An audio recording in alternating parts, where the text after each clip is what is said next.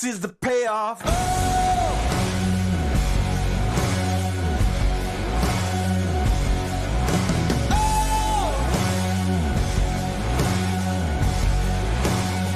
This is the payoff.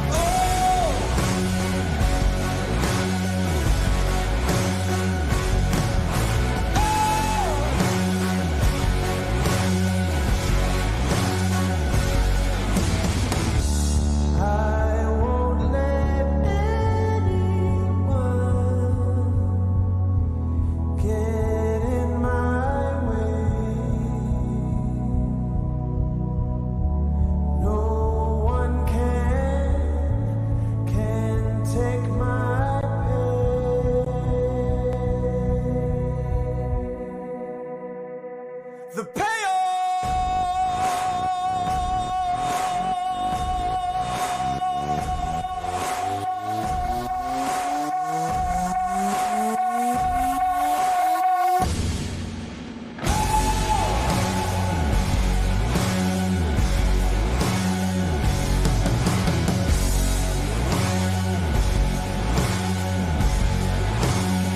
This is the payoff.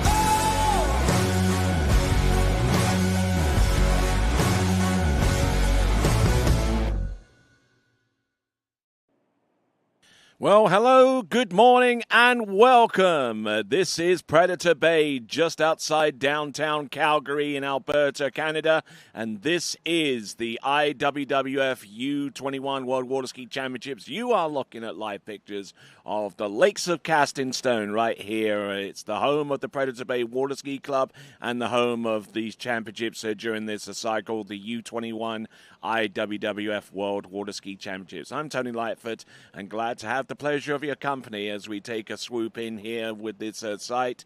We have a great crew of individuals here working tirelessly on the TWBC to bring you these pictures as we swoop on in towards my announcing position right about there, and we'll continue along this beautiful lake facility. Beautifully calm at this point in the proceedings. As we take a look at our schedule for today, we're going to have men's 5 through to 3 slalom, the elimination round, followed by women's slalom 3 and 4, the series 3 and 4, I should say. Then we're going to have 2 sets of tricks. We're going to have a 4 and 3 for men in the prelims, as well as the women's series 3 tricks, and then we'll end off the day with some jumping in men's series 4 and 3. Straight up elimination, 12 of the best skiers in the world in each event advance through to the final round of the competition, and that is in all events in both genders, and that's how it's going to play out as we see some wonderful shots and views of this facility, the Lakes of Casting Stone, that has been host to many major events, more Canadian national championships that I can count. But this site really came into its own at the 2009 IWWF Open World Water Ski Championships way back in the day. I mean, it was an absolutely superb championships about 16 years ago. We saw the emergence of a talent in the form of Whitney McClintock-Rini, who won the overall title in those championships along with the World Tricks title. We saw a battle all the way through to the last jump between the likes of Freddie Krueger and Jarrett Llewellyn. And the overall competition in the men's category all the way back then was won by one Javier Julio for his singular world overall championships way back in 2009. And there was some great performances in the individual events as well. Angeliki Andropoulou back in 2009 won the women's jumping competition. And Freddie Krueger did likewise, as I mentioned, and the Tricks event featured some really fantastic talent, and some of those competitors are still applying their trade today. But at the moment, in this point in time, we're 16 years down the road, and this site is still hosting World Championships as recently as last season. In 2024, we hosted the Under-17 World Water Ski Championships, which really saw the emergence of Jake and Lexi Abelson come to the fore. It was a real surprising event in a few aspects. In terms of Jake Abelson, he qualified. Just managed to qualify through to the boys jump final, and then came all the way through and bested the entire 12 skier field to take the world boys jumping competition. He's back here.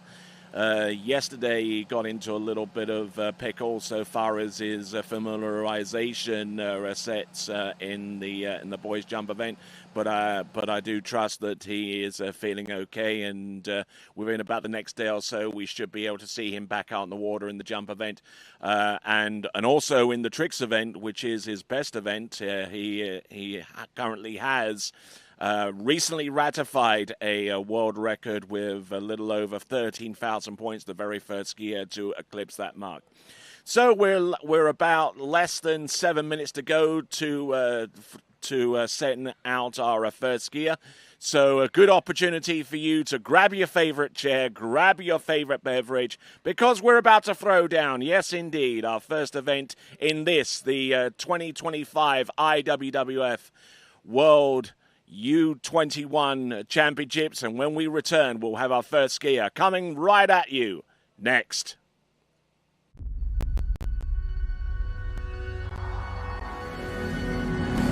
Turn it up, now turn it out.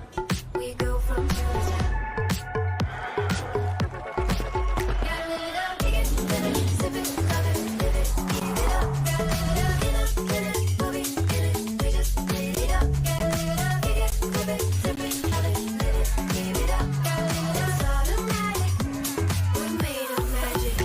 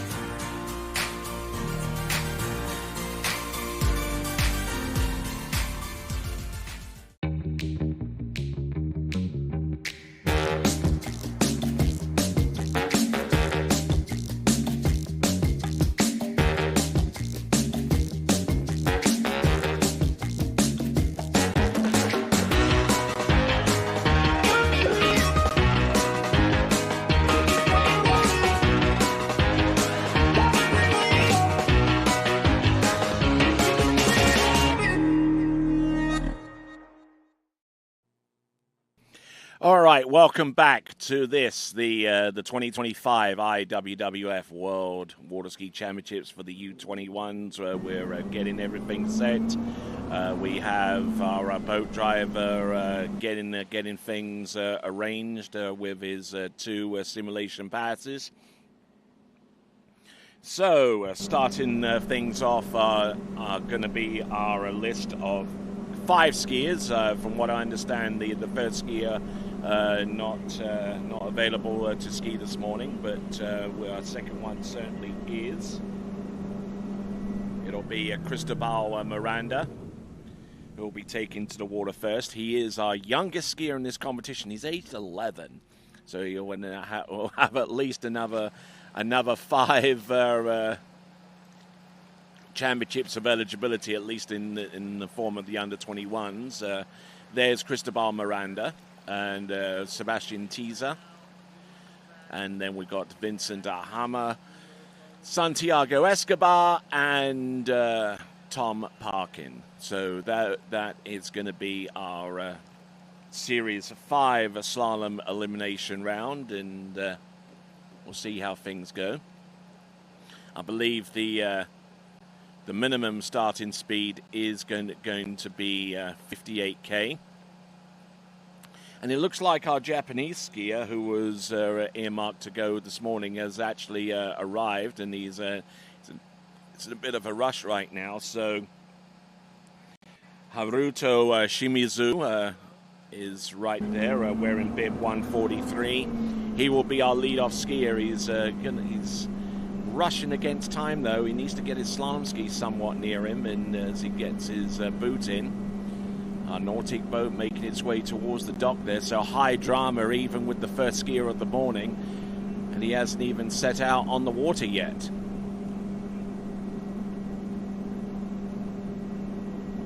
The Nautic towboat, we're using the current year model, the 2025 edition. From what I understand, they do have the brand new 2026 model on site. That's going to be used, I believe, for demos and what have you, to give the good folks an idea of how the brand new boat skis. But we are on the current and official year model for the Correct Craft Nautic, and looks like Hiroto Shimizu from Japan is going to be our lead-off skier, wearing bib 143, and we will see how he gets along.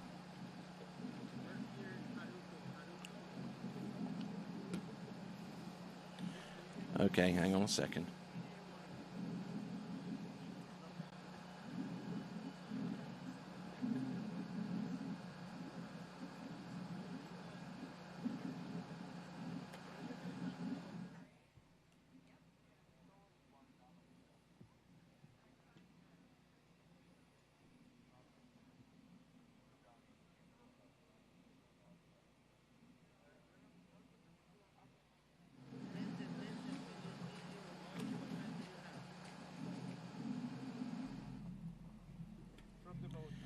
Okay, so with our driver at the wheel of that towboat, Diego Hernandez, we have our first skier about to take to the water. It will be Haruto Shimizu from Japan.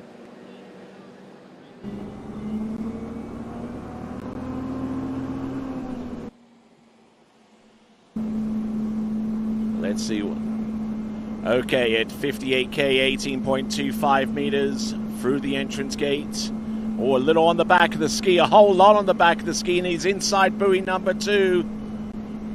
So Haruto Shimizu not getting off to a sprightly start, and getting just one buoy, if that, on his opening pass. So Haruto Shimizu, and I believe we're hearing through the officials' communication that is going to be a 1 buoy count. It's actually going to be 1.5, so we'll take a look at this via instant replay. Turning into slack there. This is on 18.25 meters, and getting round buoy number 2, but not able to get to the wakes in time for the boat guide for number 3.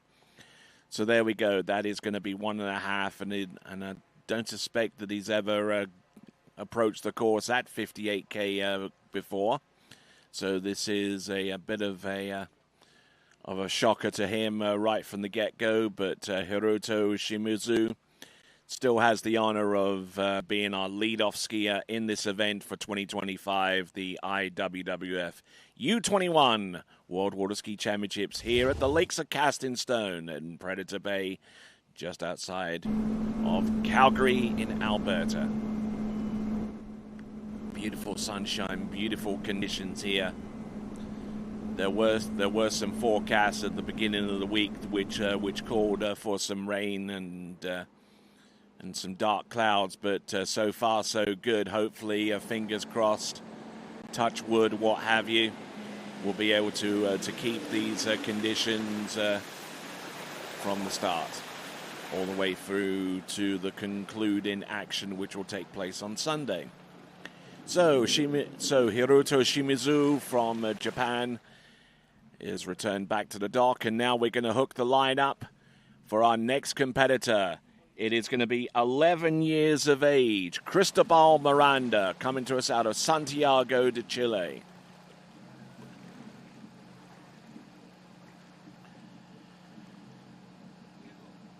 So Cristobal Miranda, he's been skiing a few years, even though he's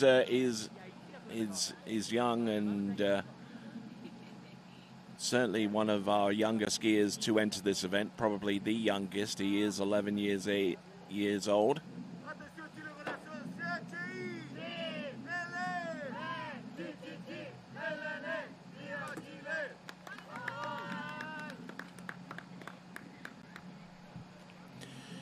All right, and certainly getting no shortage of support there from the Chilean contingent that is adjacent to the dock.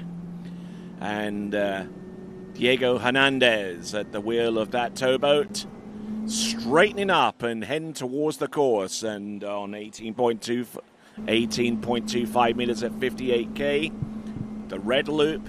Here we go. This is Cristobal Miranda, round number 1. Oh, look at that number 1. Wow, this is some great stuff there on 18.25 meters. He certainly had quite a few days to practice here at the Lakes of Casting Stone. And our first clear pass of these championships in 2025 belongs to Cristobal Miranda. 18.25 meters. The rope gets shorter from here on out with each complete pass. So 16 meters is going to be the next line length. And looking in very, very good shape there. Very, very aggressive. Still had enough time to kind of like check up through the entrance gates into buoy number 1 to see where he's at so far as his speed. And look how he's been able to backside those turns. Wonderful skiing there. Skiing 18.25 meters the way it should be done. Skiing out nice and wide. Oh, a little bit high off number 4 into number 5, but he has the measure of this run. No two ways about that.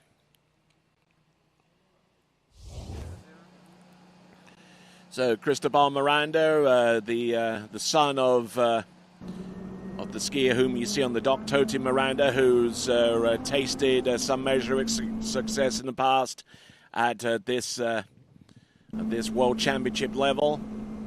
Let's have a look and see. Cristobal Miranda, 16 meters. Now, on 16 meters, there is a noticeable rooster hump, which occurs pretty much behind every boat manufacturer that you can think of. No exception here, but I tell you what, Cristobal Miranda has sliced and diced his way through 16 meters. Yes. Good skiing there. Now, ordinarily, being 11 years of age, he would be slaloming at 52 kilometers an hour or 32 miles an hour, but because of the nature of these championships and the rules in place, the skiers have to ski at the maximum boat speed, which is 58 kilometers an hour or 36 miles an hour. But I tell you what, he is making light work of this. he might want to stay at 58 kilometers an hour after working his way through these turns. Never mind going back to 32 after this competition. I tell you what, he's looking in fantastic form here. And he managed to keep that ski down this time off buoy number 4. And the certainly would have been excused for having gone a little bit more height off the wakes, notwithstanding the fact that he's only 11 years of age and he's quite light to start off with. Let's have a look and see on 14.25 meters. Let's see what he's got here. There's number 1. Oh, a little bit of a tight line off now. Managing to recover well off number 2. This is good stuff for Cristobal Miranda. He's trying to extend his stay out beyond number 4. Unfortunately, unable to make a play on number 5. But sensational effort. He takes the lead after 2 skiers with a score of 4 at 14.25 meters. That is Cristobal Miranda. A little bit of slack line at the end of the turn on buoy number 1, but managing to hold his own off number 2. This is where things started to get a little bit sideways on him, trying his best to control the line and then tried to push a little bit too hard off number 4 to try and get back on his approach to number 5, but I think he'll be relatively pretty stoked with that, considering that he's not altogether comfortable with 58K. But I'm sure the Chilean contingent there will be only too happy to see Cristobal Miranda with a 4 buoy count on 14.25 meters at 58K. Our 11-year-old from Santiago de Chile, that was Cristobal Miranda. We stay with Chile with our next competitor. It will be Sebastian Tiza.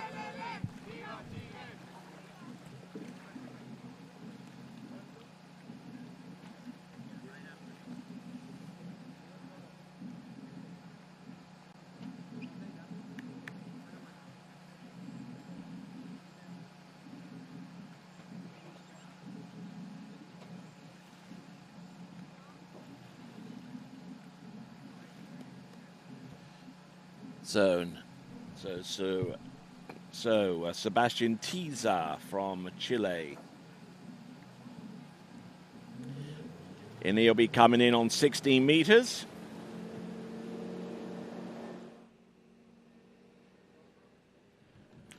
Let's see what he's got. Around the island, Diego doing a fine job so far. 3 skiers into this event. Sebastian Tiza. Oh my word, and disaster there on buoy number 1, trying to get a hook up there on 16 meters, and unfortunately Sebastian Tiza just succumbing to the moment here at the U21 World Water Ski Championships here at the Lakes of Cast in Stone. I've experienced that 1 or 2 times myself. I know exactly what he's feeling right now. He feels disappointed. He feels absolutely crestfallen out there with a half a buoy score on 16 meters. That is Sebastian Tiza. He'll have better days in the future, but unfortunately for this championship, he just overloaded with the top half of his body, and I'm not even too sure whether he had full contact with the ski on his turn into buoy number 1. I saw how relatively easily that ski came off his foot at the tail end of this turn. Loads up, and that ski went about 30 feet to his left there, out towards the buoy number 2, but unfortunately, he not being on top of that ski, and unfortunately for him, he is currently in 3rd place after 3 skiers right now on a half a buoy on the opening pass. So from one skier who was absolutely chuffed to bits with his performance, our lead performance of 4 and 10 on 14.25 meters in the form of Cristobal Miranda, to abject disappointment there for Sebastian Teaser with half a buoy on the opening pass. All right, we're going to wait for the boat to make its way back, and it looks like he sustained a bit of an injury as well. I don't know how that's going to affect his well-being going forward, his physical well-being going forward, but there is obviously a little bit more at play here. But we'll return to action here at the 2025 IWWF U21 World Water Ski Championships. We'll return right after this.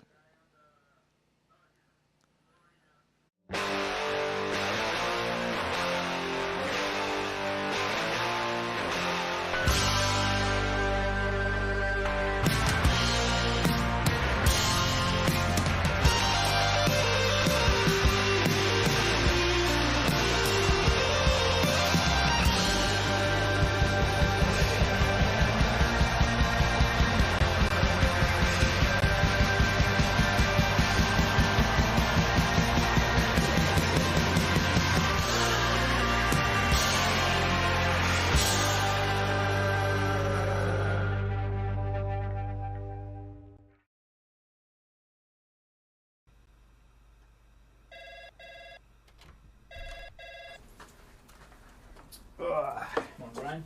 Hey, morning. You have a good weekend? Yeah, got out on the water a couple times. How about you? Yeah, I got to set in. Just gonna make a quick phone call here. Oh, of course. Can you get that, Will? Yeah, man, I got it. Thanks for calling Wake House. This is Will. Yeah, looks like we've got those in stock. Get ready, set, go. It's that time. Everybody kicking into overdrive. Go on your mark. Get ready, set,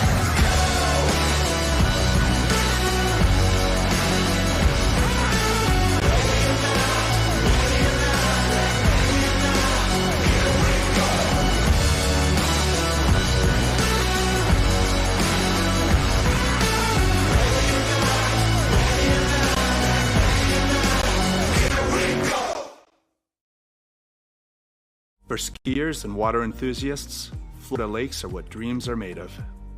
Combined with world-class golf, remarkable weather, natural beauty, theme parks, and so much more, it's easy to see that Florida is paradise. For more than 30 years, I've enjoyed Florida's lakes and many offerings.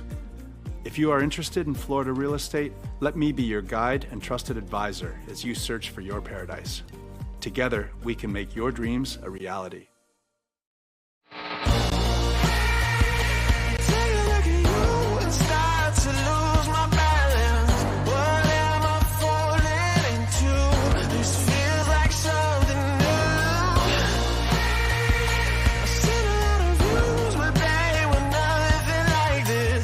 The way you do what you do, I think you're something brand new. All right, and returning back to the U21 World Water Ski Championships, we're currently in a pause right now. Apparently, Sebastian Teaser. We're going to take a look at the instant replay again.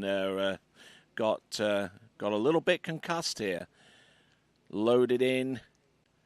Got twisted. It took a huge knock to the head right there, and that explains his current situation on the starting dock right now.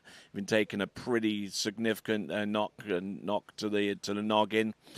So Sebastian Teaser, half a buoy on the opening pass, currently in third place after three skiers.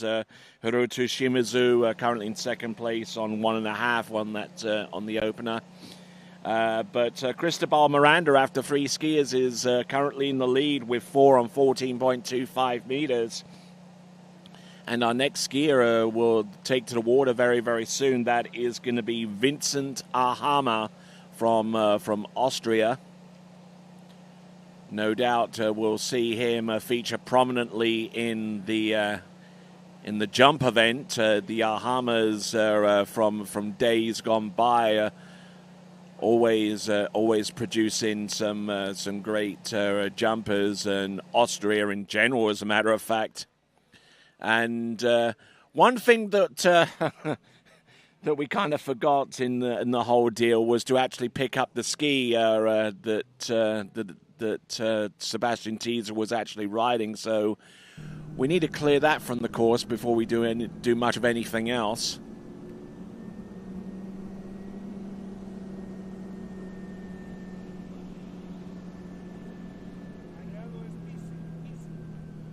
We'll need to slow down here because that ski is it's a pretty valuable piece of equipment. They're not cheap. We don't want to run it over, do we?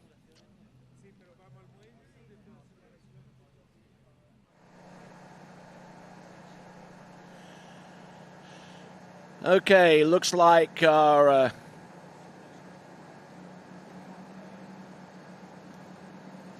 we've got a little bit of action here from the 2026 model of the Nordic, but that's not going to be used here in this tournament. Oh no, sir! It's going to be placed on the back lake, which some lucky folks are going to be able to demo over the next few days. And as we see our shot there with Jeremy Scholl, our tower cam extraordinaire. We've also got the services of Connor Pauley, who we've brought in especially for this event as our drone pilot. And we've also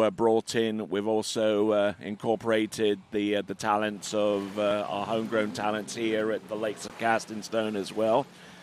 We'll give you the names of those very, very soon, but no doubt TWBC are here and in full effect. As we've now picked up the ski, we've made sure that Sebastian is okay. We've gone through the concussion protocol, where we saw that a little bit a few moments ago, albeit briefly. And because we are just about ready to go with our next skier, the rules dictate that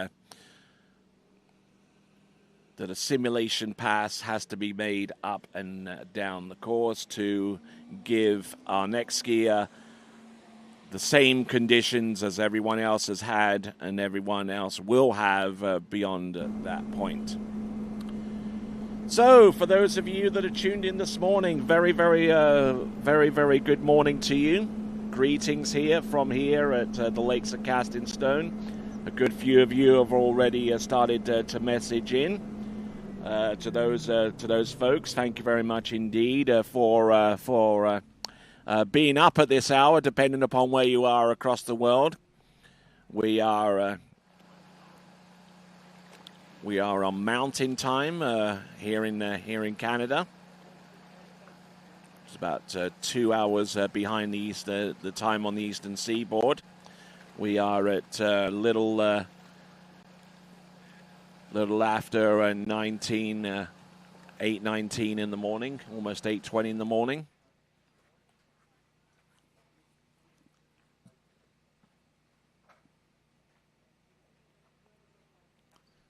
Should be about mid-afternoon in Central Europe, and I'm sure that it's probably a little bit dark right now in places in Asia and Australasia. And for those of you folks that are staying up late into the wee small hours to watch this coverage, I certainly thank you and acknowledge your support going forward. And as we work away during this competition, I'm sure that some of you are going to gather around that 70-inch flat screen TV that's mounted up on your wall or somewhere, or watching this coverage via YouTube. And to those folks that are gathering a good crowd of people to do just that, we are going to acknowledge those people via our watch party functionality here on this webcast. We'll try and get into a few more competitors before we we highlight those folks that are currently watching us from wherever they happen to be across the world via their watch parties. But in the meantime, we got Vincent Ahama from Austria. Share with us you watching the coverage. waterskibroadcasting.com/watch party. And we're going to try and make things a little bit easier for you as well, because in a moment we're going to throw up the QR code, which you can scan on your screen, and that will bring you straight to that URL. And from there you can upload your photo for the watch party that you're currently having right now, no doubt. Coming into the course at 58K, I believe this is 18.25 meters. Yes, indeed it is. Getting in pretty hard off number one. Trying to hold the ski out in front of him. And he's doing pretty well with that. And our second clear pass of the day so far belongs to Vincent Ahama from Austria.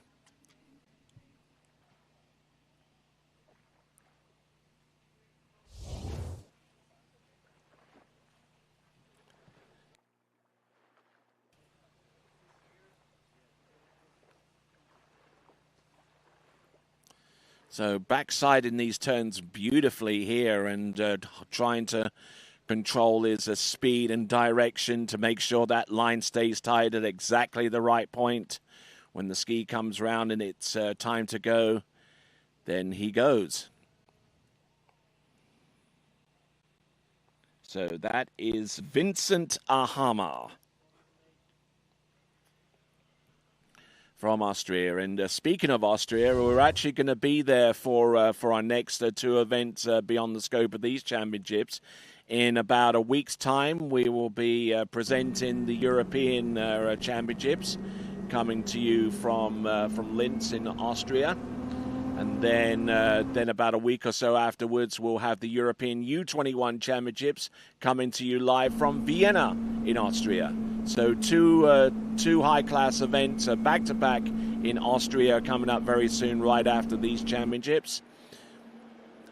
Vincent Ahama hoping to feature prominently in each of those championships, and getting the job done round all six buoys there. Fantastic skiing there from Vincent Ahama, getting round all six on 16 meters. A little bit deep off number 5, though, I do have to say, on 16, but he managed to stay strong and to hang tough. Dipping his shoulder a little bit off number 1, which doesn't exactly help him so far as his edge changing to number 2 is concerned. And almost rocked a little too far forward off number 3, off number 2 into number 3, and broke at the waist into number 4. But still managing to work his way forward, still managing to keep his water speed up for the most part. And there we go, Vincent Ahama.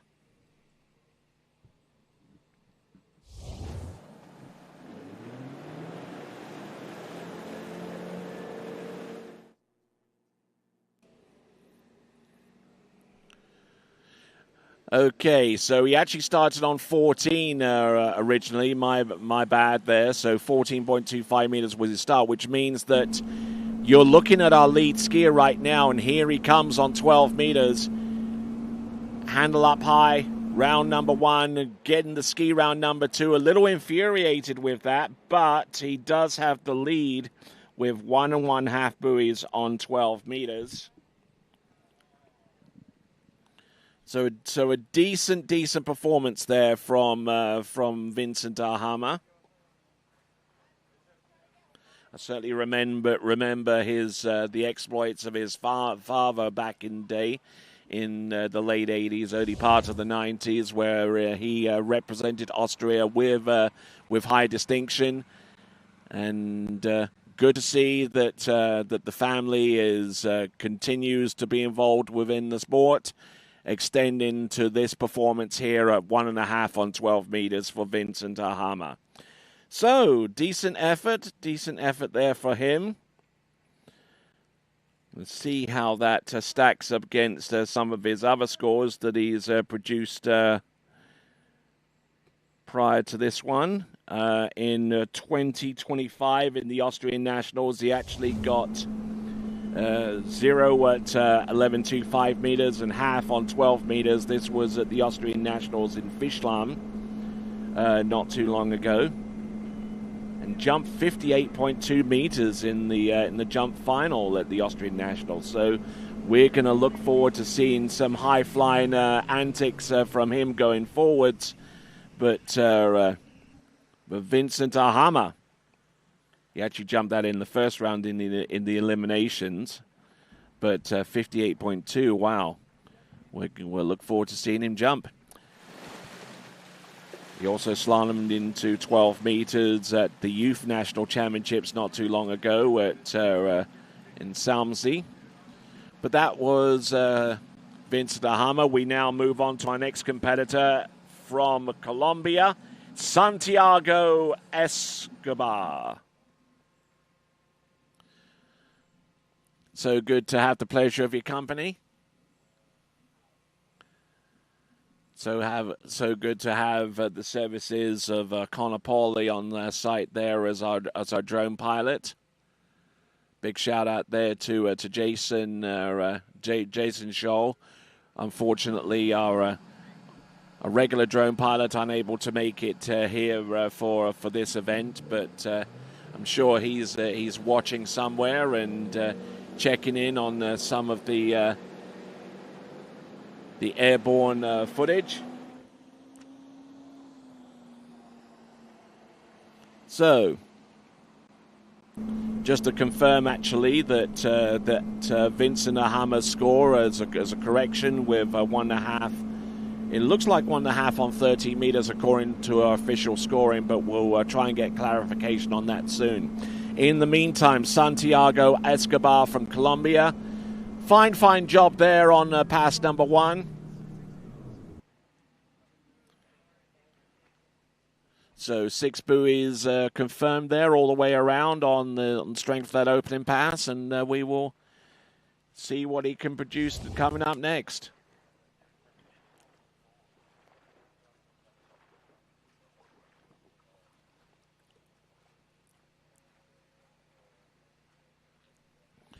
So 6 buoys on the opening pass of 16 meters.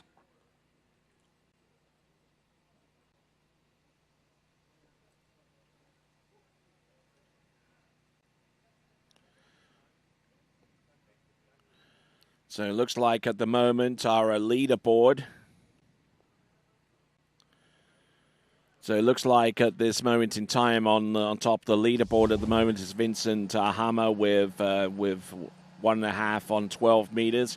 Cristobal Miranda with 4 on 14.25 meters. Santiago Escobar, 6 buoys on 16 meters and now on 14.25 meters, needed more than 4 to vault himself up from third through to outright second. But he's making a bit of a meal of this one on 14.25 meters. He gets round number 4, and that's about it there for him. It's going to be 3.5 on 14.25 meters. To give Santiago Escobar, a third place standing right now after 5 skiers.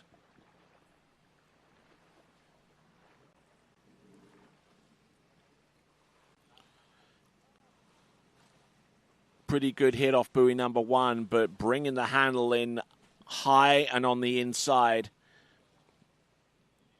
Doesn't allow for the ski to fully rotate and keep good line tension.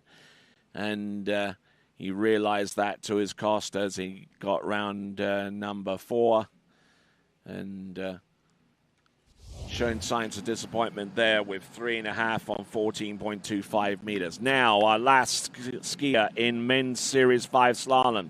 Coming to you from Great Britain, it is going to be Tom Parkin.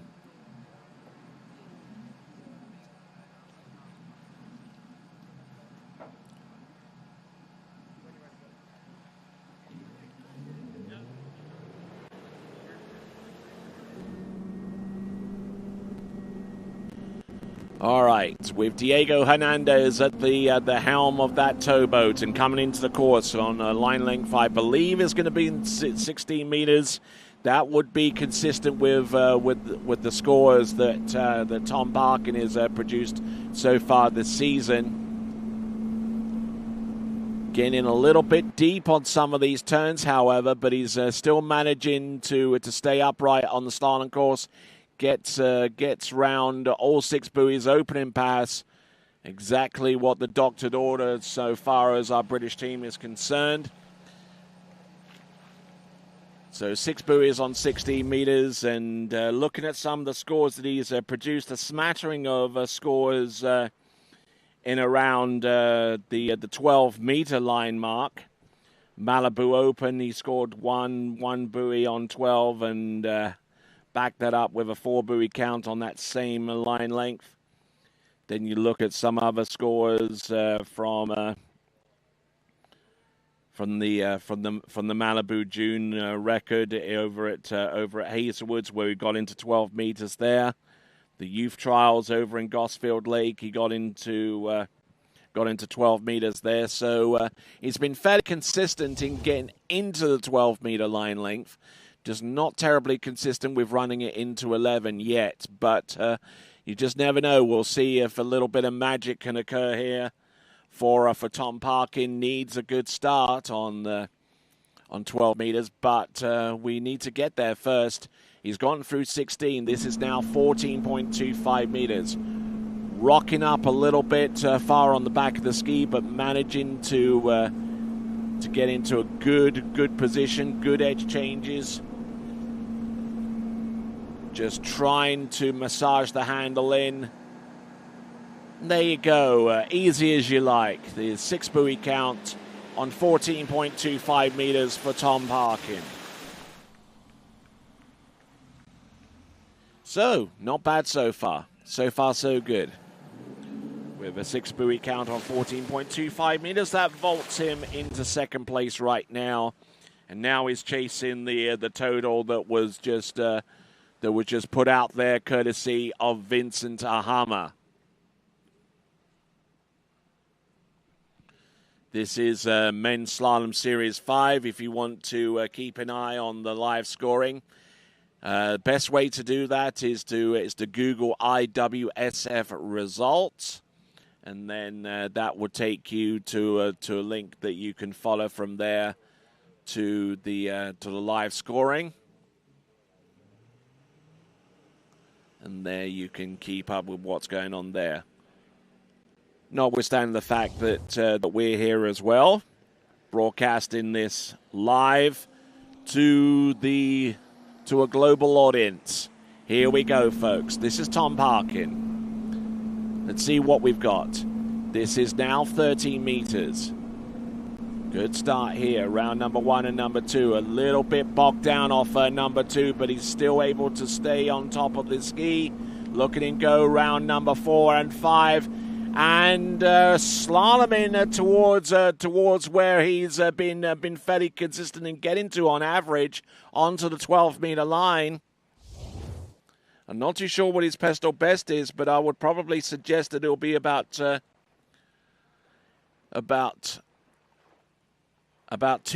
the way down 12 meters. That is a 13-meter pass that you're watching him run via our drone shot here. Not allowing for the ski to fully rotate on some of these turns, but he's able to muscle his way through this pass for the vast majority of his effort here. Managing to get round 4, taking a hard snap off number 5 and making sure that his ski stays out in front.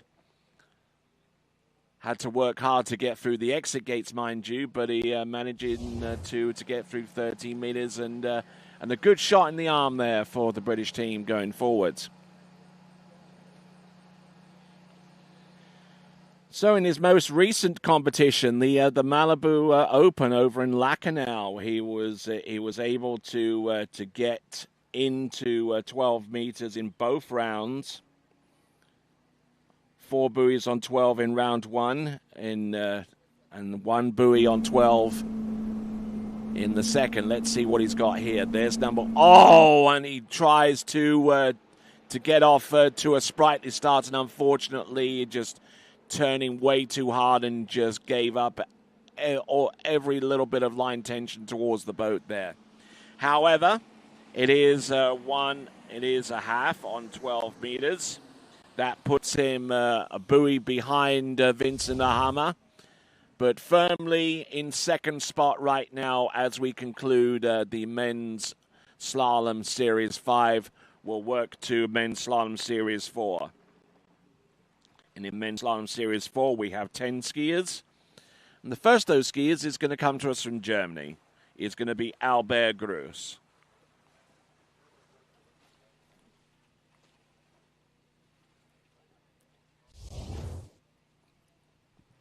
So here is our start list for men's Series 4 slalom. Albert Gros from Germany. Then France is Axel Garcia. Then Oscar Domino, William Shanahan. Then our first Canadian skier hits the water in the form of Jacob Chambers, Eduardo Lamalfa from Italy, Enzo Christian from Canada. Then Mateo Chico from Mexico, Harley Costa from Great Britain, and Easton Graves of Canada. So, let's have a quick butchers at the leaderboard. Vincent Ahama with 1.5 on 12 meters. Tom Parkin in second spot with a half on 12, and Cristobal Miranda with 4 on 14.25 meters. That is currently your top 3. You see Escobar, Shimizu, and Teaser rounding off the 6 skier list in the men's slalom series 5. All right, looks like we're taking a bit of a pause here. We've got to change a boat driver, and I think our boat judge is still the same. It looks like Robert Ritter's in there, and Glenn Sparrow is our boat driver. That boat is going to make its way up and down, and in the meantime, we'll take a brief pause, and when we return, we'll have some more slalom skiing. We'll be back right after this.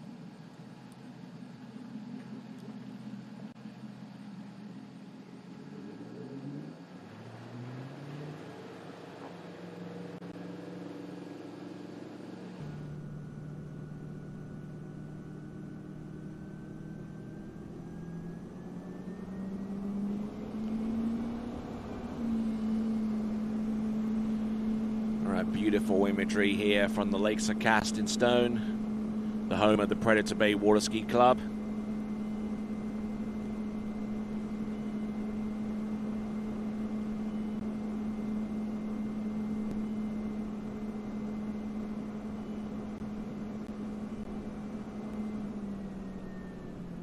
So, beautiful pine trees and beautifully scenic parts of the world. The greenery there is beyond compare.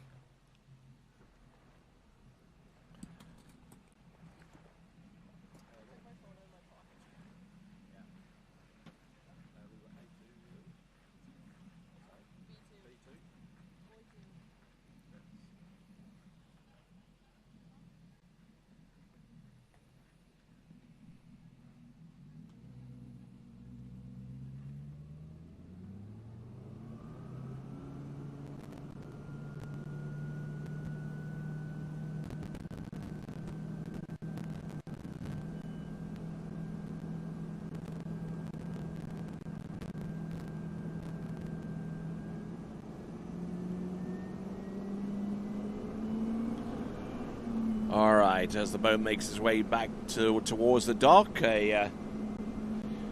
just a brief mention that we got our watch party functionality in play.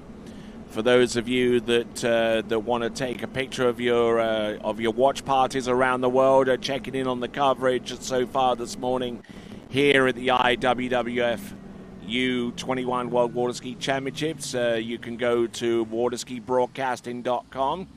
Waterskibroadcasting.com, you'll see a link right at the very top of the page that will direct you to the watch party functionality. There's even a QR code there if you want to scan that in with your mobile phone. And there it is. There is the QR code. Scan that in, and then that will take you to the page where you can upload a photo of you watching us. Wherever you happen to be around the world, we'll get a few of those up on the screen for you, no matter where you happen to be from.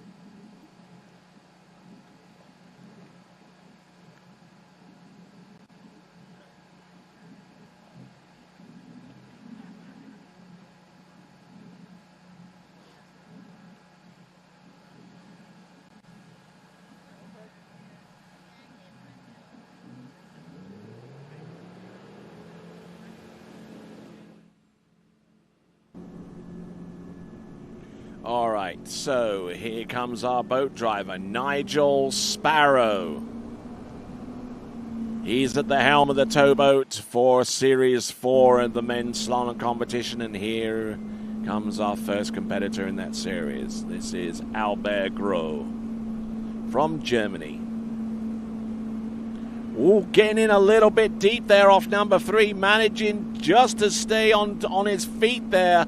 And I think he will breathe a huge sigh of relief there. That is Albert Gros from Germany, and I'm sure that the relief is etched on the face of the German team captain, Stefan Wild. We'll get a double check on the line length for the opening pass. I believe it is 16 meters. It would be consistent with the amount of air that he's taken off the wakes like that into buoy number 3. Almost getting rolled over there into number 4, but managing just to stay consistent enough to run this pass.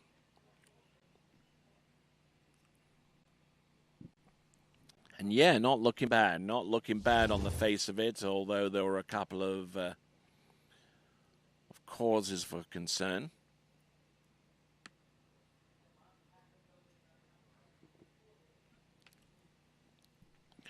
So making his way round the island.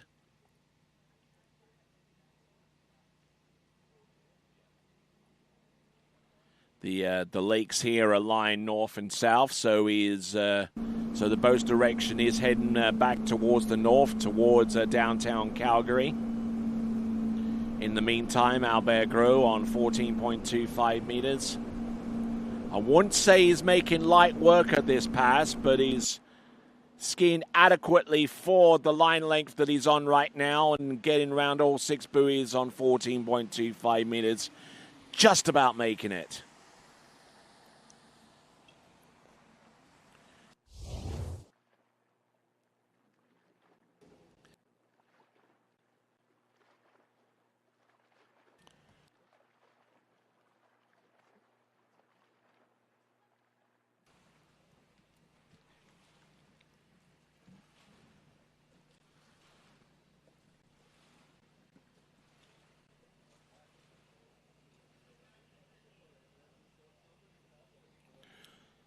So Albert Gros getting through the opening couple of passes, 16 and 14.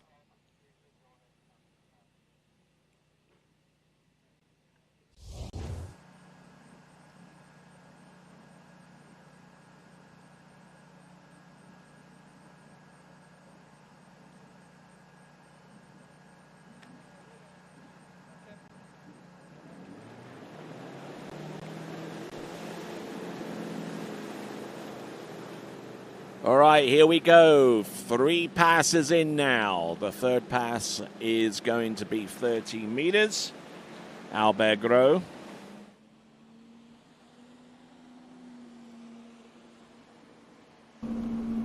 Got plenty of people tuning in across the world from places as far afield as Perth in Western Australia to various states across the United States. Oh, and Albert Gros on 30 meters. A little bit annoyed with his effort there, getting 2.5. 2.5 on 14.25 meters, which I believe puts him in about fourth spot at the moment. Still in the lead is Vincent Ahama with his score of 1.5 on 12.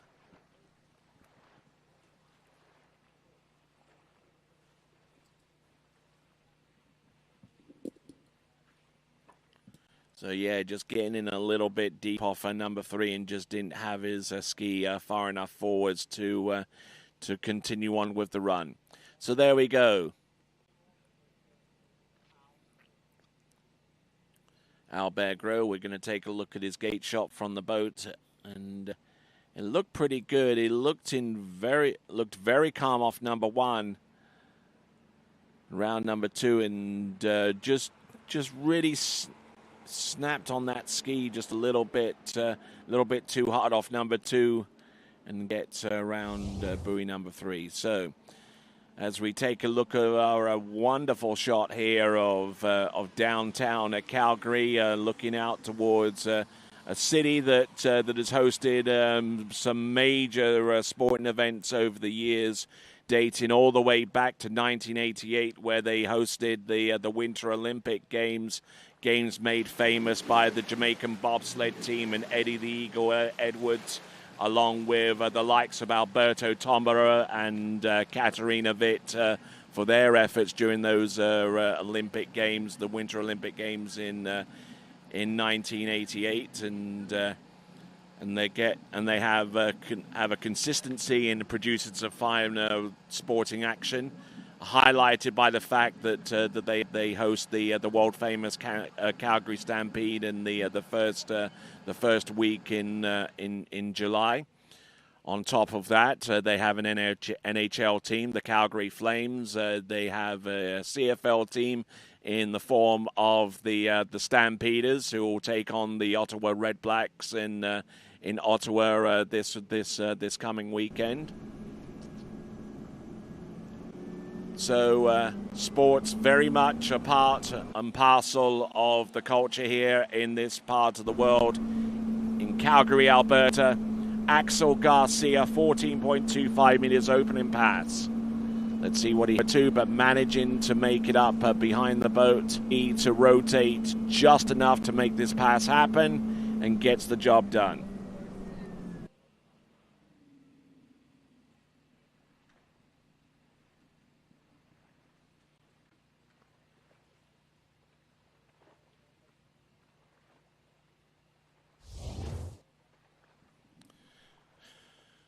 So looking at Axel Garcia again.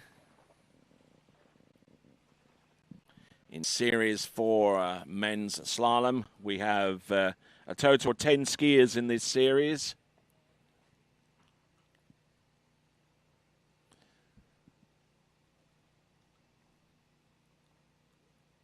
Just looking in pretty good shape there.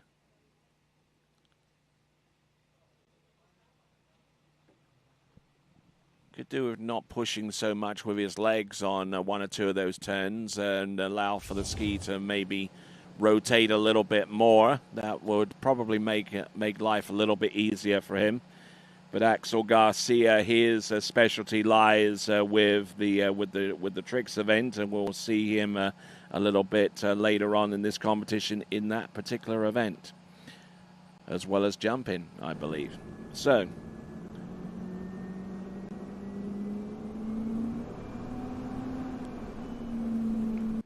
Axel Garcia then. Let's see what he has in store for us. Competed in the European Junior Championships, European Youth Championships, I should say. So still got, I would believe, some eligibility to compete in the U21 World Water Ski Championships beyond the scope of these. This event right here in the Lakes of Castonstone. Scored 1.5 on 12 meters in the elimination round in the European Youth Championships, which took place not too long ago.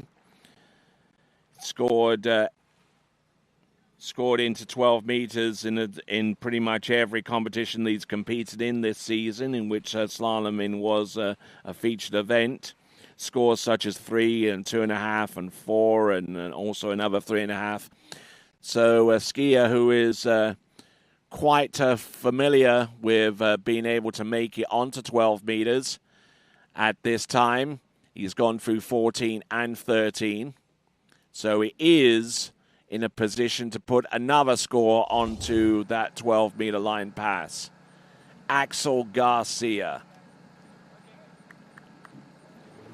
Axel Garcia, age 17,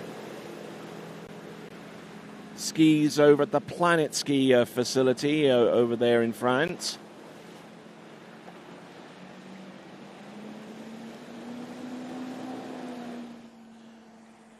So here we go, Axel Garcia. This is 12 meters. Oh, a little bit broken over off number 1 into number 2, and just a little bit harried in towards number 2, and unfortunately for him, getting 1.5 on 12 meters. 1.5 on 12 meters actually puts him into a 2-way tie with the lead with Vincent Ahama right now. How long he keeps that tied lead for is a whole nother question. And don't know quite what happened there on buoy number 2. He kind of like reached over for the handle, and unfortunately it brought him over the tip of his ski and popped the tail, and then it was put himself in an untenable position at this juncture. So, and it looked like the ski also hit the line as well, which didn't exactly help matters either.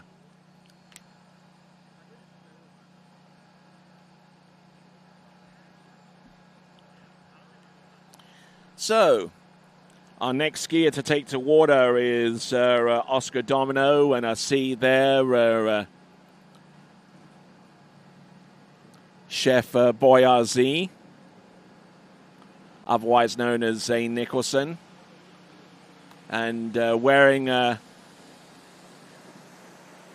some headgear which looks rather reminiscent of the late Chuck Mangione, who unfortunately passed away within the last few days. An absolute maestro on the flugelhorn, charted a top 10 hit in the late 1970s with that said instrument.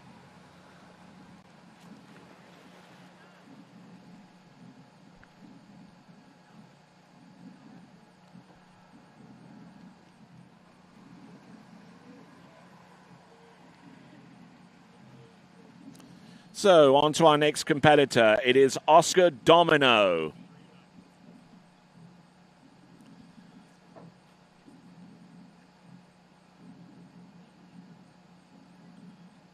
$14.25 meters.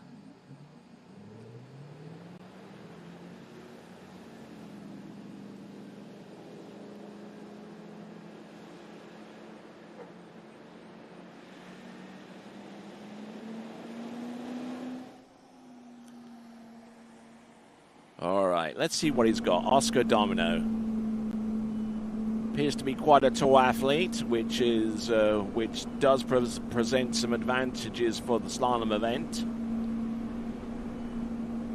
However, with the advantage of height, does mean that he's probably less suited to ski his way out of certain situations, with the center of gravity being a little bit higher off the ski than would ordinarily be for a shorter athlete. But on 14.25 meters, he doesn't care about that so much. All he cares about is getting the ski around all 6 buoys and being able to ski on to the next run.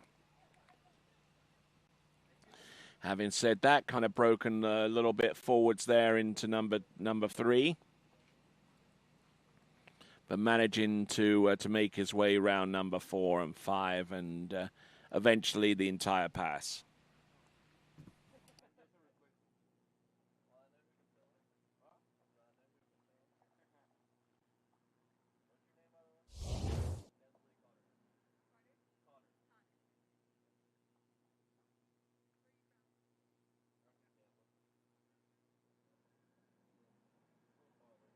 So, welcome back to live and continuing coverage of this event, the 2025 IWWF U21 Worlds. Presented to you by Nautiques, along with Water Skiing Wakeboard Canada. The tourist commissions of both the province of Alberta and the city of Calgary are also involved with this endeavor as well. We thank them very much indeed. Running with Alpha 2 on the 0 off and on 13 meters. Oscar Domino, ooh, a little bit late there into buoy number 6, but managing to just squeeze his way around that turn.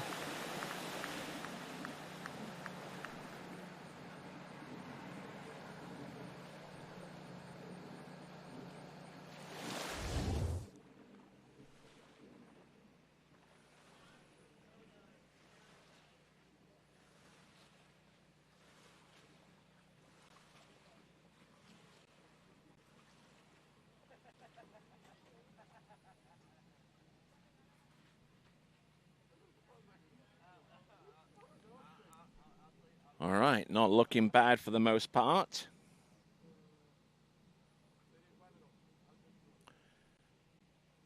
Getting a little bit broken over off his 135 side turns, but still managing to use his height to good advantage, and that was on a 13-meter run.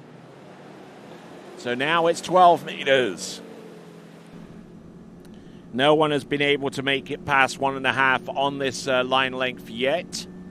We'll see if we can change that with our skier on the water, Oscar Domino.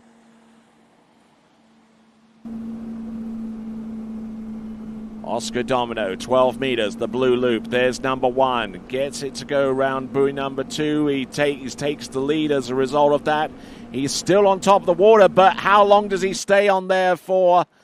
Has just been answered. He gets 3.5, 3.5, but he does take the lead. 3.5 on 12 meters. So for Denmark, that is Oscar Domino. Just doesn't look altogether fully balanced, especially as he works his edge change into number 2 and just letting that handle get away from him, and all too easy, and unfortunately not able to wrestle it back.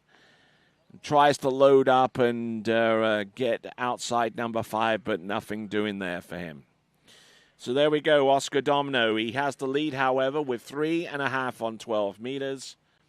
That is 3.5 buoys on 12 meters. Your new leader you are watching. It is Oscar Domino.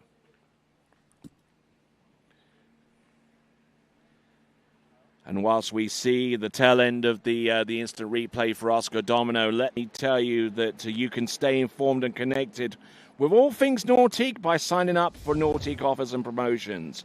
Their monthly Nautique Nation emails and the Nautique Network. Be the first to hear about event details, groundbreaking products, athlete highlights, and the latest industry news. Whether you're an avid rider or skier, or simply love the lifestyle, our emails deliver insider access and behind-the-scenes content you will not want to miss.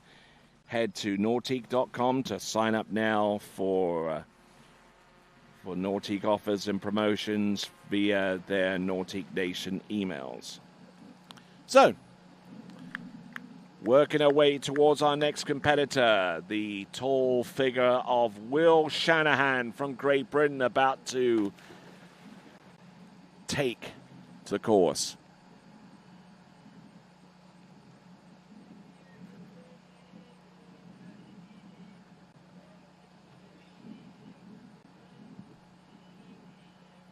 Okay, so setting his first pass up has been 16 meters. 16 meters, for those of you that are watching us from the stateside, that is the equivalent of 22 feet off the standard 75-foot line. Actual length of line is 53 feet. Against the slalom course that is 37.5 feet wide. or 11.5 meters wide.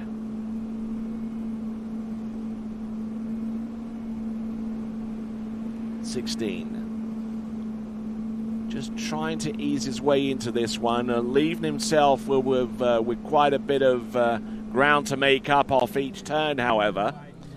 But he manages to get the job done on pass number 1, keeping the score coming through and increasing with each buoy, with each pass, and keeping the British team in good contention here at this early juncture.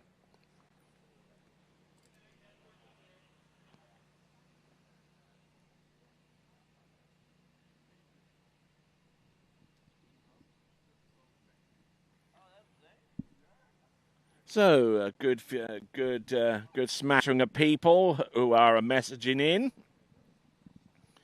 via the live chat that's located on the right-hand side of the webcast player. If you go to YouTube and navigate towards the TWBC YouTube channel, you'll find that our event is right there towards the top with the little live notification there on the bottom right-hand corner. You can click on the live chat deal there towards the bottom of the player, and if you want to be a part of the live chat, you have to subscribe to the TWBC YouTube channel, and by doing that, you'll also be informed as to the next live event that we will be transmitting. 14.25 meters for Will Shanahan. Oh, and getting in a little bit deep, and certainly not making this easy by any stretch of the imagination. But Will Shanahan is hanging tough out there as he continues to rock his way through that second pass. That is 14.25 meters.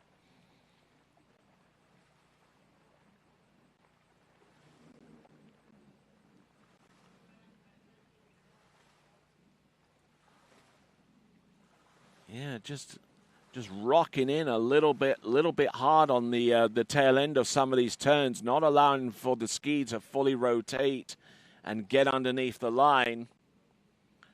But he's strong enough, he's determined enough, and he's got enough at the moment. He's getting around all 6 buoys on 14 and getting ready for 13 meters.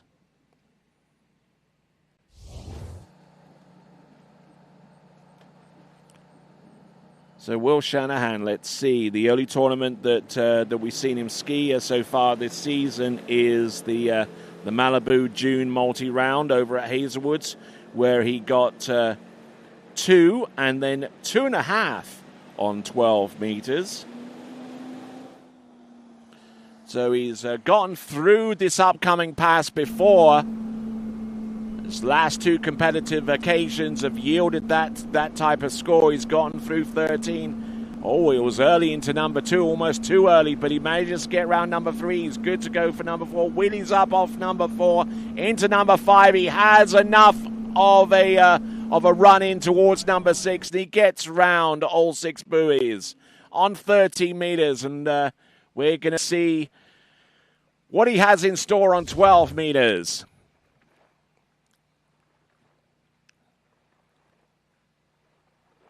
So obviously getting a lot more out of the turn there on 13 meters than he had on the previous 2 passes, and setting himself nicely into these turns.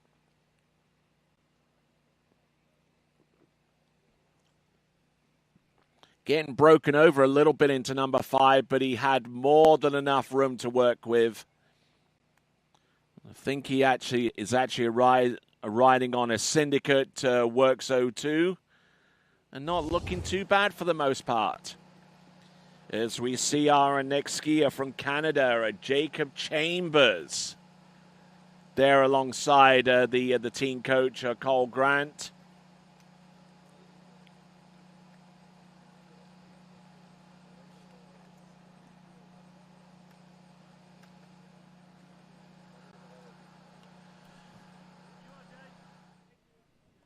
So now, as we rise up above the trees and bring in Will Shanahan, 12 meters.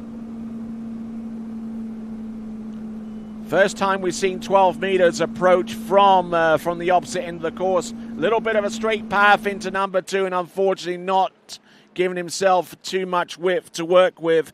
However, it is 1.5 on 12 meters, which puts him into a 3-way tie for second place right now. He is currently tying with Axel Garcia and Vincent Ahama, but still out in the lead with 3.5 on 12 meters, Oscar Domino. And here's our first photo coming through from our watch party, Lars Kuhner. Yes, a good friend of ours from Germany. He's checking in on the live coverage, and I don't know whether he's a little too young to be driving, but he's been driven somewhere. And we thank Lars Kuhner, and it is just a simple case of scanning a QR code or navigating to waterskibroadcasting.com so that you can be a part of the global watch party that is the 2025 IWWF U21 World Waterski Championships. Skier about to take to the water is Jacob Chambers.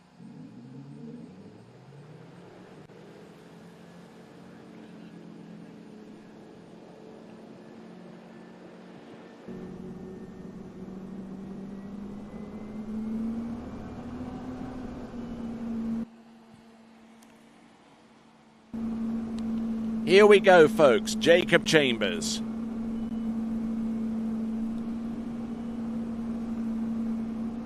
Nice turn on buoy number 1, managing to get round 2 and 3, and is in pretty good shape here. Yeah, there you go. Like the look of that pass. And a good confident start going forward for Jacob Chambers, the first Canadian skier that we've seen in these championships. The host nation here.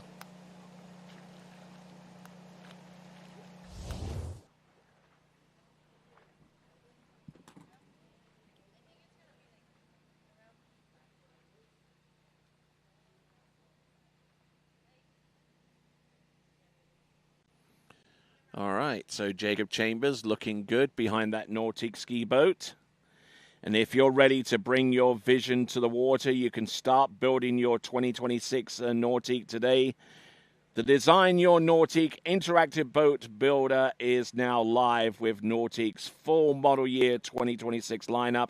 Immerse yourself in the design process and see your customizations come to life in stunning detail with all of the new changes and available options for the 2026 model year. Head to Nautique.com to design your Nautique today. All right. Getting ready. We've got Nigel Sparrow at the wheel of that 2025 model Nautique towboat. Nautique themselves celebrating their centenary this year on the waters of the world since 1925. Here we go, Jacob Chambers on 13 meters. Hard snap there on that turn that gets round 4 and 5. And number 6, and he has a pretty darn good handle on this run. 2 passes to the good. Jacob Chambers, 14 and 13, back to back.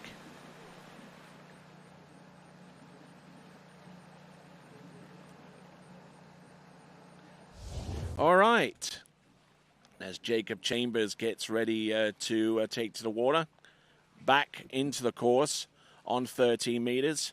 I'm joined here with the man who was showing off his fashion moves with his hat and his glasses and the mustache and looking like the late, great Chuck Mangione.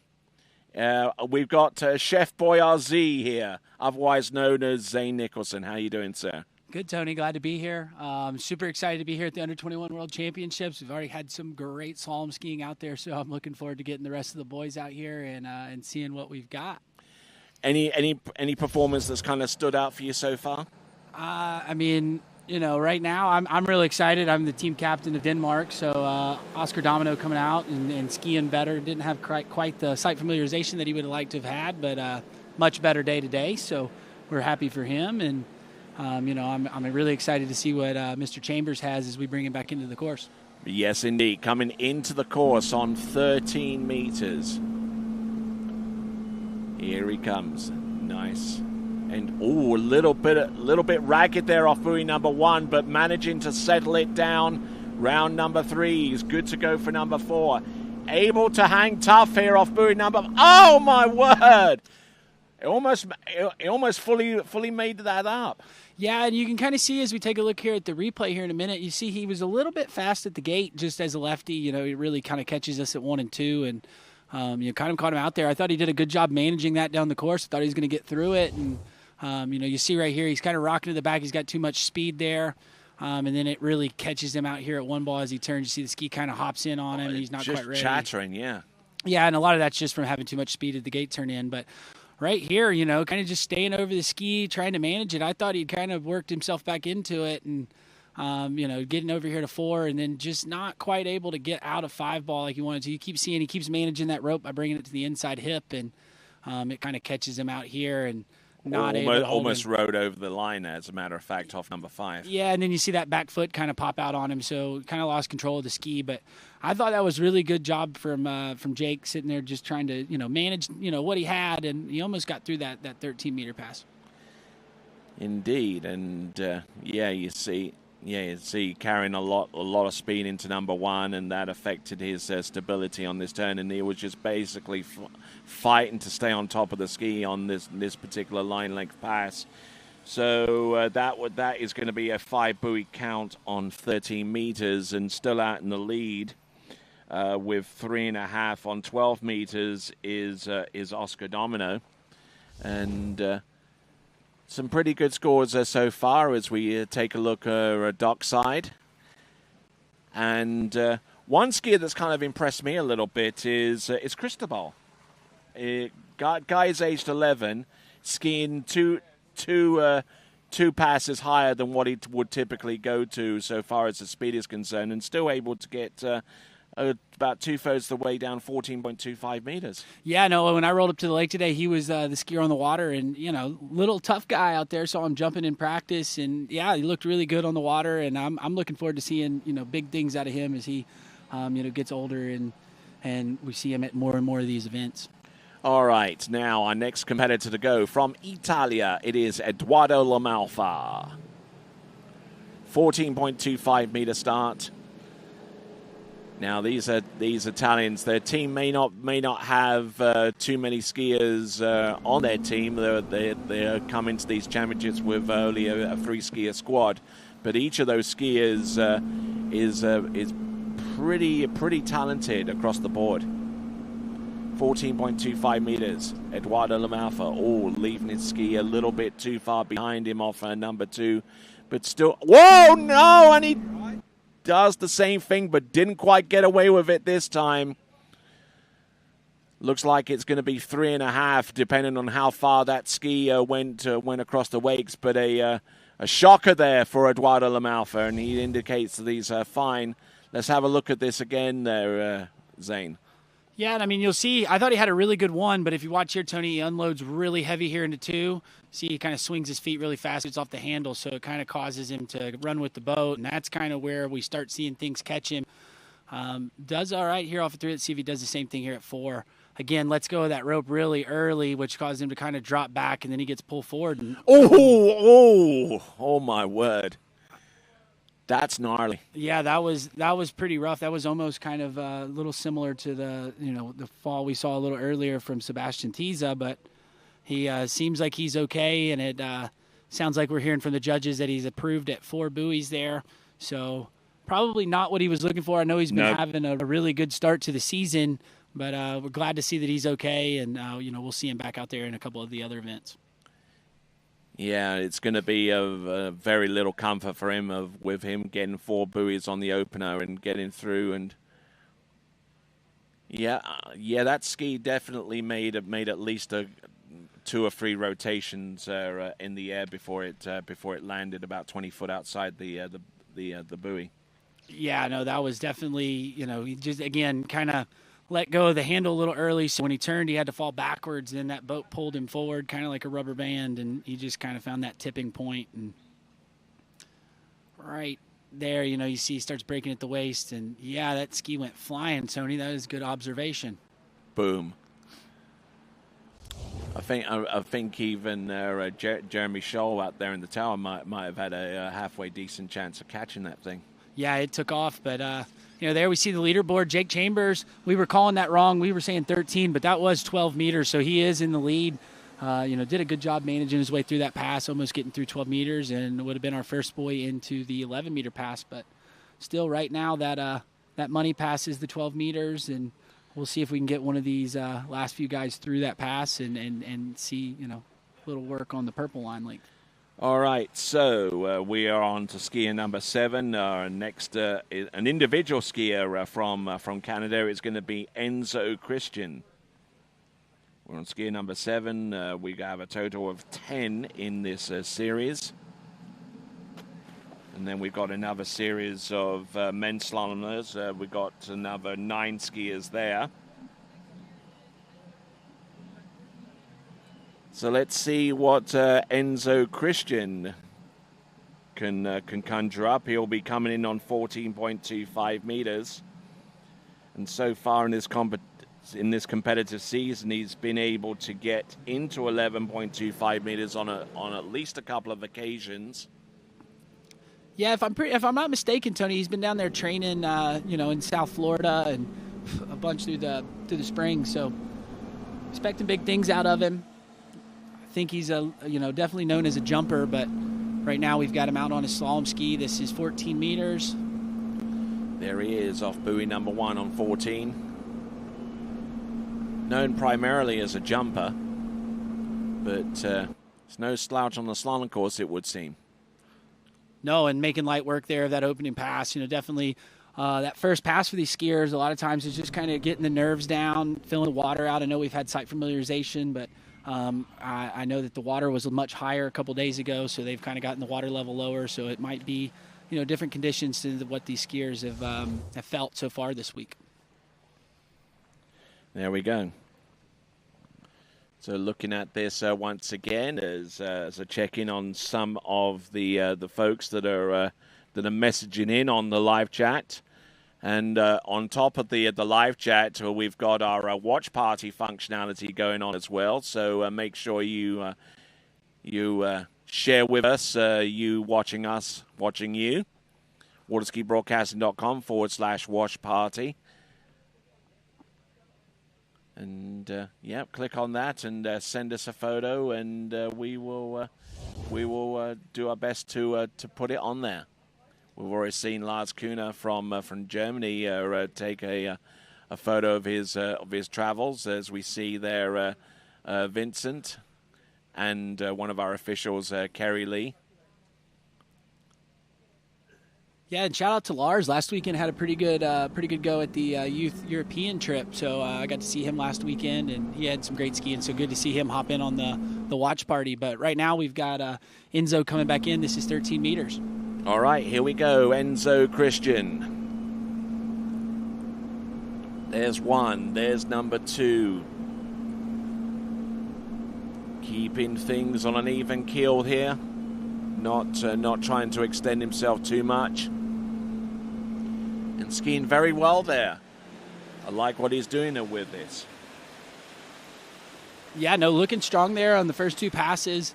Looked even a little more settled there on that 13-meter pass. So that's kind of what we're looking for out of these skiers, is to, get that first one under their belt, get the nerves knocked away, and then, start building up in intensity and confidence as they go down these passes. So, with the looks of that 13, I think Enzo's going to be, a guy that definitely can take down this 12-meter pass just by the looks of these first 2. So we take a look here at the replay. Really strong, good-looking gate the way he rolled in. You can kind of see he does unload the ski a little bit heavy on the 135 side, so it kind of causes him to run with the boat, but then he does such a good job on the 246 side, it kind of makes up for that. So hopefully we can see him maybe let the ski roll just a little bit better at 12, and keep the line a little tighter there off 1 through 5 and get down this pass. Yep, it's all about the line tension and line control and just being able to use that effectively in relationship to your slalom ski to be able to control the speed and control the roll, and so many moving parts in the slalom event. It looks simple, but trust me, there's an awful lot that is going on underneath the surface as we bring him in on I believe 12 meters. There's one. Ooh, getting into really good shape there off number 1. There's number 3. Here we go. That's 4. That's 5. And this is our first clear pass on 12 meters, and it belongs to Enzo Christian. Yeah, and good job from him. I thought he had unloaded a little too hard in the 5-ball, and it might catch him out, but stayed over the ski, got through it. So first 12-meter pass of the day. See him really good. I thought he did much better on rolling the ski out at 1 and 3, than the first 2 passes, and that's what kind of, gave him that buffer to get down to the end. Big turn there off a 2-ball, and you see right here, rolls his ski out really nice into 3, which allows him to turn with tight rope, and you'll see 4. Then here's what I was talking about, Tony. If you watch him, he unloads just a little heavy right there. You see the hands get away from him, and that's kind of what caused this turn to be a little bit deeper than the other ones, but really good job, and first guy to knock down the 12-meter pass. So yeah, he's pretty beefy. I tell you what, he certainly had to employ some strength there to get back into the game after almost coming up a little short on 5. But I tell you what, looking good here. Now we're going to see our first look at 11.25 meters, and it will be attempted by Enzo Christian. Skier on the dock getting ready to go is Mateo Chico of Mexico. And there is our Nautic towboat lining up with the slalom course. Now, going to want to get a good gate here, Tony. Get him a good start at 1. Looks like he had decent speed there as he turns in. Pretty There's decent 1. Let's see what he can do off 2. There's 2. Does he stay on upright? He gets 3, S-turns, gets to the wake, and ladies and gentlemen, halfway down, 11.25 meters for a score of 3. That is Enzo Christian of Canada. Yeah, and that was a really good start there, Tony. I thought he had a pretty good gate and a good 1, and, getting himself halfway down that pass, and that's a good start for, getting towards the end of this Series 4 men's slalom event. All right, we're about 3/4 of the way into men's Series 4 slalom elimination round. It's probably really, really hard to tell at this time whether a score of halfway down 11.25 meters is going to be enough to make it through to 12 skier final. But what would you say would be needed from each of our remaining skiers to possibly make it through? Well, with the competition as stacked as it is this year, it's kind of hard to call. But I do know that in the past, I've gone and looked at about the last 3 or 4 years, the average cut line has been around 3.5 at 11. So he's kind of right there at it. I know, if we look down the list, we've got quite a few guys that can get, deep 10.7, can run 10.7. So that cut might be moved up this year. But right now, he's sitting where in the past 3 competitions, under 21 competitions, Chapala. So he'll have to sit and wait and see, but still good score there out of the Canadian. And we're moving right along to the country of Mexico. Yes, the previous hosts of these championships, the U21 Worlds, they took place in Chapala, and this is Mateo Chico. And a little bit down course there off 4, Tony. See if he can get through this pass. Does manage his way through it, but you do kind of see, ended up down course towards the end of the pass, and just looking a little bit unsettled there on Looked on a little pass untidy. Yeah. But he manages to get through 14.25 meters. A pass for this level of skier should be a relative warm-up, for skiers to be able to ascertain what the situation is out in the water. A little bit straight off a number 2 into 3. Having said all that, you can run it easy, but sometimes you can not put as much effort into there, and you end up facing the consequences. Yeah, I mean, and the other thing for these skiers is you do not want to over ski these longer line lengths. You can over ski them and it not work very well, but manage his way through it. Hopefully he'll get down there, kind of make some adjustments and tidy things up here for this 13-meter pass.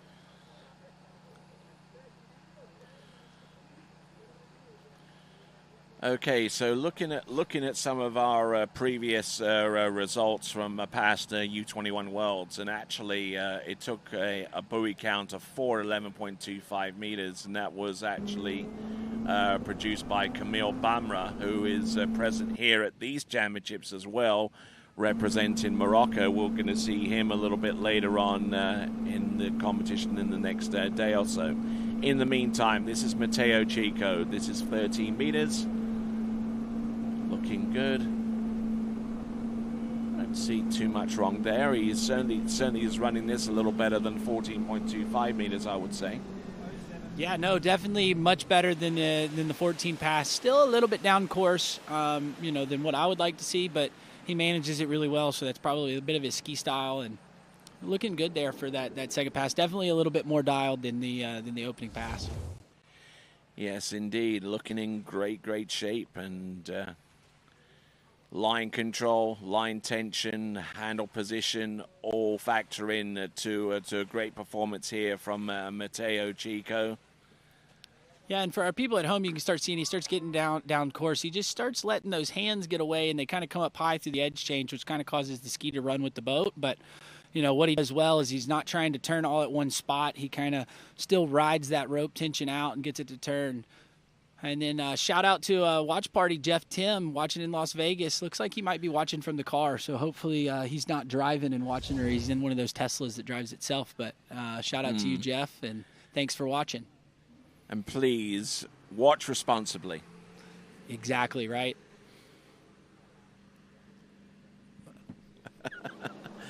All right, then. So here we go. This is Matteo Chico from Mexico. This is 12 meters. So could we see two clean 12-meter passes in a row?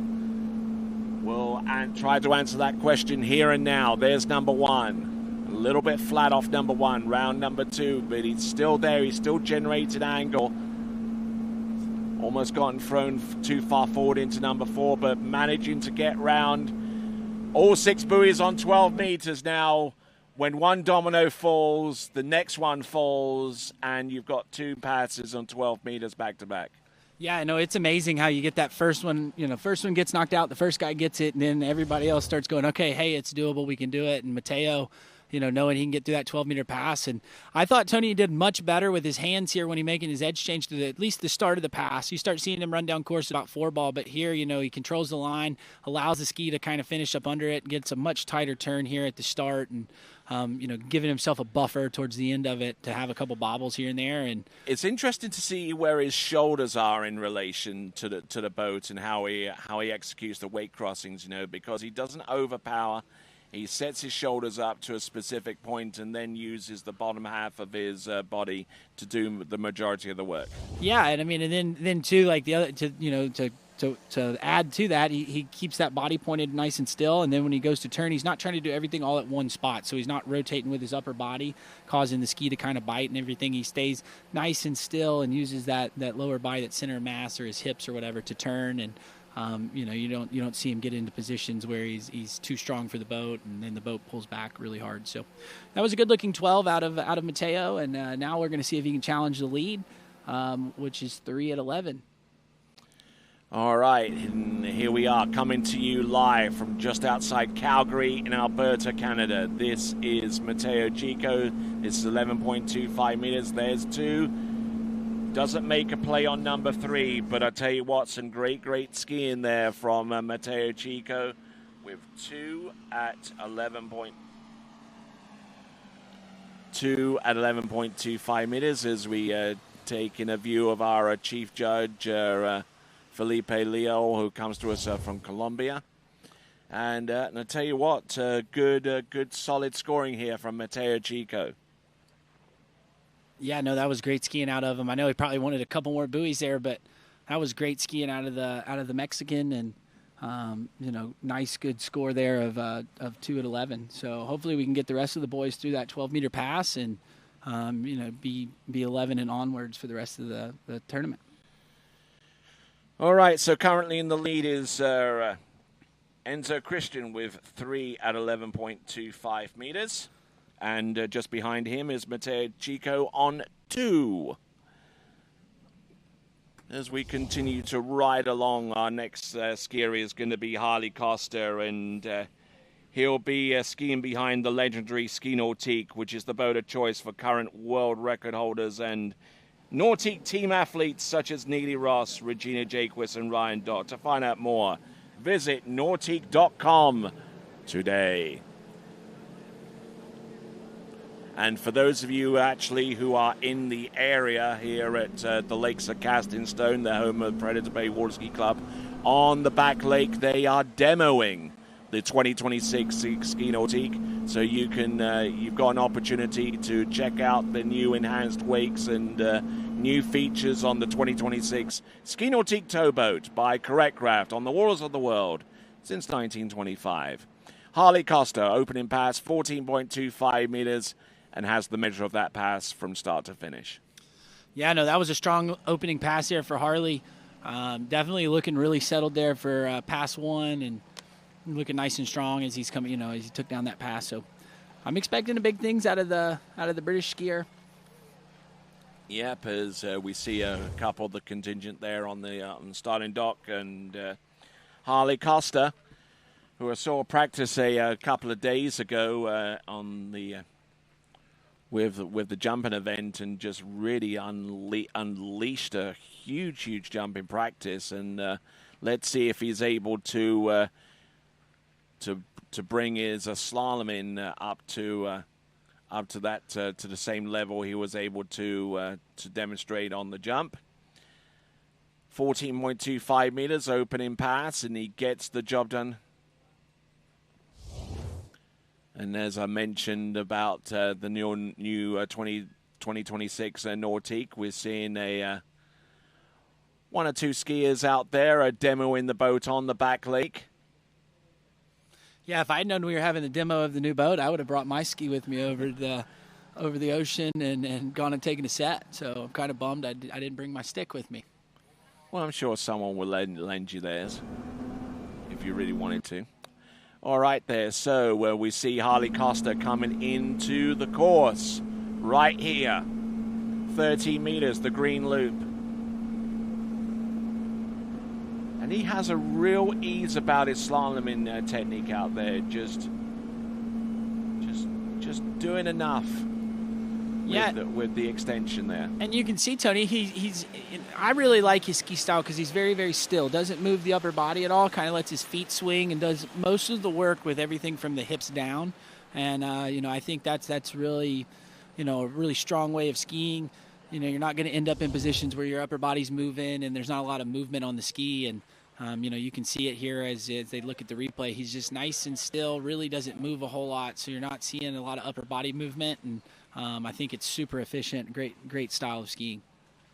Indeed, right you are, as we look at Harley Costa again on 13 meters. 12 meters comes up next. We'll have a look at the tail of the tape so far as Harley Costa is concerned with some of the results that he's been able to post. Was on the British team for the U17 European Championships, and got 4 and 11.25 meters in round 1 and 2 on that same line length in the final. He's gone into 11.25 meters consistently all season. The scores that he's produced at the Malibu Spring Multi, 3-round event there that took place in May, into 11.25 meters all 3 rounds there. So in 5 rounds of skiing that he's produced all season in slalom, he's gone on to 11.25 meters in every single round. Let's see if he can do likewise here. A little bit heavy out of 1 there, Tony. You see it catch him over there at 2. But managing it well at 3. And now he's kind of back into it. As long as he gets a good turn here on 5. Yep, checks his speed up. There you go.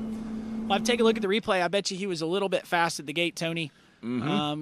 Just knowing that he's a lefty, so that usually gets you over there at that one ball, and then you kind of see it, really magnify it too. But as we see here, kind of drops his shoulders just a little bit. It wasn't too bad, but then you kind of see him. He's got a little too much speed there, so goes deep as a lefty, and then it really gets him right here. You see him kind of fall out the back, but once he gets settled in after the first couple of buoys, then this pass is for him still very, very doable. Yeah, no, exactly right. And that's the big, kind of a lefty thing, right? If they don't get a good gate, you definitely see 1 and 2 are a little bit shaky, but then if they can get over to 3 and get a play on 3, usually they can kind of make up their timing. So good job there from him. Next skier, it's our 3rd skier in a row through that 12-meter pass. So now going to have a chance to challenge the lead. And, I know he'd love to get a piece of 3, get over to 3. If he could get over to 4, set himself up where he kind of has to sit and wait and see if maybe he could squeak into the final.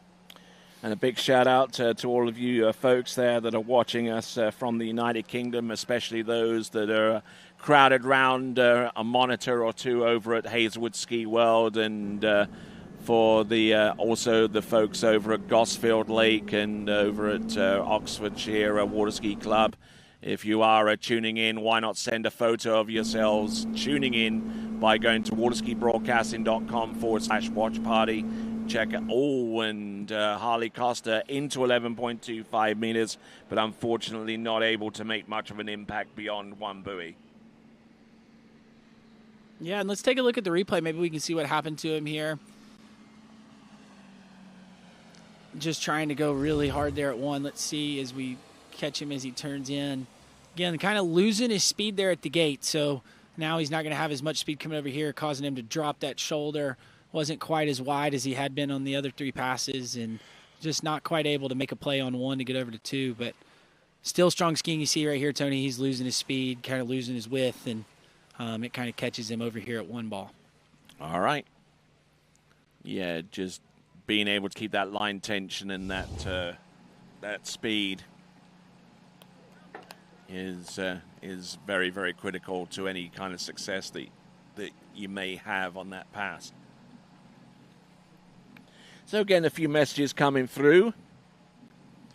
We had Jeff there who sent us a watch party picture. Although I don't know how much of a party you can have inside your SUV.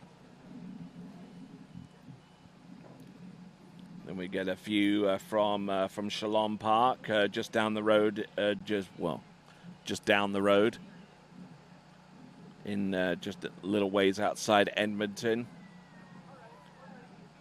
We've got a few that are tuning in from Australia as well, and a smattering of individuals checking in from Europe as well. So we've got a pretty wide and varied audience from around the world checking in, and our next skier is Easton Graves. Last skier from Series 4, Easton Graves, and let's see what he's got here. Yeah, and looking good here on this opening pass, making his way through this 14-meter pass. We see him around in 5 and over to 6. This is my favorite camera shot of the weekend, the drone behind the boat. Just kind of get to see how beautiful this lake is, and then kind of see these slalom skiers, at work. But, good opening pass there for Easton. Right you are, and down at the other end and getting ready for the next run. 30 meters. We're coming to you live from Predator Bay Water Ski Club, and it's here at the Lakes of Casting Stone, which is about maybe a half hour away from downtown Calgary, a location that is renowned for its sports. You can point to the likes of the Calgary Stampede in the early part of June. You can point to the Calgary Flames, the NHL team that plays over in an arena which known affectionately as the Pringle, because it looks like a Pringle. Yeah, and I know we had an Uber driver, and we asked him about the Flames, and he was a little bit bummed out about them. Wish they'd get their act together, but hopefully this year we'll see a little bit more out of the Calgary team. I know they are kind of on the cusp of getting ready to do something great. So and the CFL teams are I believe in the lead at the moment in the Western Conference in the CFL, the Stamps. But moving away from the pro teams in Calgary to the action on the water, 13 meters for Easton Graves. Looking good. And getting the job done. Yeah, a little shaky at the start, but then kind of getting his feet up under him as he's making his way through that pass and, getting through that 13 meters. So now going to get to try to take down 12, see if he can be the fourth one in a row to run this 12-meter pass. All right, so looking at this 13 meters as we look at our straight-ahead shot, and always nice to see these sharp images from the drone from our coverage being flown here by Connor Pauly, and we have a superb team of individuals that are Graydon with the dockside shot there doing a fine job, and we've got Jeremy Scholl on the tower cam as well, giving us some great coverage here. And if you want to see more of that and want to be involved in the live chat, all you have to do is subscribe to the TWBC YouTube channel. You can go to the YouTube app, type in TWBC, and the TWBC YouTube channel is linked right at the very top. You can be a part of the live chat and also be notified as to the next live event that we will be broadcasting. Easton Graves, 12 meters. They're all loose off number one. Now he's really going to have to hustle here off number two. He is a little bit of trouble, but he makes it back there off number three, but managing to make it round number 4, 5. How on earth he was able to get through that pass is beyond me. Yeah, that was tough skiing there out of the Canadian skier, and you kind of see, just a little loose line off of one, but you see Cole there on the dock kind of laughing about it, but definitely probably excited that his skier got through. Let's take a look at the replay here, Tony. Comes in. I didn't think he turned in too bad at the gate. Might have hit it a little bit hard, but you see him there trying to turn loose line, but then he still stays on his pull. Not trying to do too much, not trying to turn too hard. That's what one thing you see out of these skiers is they try to get everything all back at one spot, and then they end up, falling down. So really managing kind of what he had, just making sure he gets a good pull to get to the next, the next buoy, not trying to turn too much. And then right here is where you're going to see him hammer it down to get outside of 6. And, these younger skiers might not have learned that they flick the rope out of the water to make that hit a little bit easier, but able to hold on to it coming out the gates, and going to be your fourth skier in a row to run that 12-meter pass. Indeed. And looks like one of our folks there are taking a relaxed approach to watching the longer shore and checking in what's going on here. Already getting a response to my comment on the Pringle Dome.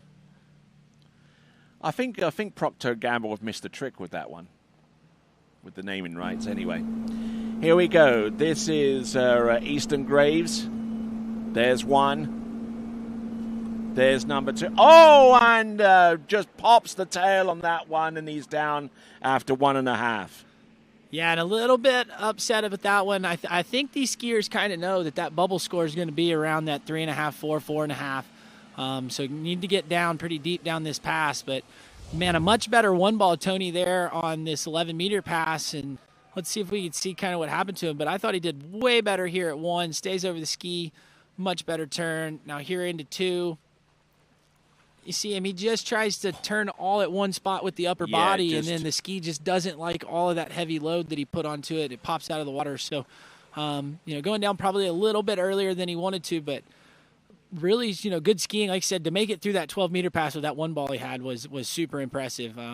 Probably the most impressed that I've been of the day, just out of any of the skiers, and, managing it well. So, good skiing there out of Easton. All right, then that brings to a conclusion the men's slalom series 4, and here is your new updated leaderboard Enzo Christian is the leader with 3 on 11.25 meters, and with an outside chance maybe of making it through to the slalom final. With 2 at 11.25 meters in second place is Mateo Chico. Easton Graves, who we just saw there, 1.5 at 11.25 meters, running off the top 3 as it stands in the moment. Harley Costa with 1/2 on 11.25 meters in fourth. Jake Chambers with 5 on 12 meters, and you can check up with the rest of the results by checking the live scoring, which is available by Google searching IWSF results and then navigating your way from there. So we've got some more great skiing to come. We've got men's Series 3 slalom right here at the IWWF World Water Ski Championships.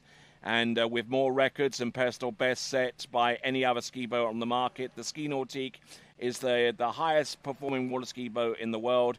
And if you want to experience it for yourself, contact your local dealer, schedule a test drive, or if you're indeed here at the Lakes of Castlestone, you can schedule yourself a demo ride behind the new 2026 Ski Nautique.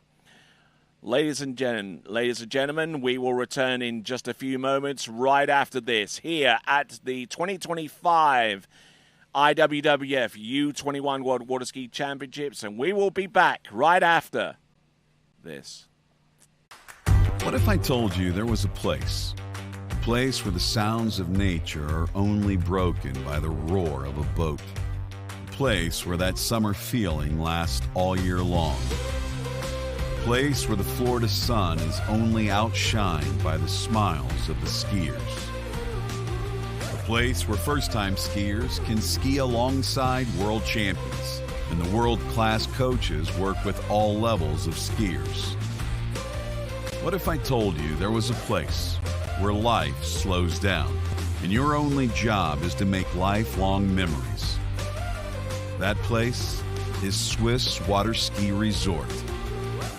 Book your trip at SwissWaterSkiResort.com.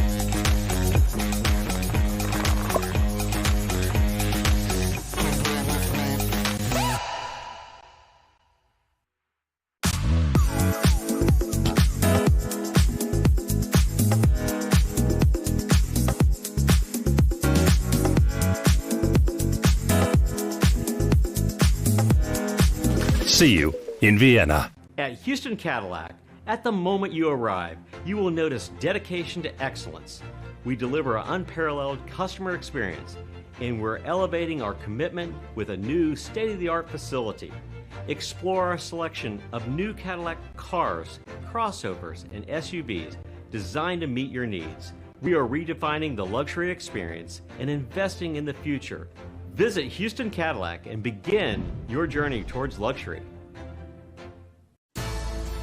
At Dillinger Insurance, We have over 50 different carriers to shop your home, auto, and recreational vehicle insurance needs. We would love the opportunity to save you money. We insure million-dollar mansions, condos, mobile homes, rental homes, and everything in between. We know all about wind inspections, 4-point inspections, and how to get you the right coverage for your particular home. You've got questions, we've got answers. Can you remember the last time you had a rate decrease with your auto insurance? Let's take a look and see what we can do. We know all the ins and outs of getting our customers the best rates, coverages, and discounts, so put us to the test. Don't monkey around with your insurance. Call Dellinger Insurance today. We've got tons of companies to help find you the best prices and the best coverage for your particular needs on home and auto insurance. Go Knights!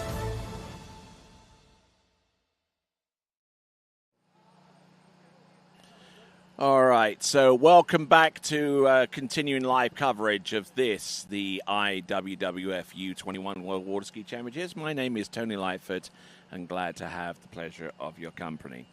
All right, let's have a look at Series 3. Here is your running order. Thomas Renosto, followed by Fletcher Green, Hugo Notar, Elliot Westland, Matias Gonzalez, Santiago Berencius, Lorenzo Nelson, Pablo Alvera, Jason Stegman, and Ty Kosick. And rejoining me here at the announcing booth is Chef BRZ. Yeah, that's what I've been donned as the Denmark team. They've called me Chef BRZ because I'm cooking up all the tasty meals in the Airbnb. So that's been definitely. They don't have Chef Boyardee in Denmark, do they? No, but I told him, I was like, yeah, this is Chef BRZ because I'm in the kitchen. So that has been my my new nickname as the chef during the weekend. So we've been eating good. Chef de Mission. Team Denmark's been eating good this week at the Airbnb. We've definitely had a bunch of steaks and all kinds of greens and. Yeah, you should be coming over to our Airbnb. We could definitely use your expertise. Yeah, maybe we could all get together and we'll just have a big family dinner. I don't mind as long as I'm not cooking for one person. I enjoy doing the cooking. So yeah, that is the number one rule for me though, Tony, is if I cook, I do not clean. So we're gonna have somebody else do the dishes for us. So, but would definitely love to come over and hook up the TWBC crew with a nice meal. Fantastic. Looking forward to it. All right, then. Thomas Renosto from Argentina. And Argentina is definitely going to be in the forefront when it comes to water ski tournaments because next spring they will actually be hosting the IWWF U17 World Championships over there in Argentina. But for the here and now, let's see what Thomas can do out on the slalom course. Our first skier in men's Series 3. This is Thomas Renosto. And one of our first skiers in a while to start at 16 meters, Tony. So using that extra line length, maybe not sure if that's kind of the normal play or if you like the gate setup from one end better than the other. But that's just definitely something that's a little different that we haven't seen in our last four skiers. Right, you are, and kind of taking the scenic route a little bit there. A little bit of height off the wake there into buoy number 1 and into number 2. But a little flat-footed into number 3, I would say. Yeah, and I mean, and that's we kind of talked about it a little earlier. You can't overski these longer line lengths, and definitely 16 meters is one of those passes where you can, you definitely can overski it. So you really just want to keep the ski up under you. It's got a much bigger bump, as you alluded to at the, going through the gates, but making his way through that pass, using it as a warm-up. I think it's a great warm-up pass, and then now going to be able to kind of attack the course moving forward. So right, you are as we continue to work forward. We've got Fletcher Green representing Australia on the starting dock, He'll be skiing behind the legendary Ski Nautique, which has the award-winning microtuner technology, and it's the first ever in the free event water skiing world. The microtuners deploy in the water at the transom of the hull and disrupt how water flows behind the boat, causing water to fill in the troughs in the wake. You can find out more by going to nautique.com and check out the award-winning microtuner technology on the Ski Nautique towboat. Here we go. Thomas Renosto. Yeah, and you can see Tony looks a lot better here at this 14-meter pass, just able to kind of attack the turns, get into it. So definitely using that 16-meter pass as a warm-up, but got through it. Now is ready to attack to set himself up to challenge the lead. Full send mode coming up. Exactly. So great skiing there from Thomas Renosto. Getting a little bit jerked forward there as he sets himself down between pass number 2 and 3.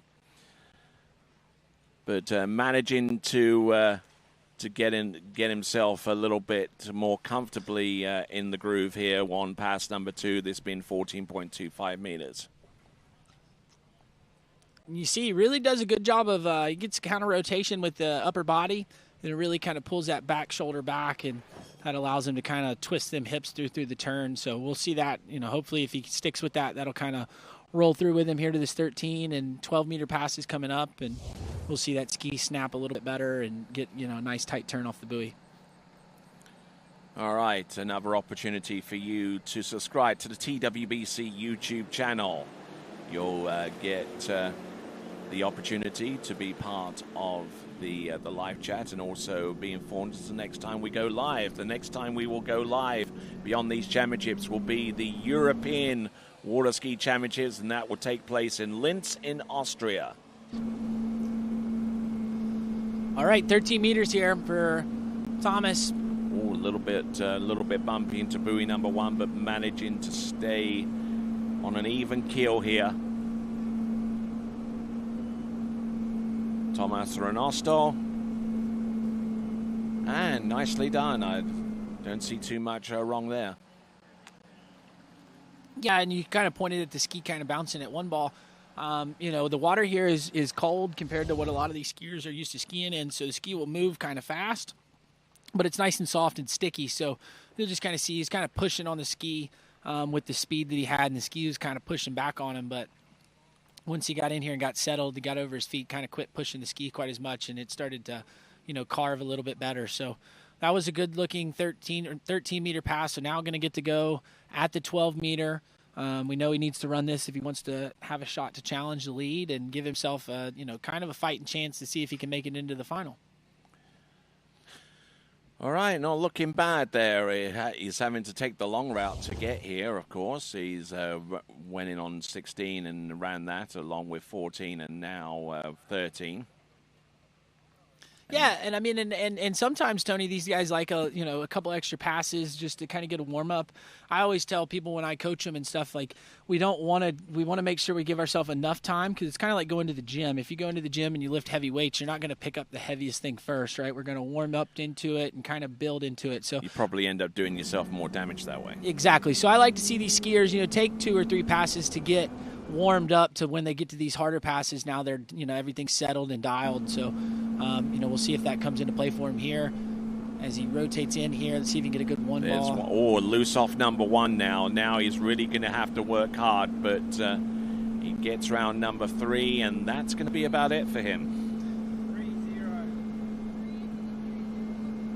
3-0. So it looks like a 3 buoy count on 12 meters. The final score for Thomas Renosto.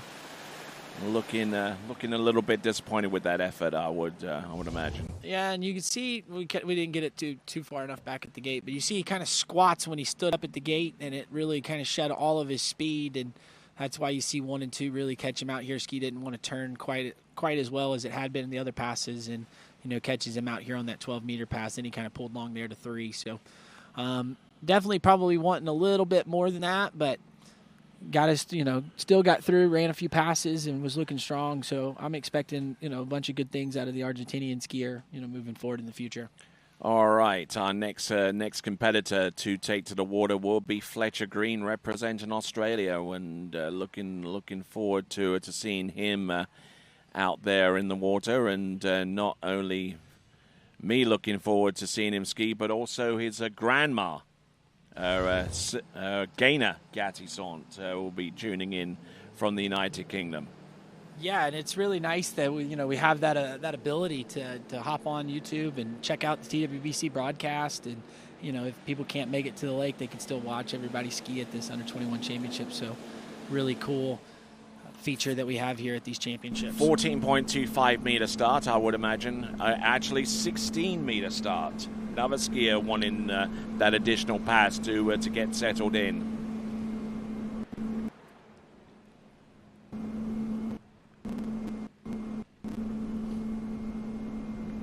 All right, not bad at all. And Fletcher Green, who skis out in Western Australia, along with his parents, Ryan Green and Sarah Green. And Sarah Green actually has the distinction of being the last ever women's overall champion at the Masters.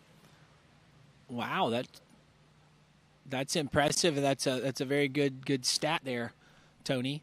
Mm-hmm. Yes, I do.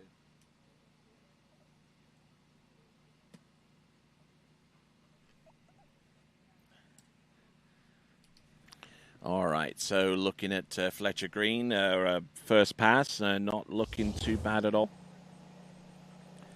And again, a few questions coming in from all across the world. The most recent question, would we be broadcasting the Nationals this year, the U.S. Nationals? Unfortunately not. We'll be broadcasting the European Water Ski Championships over in Linz, Austria during this cycle. But that's currently what our schedule looks like at this time. We've got the European Championships, we've got the European U21 Championships, and then the big daddy of them all, the IWWF Open World Championships, which we're taking to you live from Riccetto in Italia. And then we've got one more tournament in that part of the world. Beyond that, the pro competition in Poti in the Republic of Georgia. So the start of a 7-week stretch of events coming to you, 5 in Europe, 2 in the United States, here on TWBC. Yeah, and for all the water ski nerds like me, that's awesome. You got something to help the workday go through a little bit quicker, and give us stuff to do on the weekend. So it's great to have TWBC at all these events and but your work is water skiing there.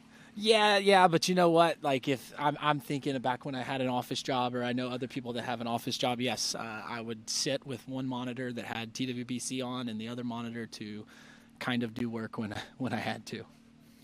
I can't imagine you in a cubicle.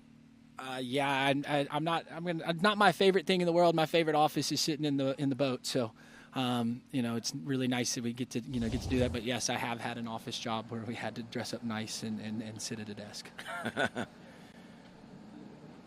Yeah, and Zane Nicholson next to me, currently the coach of the Danish water ski team. So he's been working there over in Vallensbæk, just outside of Copenhagen, and doing a grand job there.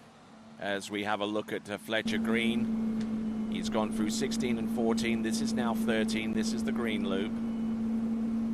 It's looking pretty strong, looking very impressive up to this point. And probably using that handle just a little bit too much for my liking. Just a little bit too active with it. Yeah, and you'll see, Tony, the angle behind the boat, he's not quite getting as much angle as some of these other skiers that we've seen, so he's kind of showed up to the buoy a touch late, and so that's what you're seeing him move that handle, trying to get the ski to turn a little faster, and manages it well, stays on top of the ski. So, that is a good observation that you got there, Tony, but, again, when you're kind of running a little down course, you've got to be a little more active with the handle. as we kind of see, he's gotten stronger each pass, but as we get further down the line here, you start seeing not as much angle, so now he doesn't get the ski to swing out quite as wide until he's at the buoy. So we'll see if he can make an adjustment here for this 12-meter pass and get the angle that he wants, create the space in front of the buoy so he can backside the buoys. All right. So far he's run through 16 and 14, and that's 13. Let's see what he can do with the 12-meter pass. So there we see a downtown Calgary there. We see the little observation tower right in the middle of downtown, and off towards the right we see an image of the Pringle Dome, as our Calgary folk affectionately call that place. Here we go. Fletcher Green on 12 meters. Barreling in off number 1 into number 2, but he's still upright. He's good to go for 3. He's good to go for 4. 12 meters. And Fletcher Green of Australia goes through the exit gates, and only just. Yeah, I mean, way to make it through that pass. You start seeing Tony, he started kind of having to double pump. I think it was about 4 ball just to stretch to get outside the buoy, but made his way through it. And again, another one of them skiers that hasn't quite figured out that you can flick that rope up when you're going through the gates to mitigate the slack and make that hit quite as, not quite as strong, but able to hang on to it. Now we're going to get to see him take down the 11-meter pass. Right here, strong off of 1 ball. Looks really good there. Kind of a little bit of a long pull into 2, so you start seeing him run with the boat, but still is fine. Gets over to 3. Now watch him here, Tony. You see him, he starts stretching because he's kind of narrow. He has to really stretch the feet out to get outside of 4 ball. Same thing here at 5. Really stretching to get out there, and then gives a big O tug over there to get around 6. And I saw somebody in the comments asking about that flick of the rope. So you see how he pulled that handle kind of up by his head? You're better off to try to turn 6 ball, get the ski to turn, and then you take the rope and basically give it a flick like you're going to make a wavelength down to the boat, and that helps make a bit like JT. Yeah, JT does rodeo. Does his arms in a rodeo, but really the only thing you got to do is flick the rope that's in the water up out of the water, and it'll make the hit a lot smaller. Make it easier on your back. And looking at some of his results earlier on this season, he has gotten into 11.25 meters on a smattering of occasions. He gets around number 2, and that's pretty much his average there, about a 2 buoy count on 11.25 meters. But at this level, getting to that point of a credit-worthy performance, courtesy of Australia's Fletcher Green. Yeah, I mean, that's good to get, skier average here, at the Under-21 Championships. You can't ask for much more than that. If you take a look here at the replay, thought he was all right off 1, didn't quite get as strong of a 1, but you see, never really reset his angle, so that ski tip is pointing right to 2, so he doesn't get outside the buoy until right in front of it. I'd like to see him try to turn his body a little bit more, create a little more space in front, and, then you get that push from the boat and the 0 off, and might have made it to where he could get to 3, but still good skiing out of Fletcher, and our first boy in this Series 3 to get through the 12-meter pass. All right. A little loose, a little down course off number 1, but still had enough to get round number 2, and S turned his way to 2 buoy count. So there we go. That's Fletcher Green. That puts him in the top 3, I believe. Let's double-check on the leaderboard. That would actually put him in a 2-way tie for second place with Mateo Chico of Mexico. But Fletcher Green doing a fine job out there, and I'm sure that Gaina Gallisant, watching us from the United Kingdom, I'm sure she's pretty pleased with that as Gaina's daughter and Sarah's husband there, Ryan Green, hug it out on the dock. So, moving on, we've got Hugo Notar, 14.25 meters. It almost seems like an eternity ago since we saw last skier going on 14.25 meters. Yeah, getting down, getting right to it. I know Hugo kind of had a little bit of a out the back on his jump familiarization, so it's good to see him out here feeling healthy, or as healthy as he can be, and getting him in here in this slalom event.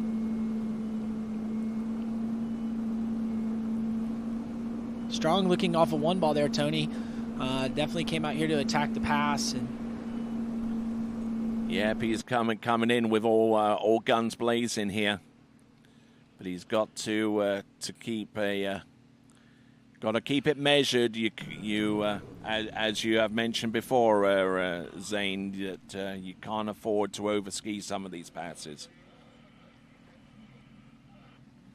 Yeah, no, you overski him. You got too much rope, and then next thing you know, you end up too heavy, and the rope's not picking you up at the right time, and you fall over. And so it's kind of got to find that fine balance of, okay, hey, we're attacking to set ourselves up for these other passes, but also don't want to overski and fall over. And that's kind of what you saw there at 2-ball there, Tony. Just kind of a little bit hard, went a little bit heavy off of 2, and kind of almost fell down, but stays over his feet, gets through this pass, and now we're kind of getting to the shorter line lengths where we can really start attacking the turns and hitting the pool right off the buoy. So way to make it through that opening pass there for Hugo.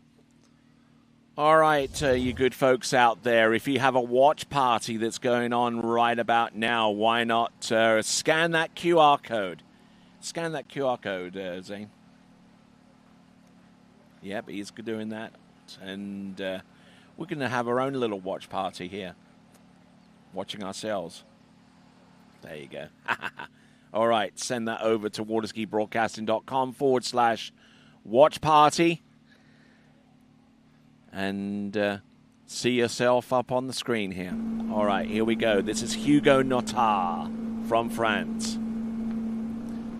Big turn there off of 1, Tony. You can kind of see he likes those slam dunk turns, and able to hang on to them. That as long as you can hang on to it, it's all good. But sometimes you tend to get the 0 off to pull back on you a little hard. But Hugo not really spiking 0 off there, so looking nice and smooth, and getting his way through that 13-meter pass.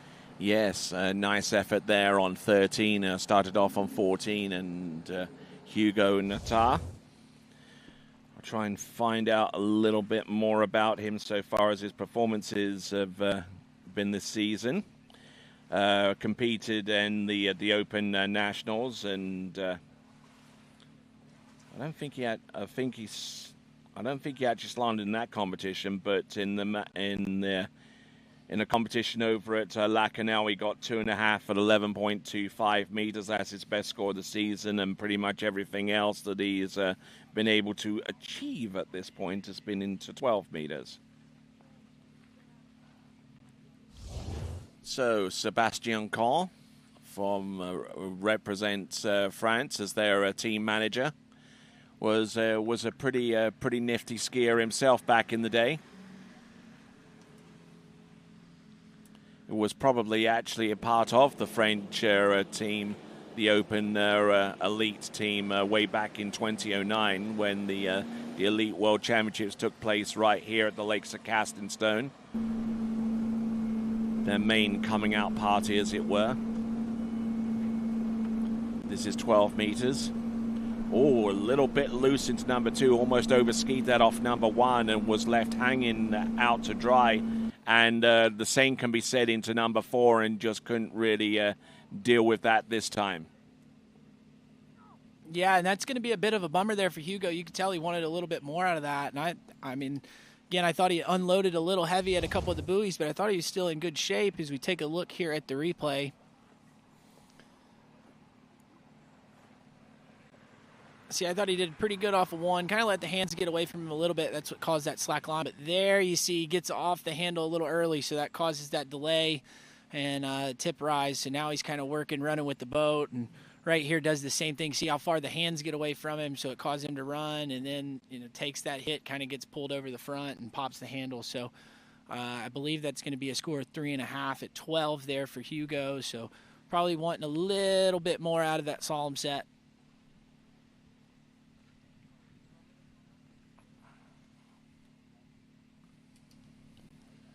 So looking at this once again, the hips getting a little bit too far back for him coming into number 2, and wasn't able to to fully get that ski round and across course on 12 meters, at least to the point where it would stand a better than average chance of running that pass. So it is going to be, what is that, 3.5, I would say? Yeah, 3.5 at 12 there, Tony. 3.5 on 12. Okay, looks like we got the total. Yep. 3.5 on 12 for Hugo Notard. All right, then, moving on from France to Sweden, it is going to be Elliot Westland.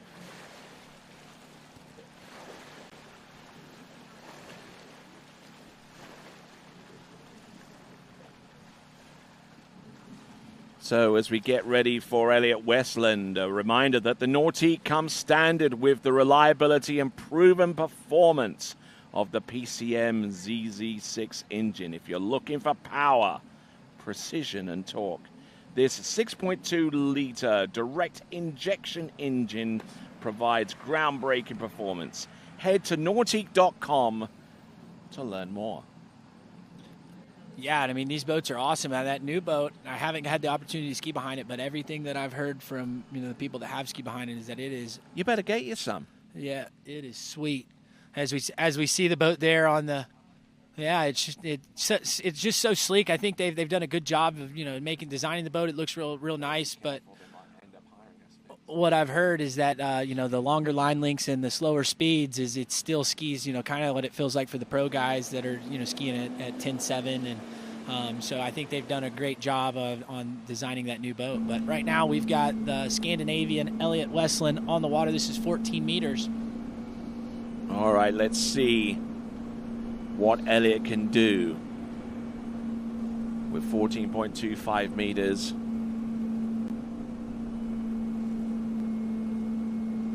Strong skiing there from the Swede there on the opening pass, 14 meters, and looking nice and dialed, composed. And, exactly right. Not looking like he was nervous, not looking any no shakiness, and really setting himself up to be dialed to hopefully maybe challenge this lead. We'd love to see somebody take the lead away from who is it, Enzo? Enzo Christian. Enzo Christian with 3. Skied about 5 or 6 skiers ago, so. Going to have his work cut out for him, but right now he's off to a good start, looking nice and strong in this opening pass. All right. Now, just to kind of give you an idea of how many skiers that we've got left in the men's slalom beyond the scope of men's Series 3, I think they normally break them off into like 10 or 12. So, I mean, you're probably looking at about 25 more skiers to go with not today per se, but maybe within the next couple of days to determine who makes it through to the final. Yeah, I think they got those next 2 series are tomorrow, Tony. So, whoever's on the lead here will have to sit and wait and see how tomorrow goes if they're going to squeak into the final. It reminds me back in the day in 2009 where Javier Julio had to, was actually sitting on the cusp of being able to make it through to the men's slalom final, and he was like in something like Series 4, and he waited a few days, and he was right, and he was right on that last position, tied with about a couple of other people. So he had to go back in cold after 3 days of not skiing, not laying a hand on a slalom ski, to go into a runoff situation on the penultimate day of those championships in 2009. Yeah, wouldn't that be cool to have somebody that is in one of these Series 4, Series 3 make it into the final for this weekend? But right there, we just saw Elliot Westland. He just ran 13 meters. Again, looks super strong, kind of like his 14 meters. If you take a look here at the replay, Tony, you just see really drops those hips, gets that ski to turn, and keeps cross-course direction really good. You're not seeing him unload, really heavy, allows that ski to swing, and that's something that's really important as we shorten the lineup. You don't want to unload the ski and then you start running with the boat, but super strong skiing out of Elliot. Indeed. Looking in good counter rotation into buoy number 5. Yeah, I mean, and it's kind of what we were talking about. He really works his ski across course, so when he shoots the ski out, lets it roll through, it pulls him up on that front foot, and he's kind of naturally countering. And it just basically prevents that ski from rolling over too soon, Exactly, right? It kind of rolls out nice and smooth and goes out, so then now he's got his hips up over his front foot and is able to really dive in and attack the pass. But now one of our next few skiers is absolute mastery at that. Coming up fairly soon, and we'll highlight him in just a moment. In the meantime, Elliot Westland from Sweden.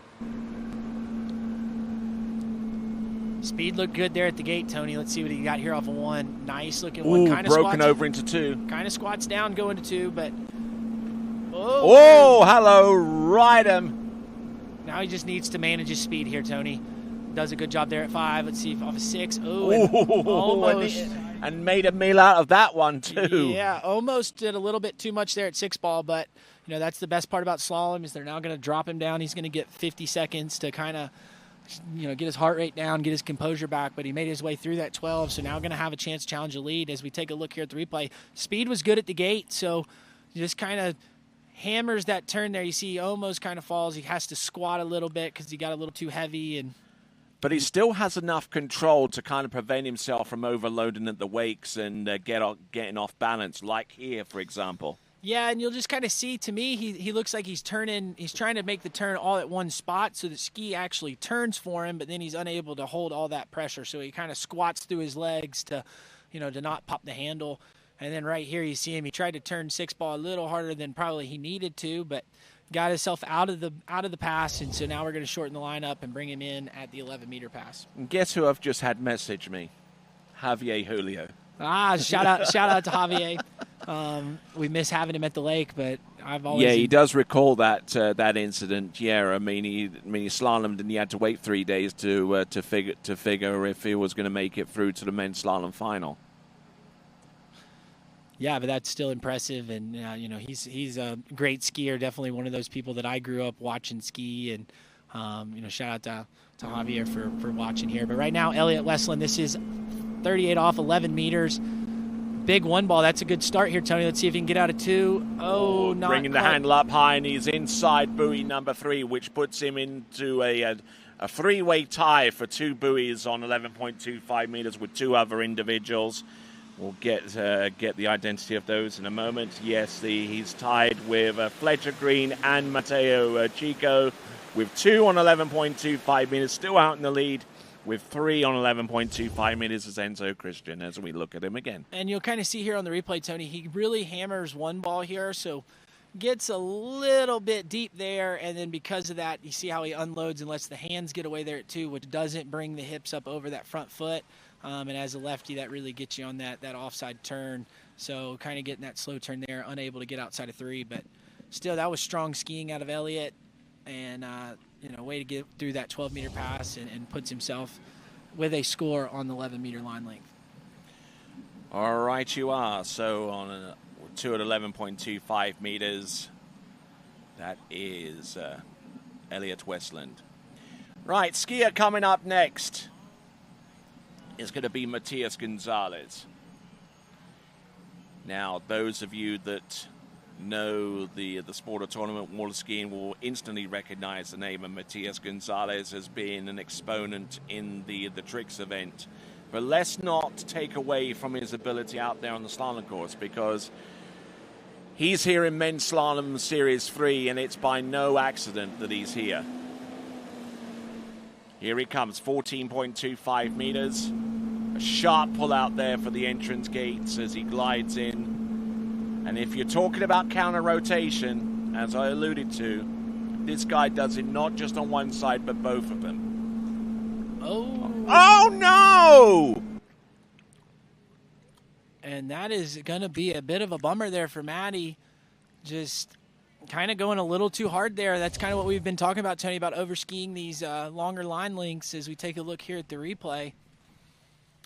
And you pointed out he really does that counter rotation, really gets those hips to move. That's what you see. A lot of these really good trickers really move their hips really well, and Maddie is doing a good job. But we take a look here into 3. Seems all right here. Let's see what happens to him here at 4, Tony. It almost seems to me he does it too much. Yeah, and I kind of would agree with that. I think maybe he got off the handle a little bit early into 4, so it caused him to start running. So when he turns, it's just a heavier load than what he would like if he had taken his hands out a little bit longer. Like it's too method, like you you're skiing a certain way, but you have no feeling against the boat. Yeah, and I mean, and that's something that I really like to see skiers be really still from the waist up. You know, the counter rotation does help, but I think you can kind of get a counter rotation from keeping your hands into the body and allowing the boat to naturally pull you there. As you see, Matty, you know, he really exaggerates it, and there, to me, it looked like he over exaggerated that counter rotation there at 4, and it caused him to, you know, get the ski to snap too hard and wasn't quite able to hang on to it with the load there at 14. Well, and with Matty Gonzalez, he doesn't jump, and this is the only other event in which he skis. So I mean, it's basically the tricks event, and from here on out for Matty Gonzalez. So we'll look forward to seeing that, and we'll move on to our next skier. Next skier comes to us also from Chile. It is Santi Barrentius. Yeah, and shout out to him. I know like a couple weeks ago he had a really big, strong tournament. I know he jumped a PB. I think he went 194 feet. Not sure what that is in meters. And then I know he got a new PB in slalom with, I want to say it was either 1 or a half at 10.7. So one of these guys that definitely can come take this lead down if he can put it all together. But definitely looked good in sight familiarization. I kind of got to watch him ski, and hopefully that carries into today. Yeah, I saw him jump yesterday. It was just unleashed something yesterday. Yeah, that was a booter. I did see that one. That was like a 60-meter jump, so that was huge. So we'll see if his slalom can go, you know, like his practice and jump did. But right now we're bringing him in. I believe this is 14 meters. So yeah, that's 14.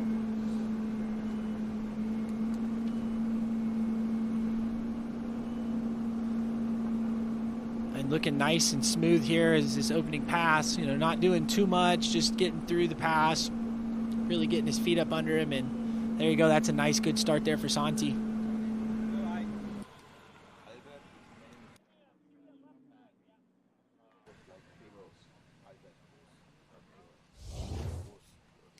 All right, as we see the replay here, this is the opening pass. This is 14 meters for the Chilean skier.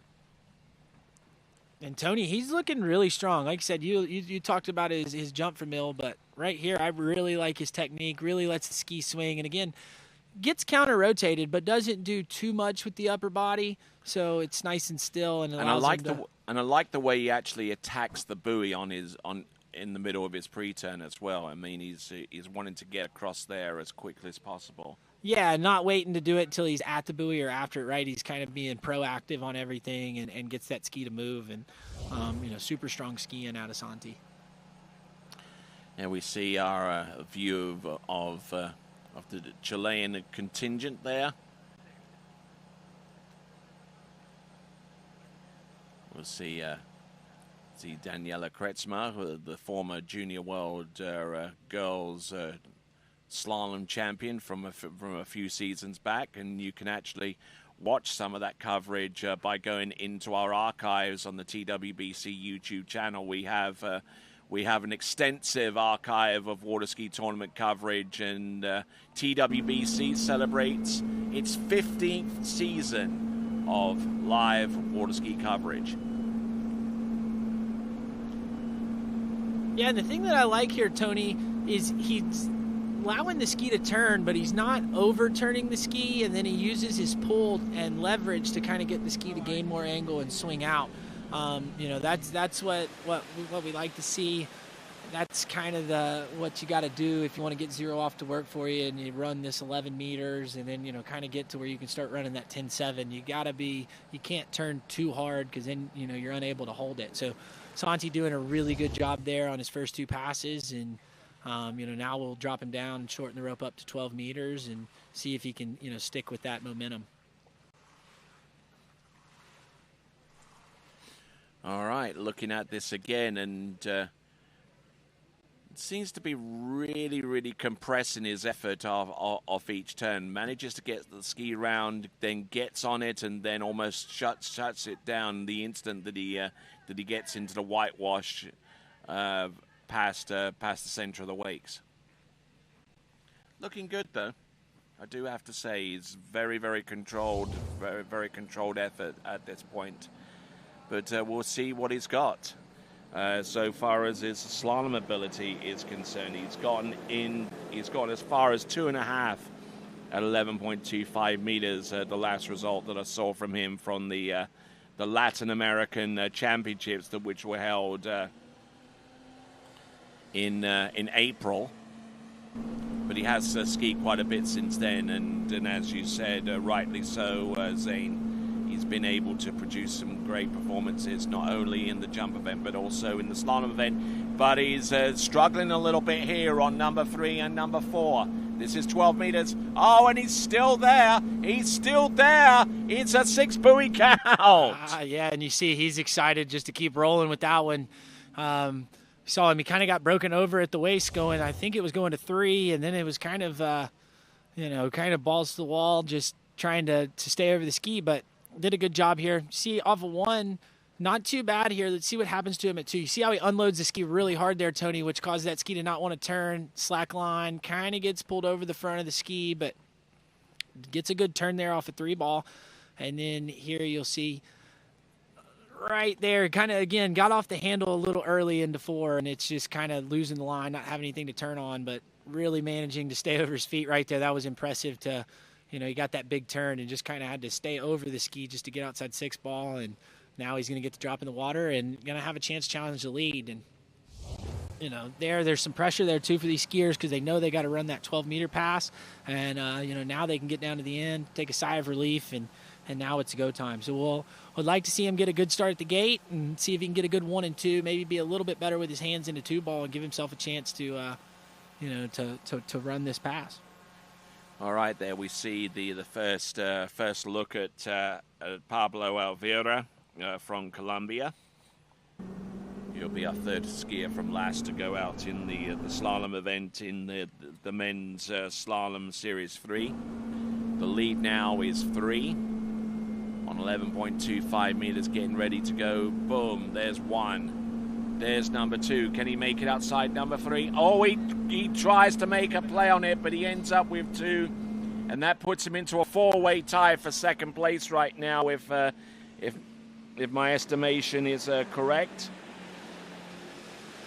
Indeed, that puts him in a 4-way tie with Elliot Westland, Fletcher Green, Mateo Chico, and that lead is now, and that tie is also with Santiago Berengius. Still in the lead with 3 on 11.25 meters is Enzo Christian. And you see him there, Tony, he just really hammered his gate, so he kind of crushed behind the boat, and that's why the ski didn't turn off a 1, and then, as a lefty, it's really going to catch him over here at 2 because of that. So not quite getting the gate and the start that he really needed to get down that pass, but still, that was good skiing out of Santi. I know definitely wanted a little bit more, but, looking strong. I'm really excited to see him out in the jump event, later this week. All right, you are, and yeah, absolutely right. He did hammer the gates there on the entrance into buoy number 1. When he tried to get the ski back round on number 2, but just way too late to have any positive effect there. So coming up next is going to be Pablo Alvira.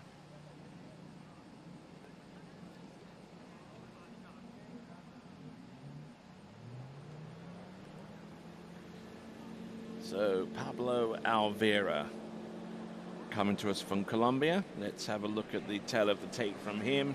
What can we expect? Well, he skied pretty much every performance into 12 meters. He's had one or two performances into 13 and 1 into 11.25 meters. And right from the get-go, skiing a really compressed style, at least from the lower half of his body. Yeah, and you kind of saw, Tony, he looked a little unsettled at the gate glide. Looked like he had a little too much speed, so probably kind of squatting just to get the ski to move with that speed and slow it down. So that'll definitely be something we'll be looking for him to maybe adjust as he comes in for this next pass. Right, you are. And let's just look at that gate glide into buoy number 1. I mean, he turned that thing on a dime. Yeah, I mean, he had a lot of speed when he turned in for the gate there, Tony. So It was actually impressive that he was able to do that, but didn't overski this pass, got through it. Now he's going to get to get settled down there at the end, and we'll bring him back in for pass number 2.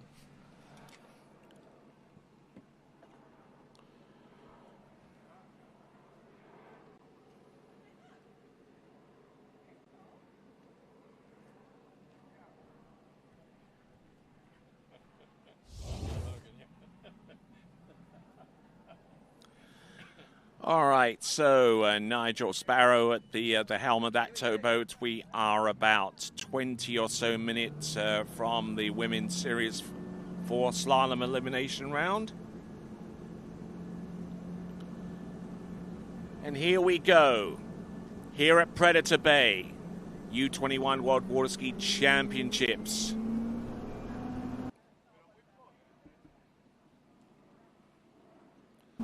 Let's have a look and see. Pablo Alvera, 30 meters. Letting his shoulders come away from his stack a little bit. From 4 into 5, but managing to still make that pass look relatively straightforward. Yeah, and Tony, it's a little different than some of the other skiers we've seen. He generates a lot more speed than some of the other skiers that we have, but does a really good job about managing the speed through the turn and not allowing the extra speed to bother him, which is pretty impressive. But here he looked much more settled on that gate glide and turn in, and then we kind of see at the start not quite as amped up as it was the opening pass.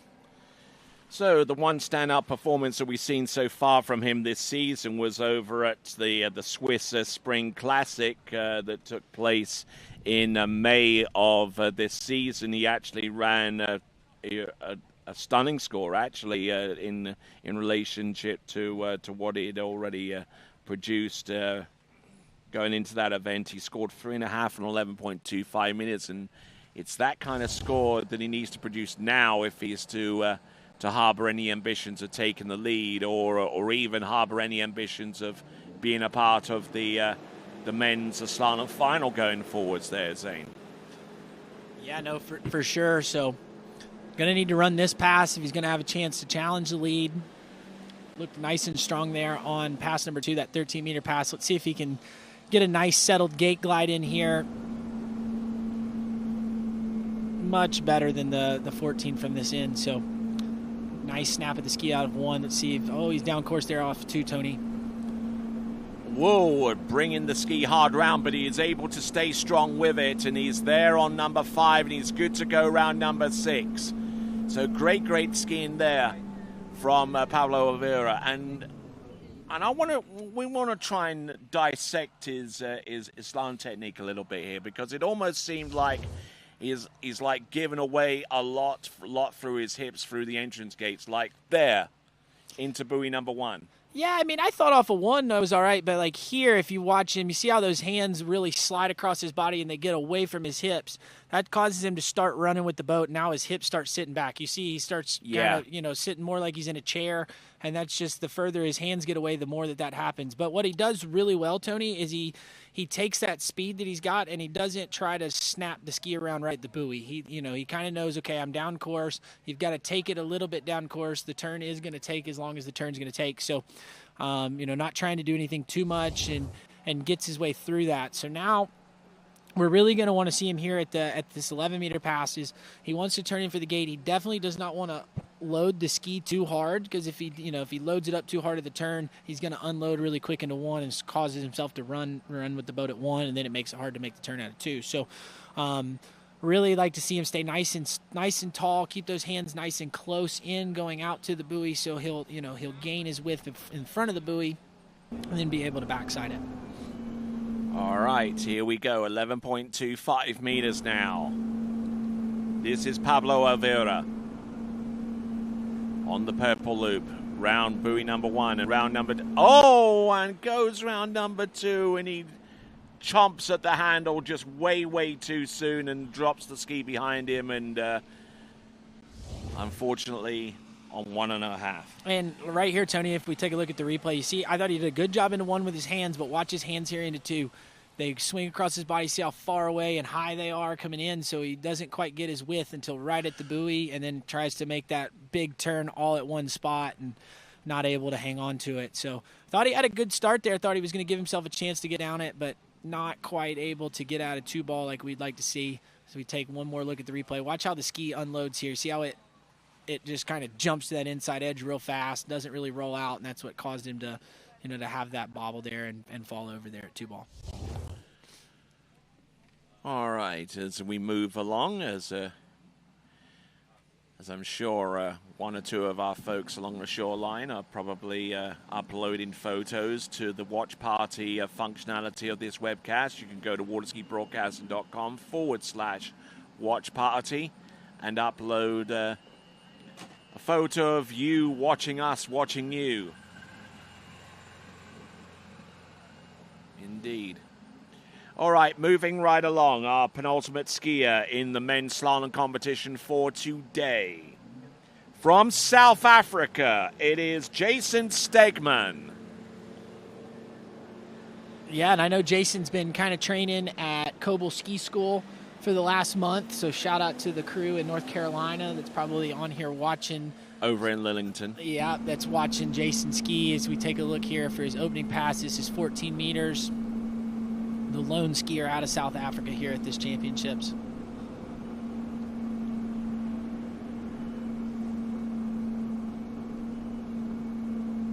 Getting a little bit nervy out there, I would say. Yeah, and I mean, that's what, again, the reason that these skiers take multiple passes is to kind of get the nerves down, get dialed in. So that one was probably shaking off a little bit of the nerves of being here at the Under-21 World Championships, but gets his way through it. I thought the start of it, nice gate, nice and wide at 1, and, just a little bit timid there through the pass, but gets through it now. Now I think he's probably shake off a little bit of those nerves, and we can get him back in at the 13-meter pass. Yep, looking good, and I don't know if he's slalom that many tournaments this season beyond the month of April, because most of the tournaments that I have a record of him, all of them, as a matter of fact, have been taking place in South Africa. A couple over in Stellenbosch and another in the Vineyard Lake. They're extremely famous for their for a wide variety of wines, and if you're into viniculture or anything like that, then you can't find. There are very few places around the world that compares to South Africa, especially in the Stellenbosch area. You into wine much, Zane? Yeah, I do like a good red wine. We had a few in Portugal when we were there doing that with TWBC, and definitely better than the American wine for sure. But right now we've got Jason Stegman on the water. This is 13 meters. Tony looking a lot more settled in for this pass. Yes, indeed. Has hinted that he wants to have a crack at the South African national slalom record, which I believe is halfway down, 10.75 meters. But first things first, he's got to get through the opening couple of passes first and get really settled in, so that by the time that kind of pass comes into play, then he'll be ready to get after it. Yeah, I mean, and that's what we want to see here is just each pass get a little more settled, a little more dialed, and Jason doing a good job there on pass number 2, and I'm expecting him to look even more dialed here for the 12-meter pass as the rope gets shorter.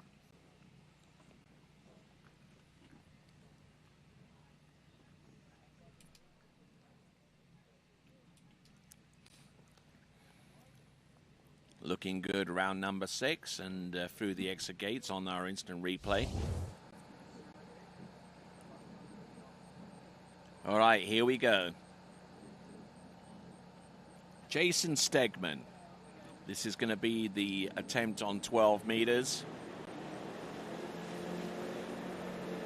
Reminder that 12 skiers total will advance through to the finals in all of the events. Men's and women's slalom trick and jump. Certainly have enough skiers to make that happen. Jason Stegman, 12 meters. There's one. There's number one, a little unsettled off number two, but even more so off number three. A little broken over off number four, but let's see if he can get round number six. Oh, no, and he drops the handle off buoy number six there, and that's a bit of a disappointing ending there, but Jason Stegman. Yeah, and that's a bit of a bummer there. You I kind of saw at the gate there, Tony. He went really hard when he turned in. I don't know if he had too much speed, but he definitely loaded the boat up, and it caught him. You know, one ball didn't really want to turn, two ball didn't want to turn, and kind of carried on through the pass and did a good job staying over his feet to get all the way to six ball, but not quite able to get outside it, around it, and out the gates. So going to be a bit of a bummer there for Jason. All right, and we'll have a look at this handle placement a little bit high there and on his gate shot into number one. Yeah, and you see he rotated in with his shoulders, dropped his shoulders, so now he's got a lot of speed going into one, and then it really catches the lefties over here at two. You see how the ski bounces there on him, doesn't quite want to turn, and you know, now he's just kind of trying to stay over his feet and not do too much. And I thought maybe he would be all right there, but a little bit late into four. That's why you see that break over at the turn at four, and then again, just didn't turn here and needed a big pull. You see, didn't quite get that much angle there, and looks like he got the ski outside of it, but losing the handle, and that is going to be a bit of a bummer. I know he wanted to take that down and have a crack at the 11-meter pass. Or double check on the score. I believe it is under review.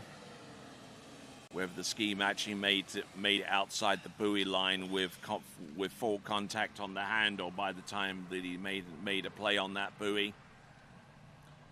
But just got a little bit bogged down on his 2-4 side, and it didn't exactly help him for the other side either.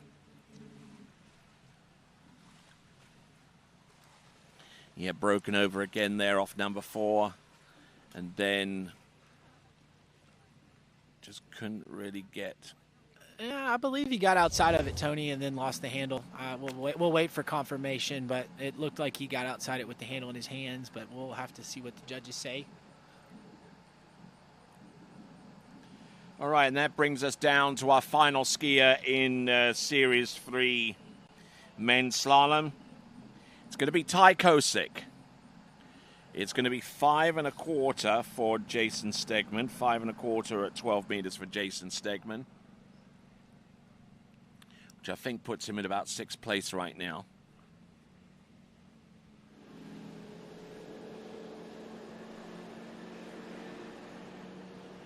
All right, rock and roll. We've got our final male slalom skier of the day, and this is Ty Kosick, and he's approaching the course on 14.25 meters. Looking good round number one. A little bit forward for my liking off one into number two, but managing to bring his shoulders back off number four, and managing to get round all six.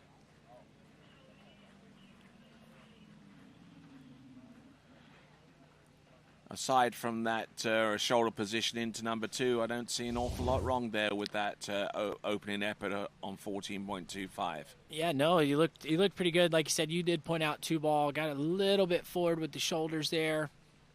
You see the hands like the hands got away from him, so it kind of causes you the wakes will kind of trip you, if you will, if you let your hands get too far away from your hips. So that's kind of what you saw there going into two ball. But then does a much better job there at four, which allows the ski to turn and stay over his feet a little bit better. So nice opening pass there for Ty Kosick, and we'll shorten the rope up to 13 meters or 32 off for our Americans that are watching. Yes, indeed, and I'm hearing across the way the new 2026 Ski Nautic towboat giving demo rides over across the way. And it is significantly lighter than the previous generation. The all-new Ski Nautic has been refined from the bow to stern with functional design elements and cutting-edge technology to deliver unprecedented performance capabilities with every pass through the course. Design your all-new 2026 Ski Nautic by going to nautic.com. So, Tony, are we going to see you out there on the other lake and taking a rip behind the new boat? Unlikely. Well, right now we're watching Ty Kosick take a rip. This is 13 meters, 32 off for the American skier. It's our last male slalom skier of the day. Good looking start off of one. much better into 2 than the first pass. Oh, breaks over at the waist, Tony, at a 3. Yep, but he's a strong kid. There you go. And there we go. We got him through that 13-meter pass. A little bit shaky there off the 3 ball, but, still managing it fine.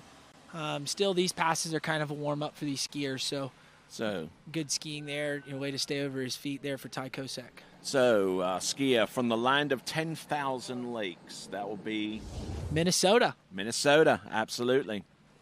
Who's slalomed into 11.25 meters at least 4 or 5 times in the season. Has actually gone into 10.75 meters on a couple of occasions in the past season. What I'm reading to you is from the latest score that I have from him from 2024. So that being the case, he should be a pretty safe bet that he would make it at least a good fair amount of the way into 12 meters, or if not into 11 or 10.75. Yeah, no, Ty definitely can run that 11-meter pass. We'll just see if he can. I've had a couple bobbles here, and it's nothing's easy, especially here at the Under-21 World Championships. We know the nerves are kind of kicked in, so we'll see if maybe he can get through this pass, no bobbles, and set himself up for a chance to take the lead as our last male skier of the day. All right, here we go, 12 meters. A little faster at the gate, Tony. Horrid number 1. Getting round buoy number 2.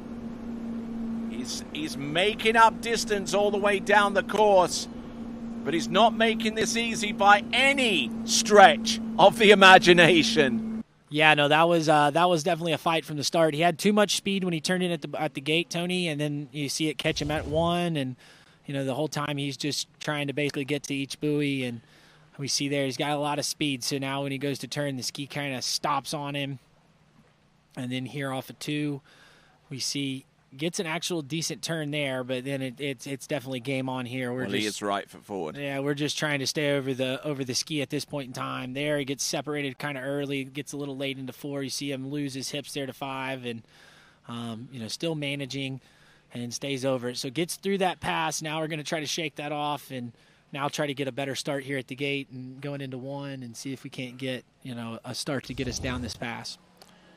All right, so we're taking our first view of our Japanese leadoff skier in the Women's Slalom Series 4, which is our next event, Marin Karatani.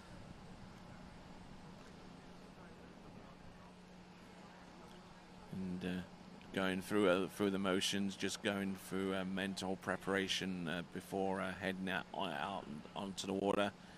We're gonna take a few minutes of a break between the end of this men's slalom and the start of the women's one, so enough time for you to grab a refill. Much better at the gate there, Tony. See if you can get a better one. There's 1. Better 1. There's 2. Can you get outside of 3? There's number 3. Oh! He stays alive. He gets 3 buoys. That puts him into a 2-way tie for the lead with Enzo Christian. So right at the very last skier before we go into the women's competition, we now have a 2-way tie for the lead between Enzo Christian and Ty Kosik. And here is how he did it. Yeah, and a much better gate here. Didn't quite get as good of a 1 as we'd like to see, but still managing pretty good. Gets a really good 2 here, Tony, to get him. You see the ski kind of bounce. He stays over the ski, stays on it. Now here, I don't know how he jumps the ski out of the water and hangs on to that, but he is one tough cookie and gets himself a full 3. And now him and Enzo are going to have to sit and wait and see how slalom goes tomorrow and see if maybe they can squeak their way into the final. So an incoming student athlete at the University of Louisiana at Monroe, Ty Kosik. He'll be attending classes there in northeast Louisiana come the fall of this year, and but for the time being, at least, he's put himself in a decent position. May not may not be 100% certain if he makes it through to the final, but he certainly gave it his best college try, so to speak. Yeah, and I got to correct you there, Tony. He's been at Monroe for a year. He is actually okay. he's actually one of the team captains there at ULM. So, good to see our college kids out here competing, and good skiing from him.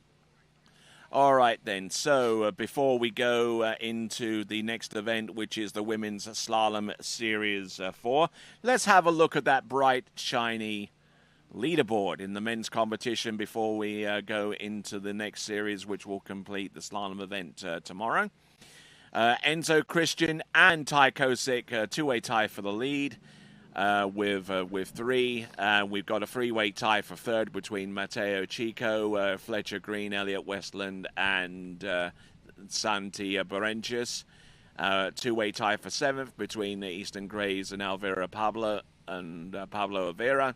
Harley Costa in 9th, Jason Stegman 10th, Jacob Chambers 11th with 5, and 3.5 on 12 meters rounds off the top 12 for Oscar Domino. And that kind of gives you an idea of where we are scoring-wise and what it could potentially be needed to make it through to the slalom final. So, we're going to go into the Women's Slalom Series 4. We're going to go into a simulation pass up and down. And here is the start list for Women's Slalom Series 4. We see Marine Karatani of Japan, our leadoff skier, followed by Emma Goldstein of the United States. Then we have 2 Colombians, Martina Pedrita and Daniela Verschweibel. Then 5th skier off the dock is going to be Juliana Cobo from Mexico. Then Nelly Schultz of Germany, and also from Mexico, Martina Font.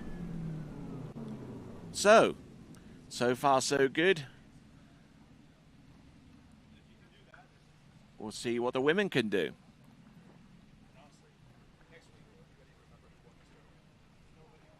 So what do you think the cut's going to be here, Tony, for the lady skiers?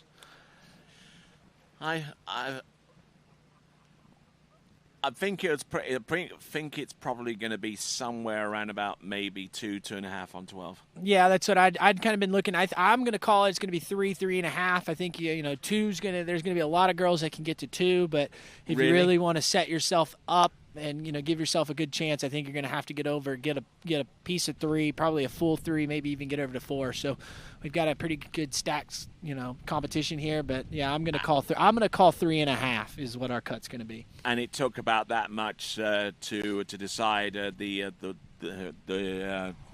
women's top 12 finalists in the last iteration of these championships 2 seasons ago in Japan, Anne-Marie Robleski. So seeing what transpires. Thank you very much for doing so. And for those of you that are watching with their friends and watch parties, so to speak, then go to waterskibroadcasting.com, take a photo, upload it, and we'll put you up on the screen. Yeah, that's definitely a cool feature that we've added here, and it's kind of fun to see how everybody else is watching these championships, whether it be at your office, in your car, at home with your friends. But we love to see where you're watching and how you're watching.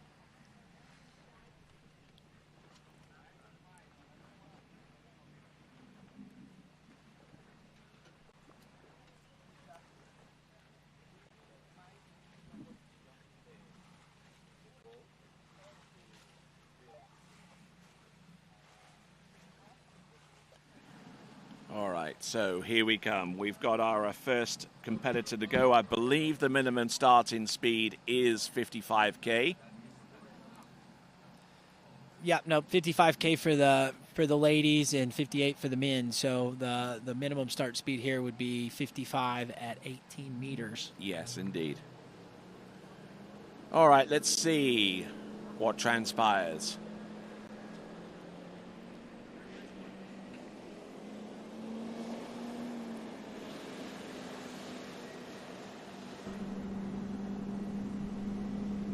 Marine Kurotami of Japan. Oh, we're getting into... Oh my... What the... Yeah, and just you kind of see her. She got a little unbalance off her ski and had a little bit of a slack hit. Looks like she's I'm glad okay. she's all right. Yeah, that was that had potential to be a tough one, but going to be a bit of a bummer there for our first skier, unable to make it to her first pass. You see, she was a little bit faster at the gate, Tony. She was late, and a straight path into number 1. Yeah, and then right there you just see she squats in the back and then gets pulled out the front. And yeah, good thing she's okay. I know I rode the boat the other day when she was practicing a jump, looked really strong in the jump event. So it's really nice to have the the team of Japan here competing at these World Championships. And yeah, especially as many of their top skiers were unable to compete a few seasons back due to the whole COVID epidemic, and they really closed down everything pretty hard in that part of the world.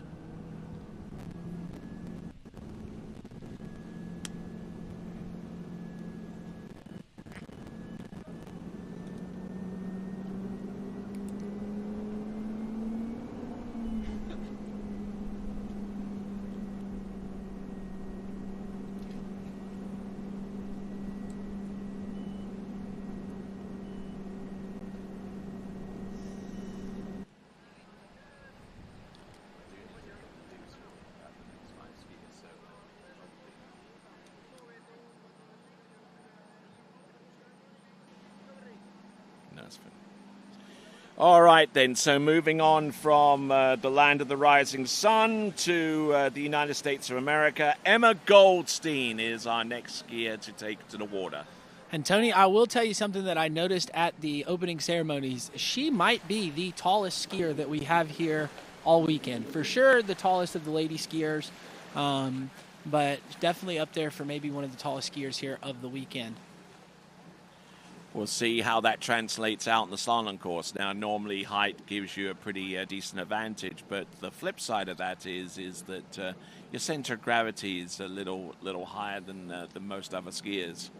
Yeah, no, and I mean it's higher, but like they don't have to work so hard behind the boat. A taller skier kind of leverages the boat a lot better. So you tend to see the taller skiers be really still and kind of use that height to their advantage to get the ski across course and set them up for a good turn. So I'm expecting big things out of Emma. I know she's a strong skier and one of the skiers I think she skis at the University of Alabama. So another one of our college skiers that we've got here at this championships.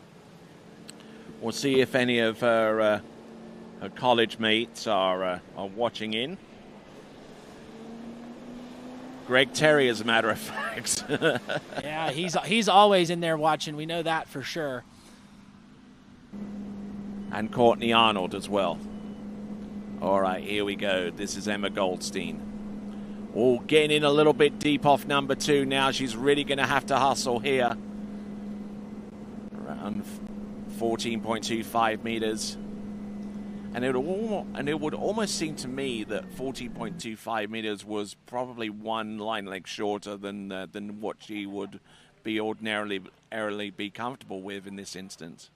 Yeah, or I mean, the other thing, Tony, too, is she's second skier off in this slalom event and get a little bit of nerves. I mean, I know for sure you get to these big events, that first pass, it's just like we've got to get through this opening pass, and then they get to the other end, take a sigh of relief, and then can kind of get in and attack. So 14 meters there, got it down. A little shaky there off of 2, but I expect her to come in and attack the course here as we go into this 13-meter pass.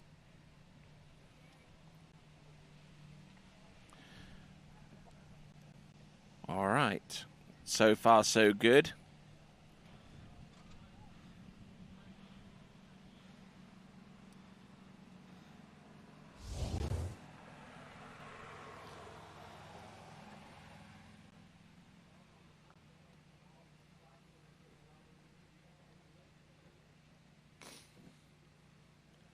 So let's see what she's got on pass number 2. I believe this is going to be on 13 meters. We'll double check on that as she approaches the course at 55 kilometers an hour, boat speed. Emma Goldstein, 13 meters. There's 1, there's 2, and there's number 3. She's letting herself get down course now. On 14 meters, it's not so critical, but on 13 meters, you've really got to be on your game. Yeah, and Tony just not quite looking settled here today. You know, a little shaky on the opening pass, and in there, kind of the same thing at the start, just not really attacking the turns like we kind of like to see, and allowing the ski to finish. But, you know, again, gets through the 13-meter pass, so now we're going to have her coming in at 12, and, you know, like we were talking about a few minutes ago, we kind of think that cut's going to be around three or four at this pass, so we're going to expect her to get a really good gate and, you know, nice attack start on one and see if we can't get down this pass.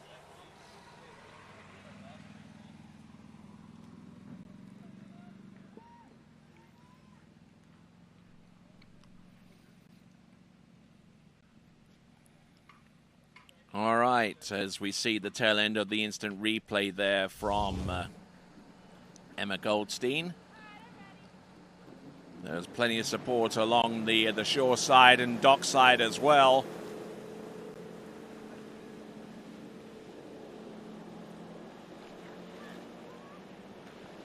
Here comes Emma Goldstein. 12 meters now.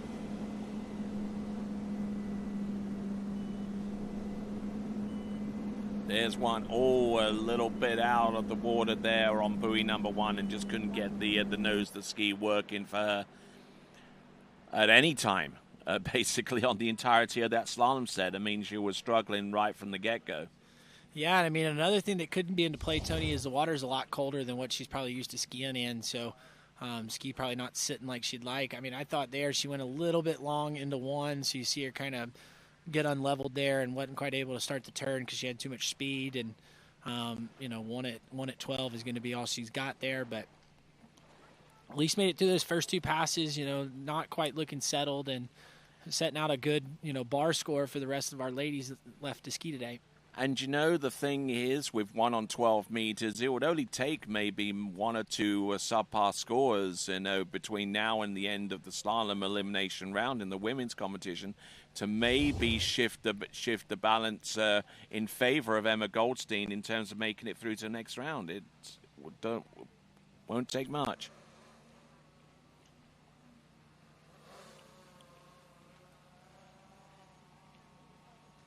And I think Emma Goldstein's obvious frustrations there on the shore side kind of mirror what we've kind of speculated with how she performed out there on 12 meters. Yeah, and I mean, like you said, just a little unsettled from the get-go. So, you know, that kind of carried on throughout the set, and probably not quite what she was looking for here at the Under-21 World Championships. Still a respectable score, though. You know, getting into the 12-meter pass, that's our second skier off the dock. So, definitely good to you know, see. At least we're getting to kind of where we're calling the cut nice and early, and we'll see what we've got moving forward.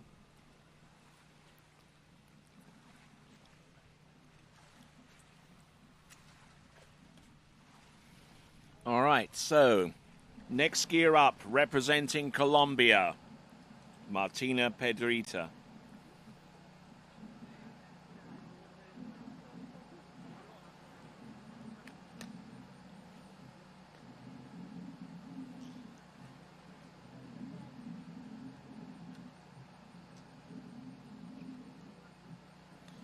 Okay, 18.25 meters at 55K.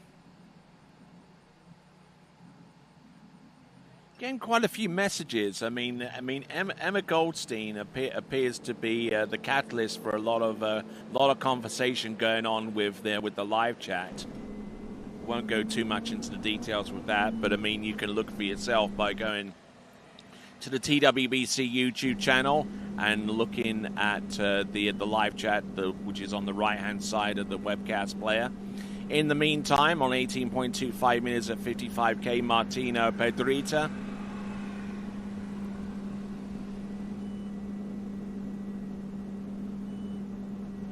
Looking good and managing to get around all six buoys and just sliding away through the exit gates and getting ready for the next pass, which should be 16 meters.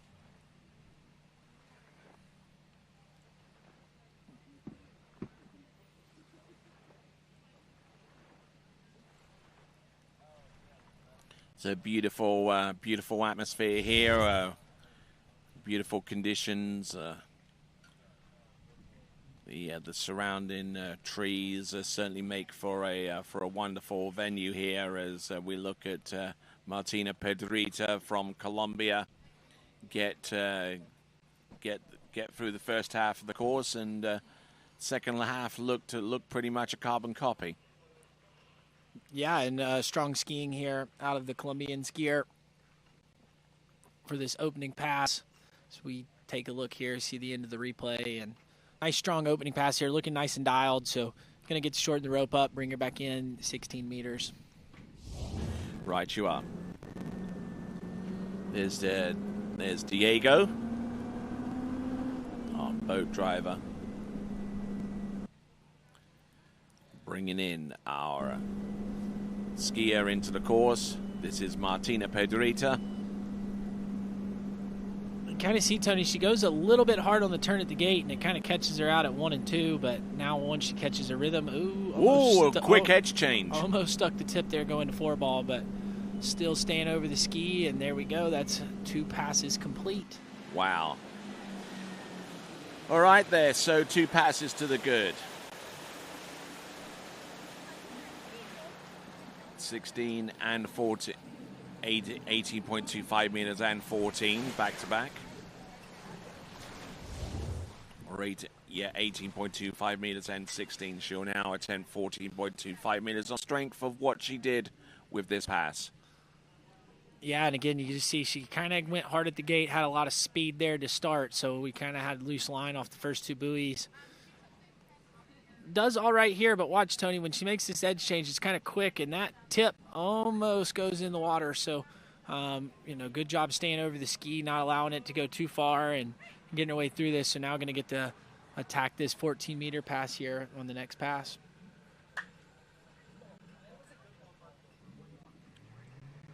And attack it she must do in order to stay in contention here. Diego Hernandez at the helm. Let's see what transpires. 14.25 meters. Boat speed 55k or 34 miles an hour. There's number 1 and number 2. Oh, nicely done off number 2, managing to hold everything that she was prepared to put into that. There's number 1, 2, 3, 4, 5, and indeed number 6. Yeah, that 2 ball put her back in it, Tony. Kind of had a little bit of slack, a little slow off of 1, but then got a beautiful 2 and put her right back in the pass and got her set up. That's right. Here's that gate shot into buoy number 1. Now let's have a look at this approach into buoy number 2. Oh, good angle, and managed to be in just the right spot there to take full advantage of it, Zane. Yeah, and what I really liked is where she brought her handle to across the buoy. See, there it comes to like her belly button area, but at 2 ball, she brought it across her body to the outside hip, and the ski really turned, bit, and she had no delay off the buoy. So good job there. We'd like to see her do that a little bit at all the buoys, especially here on this 13-meter pass.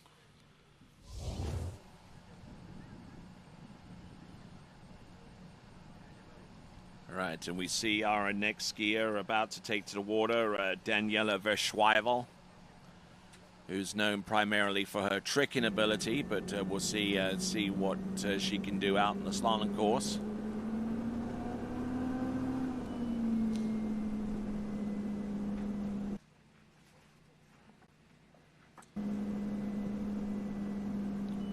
A little bit on the back of the ski there as we rotate in for the gate there, Tony. And loose off number 1 and unfortunately unable to make a play on number 2, which means that her score is going to be 1 on 14.25 meters, and that leaves Emma Goldstein still in the lead.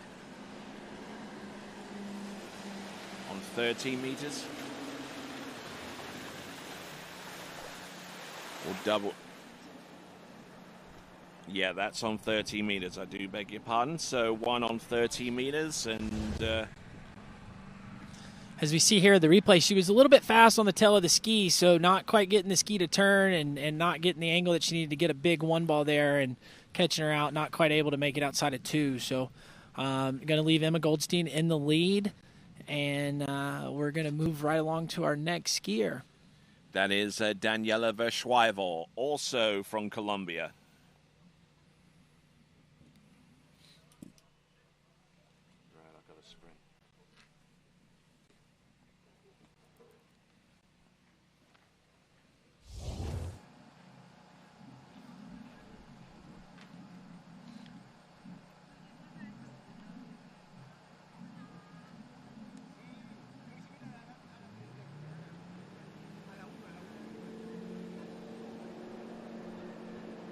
All right, and we've got Daniela up and behind the boat. I believe she's coming in. This should be 16 meters for her opening pass.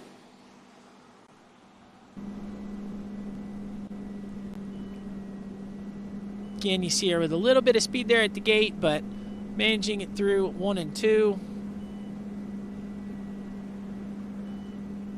Staying over the ski nice, just kind of filling out the water, getting dialed in for these later passes. And there you go. That's a good opening pass there for Daniela.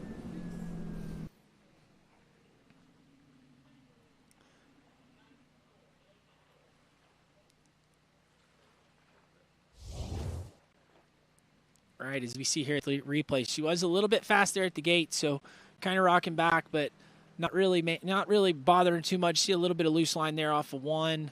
But now she gets the onside turn, and now we're back into it. So looking nice and dialed there. Got through that 16-meter pass, so we'll shorten it up and bring her in 14 meters on this next line length. Going to need to get through it in the next one if she wants to challenge the lead of Emma Goldstein with 1 at 12 meters.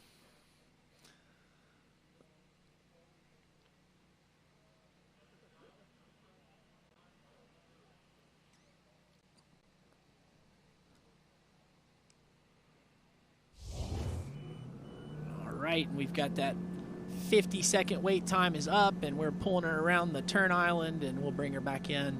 This will be the yellow line length, 28 off, 14 meters for the Colombian skier.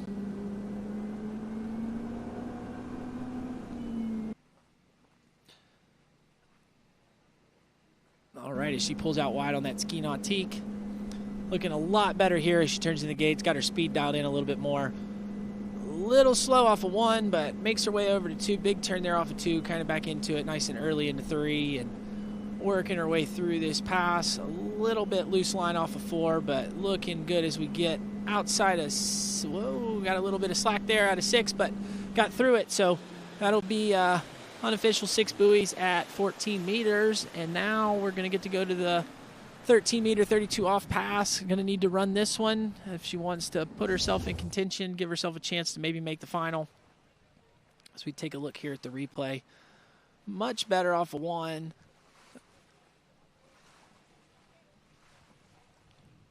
As we take a look here, see she's a little bit separated there going to 3, so causes that ski to run, not wanting to turn quite like she would like it to there off a 3 ball, and same thing there out of 4, but still managing it, stays over the ski.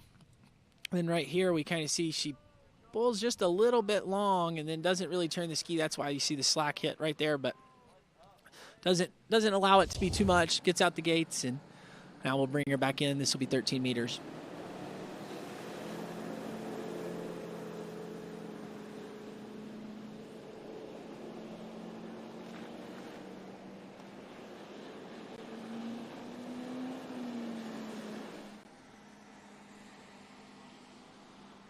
Right, Daniela pulling out wide on the ski nautique, a little bit on the tail of the ski as we rotate in here at the gates. Let's see if she can get out of 1. A little slow out of 1, needs a big turn out of 2. Let's see if she can do it here at 3. There we go. We're staying over the ski a little bit down course, but working our way through it. Can we get outside of 6 ball? Looks like we do. There we go. And so that's your second skier through that 13-meter pass for the weekend.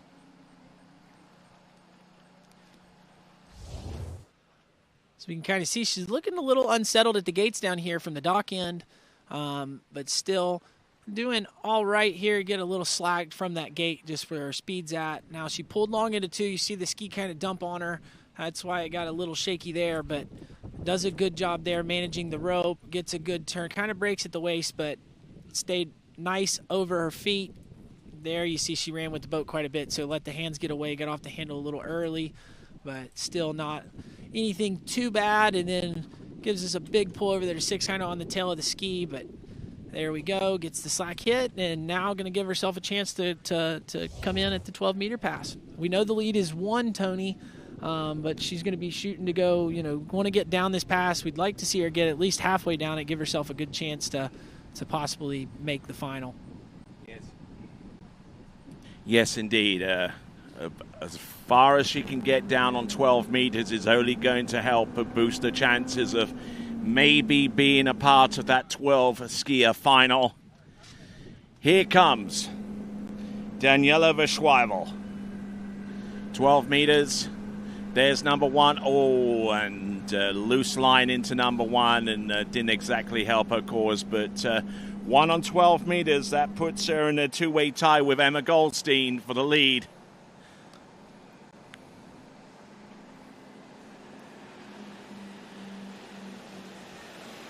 So even at this early stage, a 1 buoy count on 12 meters for Daniela Verschweibel along with Emma Goldstein. Just never know. It could come down to maybe a runoff. Yeah, and she was excited with that score, Tony, so I'm not sure what her season's best is, but that might be up there with it. So good skiing out of the Colombian skier and, putting herself into a tie for the lead.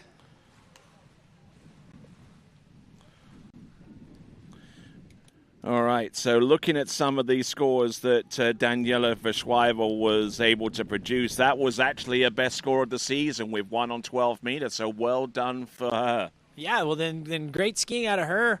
Made her way through that 13-meter pass and, got the full 1, got her in a tie for the lead. So, good skiing out of her. All right, next skier up, representing Mexico, it is Juliana Cobo.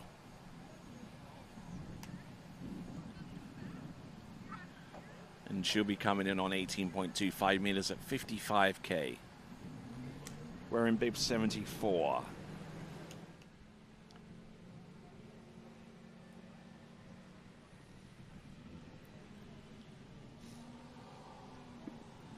All right, and this is 18 meters, Tony.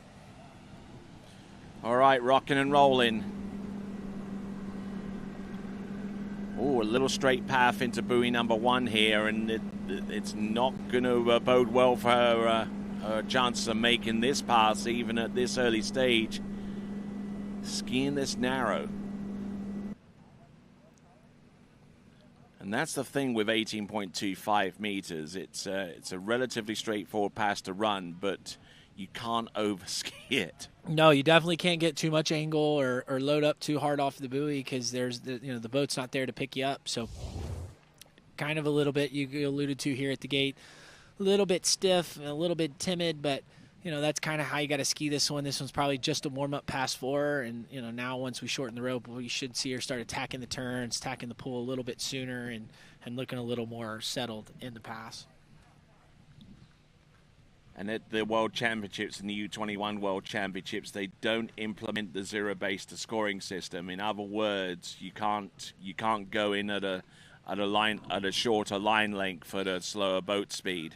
Yeah, and that could be another thing that happened here, Tony. She could be used to starting at a slower boat speed with a shorter line length, and then now because of that rule, having to take a different starting line length or starting speed, and could make that first pass a little unsettled. But did a good job getting through it, and now I expect her nerves and everything to kind of be calm and much better here for pass number 2.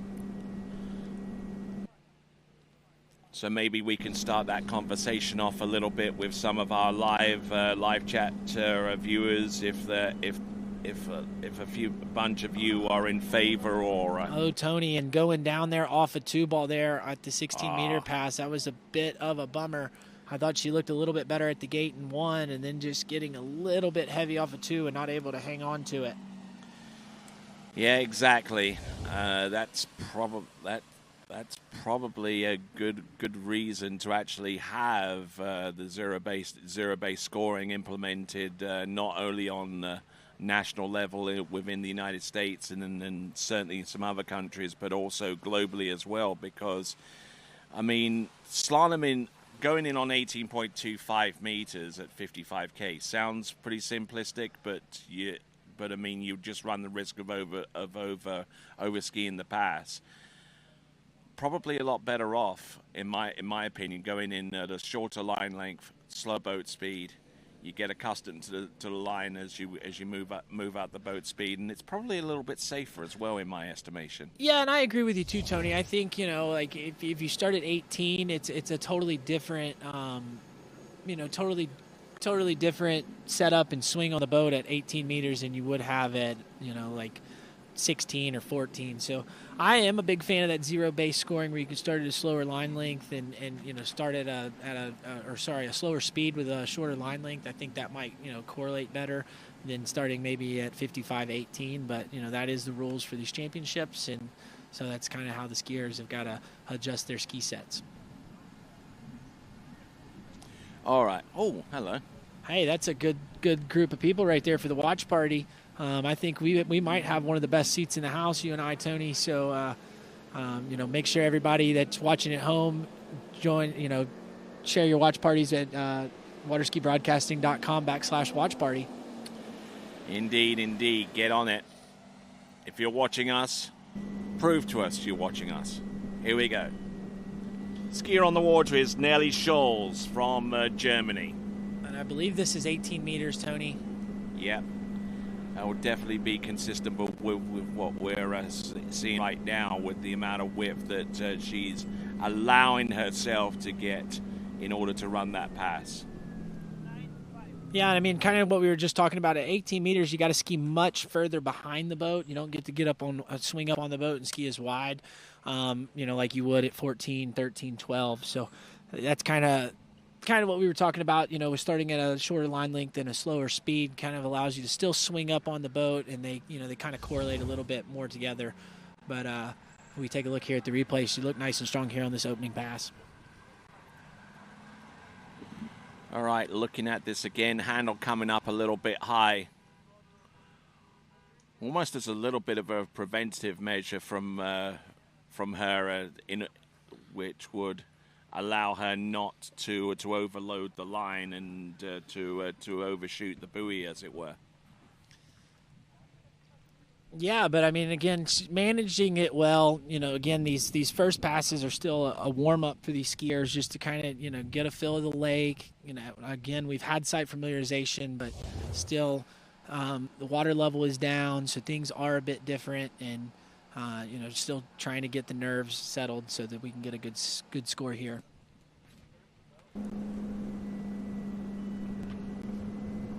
Still got plenty of slalom skiing on the left. We've got the Women's Slalom Series 3 to come after the conclusion of Series 4. So 14.25 meters on pass number 2, but making a meal out of that one at about the 2/3 the way portion of that course, but she had enough within her to actually make all 6 buoys on that pass. Yeah, it got a little dicey there at the end, but take a look at the start here, Tony. Looked pretty good as she rolled in through the gate. Let's see what one ball. See, got a big turn there on one ball, setting herself up. Another good turn here off of 2. So those first 2 buoys are kind of what built her some room to have a few bobbles here at the end. 3 ball was still pretty good as well. It's right here where we kind of start getting out of shape. See the hands. She didn't bring the hands back to her at the finish of the turn, so kind of loses her butt off the turn, gets pulled up, but gets outside of 5, gets a good pull over to 6, and there you go. That's 6 buoys at 14 meters, so we'll be bringing her back in at 13. Okay, looks like we got the McClintock Ski School watching us all the way from Ontario. Yeah, shout out to the crew over there, and looks like they've got quite a bunch there sitting there watching the Under 21 World Championships that we're broadcasting. I don't see Jason though. He's probably in the boat, having to work. Yeah, exactly. All right, here we go, folks. Nelly Scholz was actually and tried to stretch towards the handle, try and get it in, but nothing was doing there. Yeah, and that was a little weird there off of one, Tony. The ski kind of bit, but I still thought she was in good shape, but maybe looked like she missed the handle with her hands or something, with the handle that caused her to drop it there. But we'll have to. And the gate is under review as well. And let's have a look. Very close to the right-hand gate ball, but not enough to convince me to score her a no gate on that one. Yeah, that was definitely close on the gate. We'll have to see. Maybe we've got a different view here, Tony. This will be where we can really see it. Okay. And that was close, Tony. I'll Yeah. I'll have to wait. I'm glad I'm not a judge to make that call. Brought the handle up a little bit high, and that just stopped the ski cold. Yeah. So we'll wait to get confirmation there on the gate. I know she probably wanted a little bit more. Not sure what her season's best was, but and we're just getting confirmation that the gate has been pulled. So that'll be a score of 0 at 13 meters there. 0 at 13, no gate on that pass for Nellie Scholes. As we now work our way towards our last skier in Series 4, a women's slalom elimination round. It is going to be Martina Font.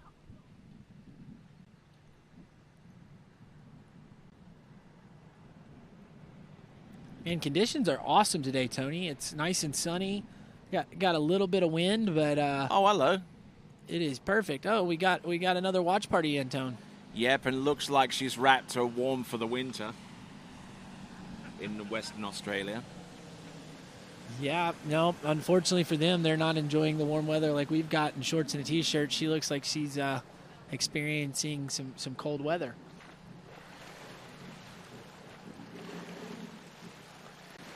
I didn't know they wore bubble hats in Western Australia, even in the winter.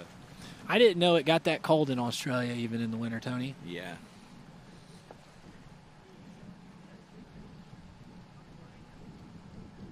So, speaking of relatively cold places during the summer, how about Denmark? How's that experience been treating you? Denmark's been good. You know, it's definitely the weather is bipolar. We'll get 3 days where it's really nice, and then the fourth day we're definitely going to get rain, and it's going to be kind of chilly. But I've enjoyed my stay at Valensbeck, skiing in Copenhagen and skiing with the Danish team. It's been a lot of fun, and I know they're all excited to get here and get warm weather. I think our first day when we practiced, it was a little bit more like a Danish summer day. We had some rain and it was kind of cold, but now we're getting to experience the really warm weather that Canada has to offer.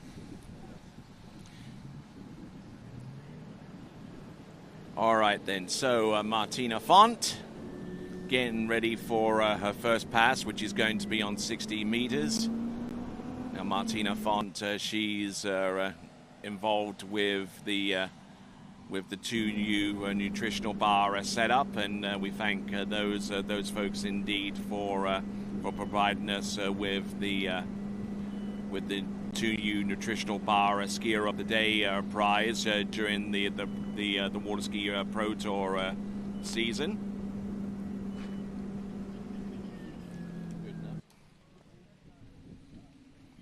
So Martina gets through 16 meters and normally skis over in Winter Garden in Florida. Yeah, we take a look here at the replay. A little bit shaky here in the start, Tony, but as we got further down the pass, you could see she started to get a little bit more confident in her skiing, and I think a lot of it's just kind of shaking those nerves off. We are at the Under-21 World Championships, and there's a lot at stake here, so looking good as we get to the back half of this pass. Just trying to get that good balance into her pre-turn and making sure that that she just has enough turn and enough direction to keep her upright on the slalom ski. That was 16 meters, and 14 meters. We'll see what she's got. Nice contact shot there.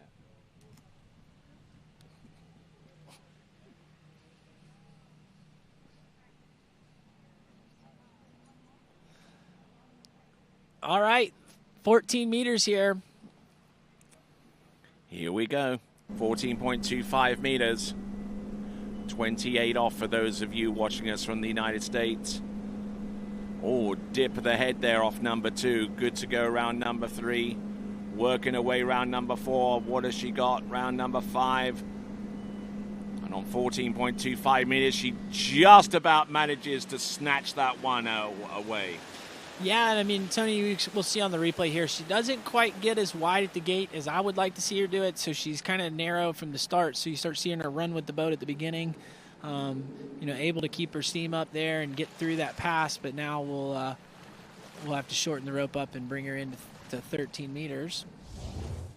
As we see here, a little bit narrow there as we turn in, and then just the course down the lake is kind of running with the boat the whole time. So that's kind of why at the end we saw it get a little shaky, but still she managed pretty well, stayed over her ski, didn't allow the ski to get out from under her, giving herself a chance to fall and, making her way through this pass.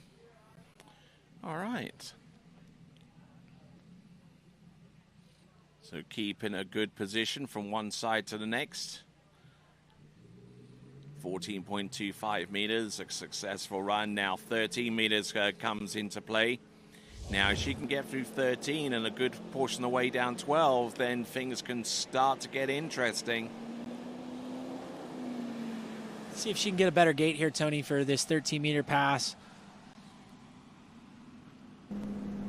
Still a little bit narrow there. There's one, a little delay off number one, round buoy number two. Unfortunately unable to ski much beyond buoy number two, which will give her a score of 1.5 on 13 meters. Which still leaves a two-way tie for the lead, courtesy of Emma Goldstein and Daniela Verschweivel. 1 on 12 meters is the tie for the lead between those two skiers as we round off Women's Slalom Series 4. Handle up high off number one. And couldn't do much to bleed off the speed and execute the turn as well. And 1 1/2 it's going to be. All right. So that concludes this series, Series 4. We'll have the leaderboard up shortly. Our first leaderboard of the women's slalom. What else do you see here, Zane? Yeah, I mean, Tony, you just kind of see that narrow gate causes her to kind of run down, and so her speed is moving down course, not quite swinging up on the boat like we would like to see, but, still getting out of one. That's kind of what caught her, was just not enough width at the gate.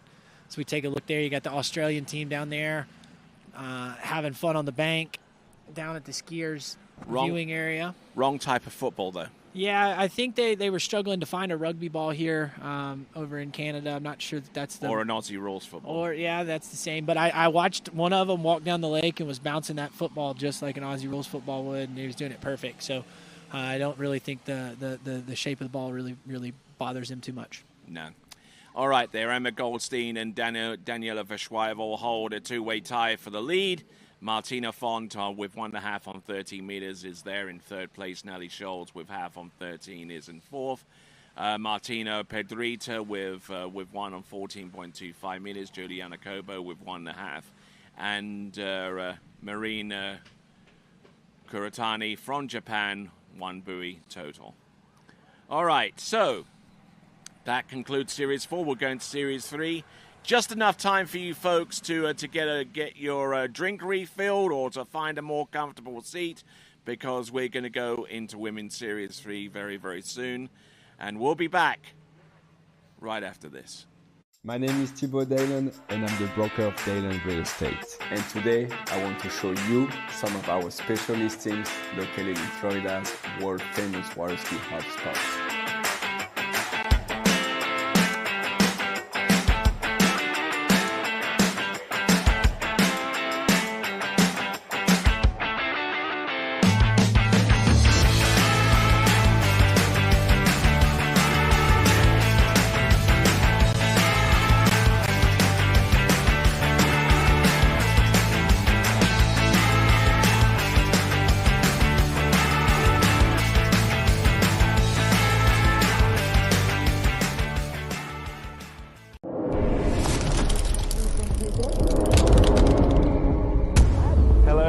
everybody. I'm Martin Coleman. I would like to invite you to the 2026 World Junior Championships here at Ahumada Ski School in Villa Dolores, Argentina.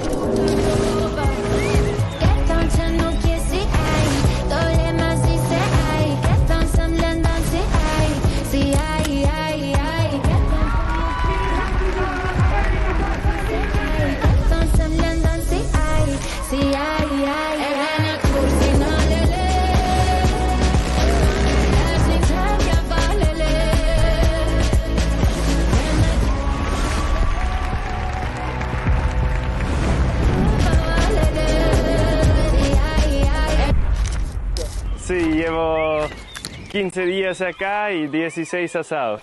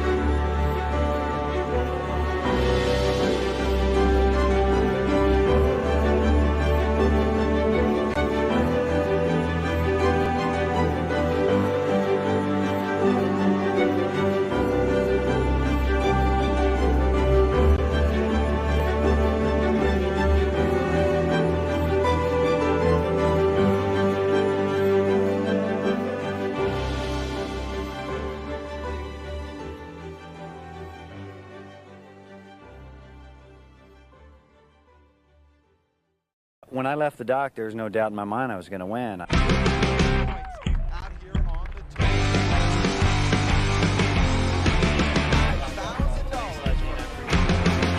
4 needs a ball when he gets on.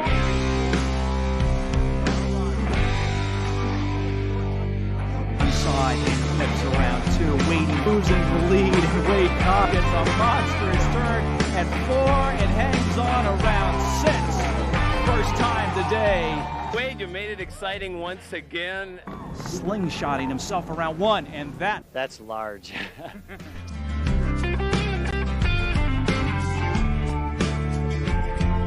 here to put you up in front. Wow, this is like my dream come true. Which one of the men is going to end up in this exact spot?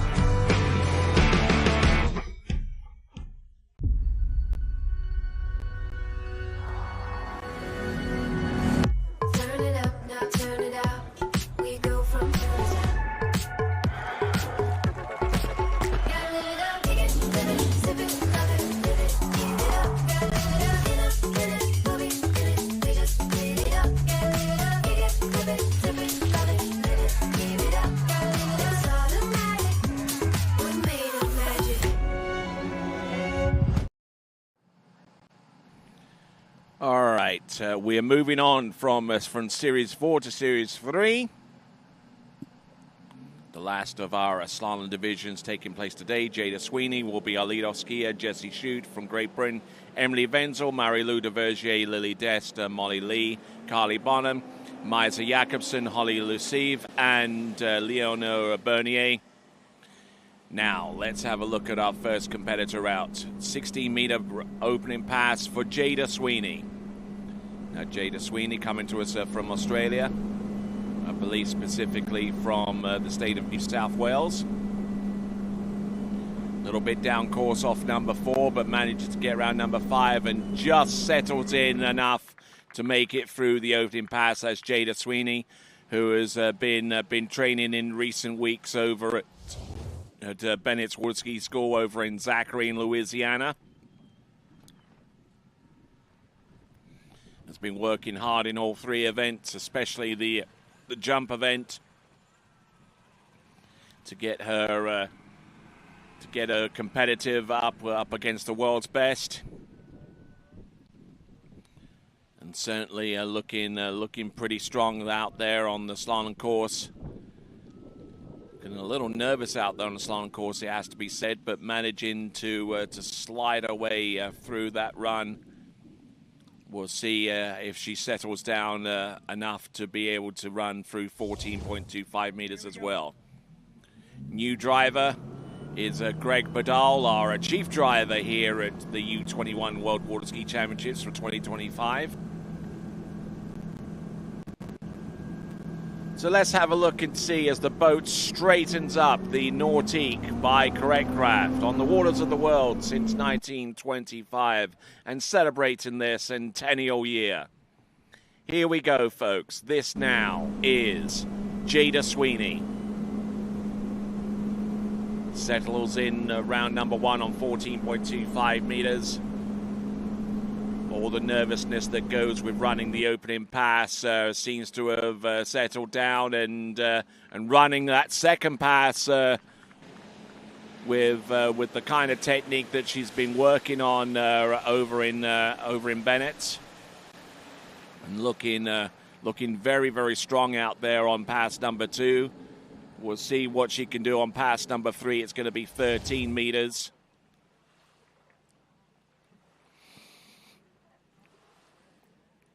Good number 1, just managing to get that turn backsided enough and just leans in enough just to keep the line tight and to keep her direction going, just to maintain a good, solid rhythm. Nothing about that pass that says overpowering at all, but managing to get through that run. And certainly, so far, Jada Sweeney this season, not without its challenges, of course. During some of her early time at Bennett, had some slalom ski technical problems that concerned the fin, but she managed to get that replaced and managed to get back into right performances. Here we go. That's 30 meters. Pulling long on number 3, round number 4. But can she make it across the wake to number 5? Not quite, but 4 on 13 meters for Jada Sweeney. Not looking too bad for the most part. And Jada Sweeney with that score of a 3 on 30 meters, that should be good enough to put her into third at this time. Little loose into number 2, but still managing to continue skiing and battling hard here. 13 meters for Jada Sweeney. A little loose and a little off balance, and unfortunately unable to make a play on number 5. But Jada Sweeney doing well. 3 on 13 meters, putting her in third spot.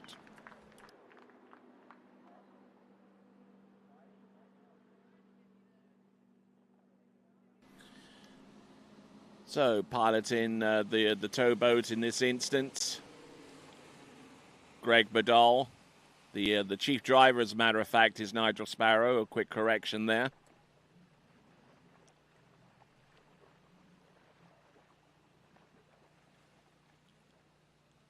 Looking good for the most part.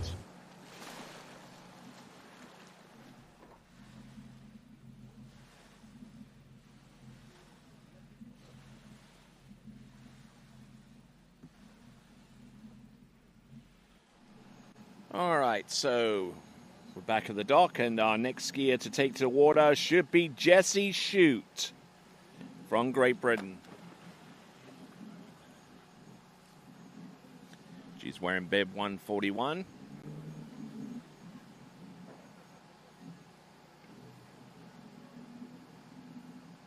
And she is going to be starting in on 14.25 meters.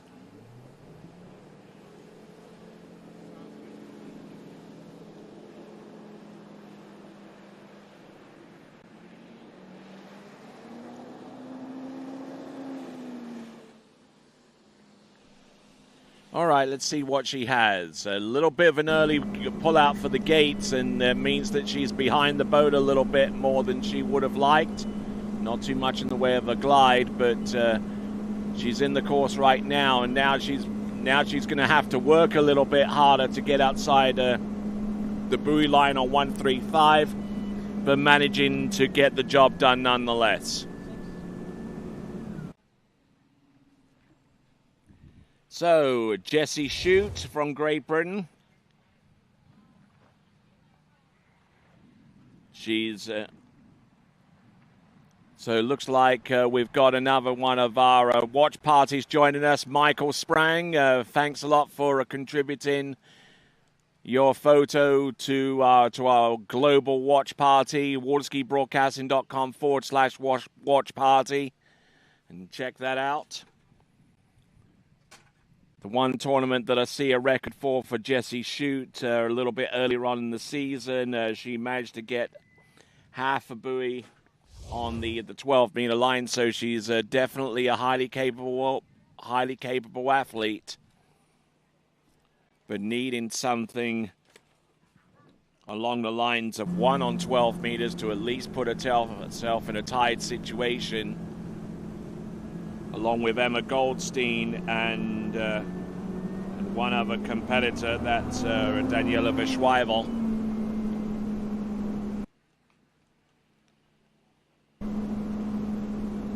A little bit of an early pullout once again for the entrance gates, but this is 13 meters. Letting herself go down course a little bit. Wow, she had made contact with the line off number 3, but she still continues to ski, and she's hanging tough all the way through round number 6 and through the exit gate. Oh my word. So Jessie Shute doing a fine job out there, getting through 13 meters. That already supersedes her second best score of the season just by the sheer fact that she ran the pass. And getting ready for 12 meters coming right up. Now let's have a look at this off number 2 into number 3. Getting around number 3. Oh, she did make contact with the line, and how on earth she was able to stay upright is a remarkable feat in itself. Oh my word. She's round buoy number 4 and 5 and skis long to get into buoy number 6. So Jessie Shute. Miraculous effort there to get to 12 meters. Let's see how far she can get down 12 meters. She can get more than 1. She'll take the lead, and then it starts to get interesting.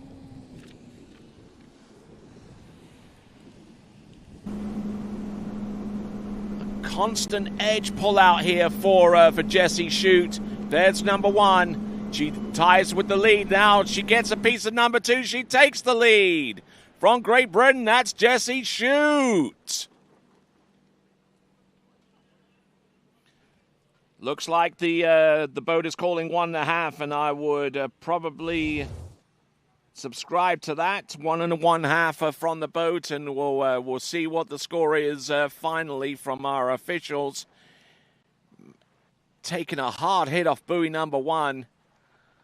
Yeah, and the ski was plenty outside buoy number 2, so it does look like 1.5. And Jessie Shute, with 8 skiers remaining in the Women's Slalom Series 3 competition is concerned, is now taking the lead with 1.5.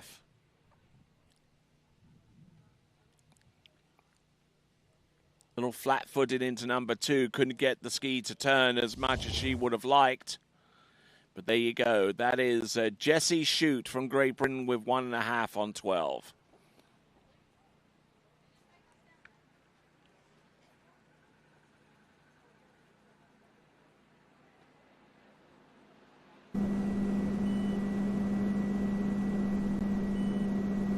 boat making its way back to the dock, and Emily Wenzel is coming up next. There we see her.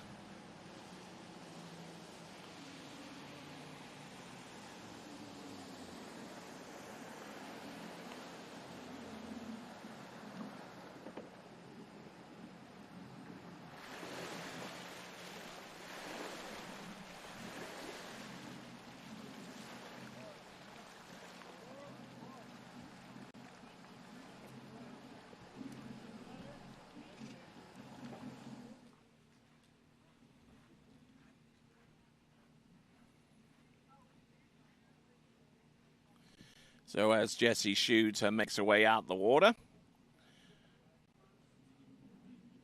we will see who is coming up next. It's Emily Wenzel from Germany.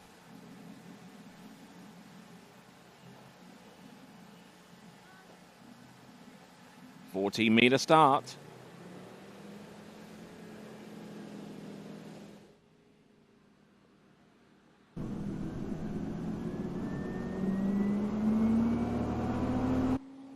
So Emily Wenzel, who recently competed in the Junior Canadian Open not too long ago over at Slalom Park,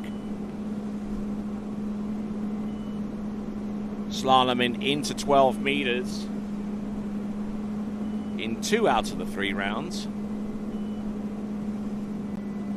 Looking to see if she can't replicate that kind of form this time around.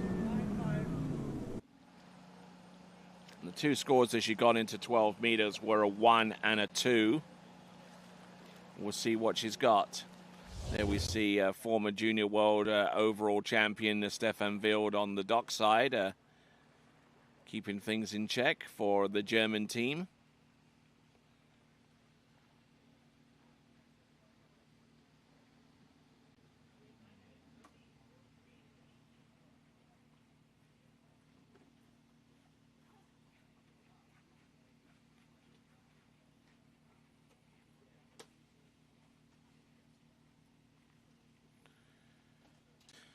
So looking at the tail end of this pass, a good little bit of counter rotation into buoy number 6. Right foot forward skier there for Germany. That is Emily Wenzel.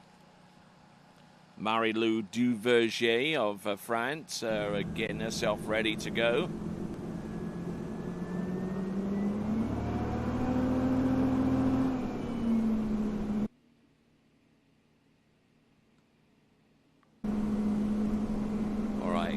Decent pull out, keeping the line tied into a gate shot into buoy number 1. Keeping the ski out in front. Oh, and tries to make a play on number 4, but unfortunately coming up narrow.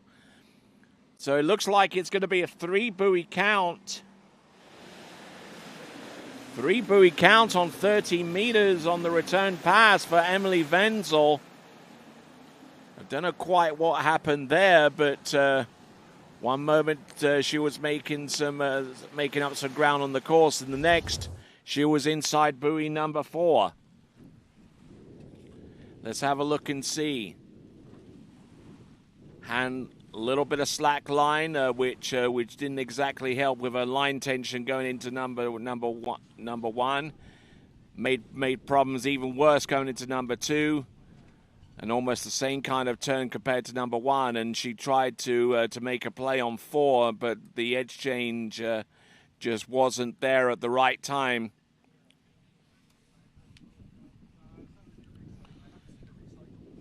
So, still in the lead is Jessie Shute with 1.5 on 12 meters. And we'll see what transpires going forward.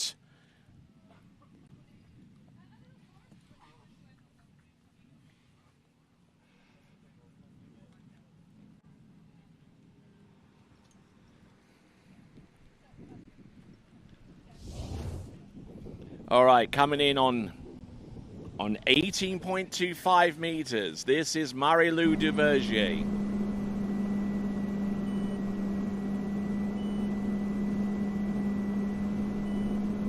55 kilometers an hour, the boat speed, though.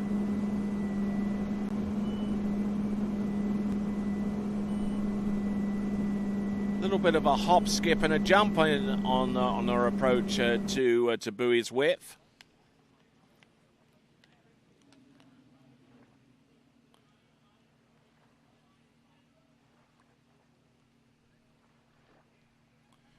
So we got Philip Shue with his watch party. Thanks a lot for sharing that with us, sir. And if you want to be part of our global watch party here at the U21 World Water Ski Championships, make sure you go to waterskibroadcasting.com/watch party.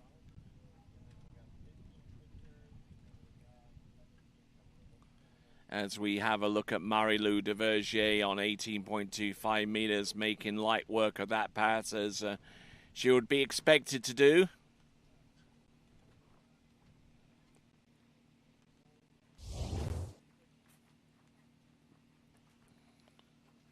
So the boat's making its way around the South Island, and now working its way towards the north, towards downtown Calgary, the Blue Sky City. Here we go. This now is Marie-Lou Duvergier.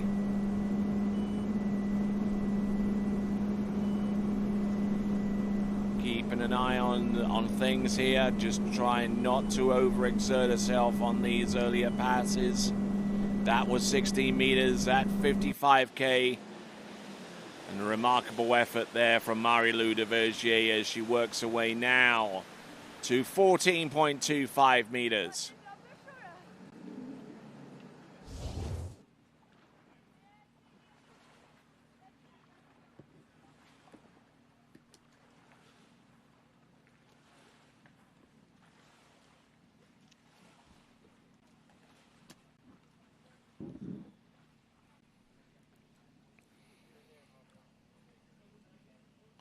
So some good rhythmical skiing from one side to the next. Marie-Lou Duvergier from France, who ordinarily trains over at the Stade Pitrot, which is not too far away from Lacanau Beach in the western part of France.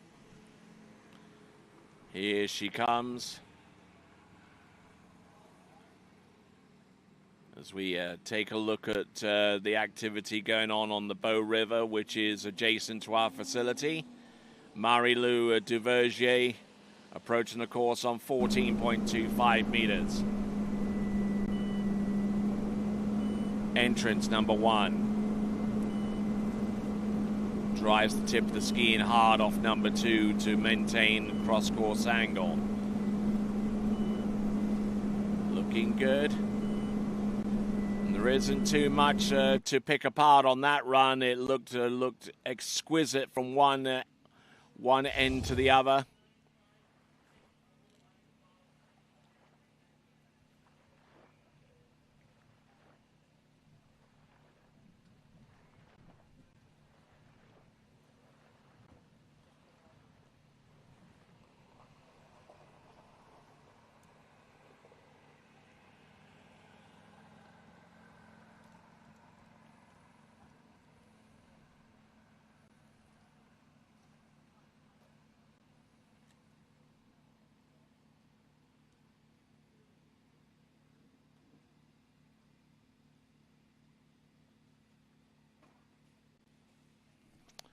All right, working our way through this slalom event. We've just seen Marie-Lou Duvergier get through the opening 3 passes, 18, 16, and 14. Now getting ready for 13 meters.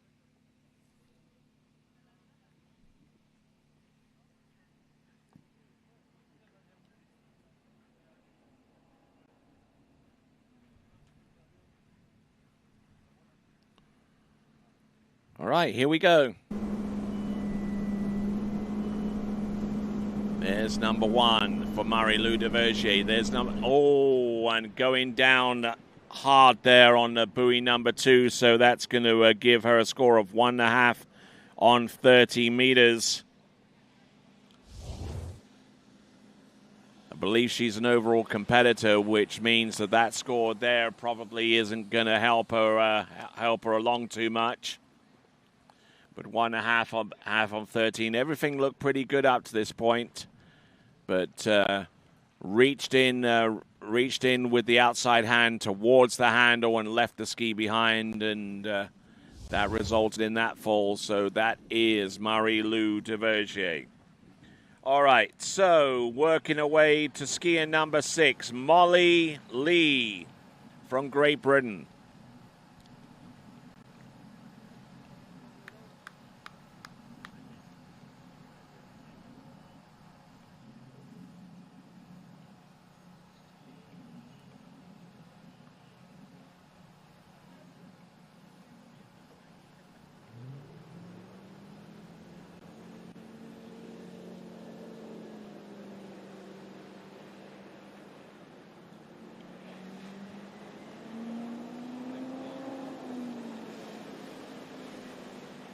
All right, here we go. Molly Lee from Great Britain. Let's see what she has. Entrance number 1. This is 16 meters. Keeping the tip of her ski nice and low in the water here to allow for it to generate cross-course angle, the kind of angle that she needs in order to run that pass of 16 meters. So it is 6 buoys there. 14.25 meters is coming up next.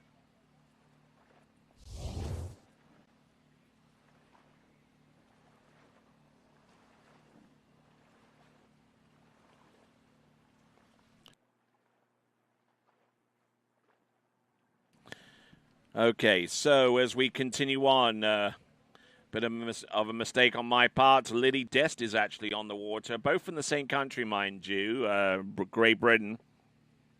And Molly Lee is coming up next. But Lily Dest is on the water at this time, and she's run through 16 meters and getting ready for 14.25 meters. So another watch party coming on through. Electra Doma. Thank you very much for sharing that photo. Yeah, these are getting better and better, Vince, certainly. Make sure you scan that QR code if you want to be part of the Global Watch Party. Scan it and upload the photo. Here we go, Lily Dest.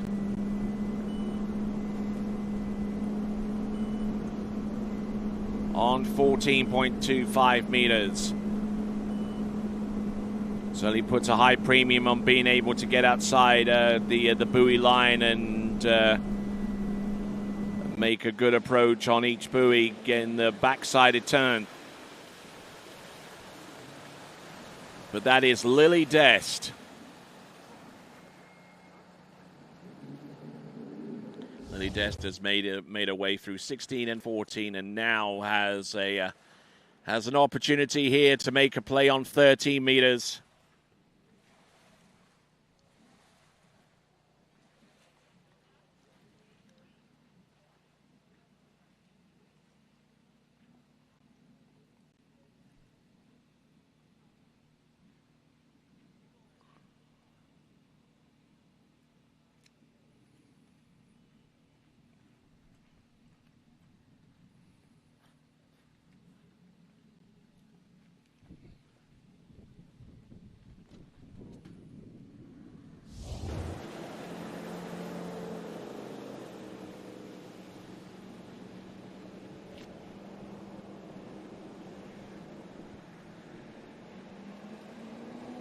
All right, so here we go. Let's rock and roll. 13 meters.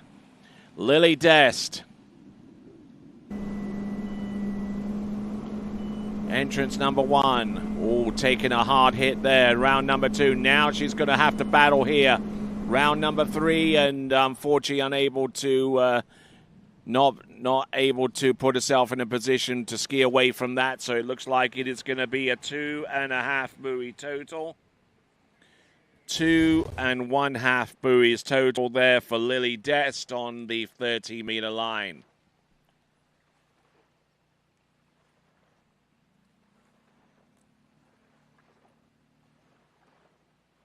Gotten broken forward off number 2 and had a straight path into buoy number 3.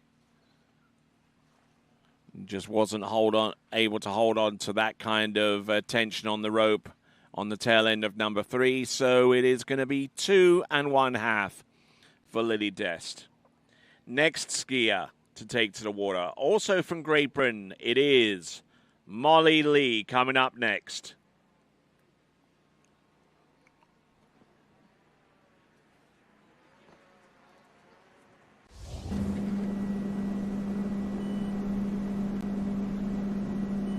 So another one of our viewers, Matt English, has contributed his photo to the Global Watch Party. Thank you very much indeed.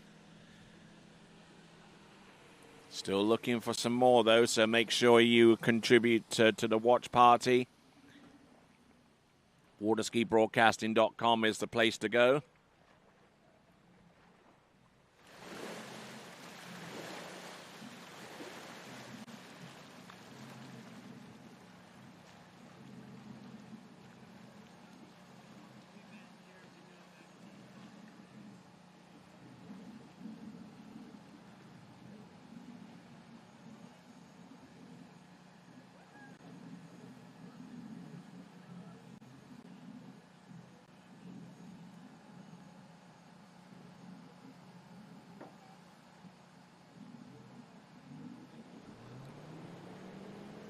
Okay, Molly Lee. I believe this is going to be a 16-meter start. 16-meter start, 55K.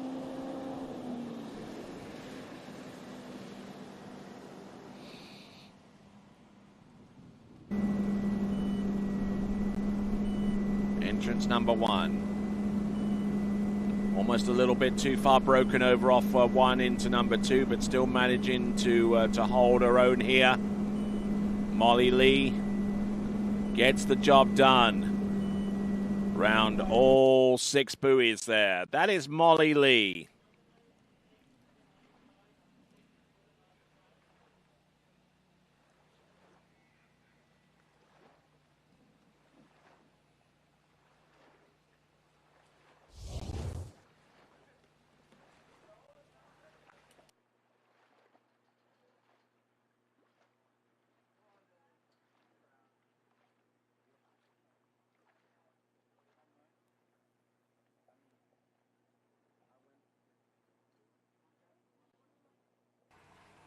Looking at Molly Lee's effort there on the opening pass, and it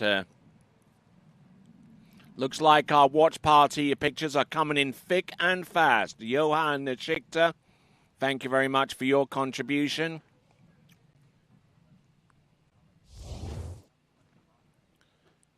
As Molly Lee gets up behind the boat and gets ready to hit the slalom course on 14.25 meters for the next run.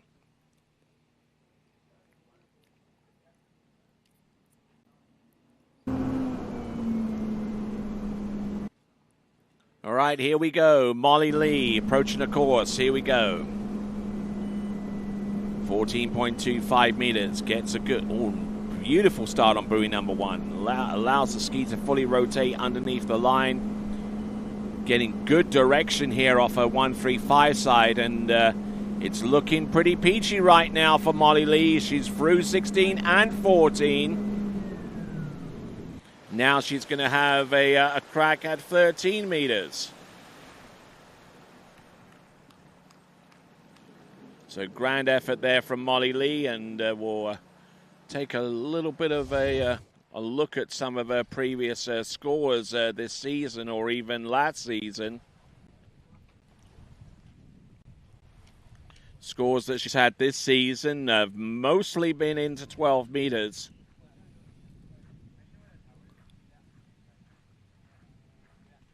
We'll see what she can do on the next line length, though. It is going to be 13 meters.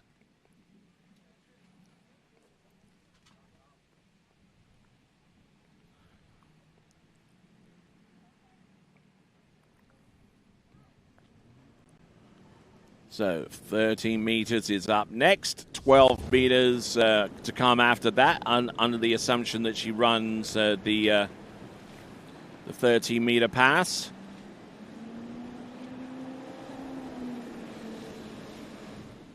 Let's see what she's capable of. This is Molly Lee, and this is 13. Entrance, good start. Round number 2. Little twisted off number 2, but managing to still hold on to this. Round number 3 and 4. Round number 5. Does she make it? Round number 6. Molly Lee. A 6 buoy count on 13 meters.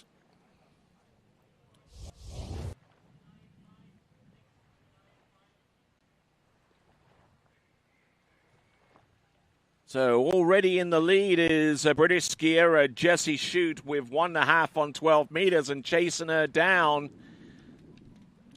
is Molly Lee with her 6 buoy count on 13 meters and getting ready to have a crack on 12 meters. Our watch party still has plenty more viewers, including Pato Zohar, who's watching us, I believe, from Argentina at this time.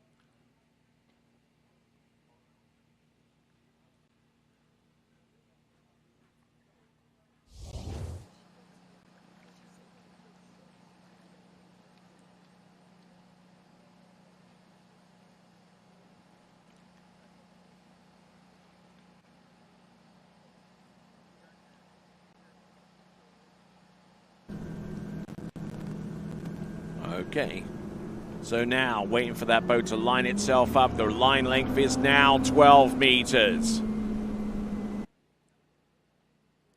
Let's see what Molly Lee can produce here at the World U21 Championships. There's one. She's getting some good starts off one and good turns off 3 and 5. Unfortunately, unable to utilize that good turn round number 3. But her score is 2. It is 2 on 12 meters, which puts her in the lead at this time. So Molly Lee is our new lead skier with 2 on 12 meters.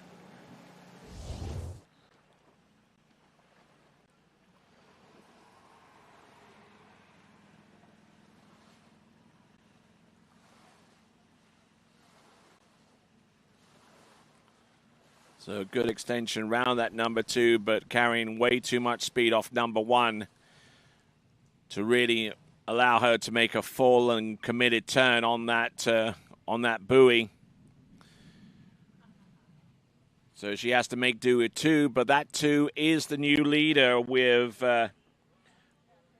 less than half a dozen skiers to go in this Women's Slalom Series 3.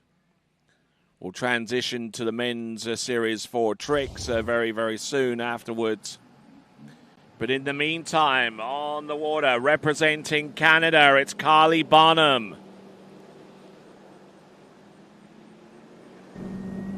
Jacob Chambers, who's actually one of our skiers in this event, has his own little watch party going on.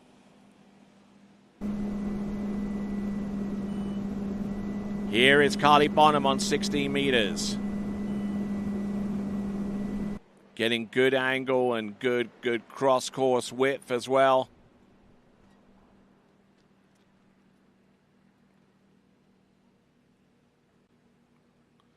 It's looking strong out there and getting the job done on that opening pass of 16 meters. That is Carly Bonham.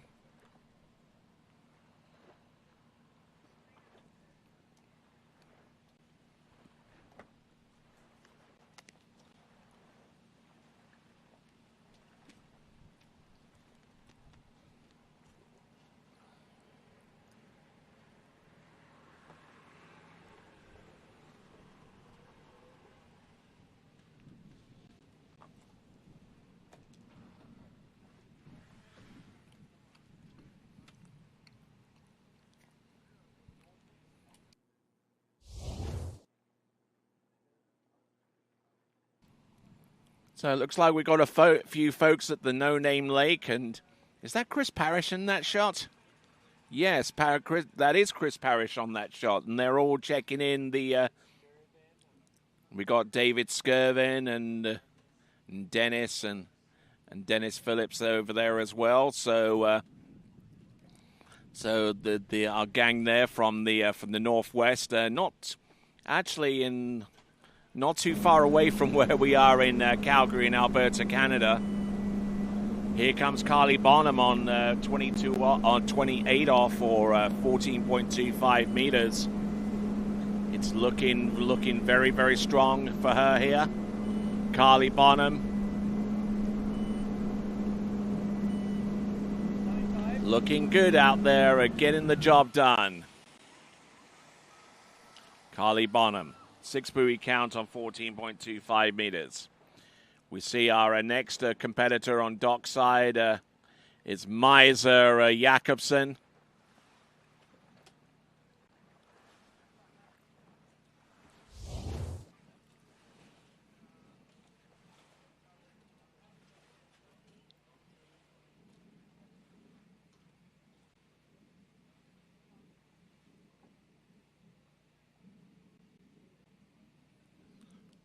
All right, continuing on, and we've got some more watch parties coming through. Mitchell Miller, thanks a lot indeed for your contribution to the Global Watch Party. And we're here at the 2025 U21 World Water Ski Championships being pulled by the Nautique. The all-new 2026 Ski Nautique's interior blends ergonomic design with sophisticated refinement. Every detail has been crafted with intent, embodying the Nautique's signature design elements that provide an elevated, luxurious feel and comfort without compromise.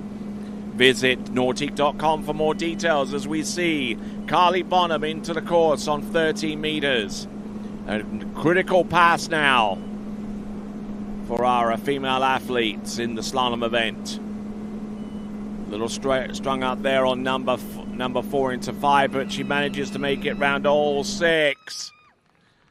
Much to the delight of our Canadian crowd along the shore side. That is Carly Bonham with a 6 buoy score on 13 meters.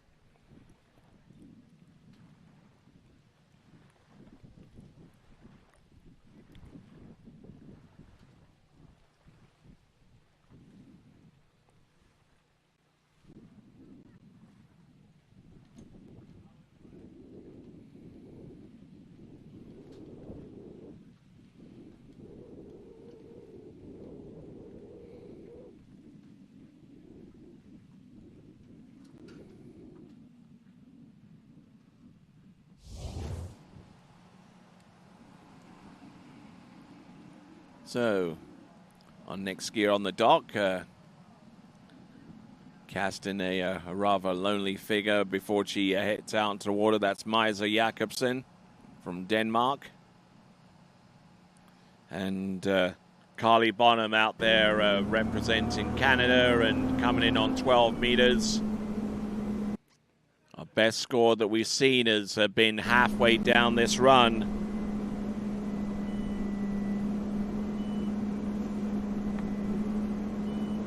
Carly Bonham, round number 2, and unable to keep hold of the handle, which I believe is going to result in a score for second place with Jessie Shute. So still out in the lead is Molly Lee with 2 on 12 meters. As we see one more time the effort here from Carly Bonham.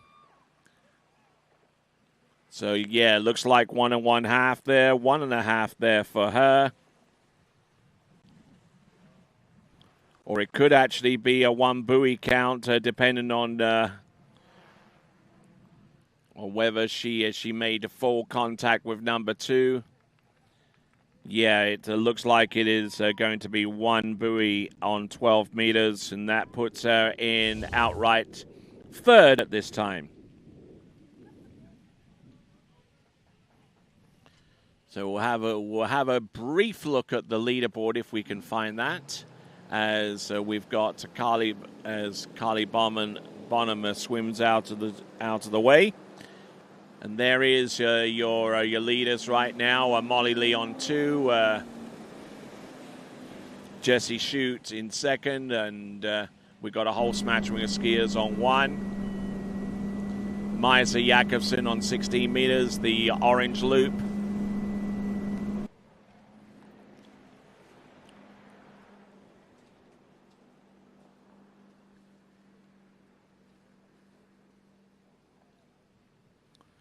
All right, and nicely getting that pass done.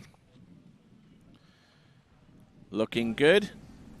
Skier whom we will see prominently feature in the girls' jump event, or rather the ladies' jump event.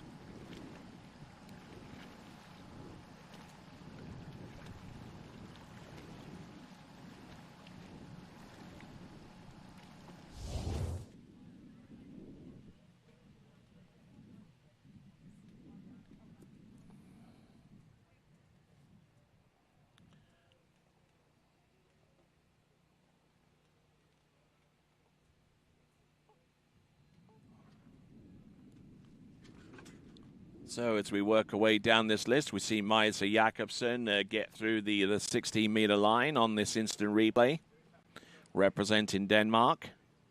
We'll have 2 more skiers to come before we round off the slalom for today.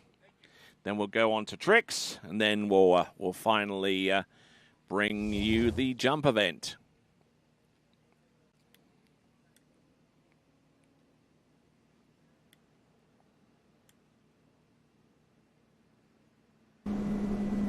Here comes Maisa Jakobsen.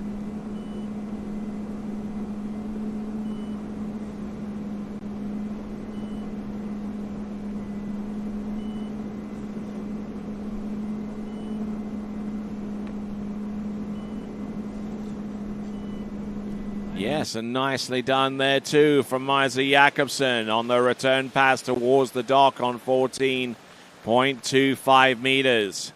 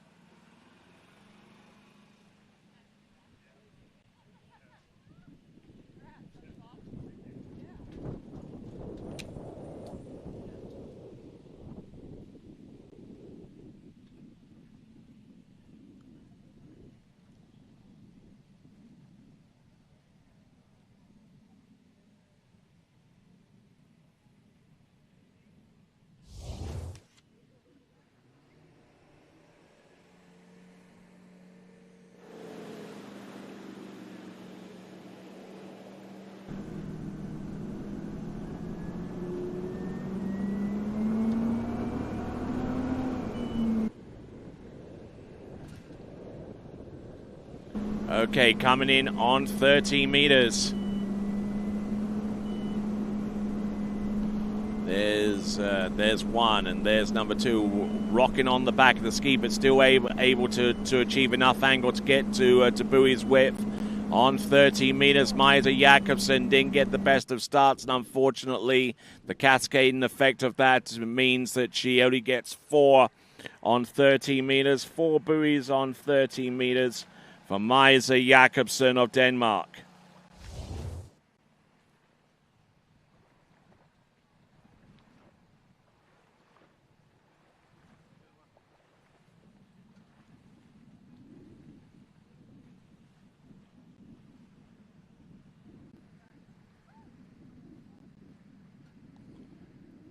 A little bit of rocking motion on the back of that slalom ski. And getting broken over at the waist on number 4, and from there she had very little chance of making it outside buoy number 5. So it is a 4 buoy count there for Maisa Jakobsen. She'll ski for the dock, and that will complete her run. And in the meantime, getting ready for Australia, it'll be Holly Lucive.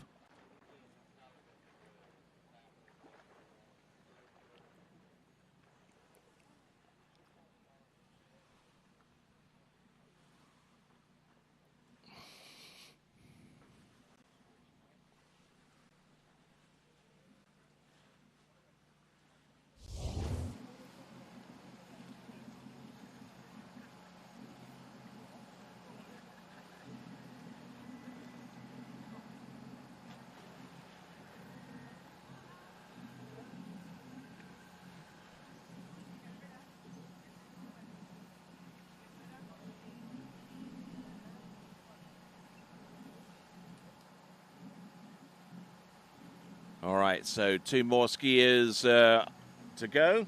Our penultimate skier is Molly Luciv of Australia.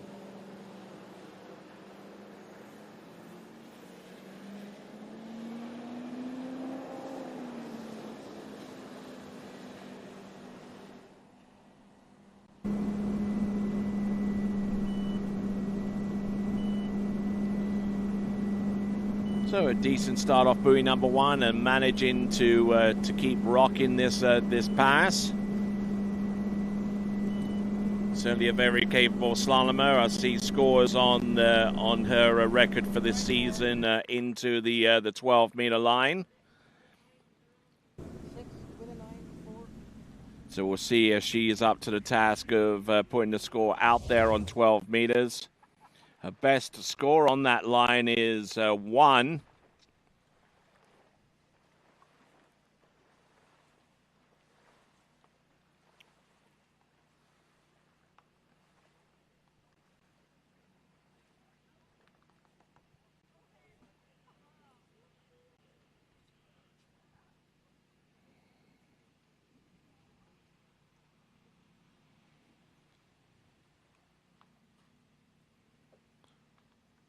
Molly Luciv through on pass number 1, which is 16 meters to the best of my knowledge. Yep, 16 meters on the opening pass, and welcoming every single one of you here to the Lakes of Casting Stone, the home of the Predator Bay Water Ski Club, and indeed the 2025 IWWF World Water Ski Championships in the U21s. So, just a reminder to you good folks that we're going to anticipate a start of 1 p.m. for the Tricks event, 1 p.m. for the Tricks event, which is in 30 minutes' time.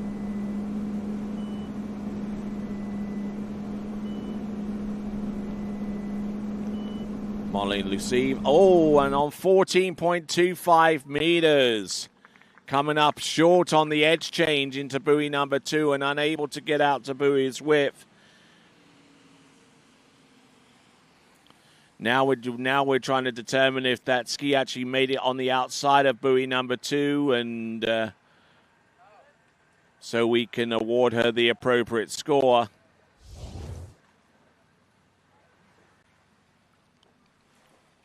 So we'll have a look at this angle here. This is going to tell us pretty much what we need to know.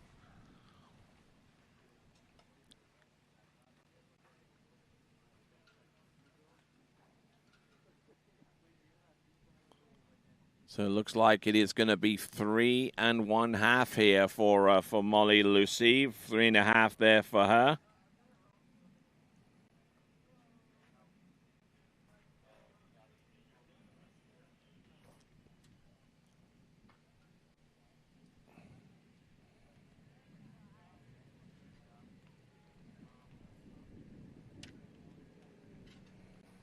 All right, so we're almost done with all of our slalom skiers. We've just seen Molly Luciv get 3 1/2 on 14, and now approaching the course for her opening pass. It is going to be Leona Berner from Austria. A 16-meter opening pass, trying to chase down the current lead scorers at the moment. Molly Lee currently in the lead with 2 on 12 meters. Jessie Shute currently in second place with 1 1/2 on that same line length. And then we've got a 3-way tie for third between Carly Bonham, Emma Goldstein, and Daniela Verschweifel, all with 1 on 12 meters.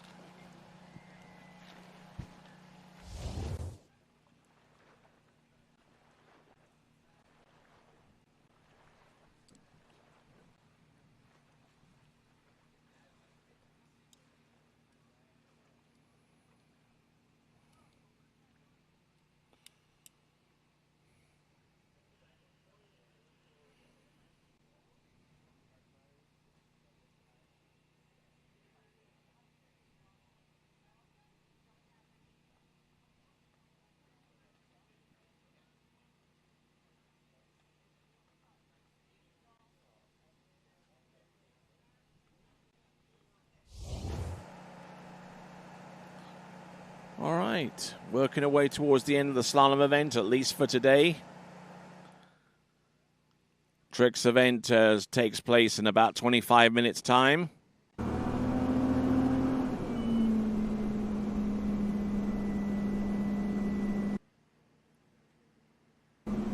Here comes Leona Berner from Austria.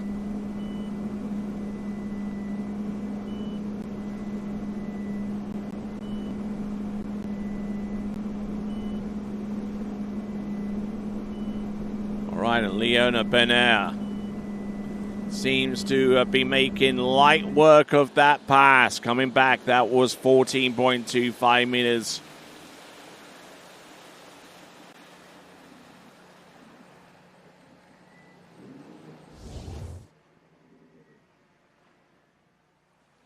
So Leona Berner in tournaments this season has competed in the Austrian Youth Championship, the Austrian Open, the Linz Open, and also the Austrian Nationals.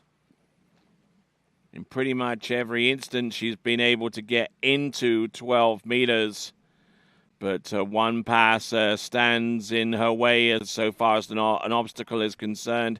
That is going to be the 30-meter run, and it will be coming up next.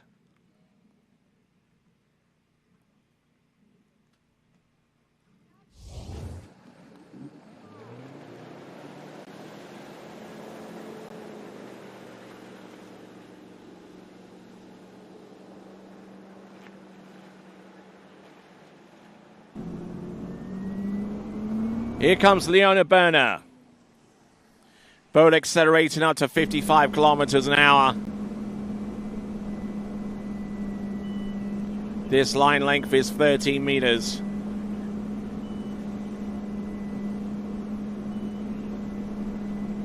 All getting broken over a little bit on one or two of those turns, but she's still able to keep the ski running and keep everything moving forward. That is Leona Berner.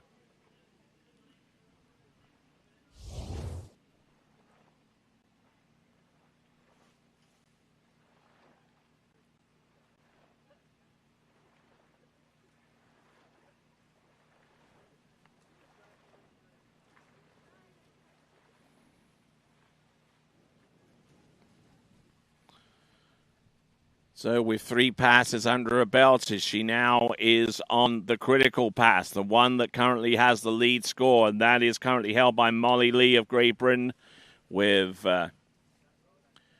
2 on the 12-meter line. Currently in runner-up spot at this juncture is Jessie Shute with 1.5 on 12 meters, Carly Bonham, Emma Goldstein, Daniela Verschweivel, and those skiers that I mentioned are all in a 3-way tie with 1. And that is for a 3rd place. All right, boat accelerating up to speed. Leona Berner of Austria. Rolling in, getting round buoy number 1, taking a big hit there. Round number 2, she gets 2. She's round number 3 and takes a dive out towards the front. I believe she has enough for the lead, but that could have been quite a dangerous set of circumstances there for Leona Berner. Trying to hunt down the current lead score of 2 on 12 meters, which is currently held by Molly Lee, who I suspect has just seen her lead score be relegated down to 2nd spot at this time. But brought the handle up high, going across the wakes. Did she make it round buoy number 3? We'll find out from our officials. At the very least, she would have 2. The main cause for conjecture is how they interpret the attempt on making it round buoy number 3. From what I understand, it is going to be 2.5.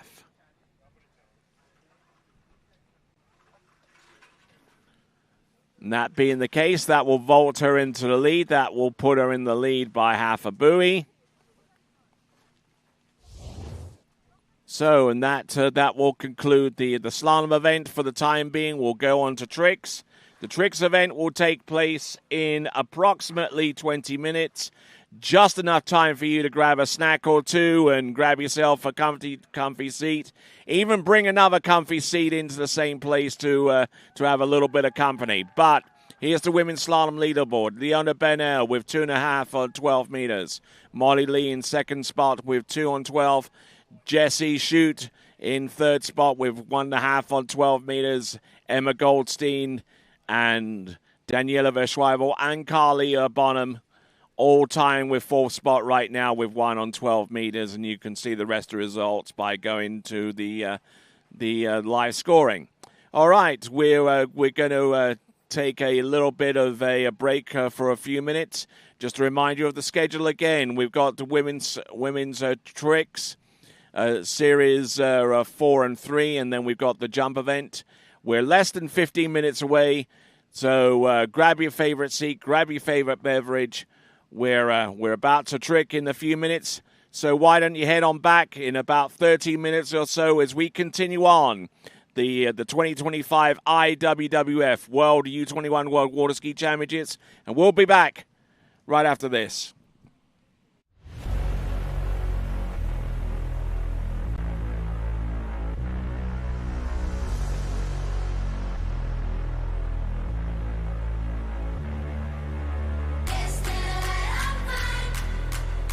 I'm gonna let it shine.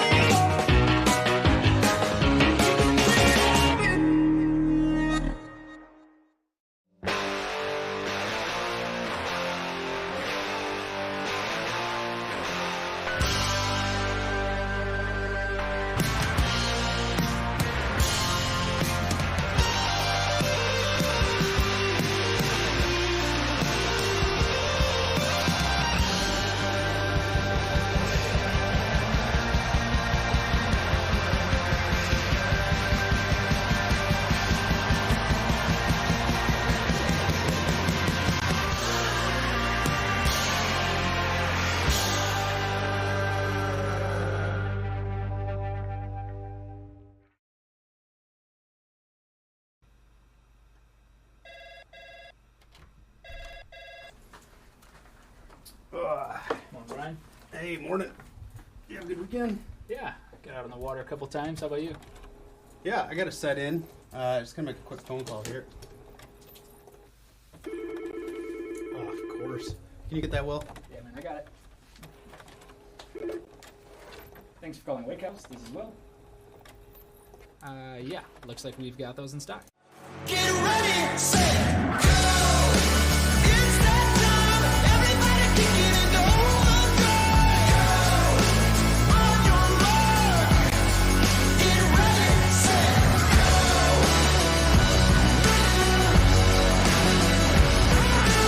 Ready or not,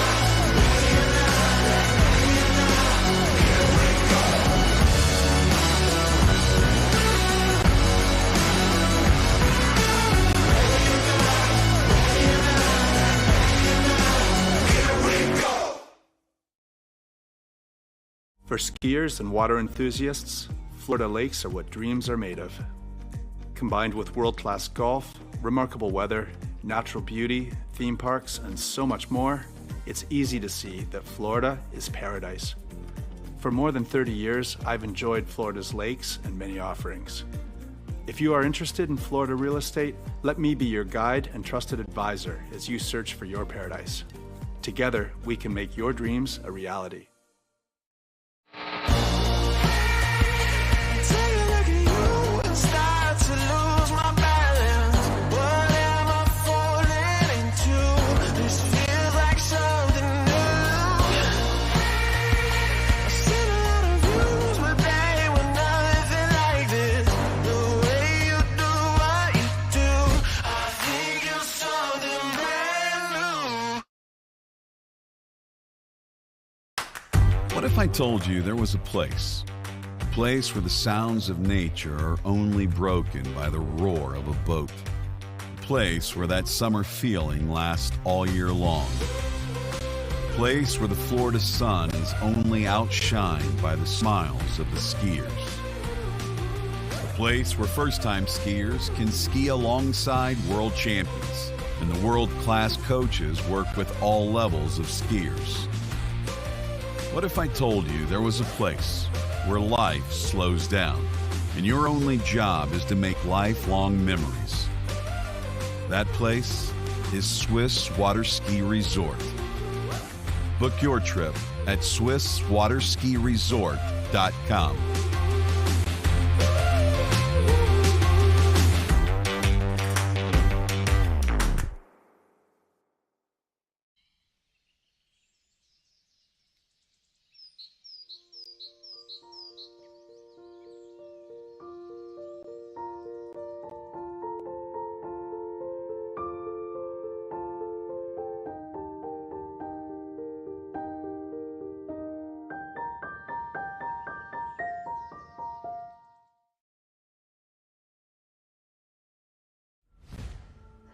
Old logic says success is determined by wins.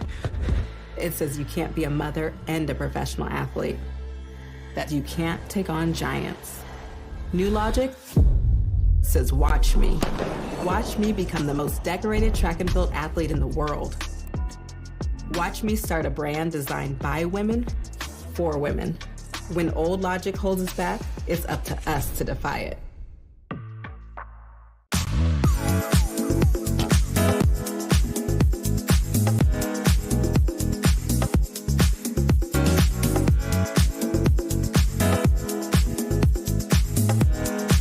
See you in Vienna. At Houston Cadillac, at the moment you arrive, you will notice dedication to excellence.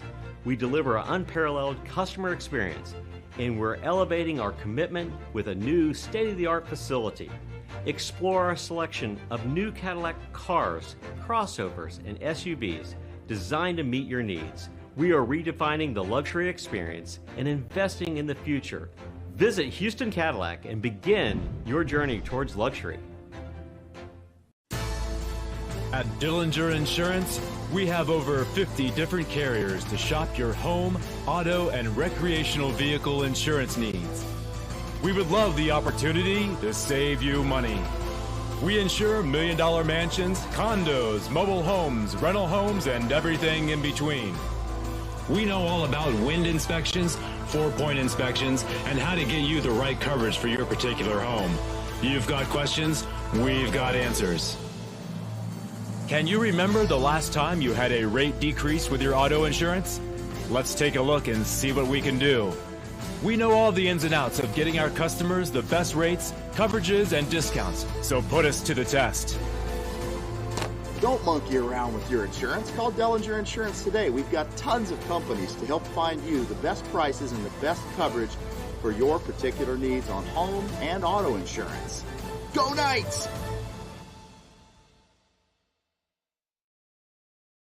My name is Thibaut Dalen and I'm the broker of Dalen Real Estate. And today I want to show you some of our special listings located in Florida's world famous water ski hotspots.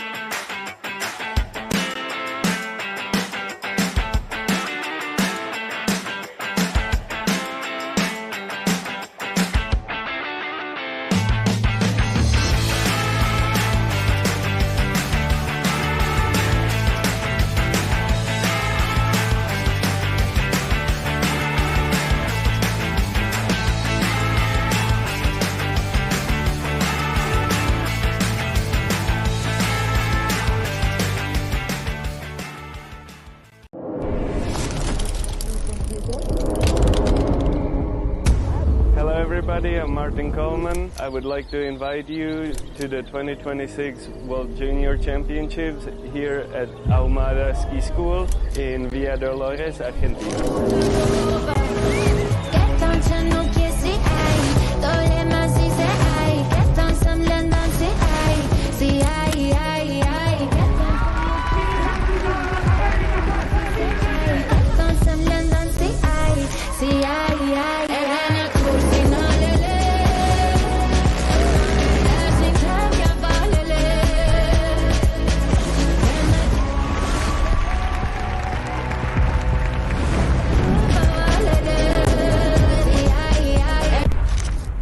Sí, llevo 15 días acá y 16 asados.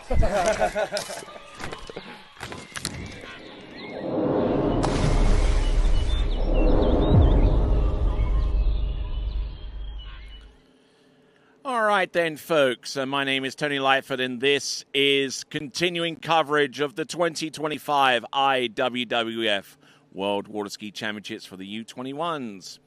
And just saw a brief look at the schedule where we've got tricking for a couple of series in the men's, and then a couple of series for the women's, and then we'll round off with the jump event. But here is our running order for the first trickers that we'll see in this competition. Dylan Wright from Australia, followed by Damien Eade of the United States, then William Shanahan and Noah Pollard, followed by Oscar Domino. And those are our first 5 skiers.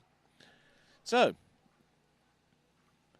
we've had some pretty decent skiing so far in the women's and the men's competition. They're poised to be an absolutely barnstorming event with some great scores in the offering within about the next day or so. But we're waiting on the tricks event to take place. A men's Series 4 running order we just saw right there.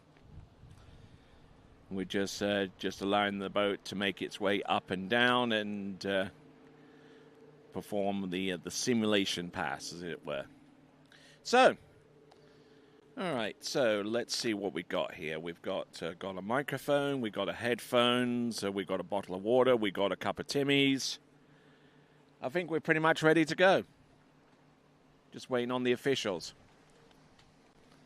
And for those of you that are watching from around the world, make sure that you keep those photos coming for our global watch party that's taking place in conjunction with this webcast of the World U21 Championships.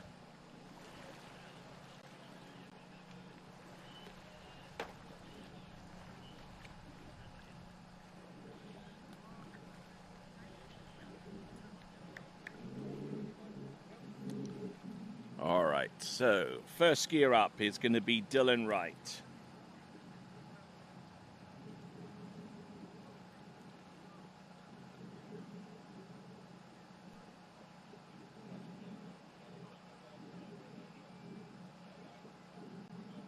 So Dylan Wright from Australia has already skied a fair amount this season.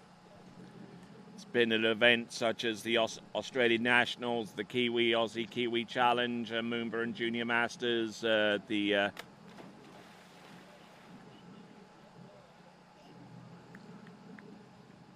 state titles over, I believe, in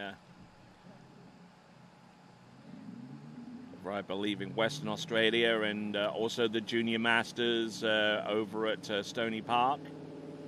And looking at his trick performances, they've been varied. Nigel Sparrow is our boat driver here, and he will signal to the officials whenever the boat gets past a certain point, and then one more point. So passing through the green right now.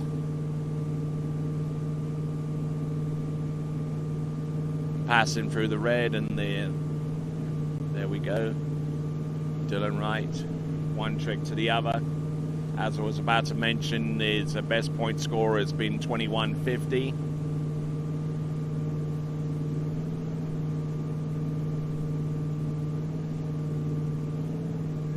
So Dylan Wright managing to make his way through pass number 1 of 2. So looking pretty good in the process.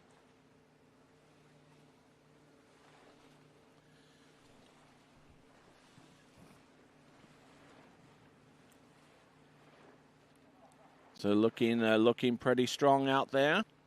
Just keeping everything on an even keel. And looking at some of the points being put in so far, we should get a total very, very soon. And the total looks like it's going to be somewhere south of 1,000 points. Actually, not that far south. It's 990 points from what I'm able to ascertain.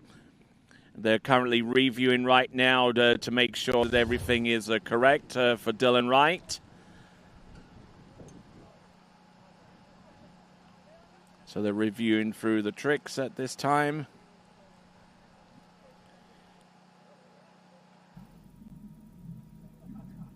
Good, Dylan.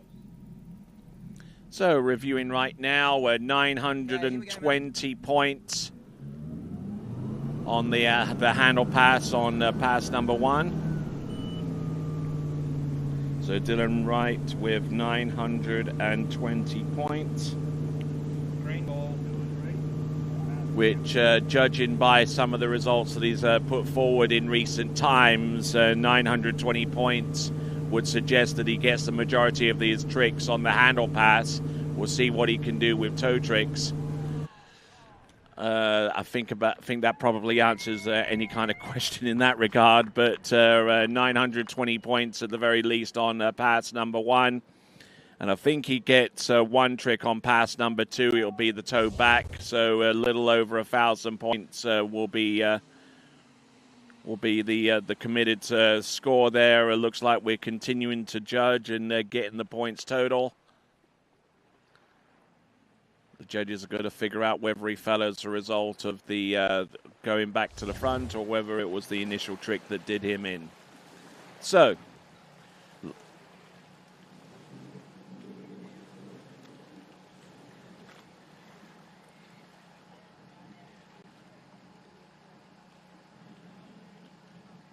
it looks like it's going to be 200 points for the second pass.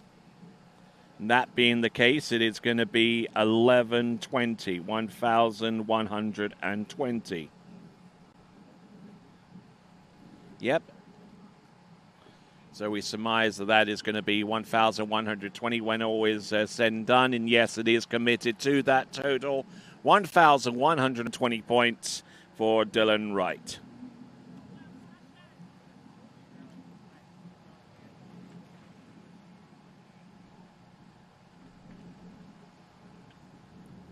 So, moving on from our first skier onto our next one.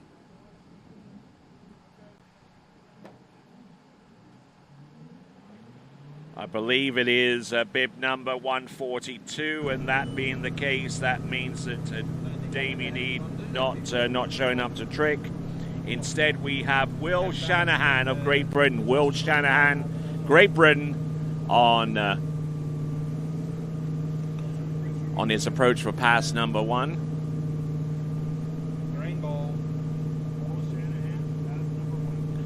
Okay.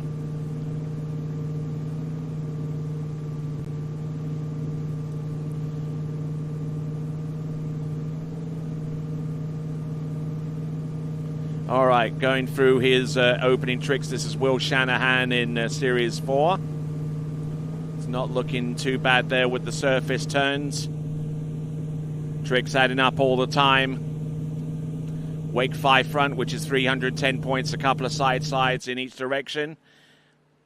And joining me here in the announcing booth, I have the pleasure of welcoming Matty Gonzalez. How are you doing, sir? Hey Tony, how are you? I'm doing good. Did my first round this morning. Slalom didn't go really good, but it's alright. Okay. Well, I wasn't going to ask you about your slalom. I wanted to try and distance you away from that, considering what you did. But you mentioned it, I didn't. So, but anyway, let's talk about tricks. And we're seeing Will Shanahan out there. Looks like they're continuing to judge through these tricks. So far, a provisional score of 16-60, and we've still got a few more tricks to go. But so how does that look to you? Yeah, that looks really good. First pass. Now I'm pretty sure he's going for a toe pass, maybe. Yep. So we have to see for the next pass, and then we'll have that score, hopefully. Okay, and had to put his hand in the water there to stabilize himself after that wake 5. But we'll see about getting a score up on the screen there for you. But make sure you subscribe to the TWBC YouTube channel in order to be informed as to when our next event comes up live. And it is 1,660 now. How does that compare with what he's done in the past? That is Will Shanahan of Great Britain. Yeah, everything credit in that run, and now we'll have to wait for the next run. Yeah, absolutely. So 20 seconds of time are coming up, and Will Shanahan, as a matter of fact, this season his best score is 2,400 points. So he's a little way short of that, maybe about 800 points or so away, just a little under. So what is that? That's 760 points short of his personal best, or his personal best mark for this season. Toe wake back, toe wake front. There we go. A toe side, toe side. Let's see what he has. Toe back and toe front. Foot out of the strap. Oh, line back and line back, line front. A couple of sides and to finish the run. That's really good. That's simple as that, huh? Yeah, I think that's gonna be like around the same score you use. About 2,400 points, I would say. Yeah, maybe more. Yeah.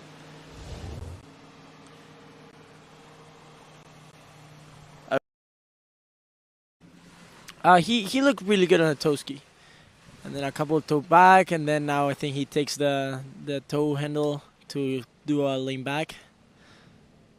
So we have to check the time. I'm pretty sure that's everything in time, and we have to wait for the judges. Okay. He actually did toe side and the toe side reverse early in the run. He actually repeated it right to the very end just to make sure that he got it correctly scored. So that being the case, they're reviewing the tricks right now, and so far he has 850 points on his toe pass. And once we get everything situated and committed, it comes down to timing. I don't think timing's going to be an issue. He doesn't have that many tricks to fill 20 seconds. Reverse toe side, no credit. It's a couple 130 points less, but that's pretty good for a total. All right, then. So we got a committed score of 25-10, and 25-10, that means that's actually his best score of the season so far. So well done to him in these World Championships, coming through with his best score of the season. All right, so what do we have? We've just seen Will Shanahan. We're now going to go on to another British skier, Noah Pollard. Do you have any information on him or? No, I think it's my first time I'm gonna see him skiing, so I'm excited to watch. Okay, it looks like you just kind of get a vibe from what he's doing right now that he's going to throw a flip or two in this pass. Yeah, he does a lot of wake jumps. He's gonna start with wake 5, wake go, a couple back-to-backs, wake back-to-backs and reverse, back-to-backs, wake. Oh, we're gonna see wake 5 front, wake 5 back. Oh, and now he's we're gonna gonna do see it. a flip. Yeah, there we go for a flip, and then he's going for a second flip. Oh, and he stuffs it into the Yeah. wake. Yeah, I kind of get the feeling that he probably selected too slow of a boat speed, or at least he didn't get the up boost that he wanted in preparation for the second one. yeah, and he was trying to go fast to put that second flip on the run, but that looks really good. So this is Noah Pollard on the water at this time. And Noah Pollard is a skier for the University of Louisiana at Monroe Warhawks in the collegiate ranks. Yeah, nice wake flip back, and then see the flip, and then he was cutting for the next one. He was And he was actually signaling to the boat that he wanted more speed. Oh yeah, he wanted to cut really hard. He was going for a double flip. Maybe. Maybe that may be asking a little bit too much of him, but no, Pollard there.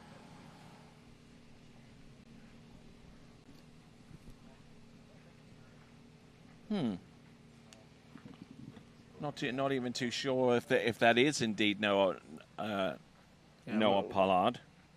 Wake 5 back, no credit.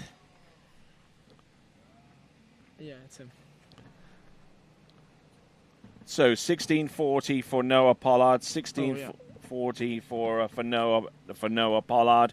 The only trick that was missing there was the wake 5 back at 310 points. 310 points away, and it looked like from some of our officials it's a combination of either pre-turning or a flat or not getting fully into the back position upon landing, so Here we can see Nigel driving. Okay, so Noah Pollard. Oh, he's coming for a toe pass. That's right. So Noah Pollard, who hasn't tricked that much this season, but his best score has been 28 to 60. Oh. And it's probably safe to say that through some of the tricks, this is obviously going to be something along the lines of a toe 5 back.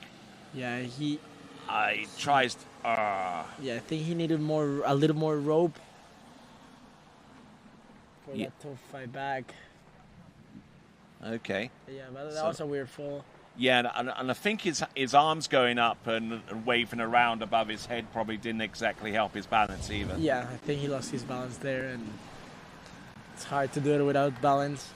All right then, so that is +0, which is 1640, which means that still in the lead is Will Shanahan. So in second place is 1740, 1,740. I beg your pardon. So in the lead right now is William Shanahan with 2510. We got one more skier to go. Wearing bib 80 will be Oscar Domino. And I don't know what Zane is wearing in the boat. He looks like Chuck Mangione.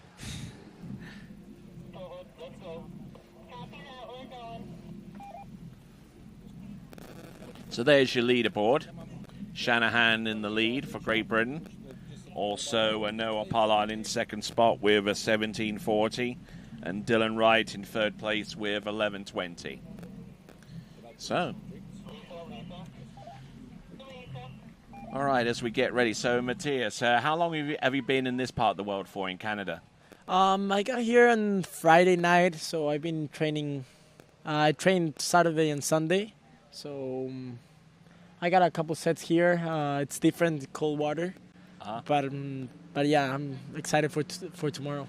Indeed, and it must be excited for some of the events coming up. You'll be in the Pan American Youth Games. They'll be coming up in Chile, in Paraguay in a few weeks, right? Yeah. After here, I'm flying to Orlando and then to Paraguay, and then we have Worlds. So it's gonna be a couple tournaments, but yeah, it's right. It's gonna be a very, very compressed schedule as we see. The wood released.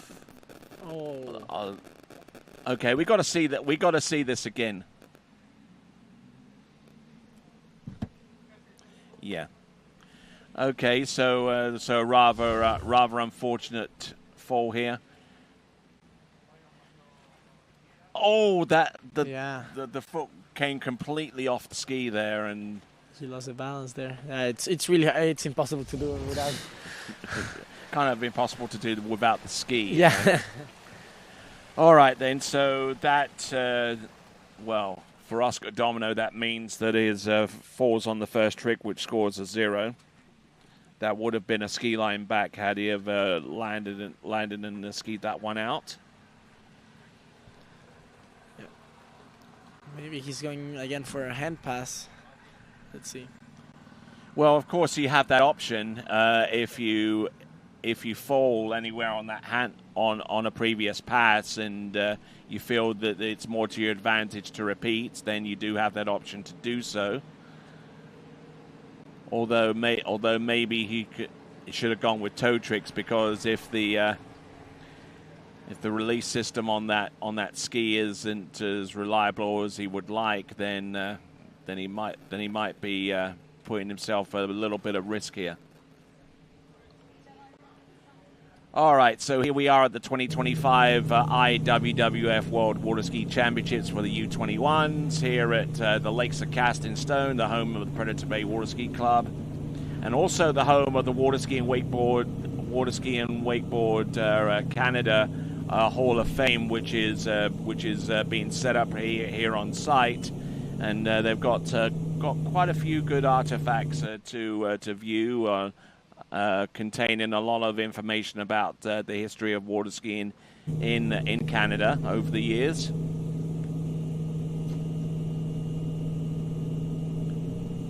Ski line back to the front. He seems to have gone through that portion. Wake back to back, surface back to back, surface O, surface 5 back. 5 front. Surface O, wake up. Oh, he's going to try the flip. Go. Oh, and just coming up a little bit short there, but certainly a lot better effort on pass number 2 than pass number 1, and they're judging the tricks right now, piling on the points already as they're judging. The points are being added on, 1,410 points so far as they work their way through the judging portion of this. And what do you see here technically? Yeah, that was really fast. Those surface tricks. We saw a week 5. Now we're gonna see a week and now he was going for the flip. Maybe too much speed. Or maybe just waiting too long. Yeah, and then he almost got it. He was. And I mean, he did that like a straight up backflip rather than a roll, because I mean there are 2 schools of thought. I mean, you could either do like throw the ski directly above your head, and whenever we teach people how to do flips and stuff like that, that's not the way it's taught. But it's being able to keep the 2 hands on the handle and edging away and keeping the ski behind you. But anyway. Looks like we've got a point score coming through of 14-10 possibly, but here is the list of our next series. Albert Gross from Germany, Santiago Escobar, Elliot Westland, Ty Kosick, Harley Costa, Florian Paff, Danny Tiexador, Cristobal Miranda, and Jacob Chambers. Now, out of that, the list of competitors there, which ones are you looking forward to seeing trick? I'm looking forward to see Cristobal. Of course. He's skiing really good.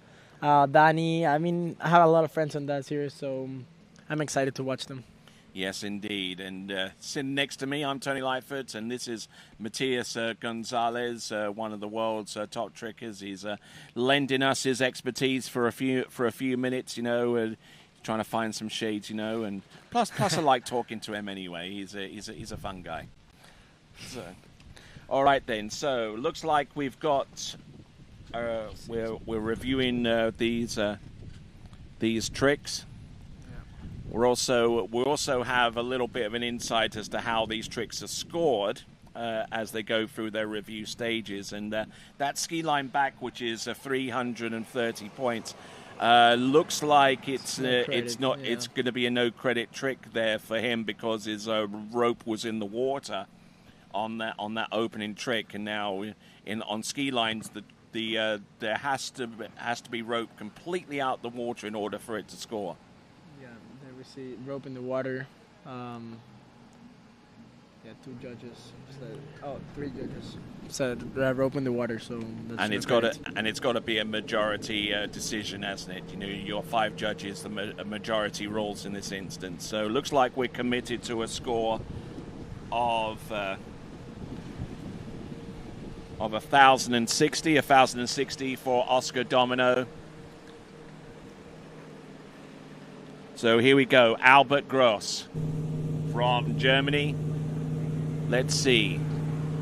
He's going to start with toes. Toe wake back. Front, maybe two sides, toe back.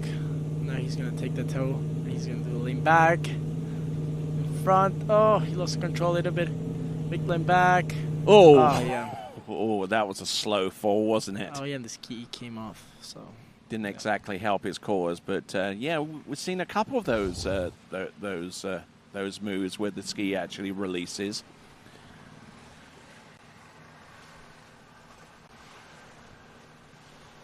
That's correct. Okay, so we're looking at these tricks there, toe wake. So we're looking at a couple of toe sides, about the 3rd or 4th trick on this run. And then he goes for the toe back and toe front, and now he's going to switch out there, losing a bit of time as a result. There's the line back. Anything you see here? Yeah, there he lost a little control, so when you lose control before the next trick, it's hard to land the other trick. So, yeah, the weak lean back. How long has it been since you actually did line tricks? I don't know. A long time. I think I didn't even do laying back. Yeah, you've never done line tricks? Yeah, I think no, never. Never? I mean, I do it like right now just to do it, but not to incorporate. It's not that I practice laying back and then lane front, so not to incorporate it into the run anyway. I don't know. That's kind of the reason why I asked anyway, whether in a past life that you did line tricks. But anyway, 850 points on pass number 1. Oscar Domino, just to confirm, his point score is 1,060. We should get a leaderboard coming up soon. We're incorporating that score among the others. Will Shanahan with 25.10 is the leader. Noah Pollard on 17.14 second. Dylan Wright with 11.20 in third. And Oscar Domino there we just saw with a 1,060 in fourth place. Albert Gross, I should say, 850 points on pass number 1. Let's see what he can do on pass number 2. So, given that he fell halfway down the run, now what would his thought process be here at this point? There we go. 30.4 kilometers. A bit of a high clip. Yep. Front. Now we're gonna see a flip. Oh. Wait, go. Not yet. He's not. Wait back. Oh. 5 front. And going down on that 310-point trick. And he was probably trying to give himself enough room at the end to actually edge out to do a flip. Yeah, he was going for it. You see, back to axe, reverse. I don't know what he's best, but We're gonna try to see what his best score is.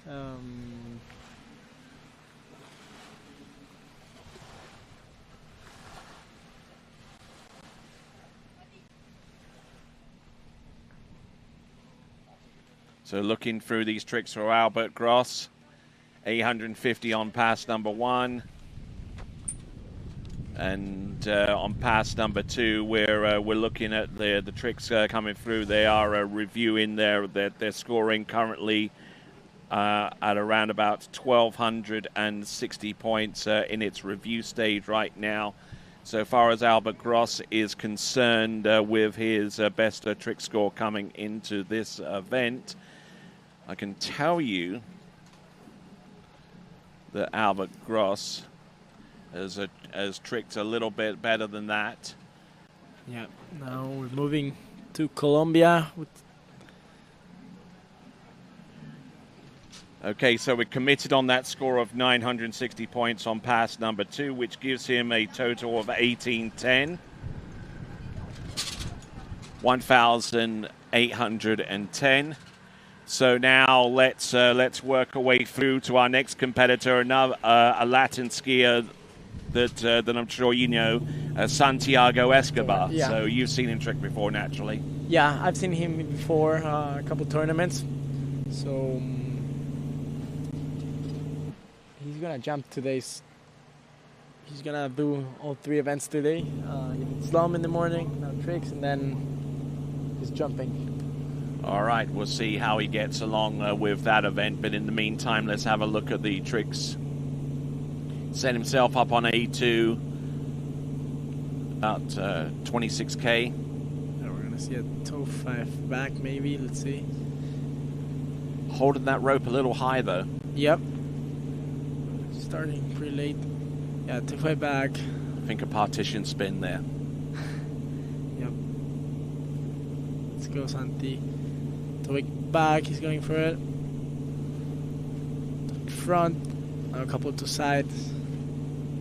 Yeah, and we're gonna see a toe. Oh, that's nice. That's really good. Yeah, that's really sweet. But the recovery, not so Yeah. much, unfortunately. Looked there. really good. The Yeah. Yeah. Yeah. I mean, if he can do that, I mean, he should improve his tricking quite a bit. Toe 5 back, no. I don't. Yeah, I think that was a partition spin on the toe 5 back. We'll get a little bit of an indication as to whether that's the case when we see the judges scoring. As a matter of fact, the judges in their judging phase have awarded that as a toe O, then a toe back and toe front. Yeah.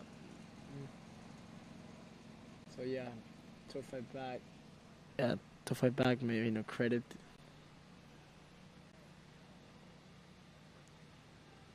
Yeah, toe 5 back, no credit. I don't know what happened on that toe, on reverse toe. He looked pretty good. Yeah, it looked in very good shape, and looks like we're still in the review phase with the toe tricks, and if those points are a reflection upon the true total. They're going through the timing phase right now. Now that they've gone past the review phase, if the timing works out pretty good, then it should be a score of 1360 on pass number 1, and it is a committed score of 1360. Yeah, now he's gonna go for his hand pass. He's gonna put some flips maybe out there. Now, this is the first time that you've actually seen eye trick in action, at least from my perspective. I actually have a tablet next to me, and the scores come through as being in judging, in review, and committed, as well as the timing. And it also gives me a little bit of an indication as to how the judges are scoring each of these tricks and what points are assigned to them. So you're looking at this, and you're pretty impressed with what you've seen so far. Yeah, it's really fast. I really like when the scores are really fast, because you know when you can change your run before you trick, you know the score of the other skiers, so that's really good. Whoa, he's all over the place here. Now he's got to go for it. Come on. Backflip. He's going for a second flip. Reverse. Oh! That's Almost got away with that one. Yeah. But he charged in a little bit hard there on the first flip, and they're going through the judging protocols right now for these tricks, and looks like it's the wake back to back appears to be okay. So does the reverse. And then he does the front to back, surface back to back, and repeats the front and goes for the back flip, and that's what you're seeing right now. Yeah, that looked really good, and now for this one, he almost got it. Yeah, he had time to do it, and it looked like he shoulder charged that trick rather on that one. So it looks like they're in the review stage. They're awarding him at this juncture of 1,090 points, and if that is the case, then he should be getting a score close to 2450 in total. He didn't have that many tricks to contribute to that score on pass number 2. I don't think timing is going to be an issue, so I would say that the score is going to be committed as 2370. 2370. Lost 80 points, as a matter of fact, in the review phase. So 1,010 points on pass number 2 added to 1360 gives him 2370. All right, so let's continue on. We go on from Colombia to Sweden. It's going to be Elliot Westland. yeah, he's going to start for the hand pass. We see some wake jumps.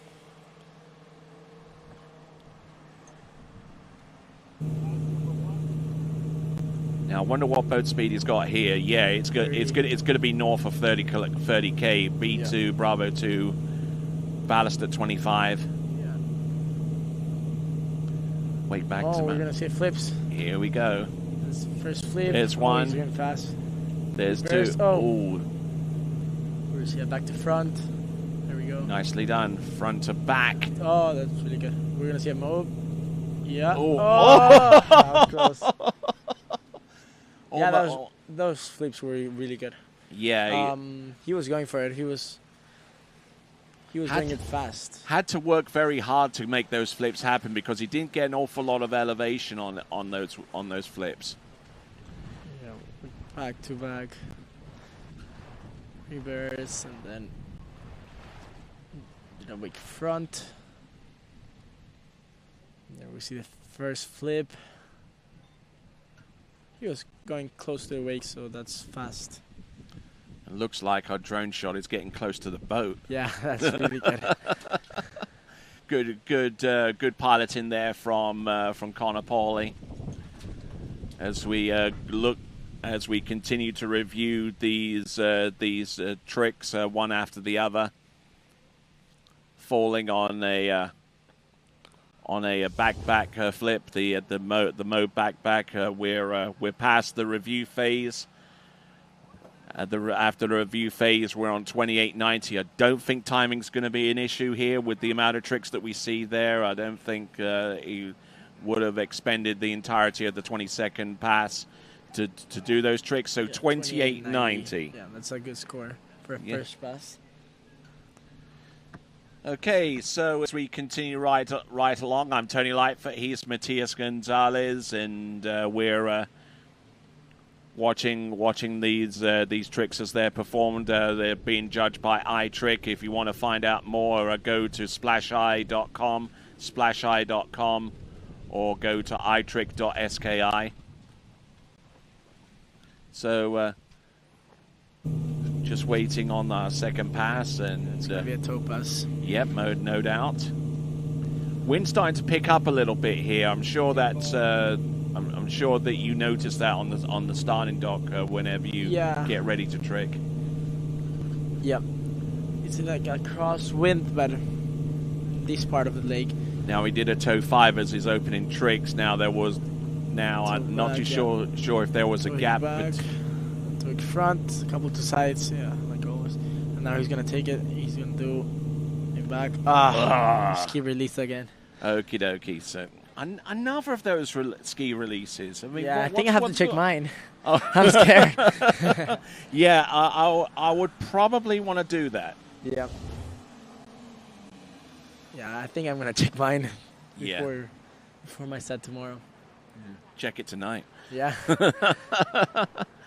All right, so looking through the tricks as they're being judged right now, that toe 5 that he attempted was actually broken off as a toe and then toe back and a toe back to back. So, But that's still, it's a good score.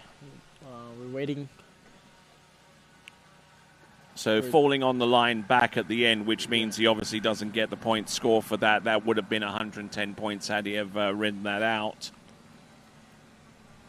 We're reviewing through the tricks right now. Currently, it's on 1160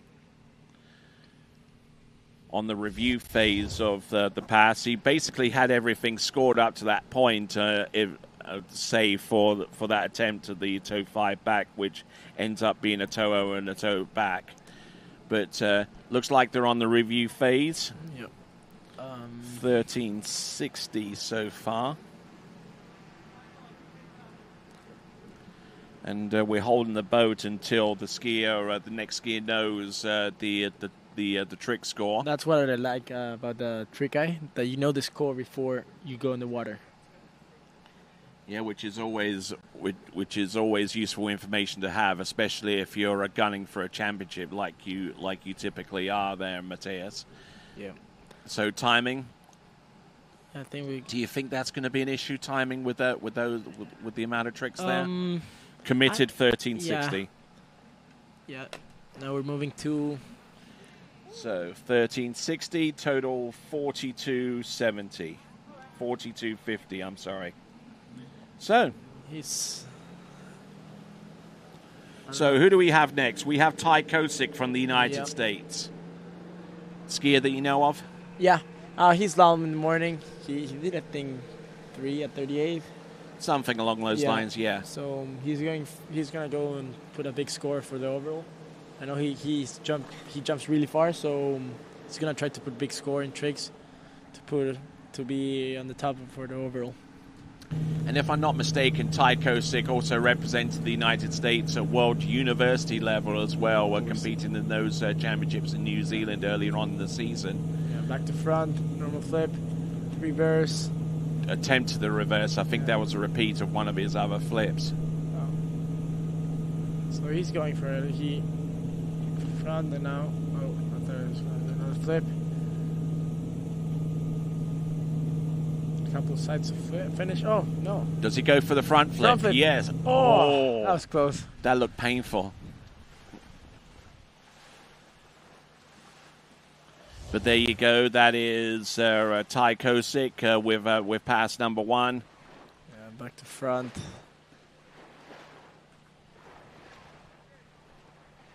Flip, and now he's going for the reverse. The tricks are being judged at this point. I believe the speed in which the tricks are actually judged is, I think about 80%, I believe. Yeah, 80% with the trick eye. Mm-hmm. Yeah, I think we have here.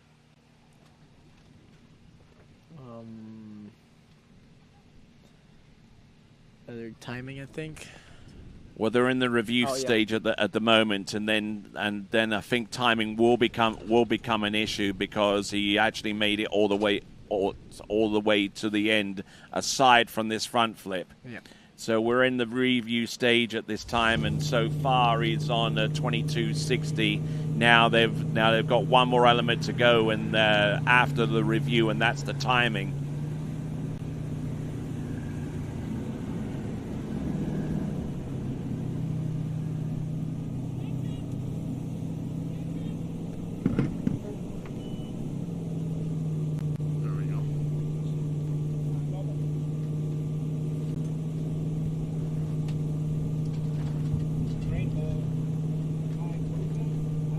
So still on 2260, and we'll continue to monitor the first pass score as we're looking at the second pass now for Ty Kosick.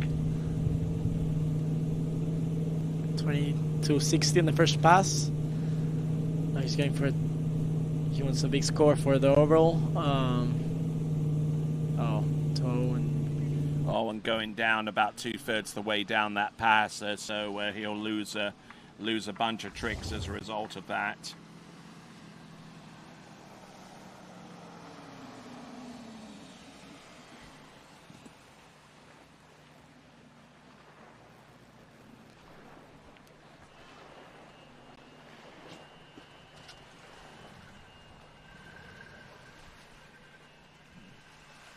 All right, so looking through these tricks once again, Matthias. 2260 in the first one. Now we're to see next. So looking through these tricks once again, and falling on a pretty on a trick that produces quite a few falls at this stage in the progression of a trick skier. That it's either a toe into wrapping or a toe 5 front, falling out towards the back. And that was an actual attempt at a toe wrap in, so he falls on that, and at this stage in the judging, and it comes down to timing, which I don't think is going to be too much of an issue there with the amount of tricks that he's produced. Should be 1360 on pass number 2, and if that is the case, 3620. 3620. Yep. So there we go, 3620 there up on your screen. They're currently in second spot right now. In the lead is Elliot Westland on 42.50 as we go on to our next skier. Jaden Eid, I think, yeah. Okay. So Jaden Eid with bib 84 is our next competitor. So you've seen Jaden Eid trick. How impressed have you been? Yeah, I haven't seen him trick in a while. I know he slaloms really good and he jumps really good too, but I'm excited to watch him trick. We'll see if he can stay in contention for something like a top 3 position in the overall. Yeah, because that could open up some opportunities for him going forwards. Wake 5 front. Cool, and are we gonna see any flips? Oh, well, we're not going to see any flips now, unfortunately. There for Jaden Eid as he drops the handle towards the end of to the 3/4 mark on pass number 1.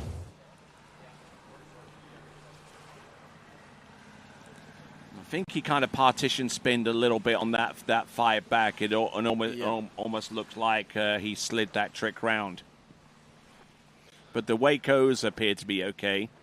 yeah, we have to wait for the judges, but yeah, they're judging right now. Then here he missed the handle. Yeah, he drove the handle into the wake. He drove his head and shoulders into the wake there for a Waco, and unfortunately wasn't able to ride that one out. So it looks like for him on pass number 1, it looks like it's going to be north of 1,400 points, 1,470 closer to. So that's being reviewed right now. And because of where he fell, I don't think timing is going to be an issue, I would say.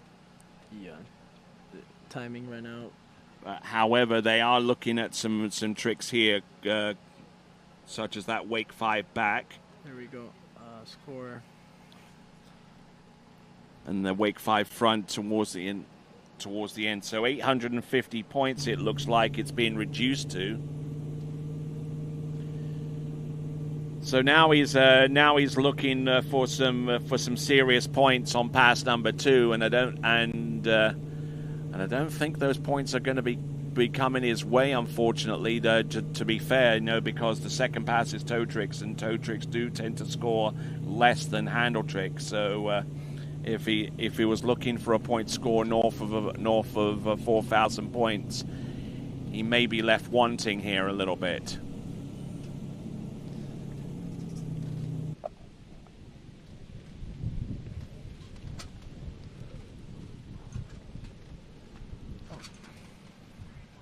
All right, here we go. This is these are toe tricks coming up here for Jaden Eade. We're in bib 84. Where is it? Oh, toe fight back to back, reverse, toe back. He's going to wake back to back. There you go, looking good. Oh, front, toe wake front. couple to sides, toe.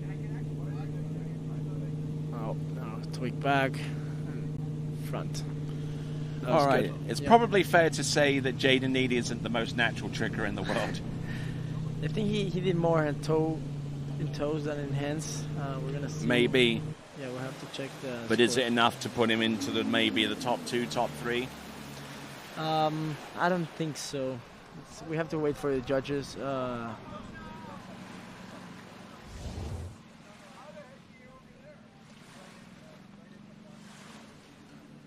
So the judges in the judging phase right now, they're looking at the tricks that they've judged so far after the judging phase, 1,540. But now it goes into the review stage right now to determine 17.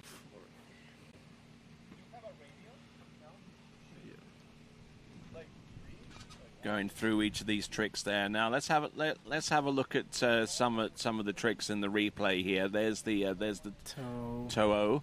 There's the toe-o out. And he's to wake back here. And he has been very careful with some of these tricks, almost to a fault here. Because I mean, if you try and slow down your toe 5 front a little bit too much, it ends up being two toe 180 is the back and the front, or the front and the back, whichever. Now it goes to timing, which it does in this case because he managed to make his way all the way through on pass number 2, standing up. So it looks like we got a committed score on 1,740 on pass number 2, which gives us a grand total of 2,590. Yeah, he's third right now. So he tried his best to try and catch up to our top 3. And we can see the leaderboard. Yeah, there we go. There's Jaden Eade. He's in the top 3 right now. So yeah, but there is quite a bit of a point spread between him and Ty Kosick and Elliot Westland. In the meantime, we work on from the United States to Great Britain. This now is Harley Costa.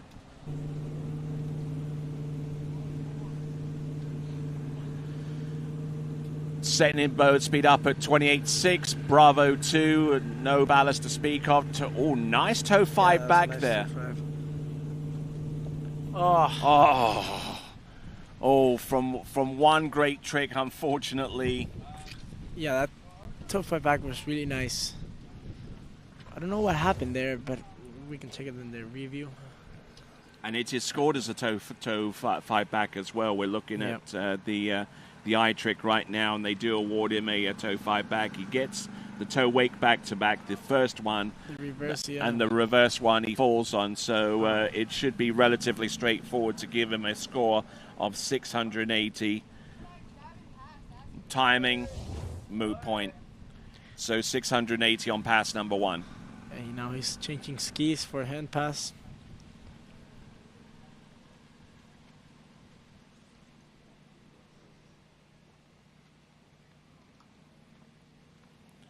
All right, so Harley Costa changing out to skis, going from his toe ski to his handle ski. 680 points so far. I'm Tony Lightfoot. He is Matias Gonzalez. So we'll see if we can try and get a few messages through here via our.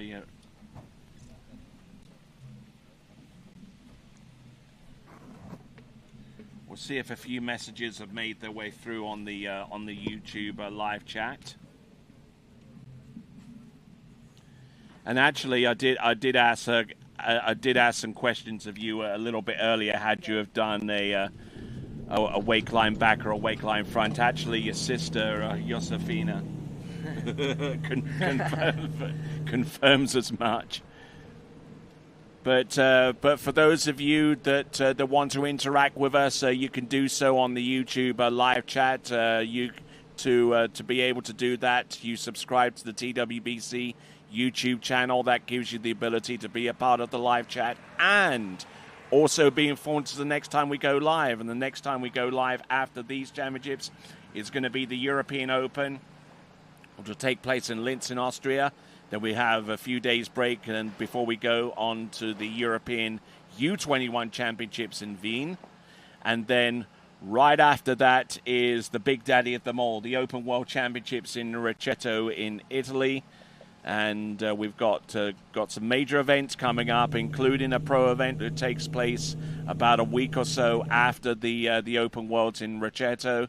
And then we've got 2 pro events to round off the end of the season here on TWBC. So here we go. Harley Costa, wake 5 front. Wake 5 front, reverse. Wake 5 back. Oh, that's good. Now he's moving up from 31K to 31.6. Going for back to front. Oh, he recovers. Look at this. He's still there. He's still battling hard, and only as far as he was able to attempt that flip twist back. But a good effort, good solid try there from Harley Costa. Was under the cosh a little bit after tricking 680 points of 2 tricks on pass number 1. But putting some tricks together. We're in the judging stage right now, and as it looks like so far, it's got 2,050 points in the review stage. So that being the case, it will be just shy of 3,000 points if the review stage reflects the actual total at the end.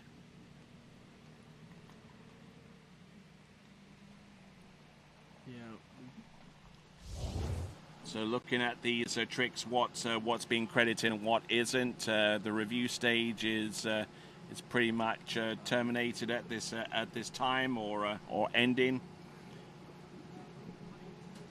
We know what the positional tricks were. We know what tricks are credit worthy. Because he fell on that pass, when it goes to the timing phase, it shouldn't be a problem. Looks like going through the review phase, it is a 1740.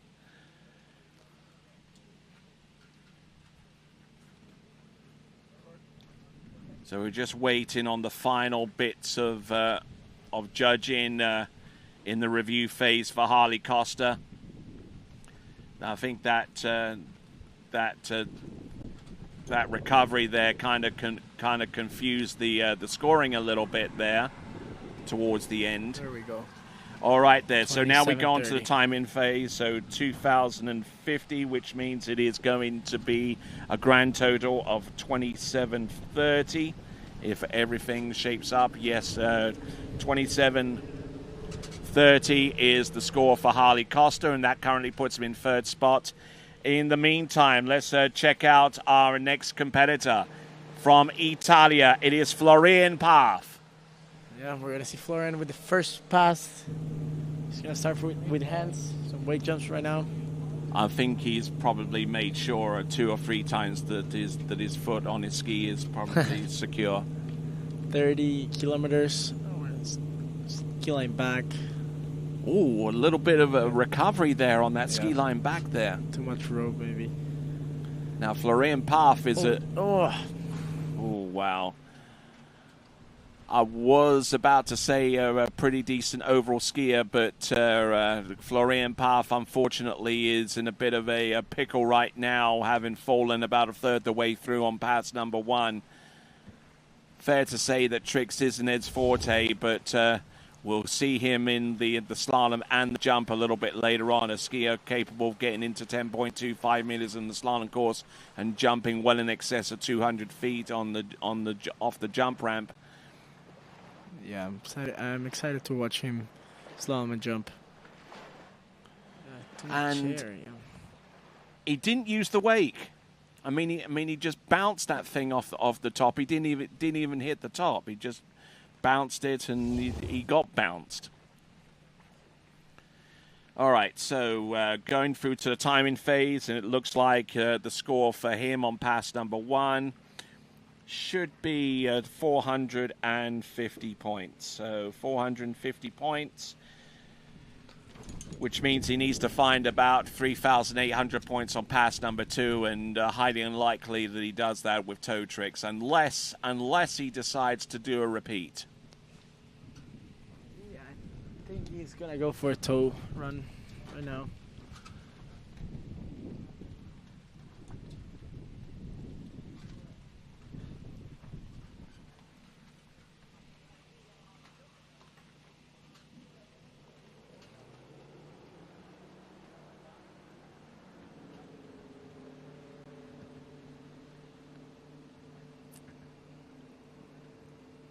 All right, so we're working our way down. We are about 3/4 of the way down this list in men's series of 3 tricks.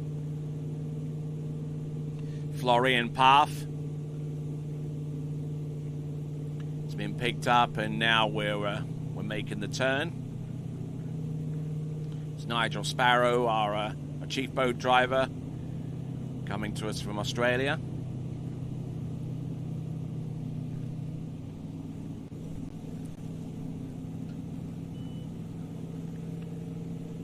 All right, so we're continuing to monitor the situation here and now.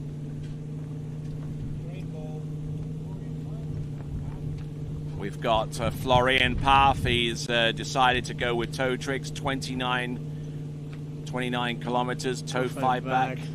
Back to back. Toe 8 back to back. Reverse. Ooh, good back elevation to back. there. Toe 5 front. Oh, that's good. He's gonna go for a toe go. Yeah, toe go. Toe back. Front to back. Toe back and toe front. All right, he does it. So timing becomes an element here as he manages to make his way throughout. Oh, what? What did he do? I don't know. Out of course. So I want to see a replay of that if we have it. I think he wanted to try a trick that maybe 1 or 2 skiers in the world have ever tried. Yeah, Tincho. Yeah, absolutely, yeah. Yeah, the toe wake 5 back reverse. Highly risky. Yeah, it is really hard. Yeah, and risky. Yeah. But let's have a look at some of the tricks he produced. He actually tricked better with toe tricks than he did with hands. Yeah, time back. Front to back. And now twig back and twig front. And now here. All right. Let's see. So we're gonna focus on a trick that he did out of course here. 20 seconds expired a good few seconds before, and now he's gonna try. Oh, what?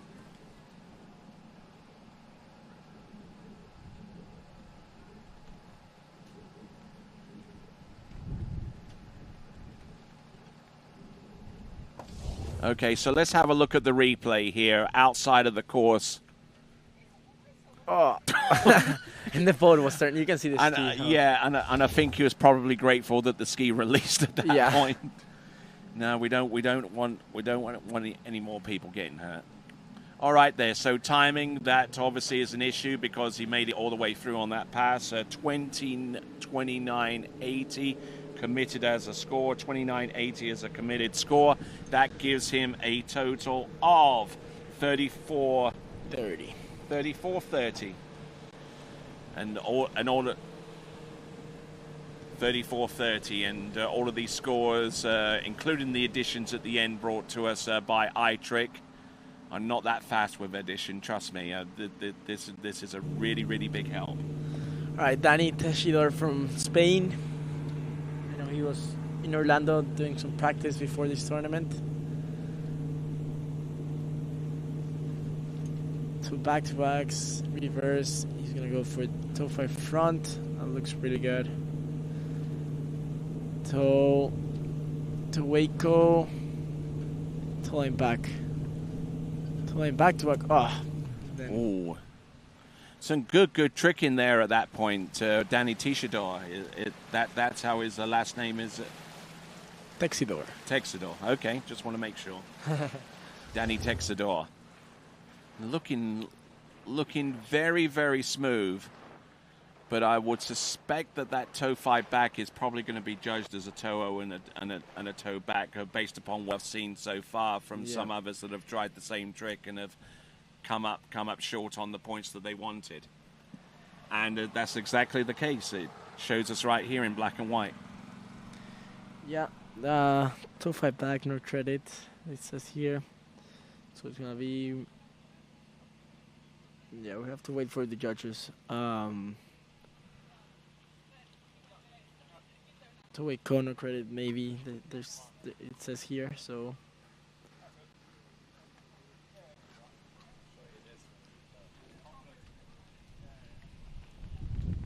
Yeah, and falling towards the end there, and I believe, what was that, a toe wake line back to back.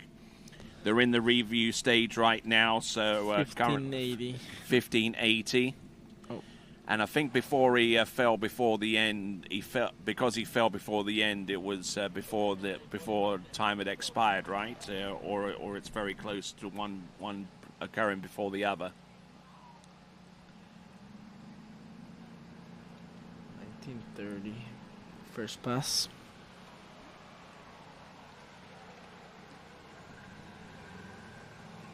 Okay, so they're still on the review stage. 1930. Oh, now it's upgraded up, and now it's back down to 1,930 points. Timing, which one occurred first, the out of time or the point scoring? We'll find out in a moment, and we'll get the committed score of 1930. So that would suggest that he fell before the end of time. Yep. So 1,930 points, and now he's looking for about. Somewhere around about 3,000 or so points, maybe a little bit less, for him to take the lead away from Elliot Westland. Yeah, now he's gonna go. He does pretty good ski lines. I don't know if he's gonna do it, but I've seen him. Oh, no! Oh, and on the backflip, that's his first move, which means he scores 0. And unfortunately, his point score is going to stay exactly where it was after pass number 1, and that is 1,930. I don't know what happened there. I don't think he does either. I mean, that's illustrated by his frustration right there, at just looking up at the sky and saying what happened? I mean, a trick that he does like 98 times out of 100 and falling on that, Right. Anyway, that's the way the cookie crumbles, I suppose. Yeah, you've experienced it, a lot of others. Yep. Just got to wear a smile.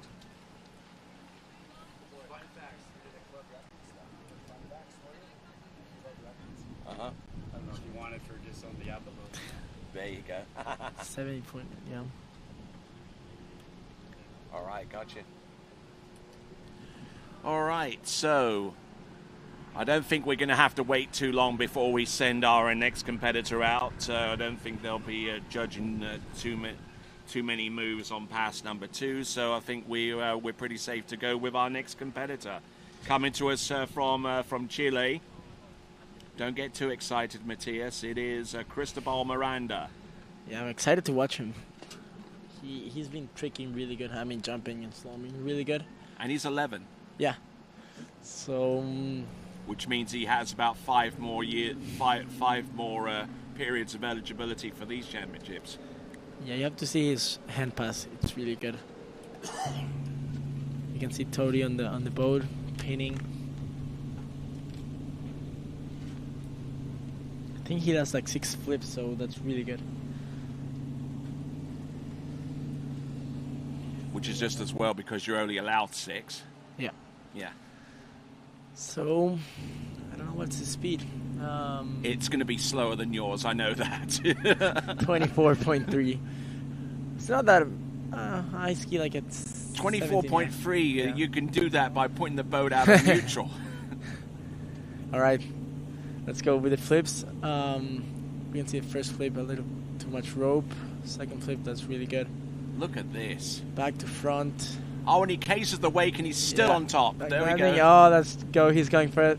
There we go. Vamos! Ah. Wow. Yeah, that was really good.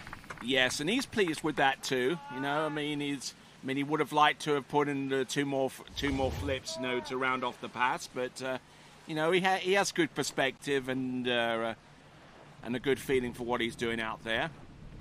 Might even end up taking the lead at this point, even after pass number 1.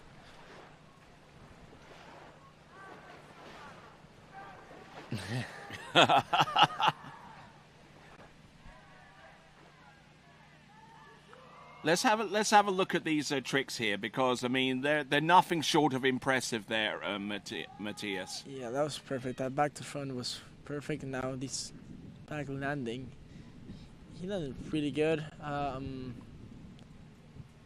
That mob maybe, yeah, he went a little bit too high compared to how he normally does it. Or probably extended too much with his legs upon the landing, and the ski just got out of control. Had he have taken more of the shock with the landing on that one in a little more time, like he did with the very first flip, you know, where the handle got outside and he had too much rope. Had he have landed it the same as that, then he might still be on top of the water by now. Wouldn't you agree?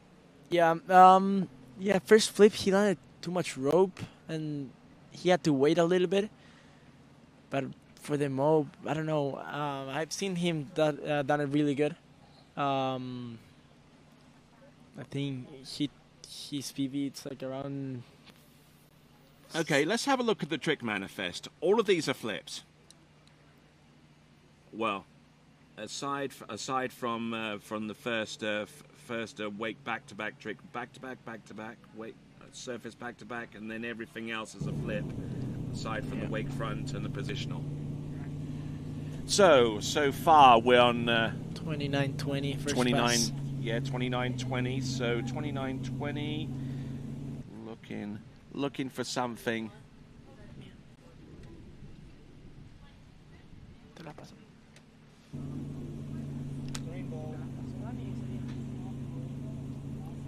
All right, so Cristobal Miranda coming in on pass number 2. Toe 5 back, toe back-to-backs.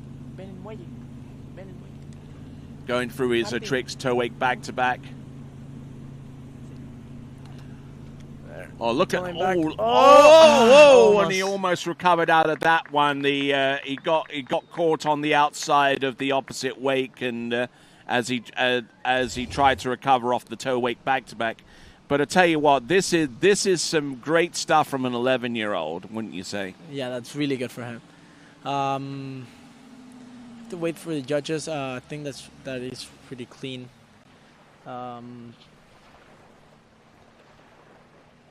We're judging right now. Yeah, that time back to maybe he went a little bit too high. There we go. Yeah, he almost got it. Ooh. He's gonna be happy with that. There are certain places on my body that are feeling that.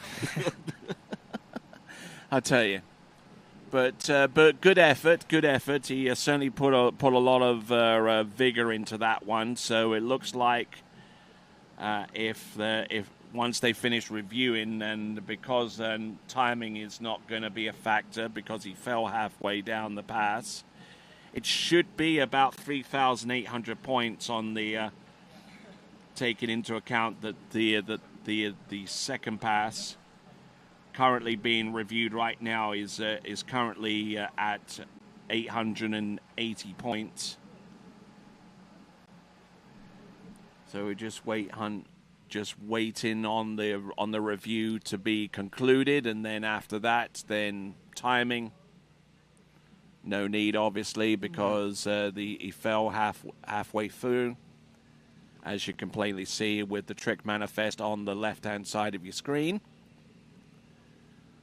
So just waiting here, just reviewing one or two tricks here to make sure that they've got the scoring absolutely correct. And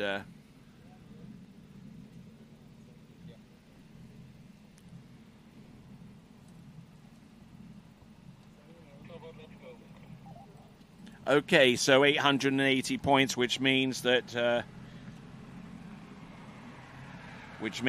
total is 3,800 points, and that puts Cristobal Miranda in second place right now. We're now going on to the final skier in men's Series 3 tricks, Jacob Chambers. And anything you know about him there, Matthias? I think I've seen him trick a couple times, but I'm sure he's doing a lot more points right now. He's gonna start with a toe run, maybe a toe 5, 29 kilometers, A1. There, he's waiting for a red buoy, and now he's gonna start. Toe 5 back, back to back, reverse. Twig back to back, twig front to sides, to back, toe. Oh, he's gonna go for a twig co. That's pretty good. Pulling back. Okay, yeah, stands up. Yeah, that's important. That's what you need. Yeah, absolutely. A good confidence booster, certainly going into his handle pass, which will be coming up in the next few seconds. But let's have a look at this attempt at the toe 5 back. Yeah, I think that's a toe 5 back, wouldn't you say? Yeah. We have to wait for the judges, but I think that is a toe 5 back. They're judging right now, so. Yeah, there seems to be an indication that that the toe 5 back may be subject to some scrutiny in the review phase.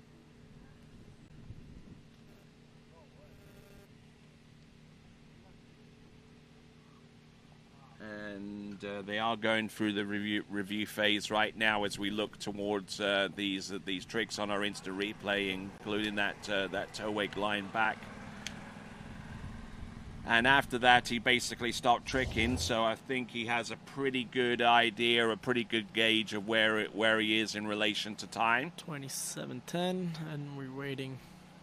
And we're just waiting on the final score to come through. 27:10. The timing looks like they pulled a trick on the basis of timing, as a matter of fact. So 25:80. Yep. 25:80.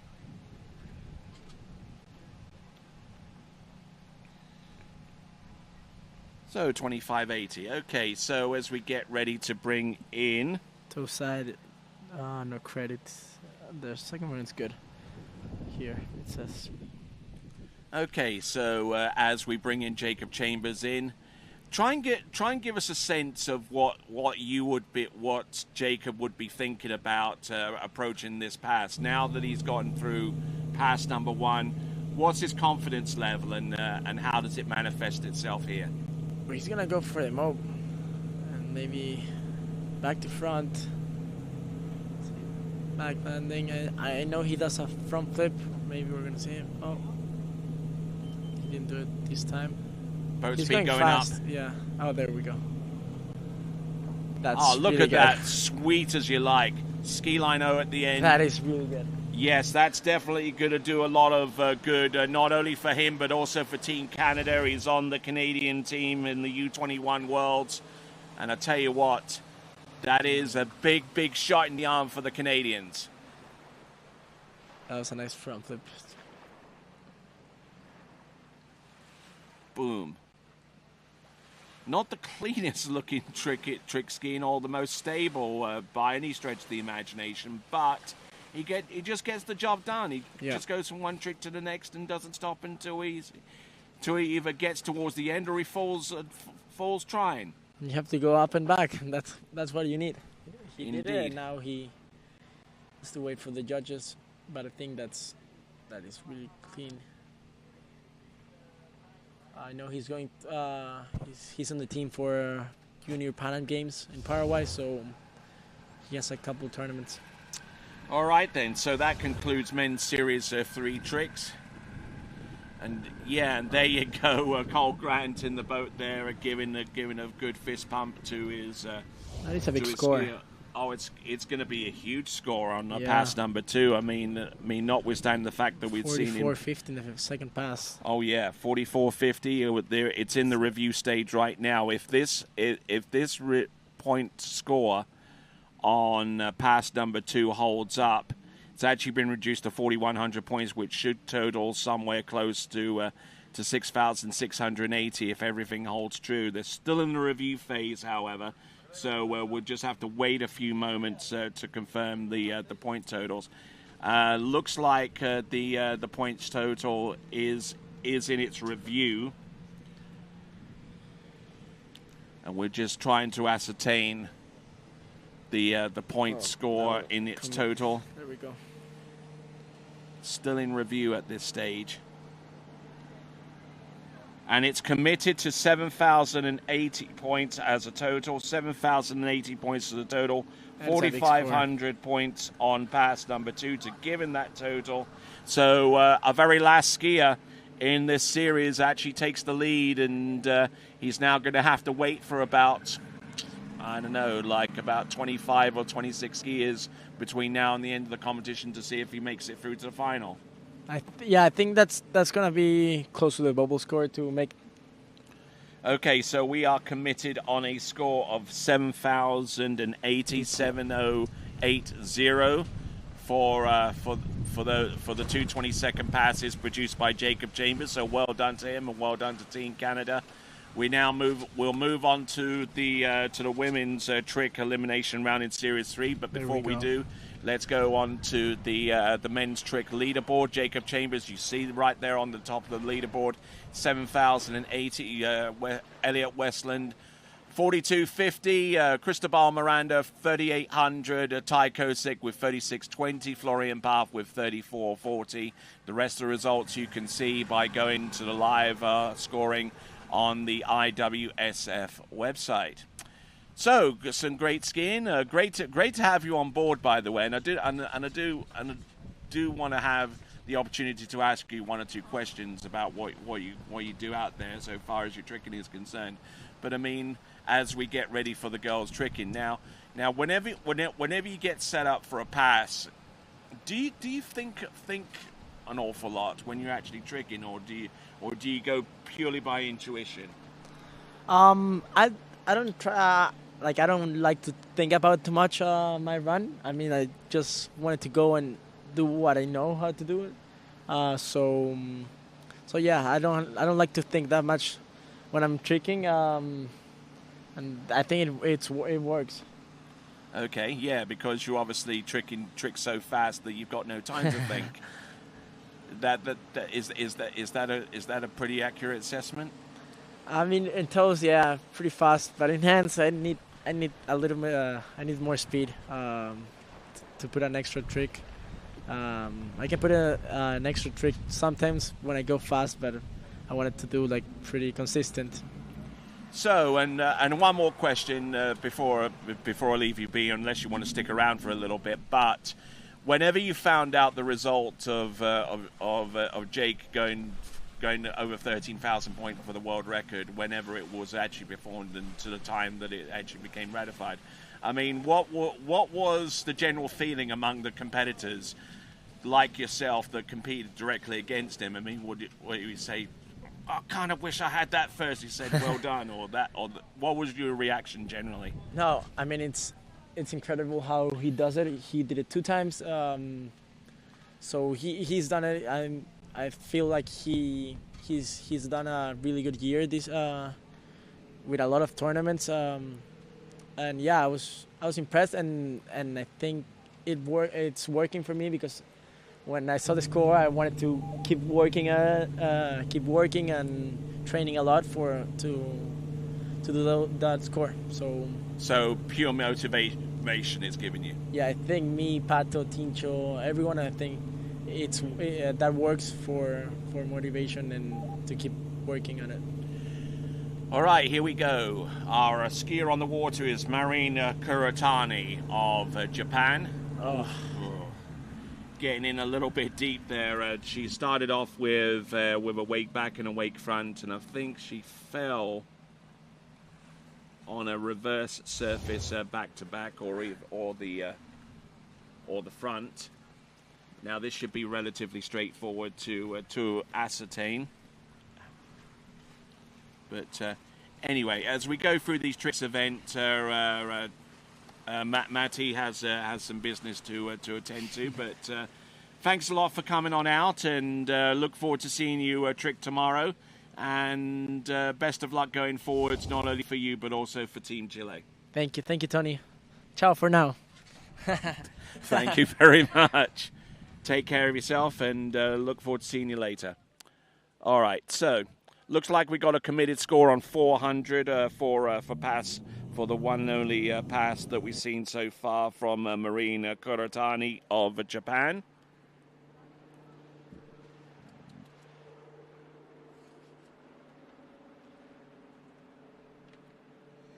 Now we have 7 skiers on this list.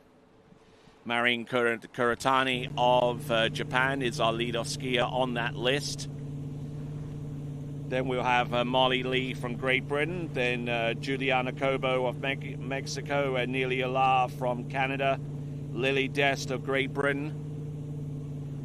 Martina Font of Mexico. And Melia Bennett of Australia.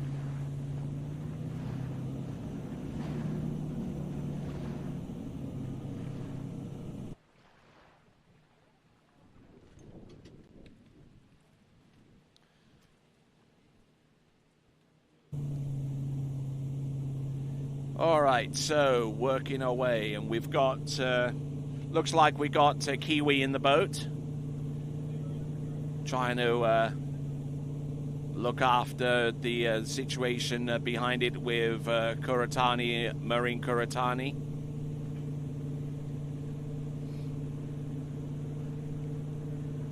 Going through toe tricks, going a little bit side to side inside the wakes there.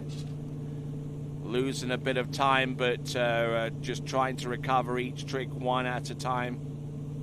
Toe wake front, and I think that she's done with the toe tricks. She didn't have that many to work with from the start through to the finish, but she'll be happy enough that she's gotten through pass number 2. So well done to her. That is Marin Kuratani of Japan.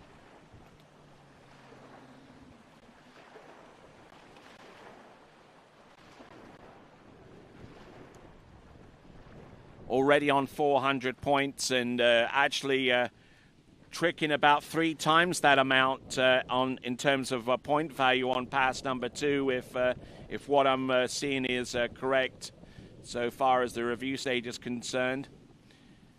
It started off as a little over 1,200 points. It's now been reduced to a little over 1,000 points under review right now.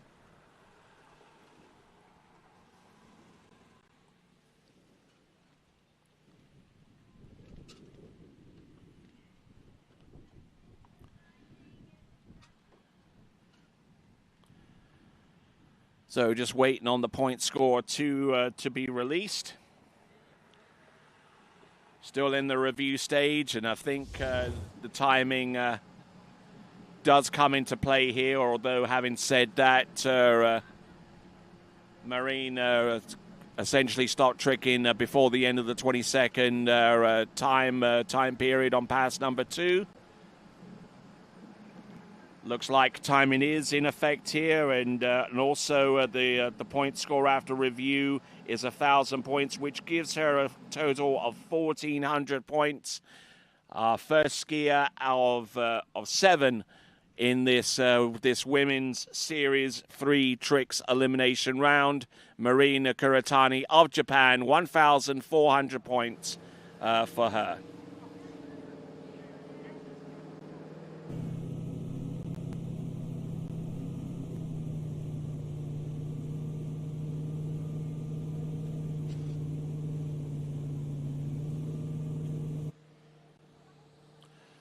All right, moving on from Japan to Great Britain, Molly Lee.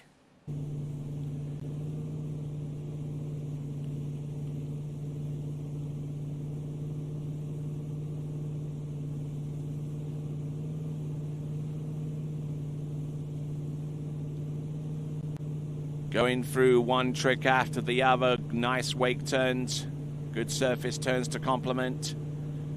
There's a wrap to hand, wake back to back, wake 5 front, 310 points there. A Waco, about 200 there. Nicely done there from Molly Lee. Smooth tricks, I would say. And Molly Lee, who's tricked, I believe a personal best is 2,730 points, 2,730 points. Her best trick score of this season. Has backed that up with 2680 from an earlier tournament over in Cirencester. That 2,730 point trick score was over at the JB Ski Open not too long ago, towards the end of June.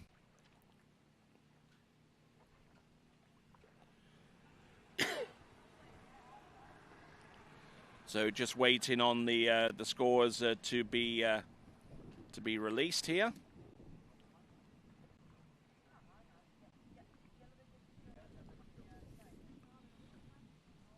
In the review stage of scoring each of these tricks.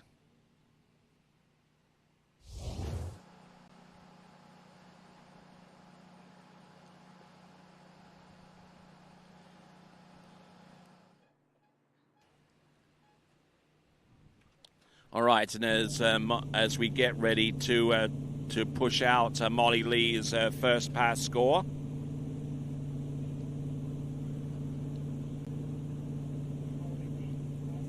We now get ready for pass number 2, looking good with the toe trick so far. Toe back and toe front, reverse toe back and reverse toe front, toe side, toe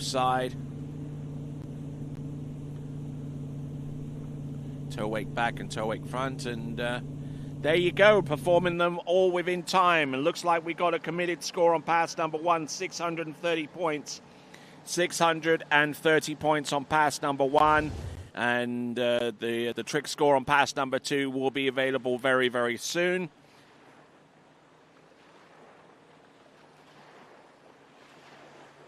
So Molly Lee, two stand-up runs there. 630 on pass number 1. And should be a little bit more on pass number 2, judging by the tricks that she performed out there.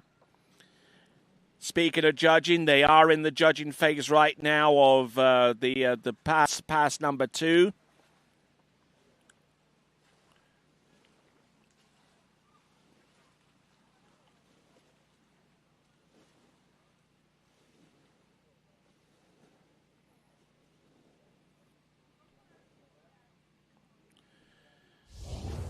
Looks like we're going through each of these tricks right now to determine whether they were performed properly and within sequence, within time.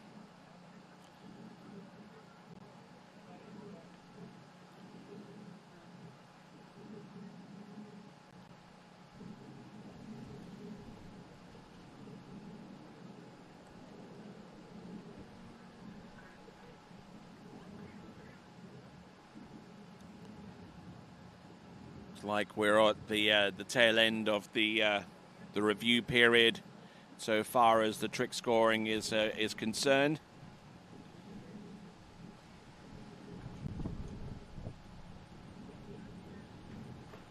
Okay, going on to timing, which I don't think is going to be too much of a problem there for her. She scores 1,990 points, 1,990 points.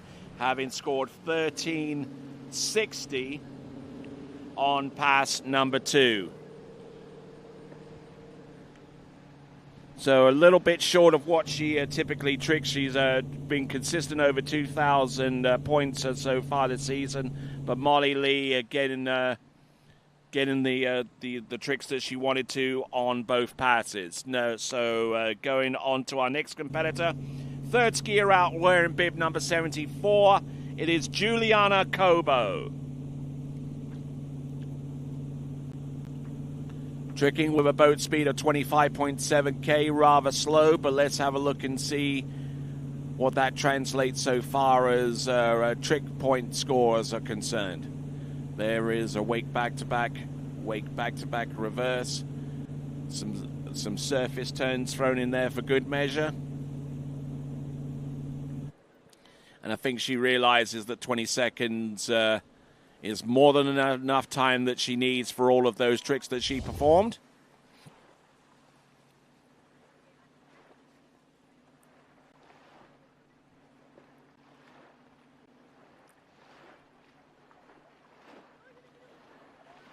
So as we look through these tricks, a little bit of a disjointed run, I'd have to say. Managing to throw some decent tricks in there for a decent point score. We are in the judging phase right now. Now, for those of you that are not quite situated with the scoring system that is iTrick, which is brought to you by the mind of Donald Connolly, there are actually 3 phases in terms of the iTrick. There is the judging phase, in which the judges take a first-hand look of the tricks performed on each pass. Then they look at the pass again. Then they look in the pass again after they've determined what tricks were performed, and then from that review stage they decide which tricks, if they'll perform correctly, out of sequence, what have you, that type of deal, the little nuances that are present so far as trick scoring is concerned. And then once they do that, then it goes into a third element, which is the timing stage. Now, if a skier falls halfway down the pass, then timing won't be much of an issue, because the skier stops skiing well short of the 20 or so seconds. But if the skier skis all the way through to the end and completes a particular pass, then the last few tricks are whether the last few tricks are scored or not is going to be dependent upon whether they are within the 20 seconds of time. So we are in the review stage, which means the judges are looking at the tricks that they've identified already to determine whether those tricks are actually credit-worthy for one reason or another.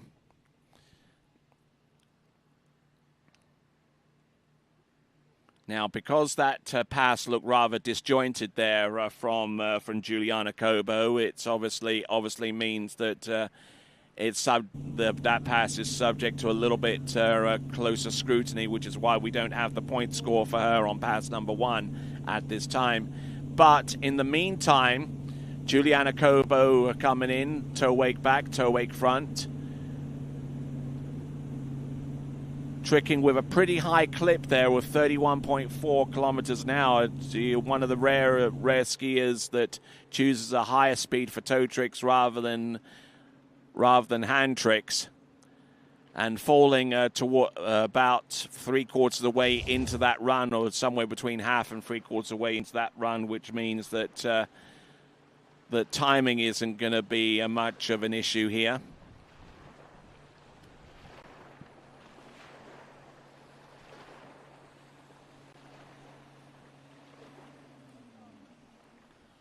Looks like we're still in the review phase for Juliana Cobo's pass number 1. Obviously, there were 1 or 2 tricks that were rather disjointed, or just plain out of sequence, or identified as one trick and ended up being another.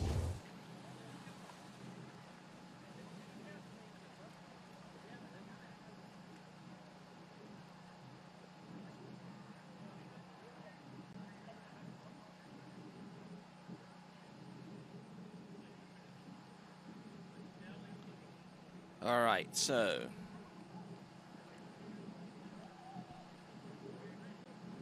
Juliana Cobo just waiting patiently for her score. Incidentally, our judges for this tricks event at this time: Kerry Lee, Geir Stahlheim, Daniel Van Dyck, Ouds Melanier, and Jeffrey Smith. Our panel of 5 judges, and they have committed to a total of 530 points on pass number 1, mind you. They've still yet to adjudicate pass number 2, and that will come very, very soon.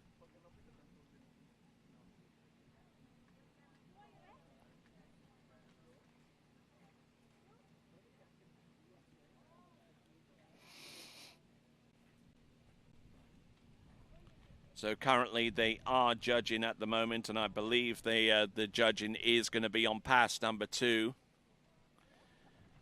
And because it's vitally important for our trickers to know the best tricking score that is out there, we're prepared to wait for however long it takes to make that knowledge available for any skier that goes after that skier. So, there's Juliana Cobo.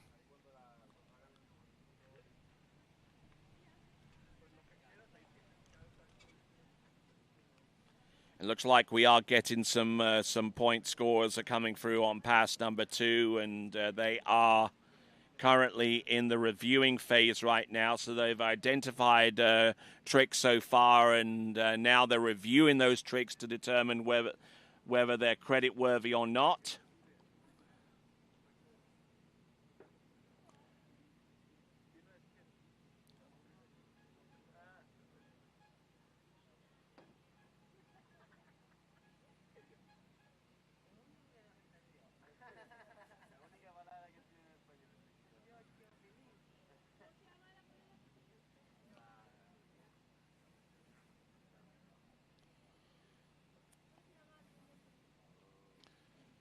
So it looks like we got a committed score with 350 points on pass number 2. The total is 880 points for Juliana Cobo.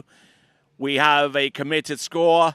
The boat has been signaled to proceed on with the next competitor, and that next competitor comes to us from Canada. It is Neely Allah.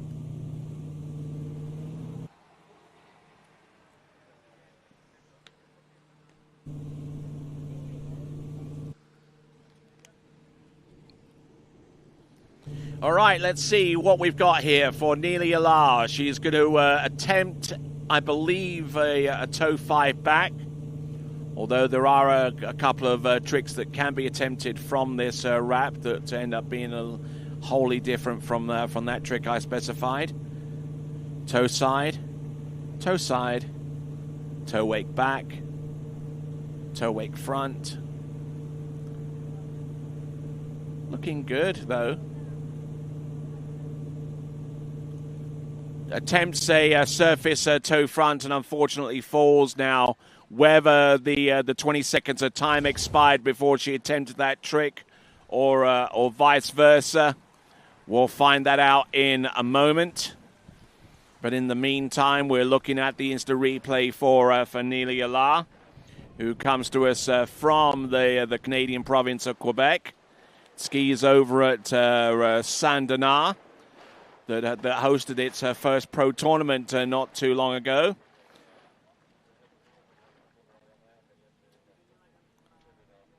Toe wake back and toe wake front looking pretty solid. Has one more year of eligibility on the collegiate ranks, skiing for the Warhawks of Louisiana Monroe. Just a little bit out the back there. And that was about 11 or so tricks in where she fell on that toe out towards the back, and that was around about the time of 20 seconds expiring anyway. We're in the review stage. We've identified the tricks that she did, and they were pretty clean. There were not too many red marks across this list. There's a question mark on one particular trick halfway through, and that would have been the reverse toe side slide, which 3 of our 5 officials have adjudicated as being not credit worthy. In other words, not being 90 degrees. So she loses 130 points as a result of that. And 1710, 1,710, 1,710 would have been 1,840 points had that reverse toe side slider been credited. So that kind of gives you a little bit of a difference so far as the tricks are concerned. So let me get you up to speed so far as the women's tricks competition is concerned, so far as the leaderboard. We've got Marine Karatani with 1,400 points. Molly Lee with 1,990 points. And Juliana Kobo with 880. And already so far with one pass with 1,710 is Nelly Allah.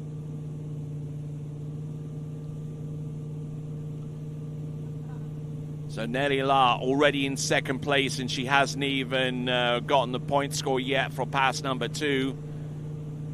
It looks like she's not doing much by way of the toe tricks, trying to fill passes with handle tricks as much as she can. Looks like she tried to pull in for a Waco into the wrap, but unfortunately not coming up with the goods there, unfortunately.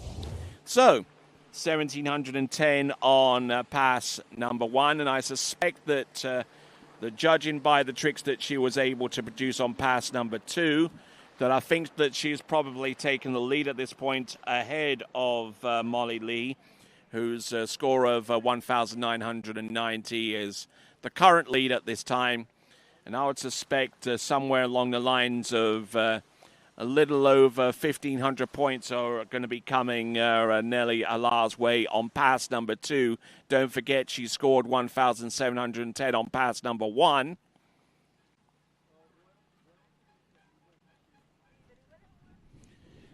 And looking through the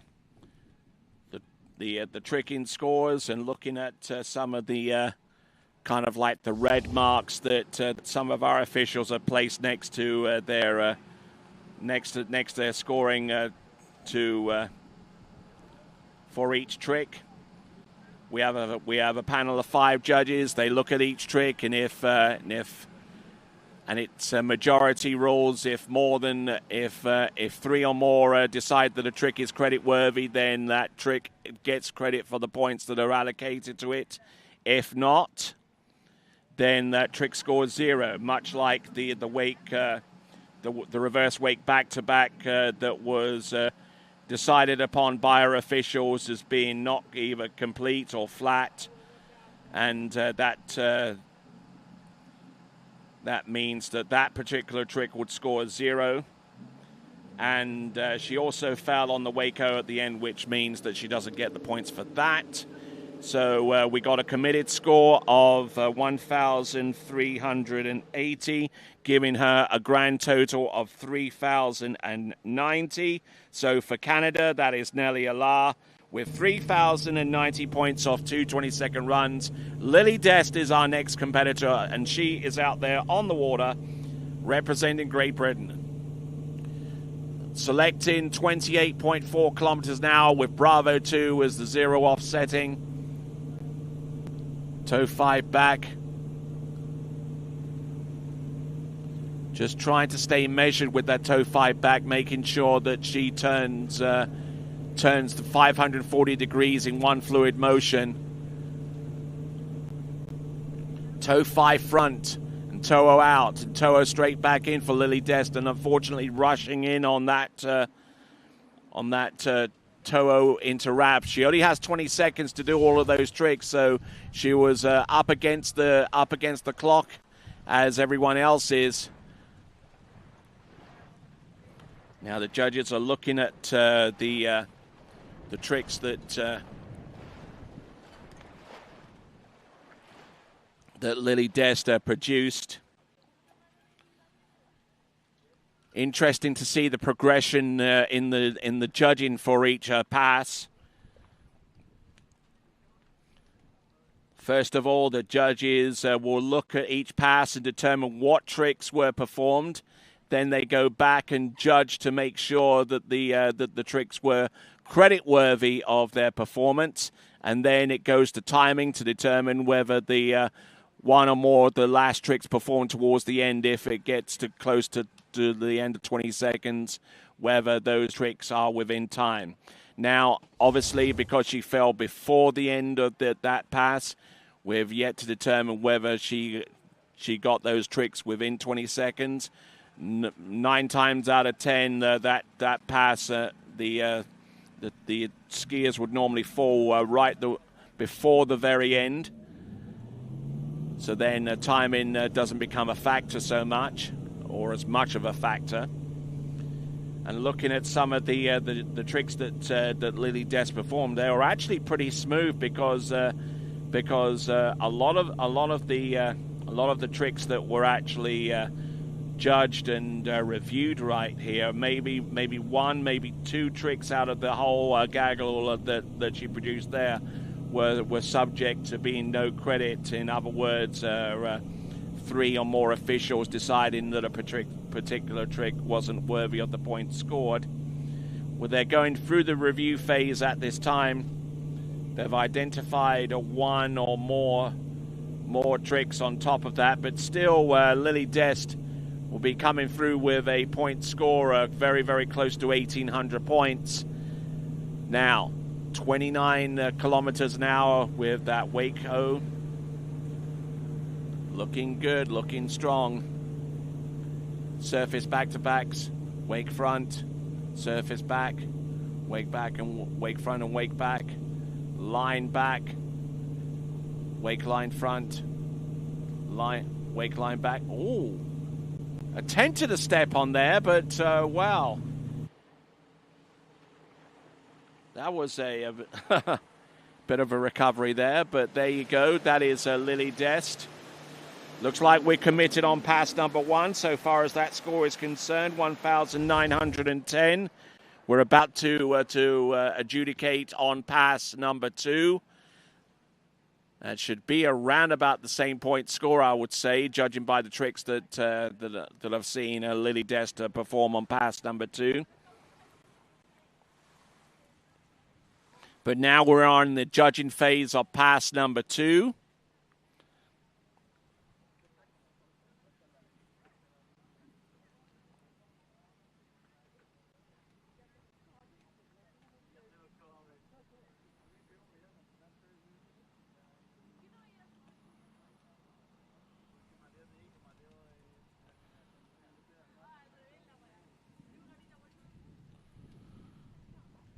So just looking through these tricks at towards the very end, and not a bad little performance there from Lily Dest, who in the judging phase has already scored a 1,320. Now that point score could be either increased or produced based upon how things turn out in the judging in the review phase.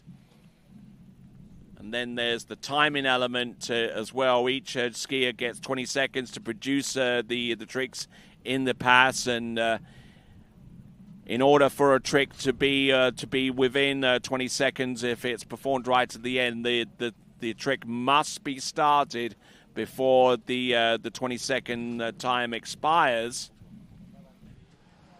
And then anything attempted beyond 20 seconds will not be scored.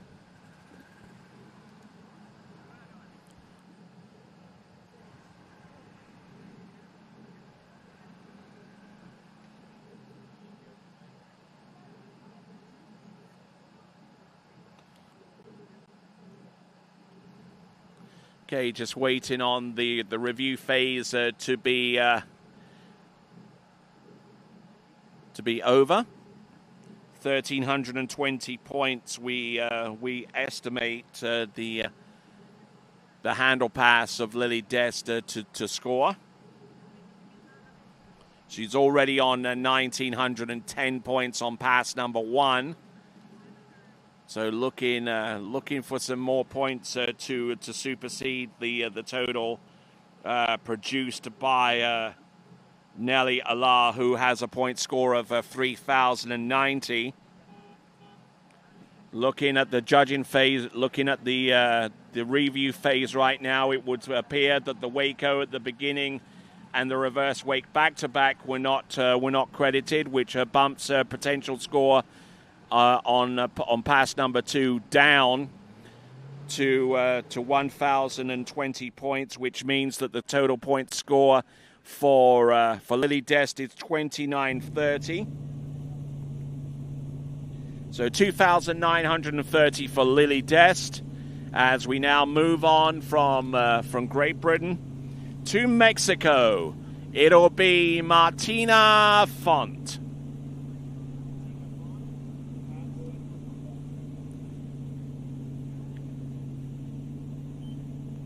Set in the boat speed and the 0 off on A3, 24.9 boat speed for toe tricks. Whoa, and a little bit of a hitch there. I don't know what happened there, but she hesitated halfway into that trick. That was going to be a toe 7 front, and unfortunately that results in a fall, and a fall on the first trick means that it's a 0 score. Oh my word. Going to need to take a look at that instant replay again, at least from the angle from the boat. But there is Martina Font. And I don't know what happened there. It looked like she was in a good position. She just broke forwards and the ski just stopped spinning. And unfortunately there for her, a 0-point score for Martina Font on pass number 1.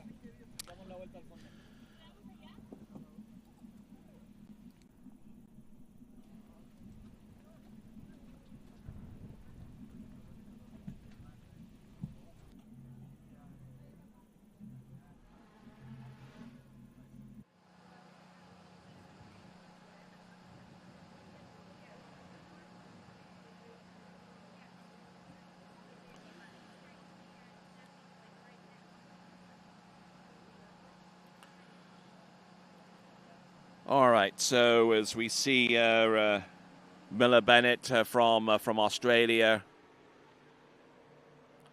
we see Jeremy Shaw, our lead tower camera operator, doing a fine job out there, and he's got his shade, he's got his cooler, and he's got some great coverage up on that tower. Some great shots there throughout the entirety of this competition thus far, and may that continue.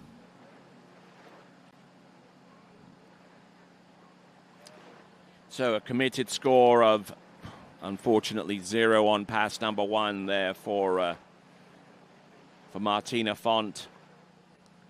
Just to add insult to injury, that was assessed as a toe O. Not even an attempt at a toe 7 front.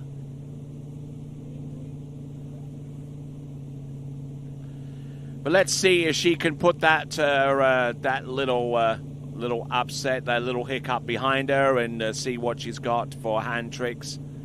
26.2 kilometers an hour on Charlie 3. There's the Waco, so she does have some points in the bank right now. Let's see what she can do. There's the wake back-to-back and the wake back-to-back reverse. And the boat speed goes up a full kilometer an hour. And unfortunately unable to get much of anything going on with the second flip. She does the first one, which by itself is 500 points.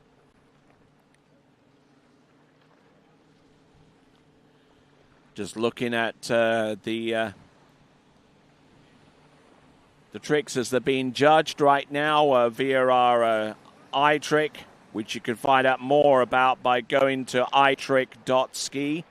That is www.itrick.ski. Right there up on your screen. Find out more about this Brand new tricking system. And there you go.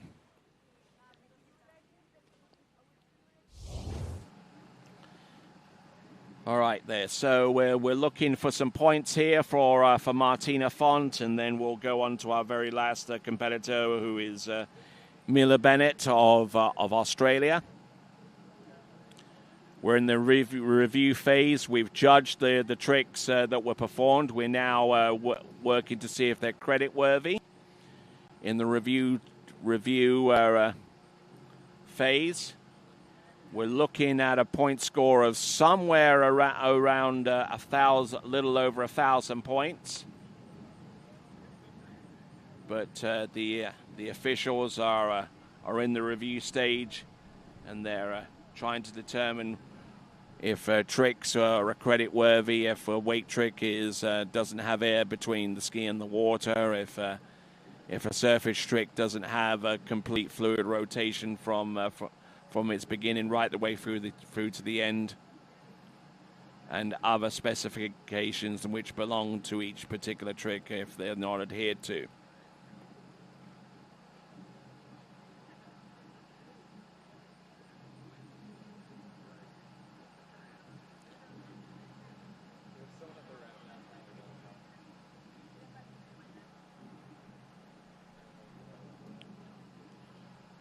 All right, let's see what we have so far as a trick score is concerned for Martina Font. So it's still in the review phase, so certainly a little bit of conjecture as to what she actually did out there, if it's taken this long to review, of course. Nelly Allah with 3,090 points is still our leader. Lily Des there in second spot with the leaderboard. Timing, it goes to the timing phase right now, which shouldn't take too long to ascertain the point score. And that point score is 1,220. 1,220 for Martina Font, which gives us the green light to proceed with Millie Bennett of Australia, the final trick skier of today. We're still going to have some slaloming and tricking tomorrow, as well as the jump event to determine the 12 skiers that will advance through to the respective event final. This is the 2025 IWWF World U21 World Water Ski Championships, coming to you live from the Lakes of Casting Stone, the home of the Predator Bay Water Ski Club, right outside of Calgary in Alberta. The wake line, way too many of those, unfortunately, taking a fall on the very, very first trick, Millie Bennett. So a 0 score on pass number 1. Looked in good position, but I think the leg a little bit high, and that affected ultimately her balance for the tail end of that trick. So our folks here at Predator Bay have the opportunity to take a test ride, a ski behind the all new 2026 new tour Ski Nautique, which is a culmination of refined integrations unlike anything else in the world. Nautique has fine-tuned the interaction between the new running surface, redesigned automated hydrogate and microtuner technology to work in tandem with the all-new, extremely intuitive Link Pan Array interface to deliver automated control at your fingertips for a seamless user experience. Find out more about the all-new Ski Nautique at nautique.com. And here in the year of 2025, Correct Craft celebrates their centenary with the Nautique brand. Correct Craft on the waters of the world since 1925.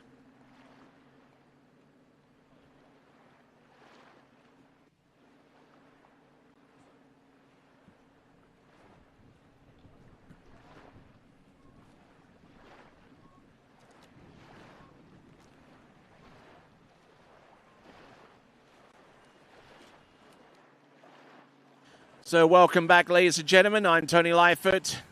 Glad to be here at Predator Bay.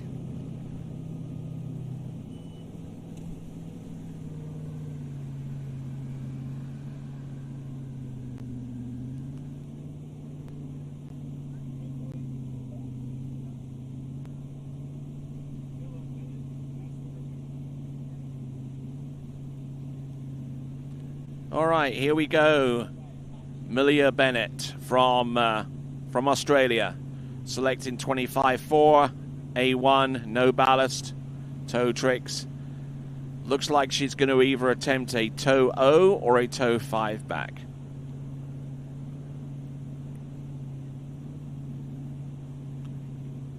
Looks pretty sweet to me with the toe surface back-to-backs.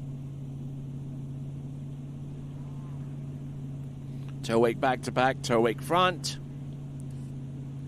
toe side reverse,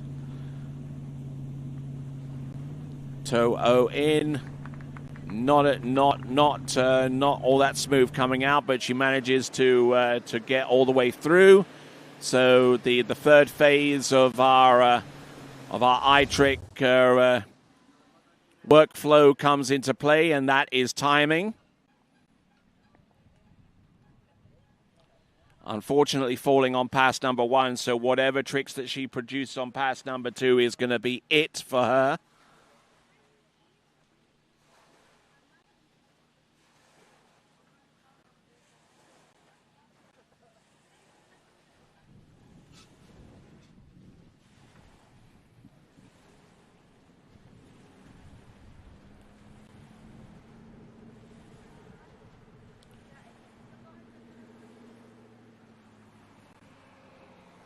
So not looking too bad for the most part, but just skiing to survive a little bit. The modus operata for Millia Bennett from Australia as we look at the tricks that are being produced. Currently in the review stage right now with 1,410 points now that's been changed to. But we'll see if she keeps that point score as the points move up and down in regards to whether the tricks that are being reviewed right now are credit worthy.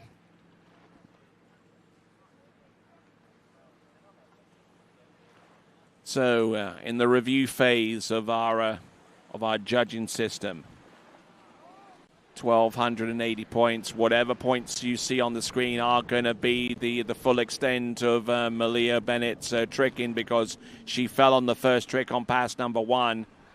So nothing to add to whatever we're throwing up on the screen in a moment or so.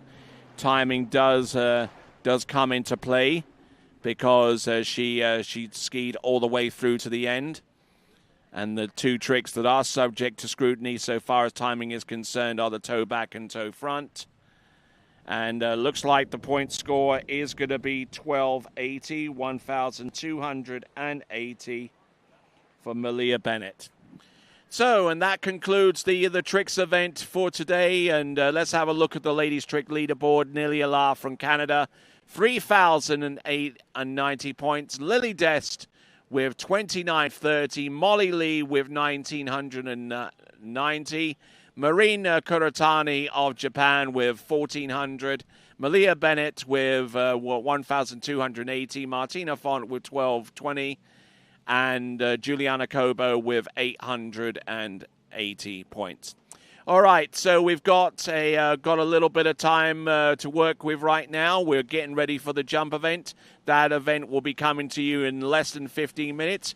So why don't you grab another seat, grab yourself some more bevies and a snack or two, and get ready for the jump event as we bring to you continuing coverage right here from the Lakes of Casting Stone. This is the 2025 IWWF World U21 Water Ski Championships, and we will be back right after this.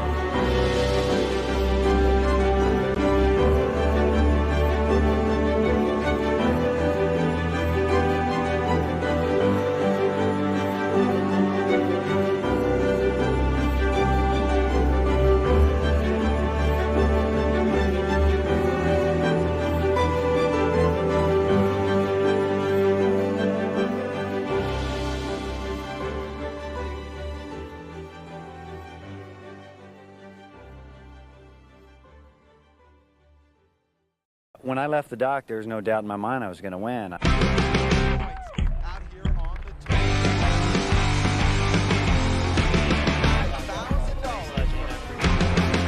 4 needs a ball when he gets off.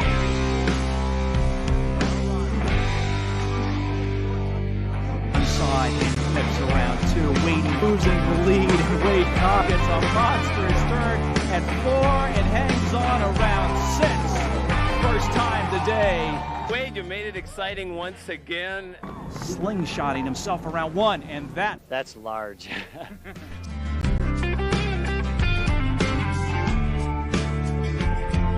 here, the foot's up in front. Wow, this is like my dream come true. Which one of the men is going to end up in this exact spot?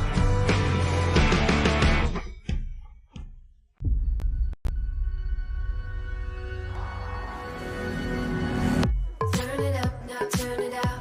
We go from here to town.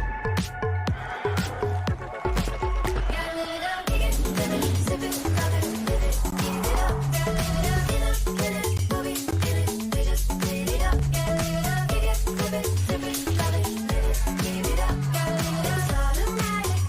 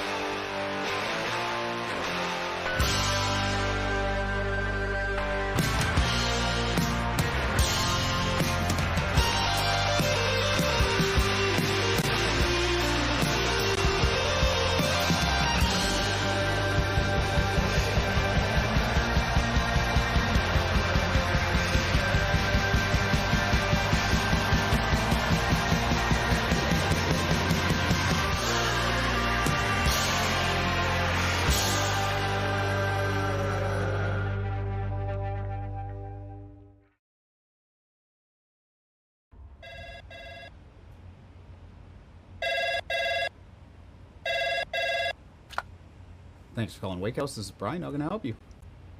Yeah, Will. Can I let him know who's calling? All right, just a second. Will, I got a fill for you. Perfect. Give me just 1 second. All right, hit it. Thanks for holding. This is Will. Hey, how's it going? Good. Get ready, set, go. It's that time. Everybody kick it and go. Go. On your mark. Get ready, set,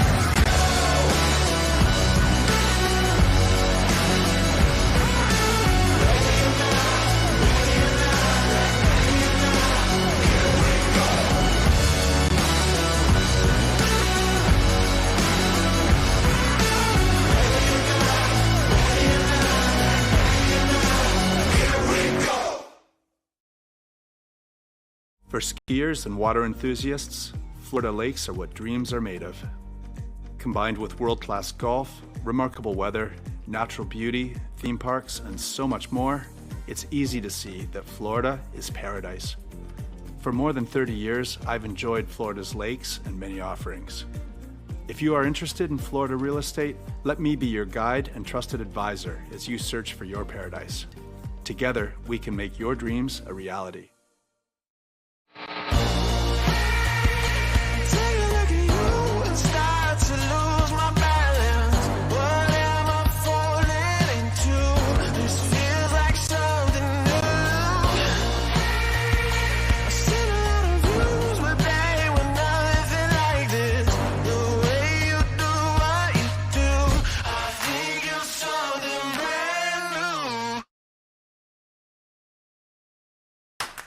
What if I told you there was a place where the sounds of nature are only broken by the roar of a boat, a place where that summer feeling lasts all year long, a place where the Florida sun is only outshined by the smiles of the skiers, a place where first-time skiers can ski alongside world champions and the world-class coaches work with all levels of skiers. What if I told you there was a place where life slows down and your only job is to make lifelong memories?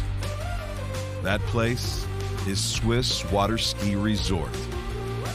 Book your trip at SwissWaterSkiResort.com.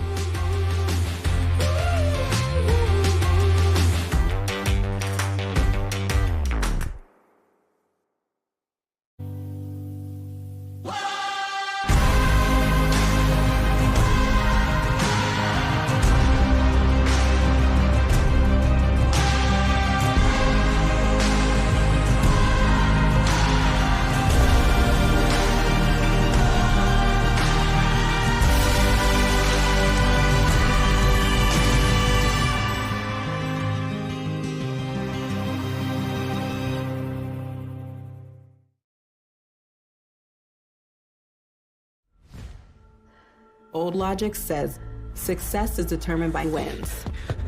It says you can't be a mother and a professional athlete, that you can't take on giants. New logic says watch me. Watch me become the most decorated track and field athlete in the world. Watch me start a brand designed by women, for women. When old logic holds us back, it's up to us to defy it. Where do competition standards meet the highest culinary standards? Where do the old masters meet the new masters? Where do first-class conditions meet first-class hotels? Where does the purest joie de vivre meet the purest drinking water quality? Only 30 minutes from the airport and Vienna city center.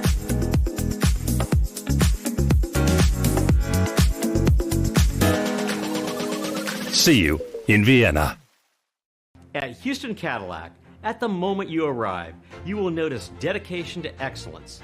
We deliver an unparalleled customer experience, and we're elevating our commitment with a new state-of-the-art facility. Explore our selection of new Cadillac cars, crossovers, and SUVs designed to meet your needs. We are redefining the luxury experience and investing in the future. Visit Houston Cadillac and begin your journey towards luxury. At Dillinger Insurance, we have over 50 different carriers to shop your home, auto, and recreational vehicle insurance needs. We would love the opportunity to save you money. We insure million-dollar mansions, condos, mobile homes, rental homes, and everything in between. We know all about wind inspections, 4-point inspections, and how to get you the right coverage for your particular home. You've got questions, we've got answers. Can you remember the last time you had a rate decrease with your auto insurance? Let's take a look and see what we can do. We know all the ins and outs of getting our customers the best rates, coverages, and discounts, so put us to the test. Don't monkey around with your insurance. Call Dellinger Insurance today. We've got tons of companies to help find you the best prices and the best coverage for your particular needs on home and auto insurance. Go Knights!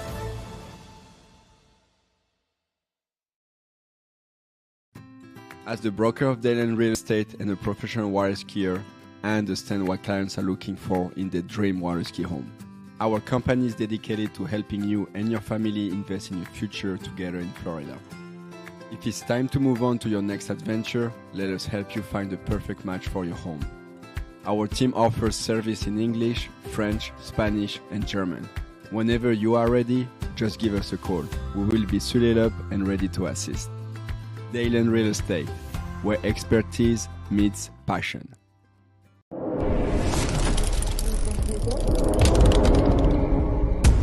Hello everybody, I'm Martin Coleman. I would like to invite you to the 2026 World Junior Championships here at Ahumada Ski School in Villa Dolores, Argentina.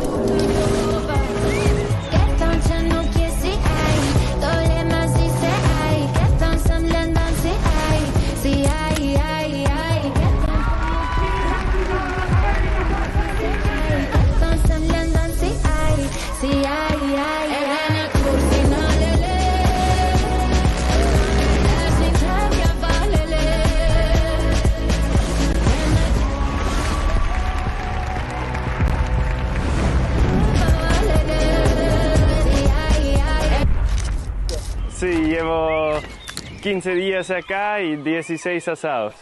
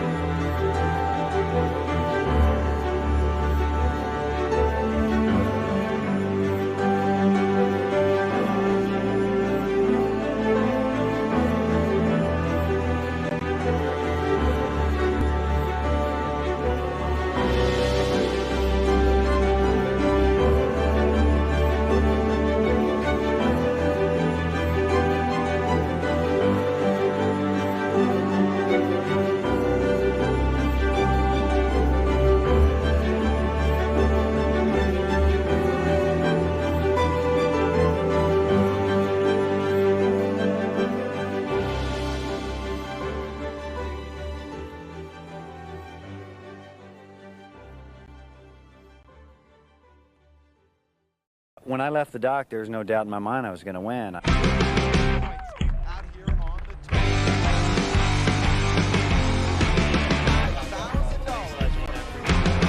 Number 4 needs a ball when he gets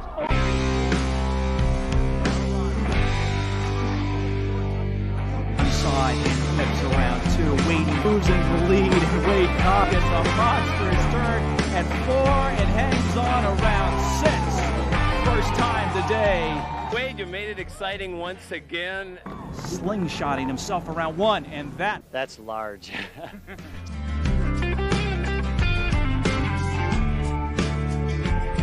Knees here, the foot's up in front.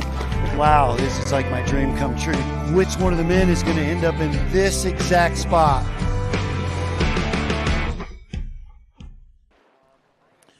Well, welcome back to live and continuing coverage of this, the IWWF World Water Ski Championships for the U21s.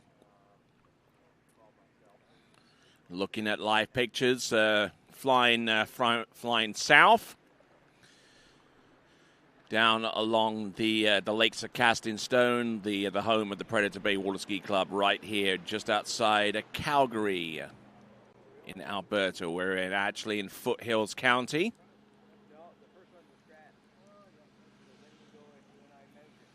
And Calgary, nicknamed the Blue Sky City, and it's very, very easy to see why, with gorgeous sunny conditions at this time. As we look along the shore side, and here we go with our opening 4 competitors in the jump event. Cristobal Miranda, followed by Dylan Wright, Noah Pollard, and Santiago Escobar.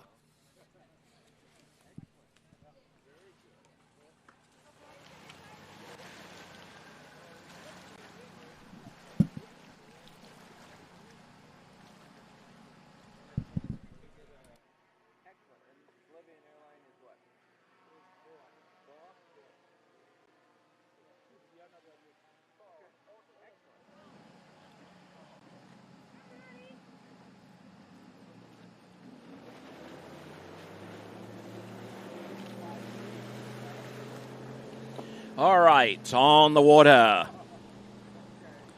is Cristobal Miranda.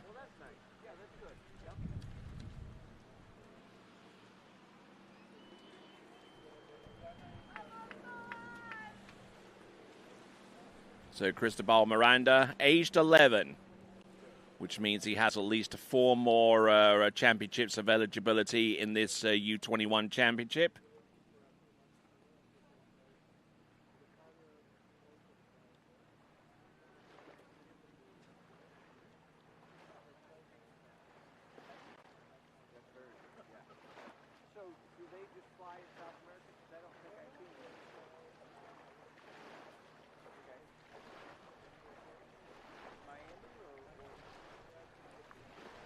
All right, so let's have a look at some of his performances so far this season. He's skied quite a bit in the tournament. His best distance so far this season, and it has been on a pretty upward trajectory. About a 36-meter jump is his PB, which is about 120 feet. Let's see what he's got on jump number 1. Oh, taking in a good dose of speed, lands and rides it out. Decent effort there from Cristobal Miranda. A lot of speed, reminiscent of the kind of speed that his father produced when hitting the ramp. Matter of fact, you can go back about 16 years and you would find Totti Miranda hitting this ramp full force in the World Elite Championships. Good flight, good distance.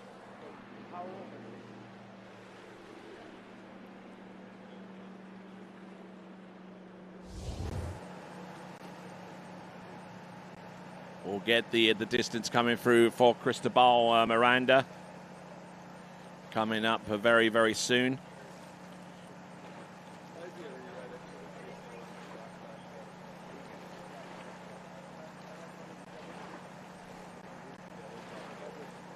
Looks like we're a little delayed on getting you the distance on jump number 1. Beauty of a jump.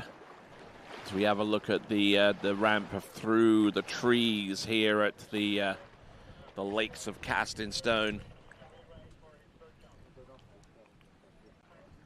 So it looks like we haven't registered a distance on jump number 1, so he does get into a re-ride on that basis. They're going to offer him another jump. They don't have that jump. There's no distance.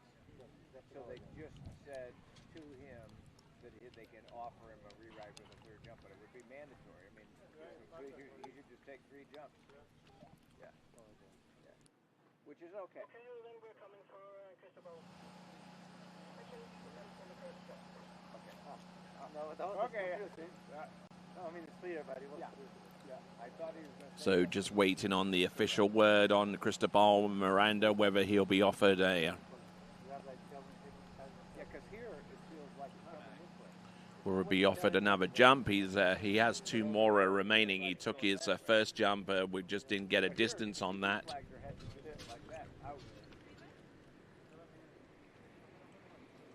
Here we go, Cristobal Miranda. He's jumping on the 5-foot ramp height. He is only 11, don't forget. 0 off letter L. And he's jumping with a speed of 49k,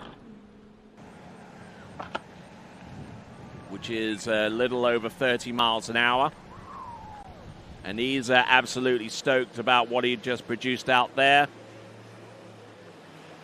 We'll get you the results on that jump in a moment, whether it's a re-ride on jump number 1 or it is jump number 2. Brilliant effort there and nicely landed and skied away. I'm sure he's getting plenty of advice from his father, Totti Miranda. Cristobal Miranda. Almost getting pulled a little over his edges, and 37 meters. 37 meters. 37 meters, 121 feet. And if I know nothing else about Cristobal Miranda's jump in this season, and looking at some of the results from last season, yeah, that's a PB. 37 meters, a new PB for Cristobal Miranda.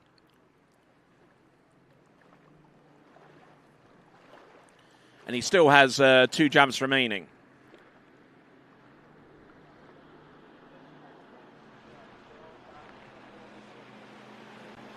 That was jump number 1, by the way, officially.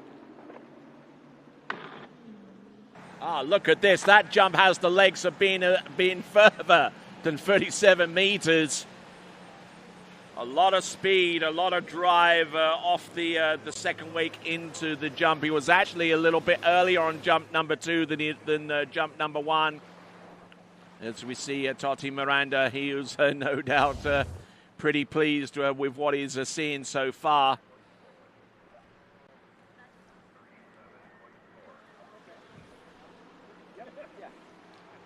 We're going to get another distance. Oh, my word. It's another PB. It's 37.4 meters. It's 123 feet.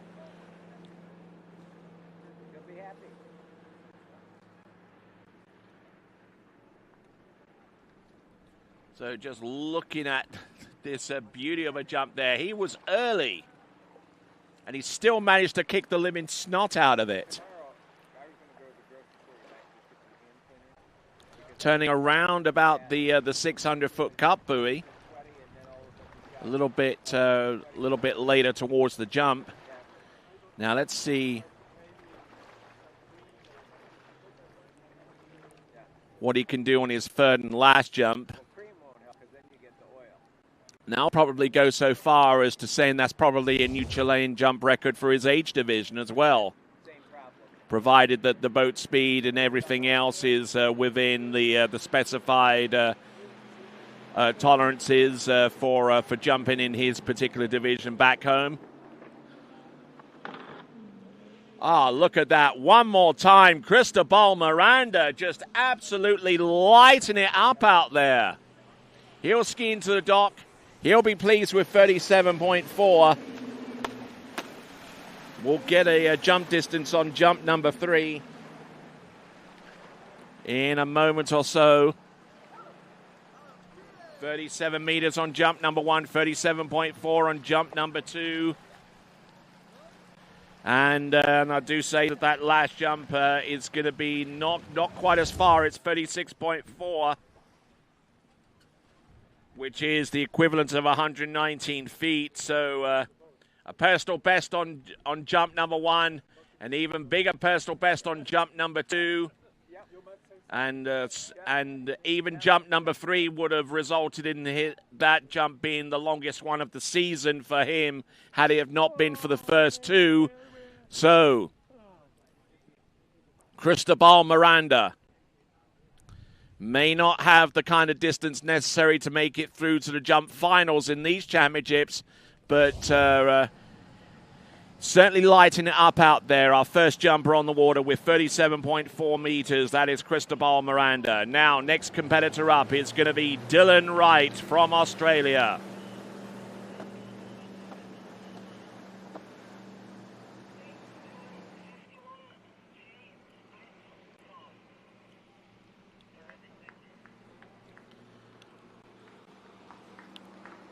So, Dylan Wright. We got other competitors in this series. Noah Pollard would be our penultimate skier, and Santiago Escobar. And now the unenviable tasker is resting upon the heads of those jumpers. You know, they've got to go out there and they've got to jump over 37.4 meters to not only take the lead, but also to basically keep some pride and not be out jumped by an 11-year-old.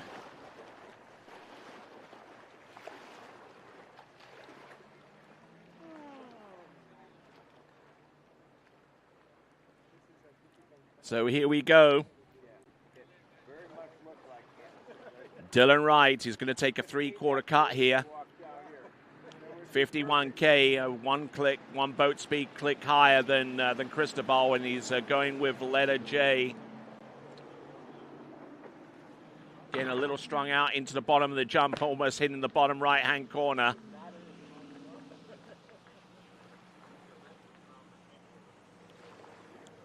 Dylan Wright of Australia, whose jump distances this season, his best jump so far, and this was at the Australian Junior Masters, was 37.3 meters. So just a skosh higher than what we've seen from Cristobal Miranda right here. Very close to the bottom right-hand corner. And opens up with 33.6 meters. Now he's starting to feel the heat. That's gotta be it, yeah. Okay.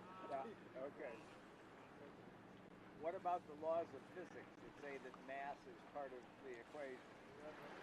In this case, no. So getting a good, solid first jump, but he needs to put about another 4 meters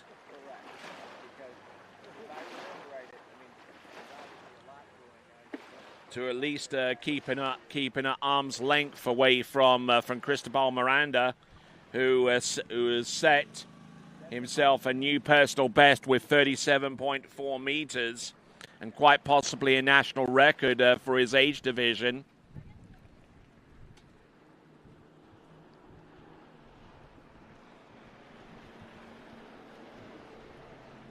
Here he comes with 51K on the boat speed, at Jay with the 0 off, and taking in quite a bit of heat. But just not getting the lift that he really truly wants out of that ramp. Dylan Wright from Australia.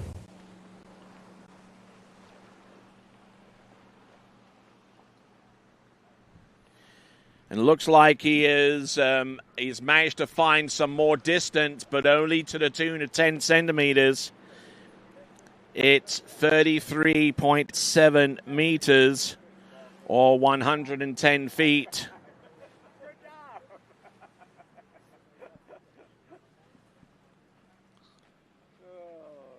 So not getting up over his skis, or even attempting to press over the tips of the skis to get much out of that ramp.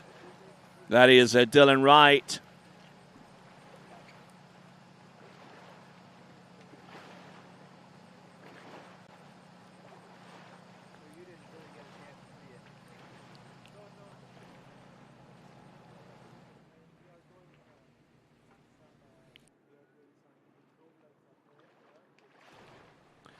All right, here we go. This is Dylan Wright coming in on his third and last attempt to take the lead. He's got to jump more than 37.4 meters.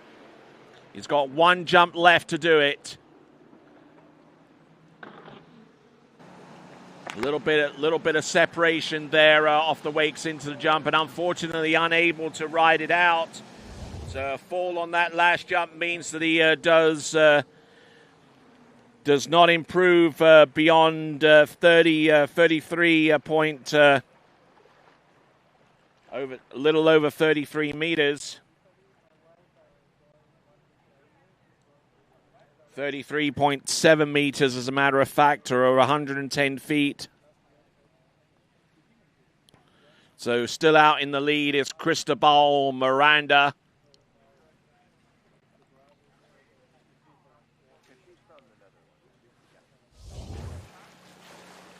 So there we go. The leaderboard features Cristobal Miranda in the lead, Dylan Wright in second place. We now move on from Australia to Great Britain, and the skier coming up next is Noah Pollard.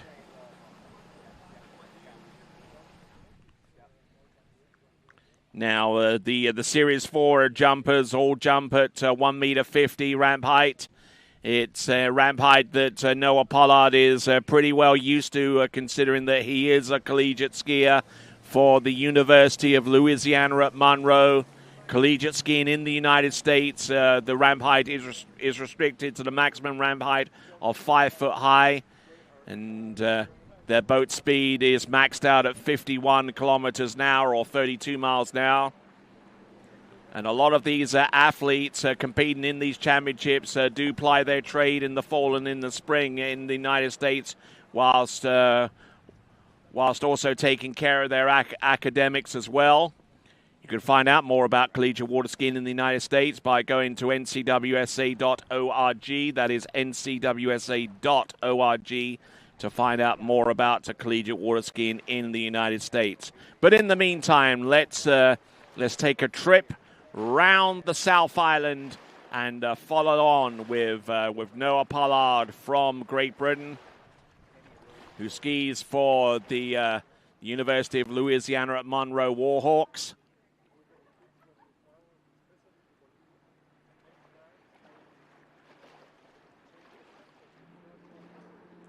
Here we go, Noah Pollard. 54 kilometers an hour, he's decided. He's going to go with letter R, getting strung out off the wakes into the bottom of the jump.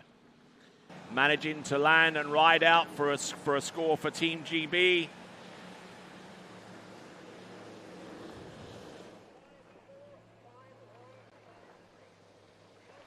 All right, let's get a sense of where we are so far as Noah Pollard is concerned. Doesn't have a competitive jump landed this season, at least not in the competitions that he's competed in so far this season beyond the realm of collegiate skiing.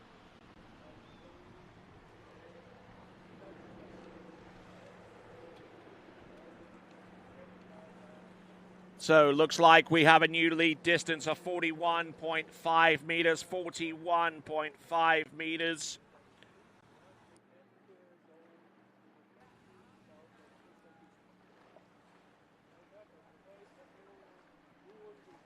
That's the equivalent of 136 feet or 41.5 meters. So he wrenches the lead away from the 11-year-old Cristobal Miranda.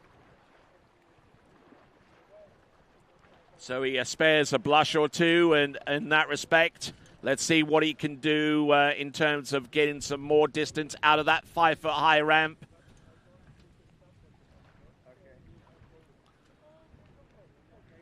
They got $20 in their pocket. Here he comes with 54 kilometers an hour as the boat speed and the setting of R. Nicely held together, and unfortunately the landing could have used some work.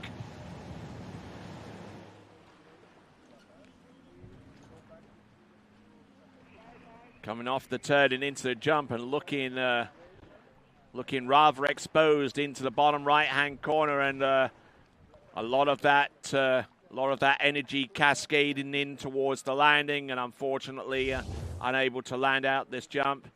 A little bit of slack in the turn, which didn't exactly help matters either.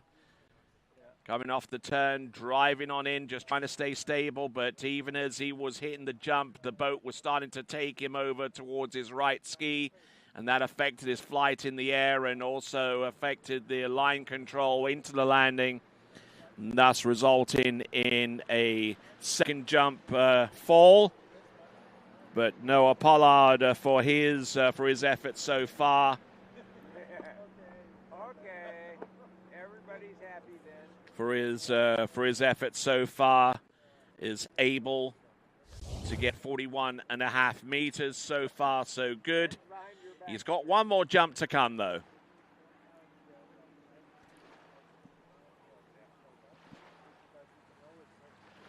So for those of you that are subscribed to the TWBC YouTube channel, don't forget that subscription gives you the ability to be a part of the live chat. So take advantage of that, why don't you, please? And also, we've still got the watch parties that are taking place across the world. Send in your photo of your watch party wherever you happen to be. waterskibroadcasting.com/watch party for more details. Here we go. This is Noah Pollard, jump number 3. Better looking jump there. More distance and more control into the jump and through the air into the landing. I would suspect that jump will be closer to about a 43 or a 44 effort attempt. Certainly got more out of the jump this time. And while it may not be anywhere close to 44 meters, it is a better jump there for Noah Pollard. It is a 42.3 meter distance, 42.3. The equivalent of 139 feet. 139 feet or 42.3 meters. That is the best jump that we've seen so far in these championships. But we have got a long, long way to go in this competition. And we end off a 5-foot ramp height jumping in the men's competition in Series 4 with our final skier from Colombia. It is Santiago Escobar.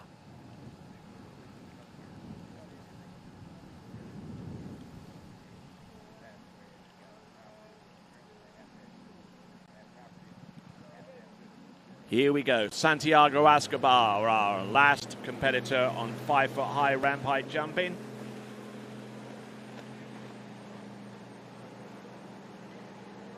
So as we bring on Santiago Escobar, let's have a quick look at that leaderboard as we see Noah Pollard with 42.3 or 139.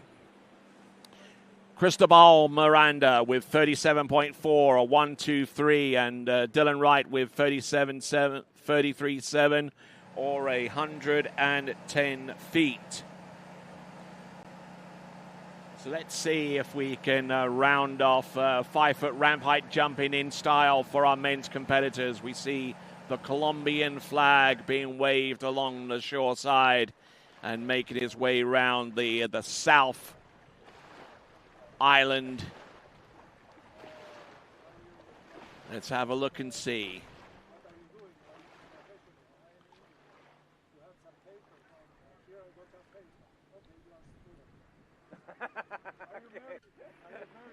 Santiago Escobar, 54 kilometers an hour, setting himself up with letter O.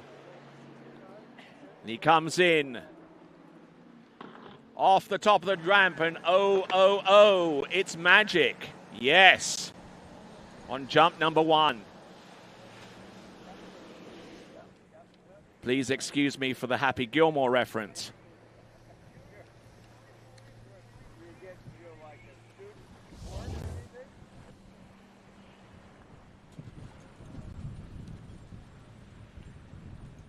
Good edge off the turn, driving on in, and the wind's starting to pick up a little bit here, as you can plainly see on the water there. And 38.8 meters on jump number one, 38.8 meters on jump number one, which is a little over 120 feet.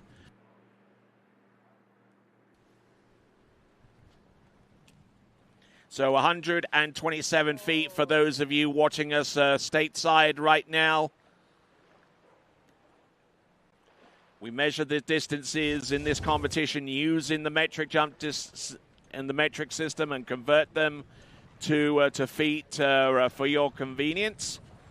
So you have an idea as to how long these U21 skiers are jumping off the 5-foot high ramp height.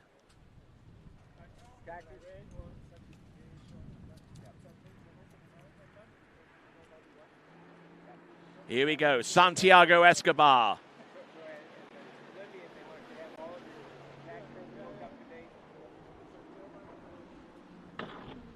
Nicely done. Good effort there with the speed, and unfortunately the landing needed some work.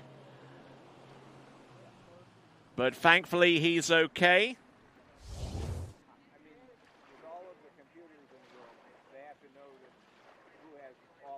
Gets a good edge, and his position looked pretty good.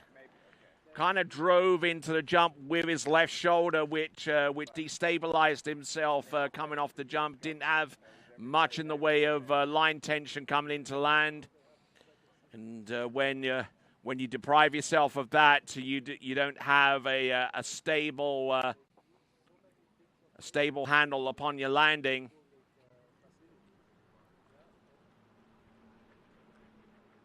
Then he rocks back, and unfortunately he exacerbates that problem by bringing the handle up a little bit too high into the landing. However, he does have 38.8 meters so far as his best jumps distance in this competition. The best jump distance that we have seen is a 139 feet, or 42.3 meters.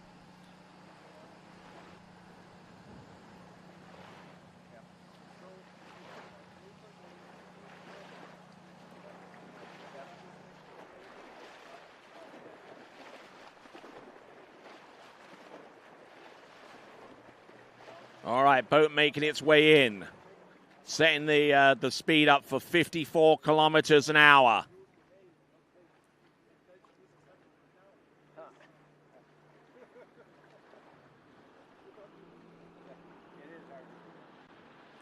.54 kilometers an hour, or 33.6 miles an hour. Here he comes, final jump, the last competitor at the 5-foot ramp height. Oh, and that right ski was looking dangerously perilous there for his landing. Thankfully, he knew the situation as it transpired, and managed to escape unscathed. Started to lose a bit of tension off the ramp, and there you see, right there with the ski tip on the coming into land, 36.2 meters, 36.2 or 119 feet. Now you're going to see a clearer look as he came off the jump there. Started to get real strong out there off the second wake into the jump, and as he started to press, he almost pressed too hard on that right ski into the landing, and that could have been a nasty fall there for him. He realized it too, and thanked his lucky stars that he was able to get away with that landing.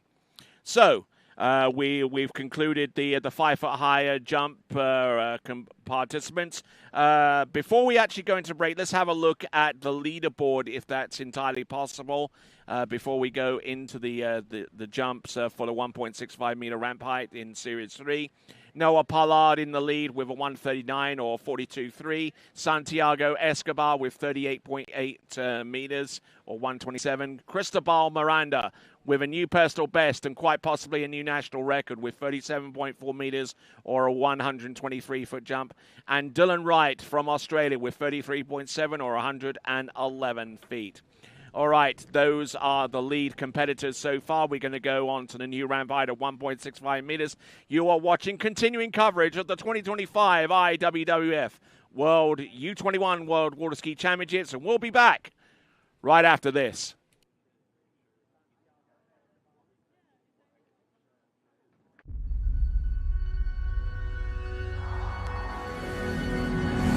Turn it up, now turn it out. We go from here to town.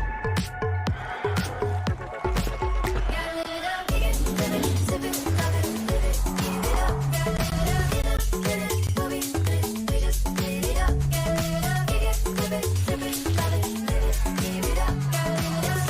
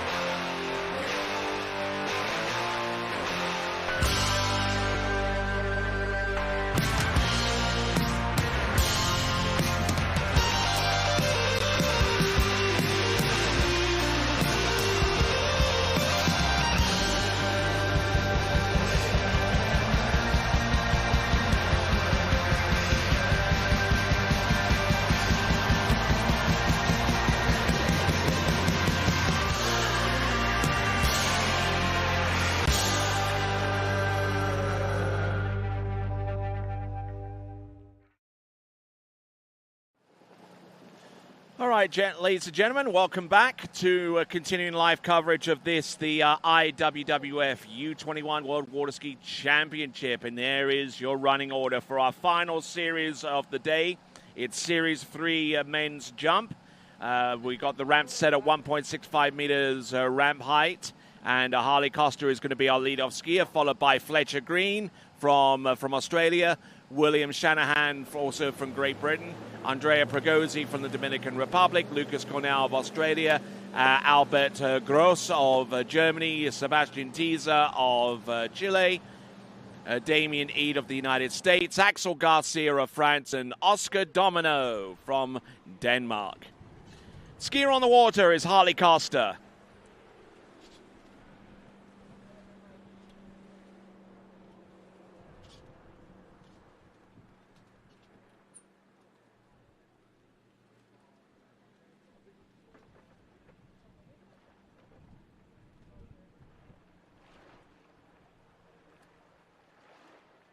All right, good to be able to communicate with a whole bunch of people across the world using the live chat. One comment said that he missed the whole day of action, and I told him, no, you didn't, because once the day's competition is done, the action is actually archived at the end of each day's competitive action. So if you do miss it, or if you're unable to catch it at a suitable time when we're broadcasting live, you can always watch it again and again and again.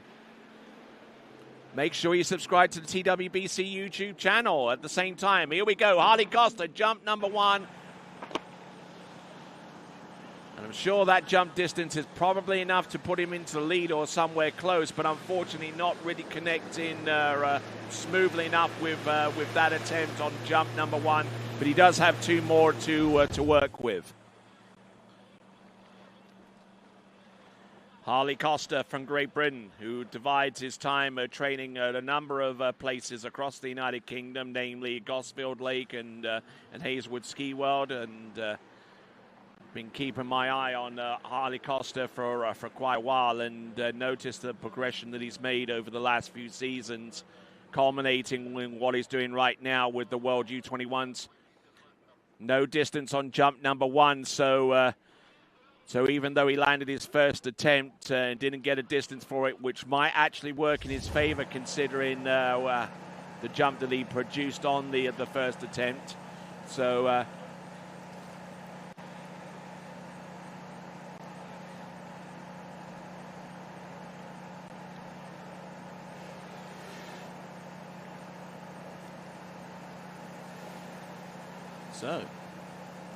just waiting for Harley Costa to come back in. They'll be making a turn around the South Island. A few of our officials on your screen there. We see Nikki Lee, who's officiated in so many of these events, it's not even funny. We see there Vincent Stadelbauer right there with the 1s and the 2s with our base control.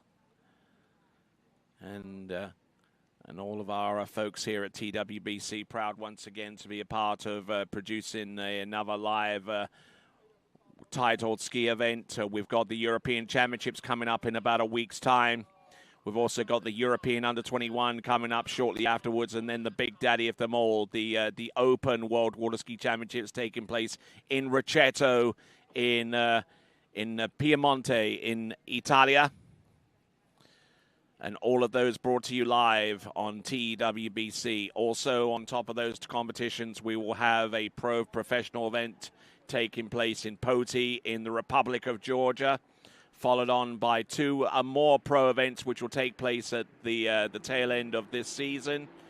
So be on the lookout for those, and if you subscribe to the TWBC YouTube channel, you will be informed as to when those events go live. Here we go, Harley Costa, and he's laying an egg with this jump as well, and he's lucky not to have sustained an injury there with the landing with that right ski. So we're going to see what he can do with his remaining 2 jumps. From what I understand, he didn't receive a distance on jump number 1, so that was in fact a reride on that particular jump. But I tell you what, he's got a little bit of an uphill struggle here, Harley Costa. And just driving in off the second wake and almost getting pulled out the back on his approach into the jump. So we'll see what he can do to kind of salvage something out of this set with the 2 remaining jumps that he has at his disposal. Certainly no lack of effort or determination, but just the execution certainly leaves a little to be desired, unfortunately, there for Harley Costa. He has 2 more jumps remaining. There we see on dockside getting ready is Fletcher Green, who comes to us from Perth in Western Australia, and I'm sure that he has grandparents watching from their home and in good old Blighty. And if you're wondering if I'm talking about you, Gaynor Gattisont, yes, I am. All right, so Harley Costa, second jump.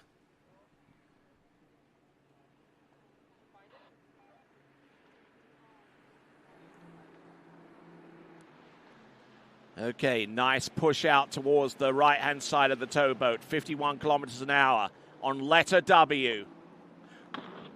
Whoa, a good edge there off the second wake, but he was dealing. Oh man, he was close, very, very close with that left ski lift coming into the bottom right-hand corner of the jump there.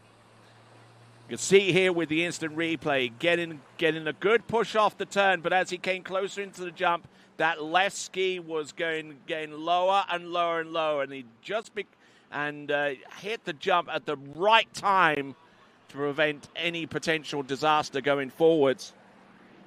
The jump distance coming through should be 44.6 meters. 44.6 meters, it is enough for the lead, but he would like to see a little bit more in terms of distance if he's to challenge the jumpers to come after him. 44.6.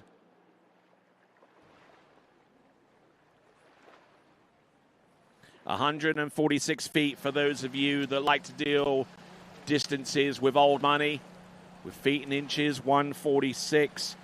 So Harley Costa has got 1 more jump in which to come away with a distance close to 50 meters.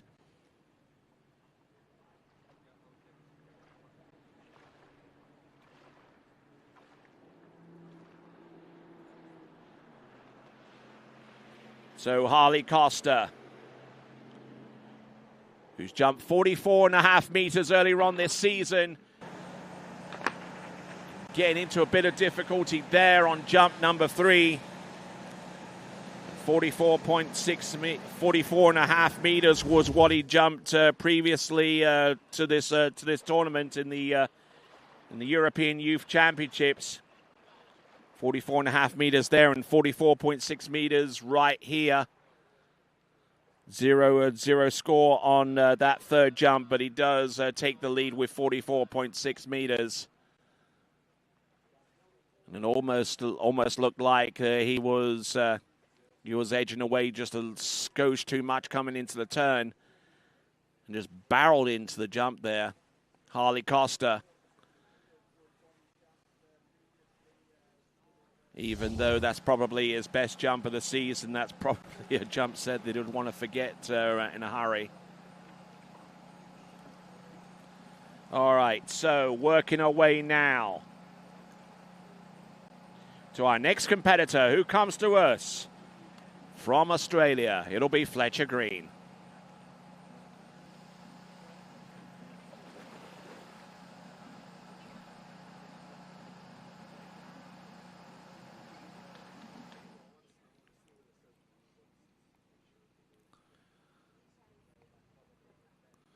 A beautiful Nautique ski boat there getting ready to launch Fletcher Green out onto the water.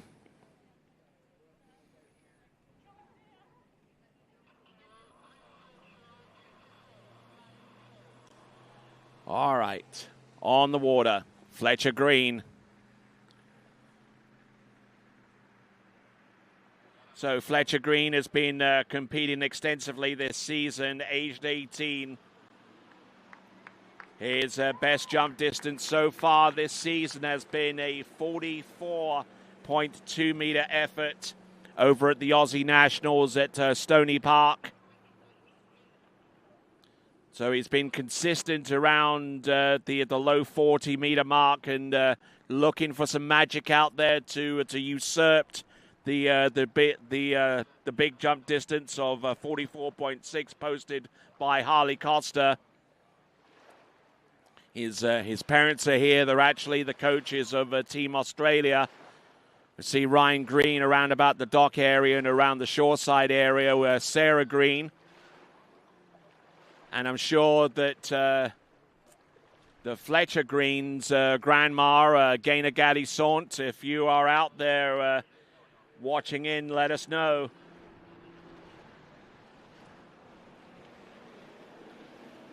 Here he comes, Fletcher Green on jump number 1. Hurls himself into the jump there, full force with a good dose of speed to back it up. Good solid effort, and he's pretty excited with that.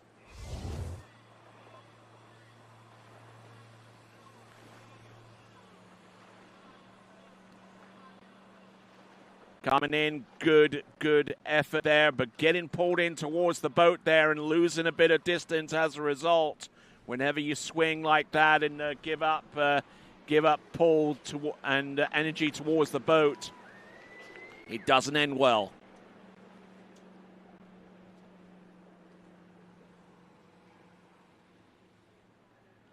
Okay, so the jump distance coming through. Jump distance 38.4 meters, 38.4126, 38.4126.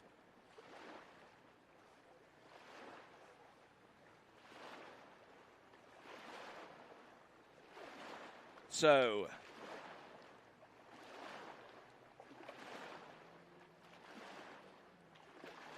38.4 meters on jump number 1.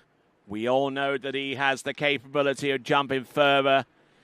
Coming in on 54 kilometers an hour, setting himself up with letter M. Let's see if that letter M stands for massive off the second wake. Bam! Good float, good press over the jump skis there. A well-constructed effort.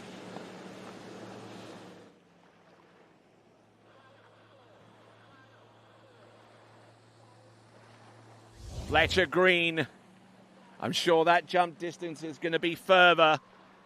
From what I understand with the initial indication, it is going to be further. Just the question is how much.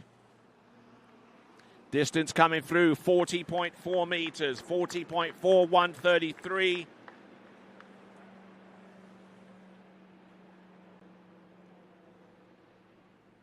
So 133 feet. And this is quite a telling image from the dockside camera shooting directly at the jumper coming off the top of the jump, and it's easy to see how much energy he gives up towards the boat off the second wake. If he can master being able to take that full energy off the wake and just send it all the way through and up towards the top left-hand corner off the jump, then this kid is going to fly far. 40.4 meters flashing up on the top of that windshield, indicating the distance of the previous jump to our skier out in the water. For Australia's Fletcher Green. Turns in, drives in hard, making sure that his position is good. Up and over.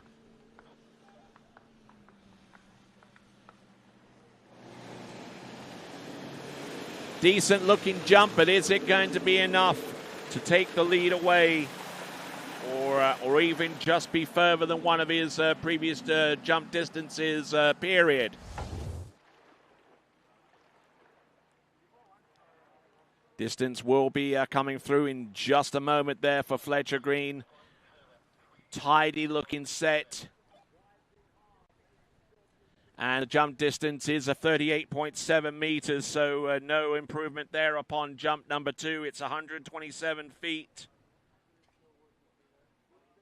127 feet for Fletcher Green on the last jump, which means his best jump is a 40.4 meters or 133. All right, moving on from Australia, back to Great Britain once again. The jumper to take to the water is Will Shanahan.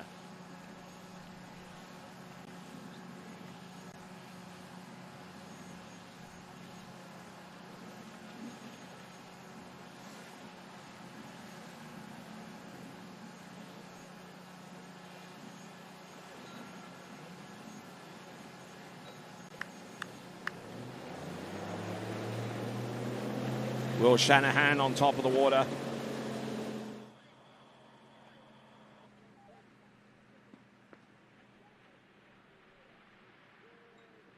Will Shanahan so far this season competed in the Malibu June multi-round at Hazelwood Ski World and jumped to 42.5 meters as his best jump out of the 2 rounds in that competition.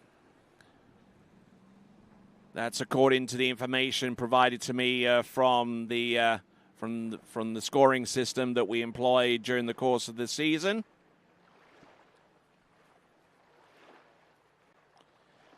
We'll see what he has in terms of a jump in this time around.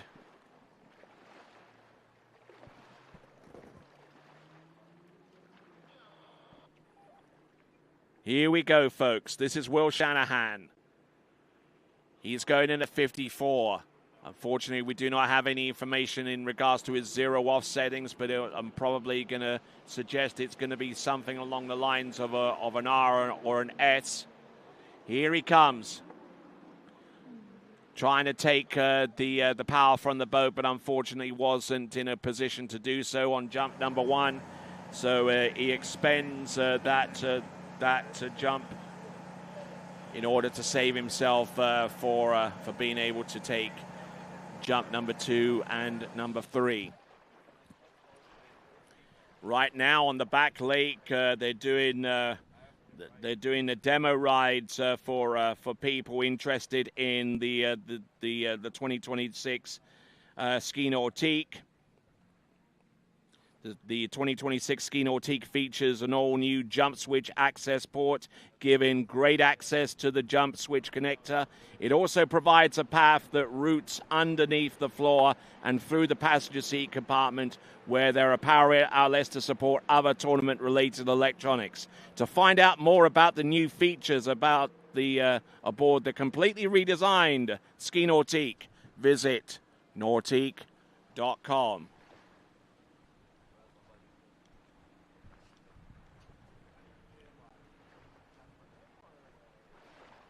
And Nautique and their parent company, Correct Craft, are celebrating their centenary this season.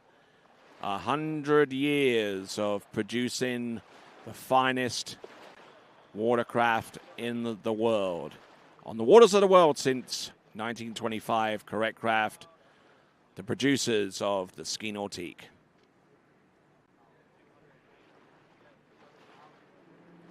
Here we go. This is Will Shanahan. Let's see what he can do with this second jump. Stands up and nicely brought forward over his skis off the top. Letting the... Oh, my word! And it is tragedy there on the second jump there. Managing to get a decent distance and unfortunately rocking back onto his skis and unable to ride out that jump. So on top of the refusal on the jump number 1 and failure to land on number 2, he is got his back against the wall now, and he has to land this third and last jump in order to score.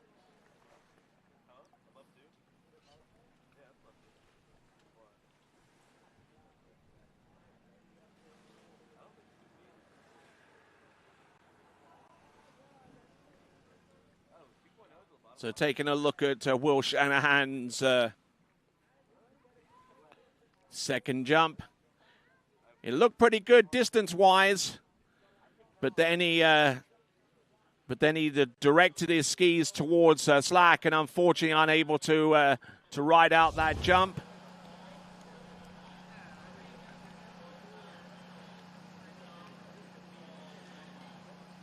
Getting ready on the the starting dock, our sole representative from the Dominican Republic. It is Andrea Pagozzi. So now we got a bit of a situation here, a very sticky situation with Will Shanahan, refusal on the first jump, fall on the second, on his last jump attempt. On top of which he is a team member for Team GB, which means that if he's unable to land his third and last jump, it could spell double jeopardy for both him and the team with valuable points being lost. So let's see what happens here. Third and last attempt. Will Shanahan, let's see what he can pull out of the bag here. Coming in on jump number 3. He's got to land this to score points for both himself and Team GB here. Let's see what he's got. Third and last attempt. He turns in, drives in hard off the second wake. Nicely placed over his skis. Does he land and ski this out? Does he land? Oh my word!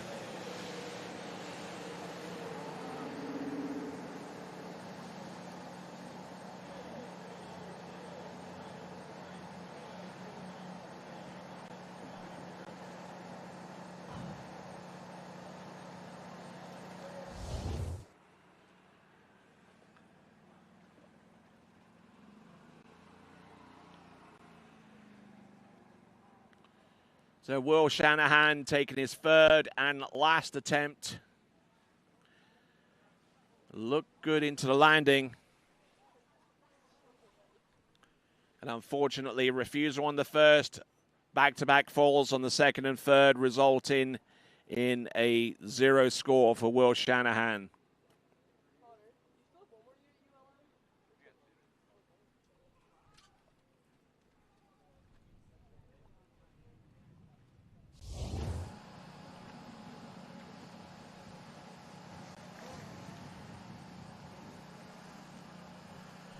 All right then, folks, working on towards our next competitor representing the Dominican Republic. It is going to be Andrea Pagozzi.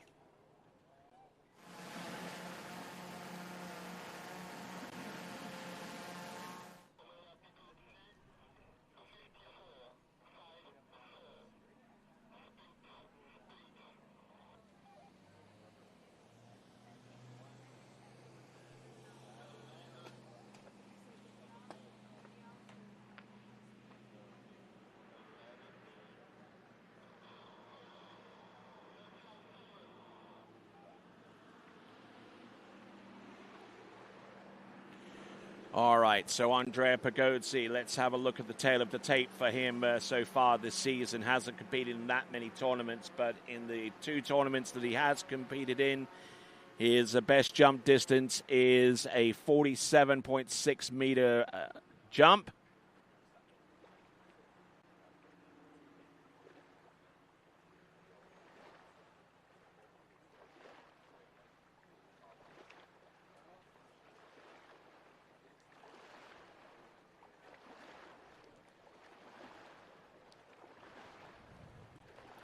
So continuing on with live coverage of this event, the 2025 U21 World Water Ski Championships. I'm Tony Lightfoot, coming to you live from the Lakes of Casting Stone, just outside of Calgary in Alberta, Canada.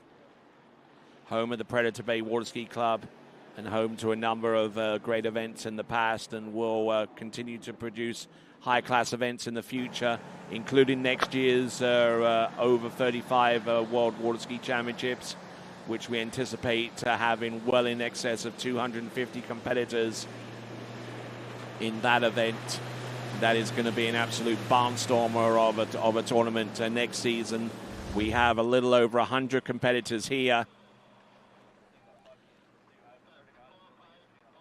So Andrea Pagozzi looking here on jump number 1 and getting Getting decent push off the second wake and up over his left ski. 45.8 meters, 45.8 meters, or 150 feet. And that jump takes the lead in the competition by about a 4-foot margin. 45.8, 45.8 meters.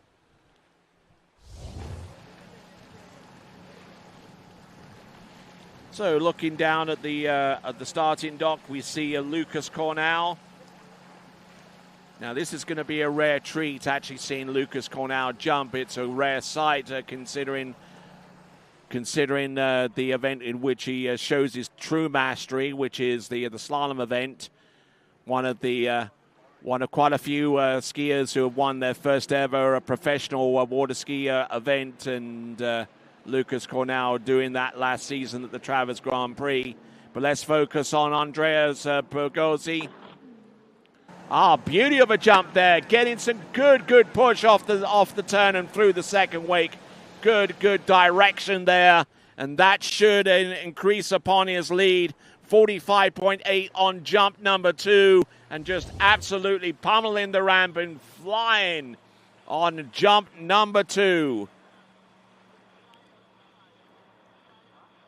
Good smooth edge, good lift and flight. And the jump distance is going to reflect that. It is going to be a bigger jump distance. The question is, I hear you cry, how much further is it going to be? It's that much further, 48.5 meters or 159. 48.5 meters or 159.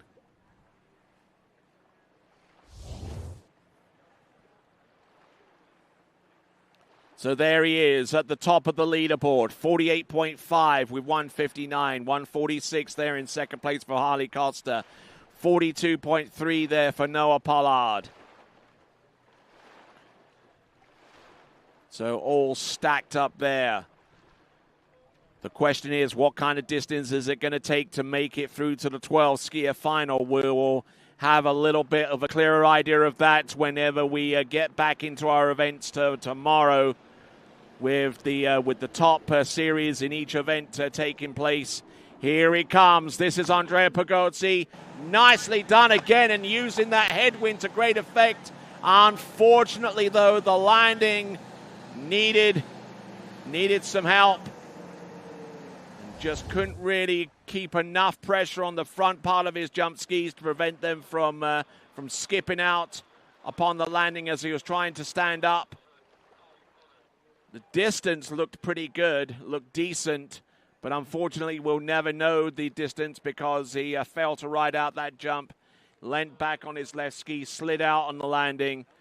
So no distance there, but 48.5 meters. He'll take that. He will take that to the bank of the Dominican Republic.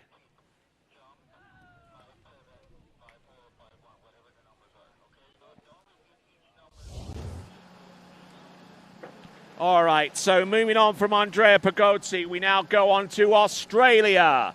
Lucas Cornell.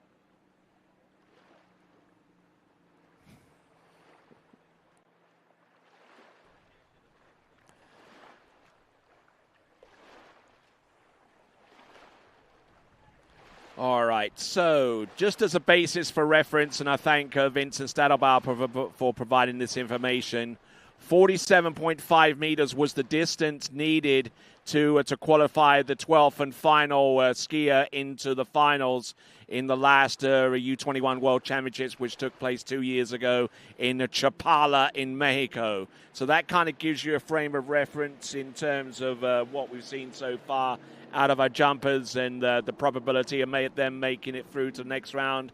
Lucas Cornell, jump number 1, taking in a bit of heat, but unfortunately the control was not there to help him out.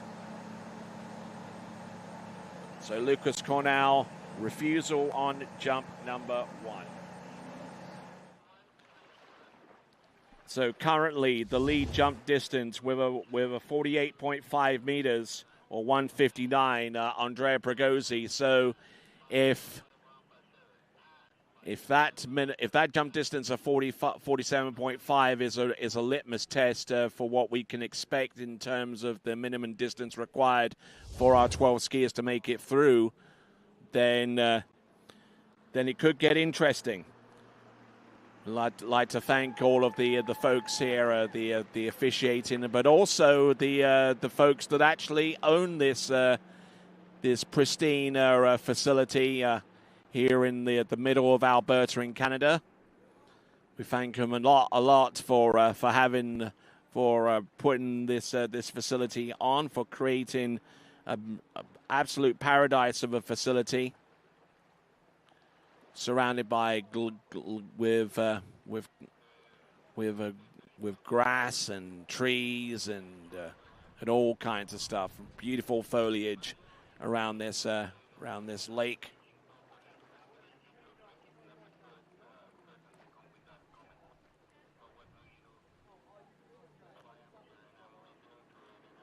All right, so Lucas Cornell representing Australia.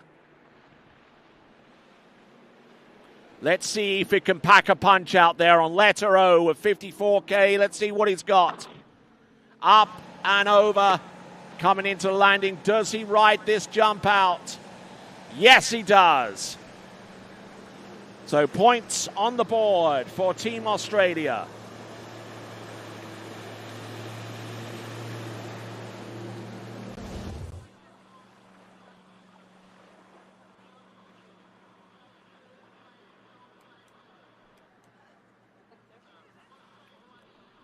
So up and over, punching that landing. All right.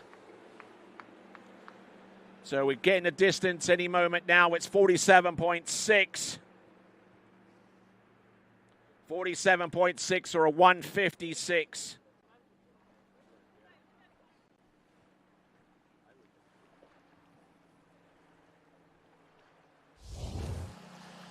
And even that jump distance of 156 feet or 47.6 meters.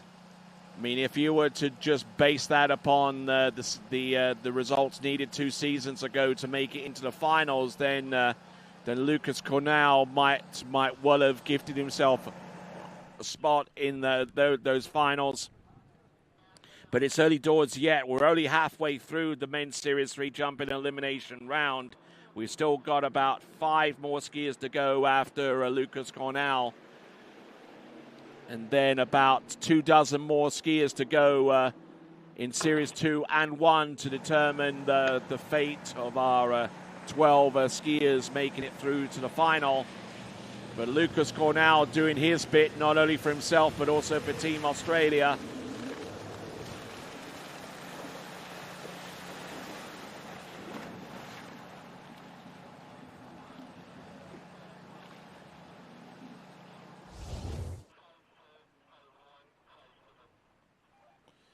So looking at this jump distance coming up.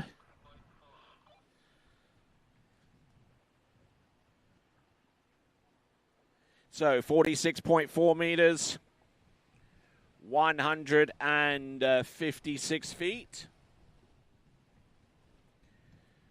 So just a skosh behind what he produced with 46.7 meters. Good, solid technique there all the way through. Good direction, good lift. making a good impact there.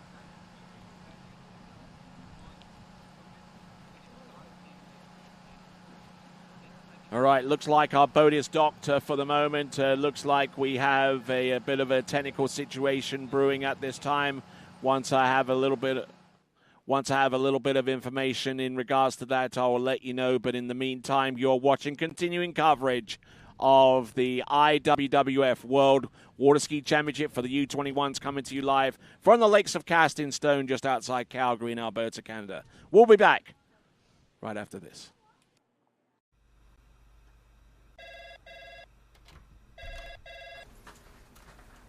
Morning, Brian. Hey, morning. You have a good weekend? Yeah, got out on the water a couple times. How about you? Yeah, I got to set in. Just gonna make a quick phone call here. Oh, of course. Can you get that, Will? Yeah, man, I got it. Thanks for calling Wake House. This is Will. Yeah, looks like we've got those in stock.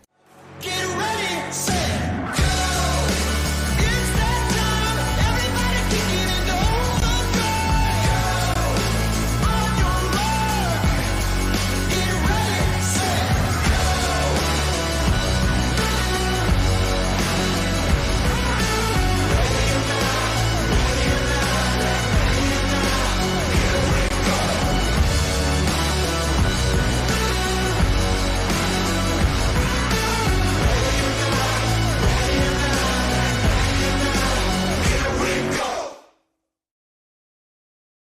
For skiers and water enthusiasts, Florida lakes are what dreams are made of.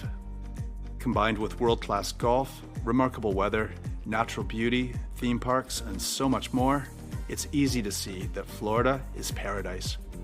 For more than 30 years, I've enjoyed Florida's lakes and many offerings. If you are interested in Florida real estate, let me be your guide and trusted advisor as you search for your paradise. Together, we can make your dreams a reality. take a look at you and start to lose my balance. What am I falling into? This feels like something new.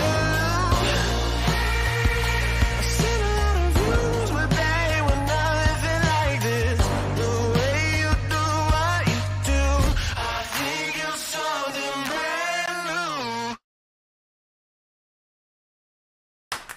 What if I told you there was a place where the sounds of nature are only broken by the roar of a boat, a place where that summer feeling lasts all year long, a place where the Florida sun is only outshined by the smiles of the skiers, a place where first-time skiers can ski alongside world champions and the world-class coaches work with all levels of skiers. What if I told you there was a place where life slows down and your only job is to make lifelong memories? That place is Swiss Water Ski Resort. Book your trip at SwissWaterSkiResort.com.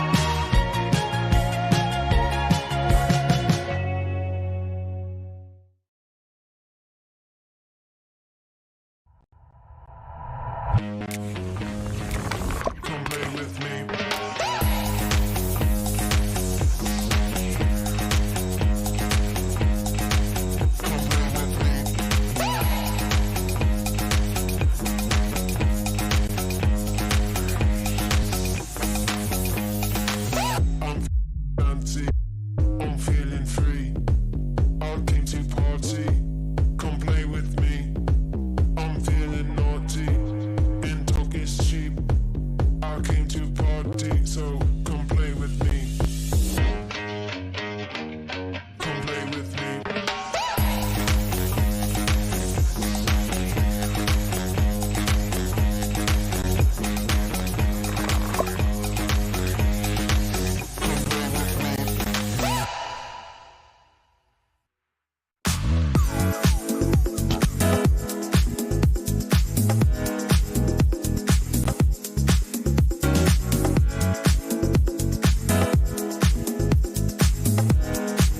see you in Vienna. At Houston Cadillac, at the moment you arrive, you will notice dedication to excellence.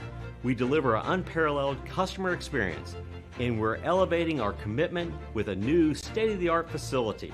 Explore our selection of new Cadillac cars, crossovers, and SUVs designed to meet your needs. We are redefining the luxury experience and investing in the future. Visit Houston Cadillac and begin your journey towards luxury. At Dillinger Insurance, we have over 50 different carriers to shop your home, auto, and recreational vehicle insurance needs. We would love the opportunity to save you money. We insure million-dollar mansions, condos, mobile homes, rental homes, and everything in between. We know all about wind inspections, 4-point inspections, and how to get you the right coverage for your particular home. You've got questions, we've got answers. Can you remember the last time you had a rate decrease with your auto insurance? Let's take a look and see what we can do. We know all the ins and outs of getting our customers the best rates, coverages, and discounts, so put us to the test. Don't monkey around with your insurance. Call Dellinger Insurance today. We've got tons of companies to help find you the best prices and the best coverage for your particular needs on home and auto insurance. Go Knights!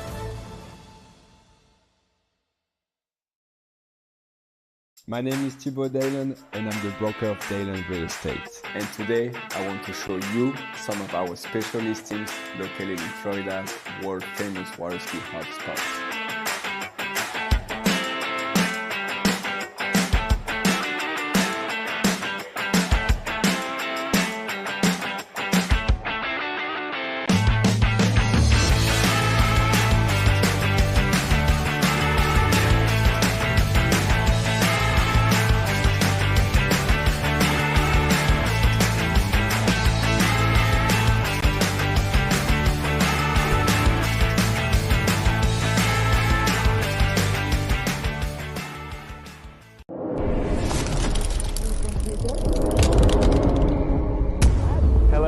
I'm Martin Coleman. I would like to invite you to the 2026 World Junior Championships here at Ahumada Ski School in Villa Dolores, Argentina.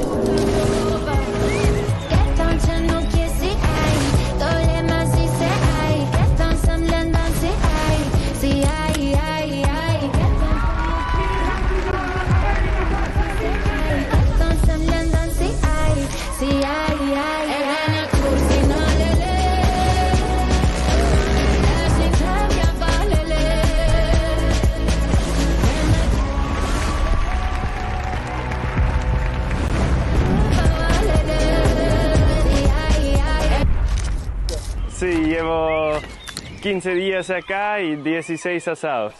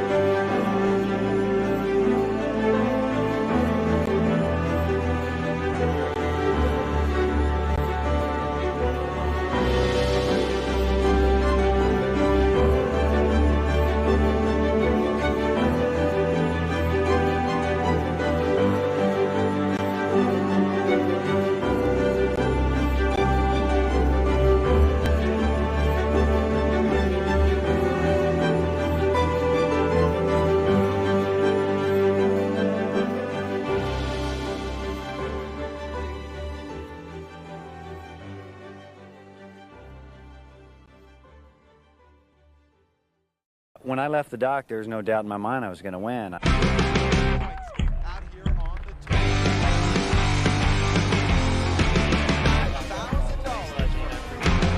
Number 4 needs a ball when he gets over.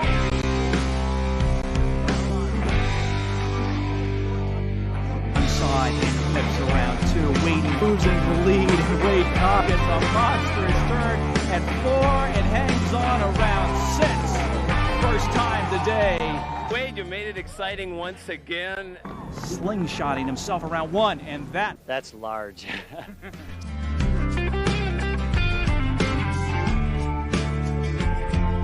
here to put you up in front. Wow, this is like my dream come true. Which one of the men is going to end up in this exact spot?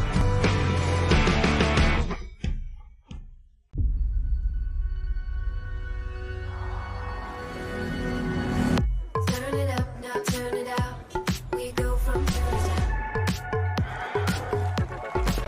gotta live it up, kick it, live it, sip it, love it, live it, give it up. Gotta live it up, get it, move it, get it, we just live it up. Gotta live it up, kick it, live it, sip it, love it, live it, give it up. Gotta live it up, automatic.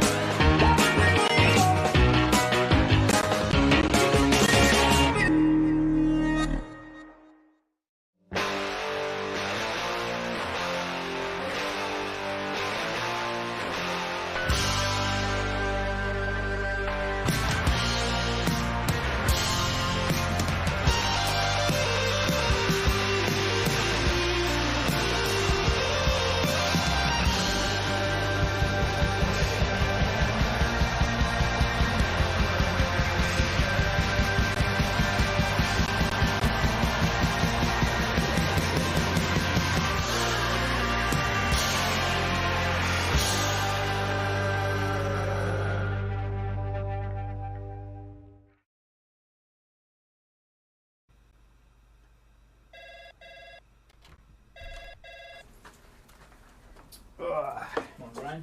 Hey, morning. You have a good weekend? Yeah, got out on the water a couple times. How about you? Yeah, I got to set in. Just gonna make a quick phone call here. Oh, of course. Can you get that, Will? Yeah, man, I got it. Thanks for calling Wake House. This is Will. Yeah, looks like we've got those in stock.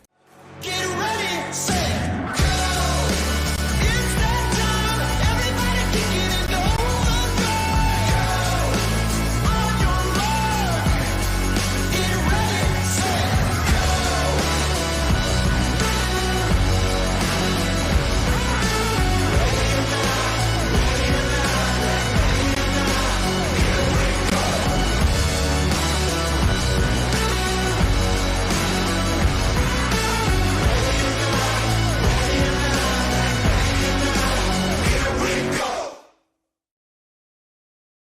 For skiers and water enthusiasts, Florida lakes are what dreams are made of.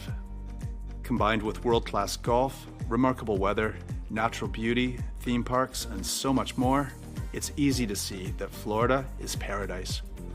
For more than 30 years, I've enjoyed Florida's lakes and many offerings.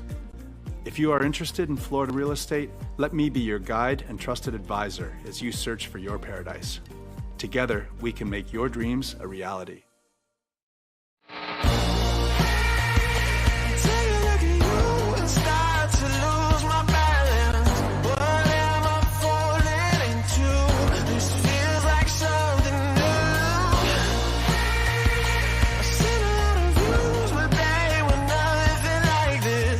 The way you do what you do, I think you're something brand new. What if I told you there was a place where the sounds of nature are only broken by the roar of a boat? A place where that summer feeling lasts all year long. A place where the Florida sun is only outshined by the smiles of the skiers. A place where first-time skiers can ski alongside world champions, and the world-class coaches work with all levels of skiers. What if I told you there was a place where life slows down and your only job is to make lifelong memories? That place is Swiss Water Ski Resort. Book your trip at SwissWaterSkiResort.com.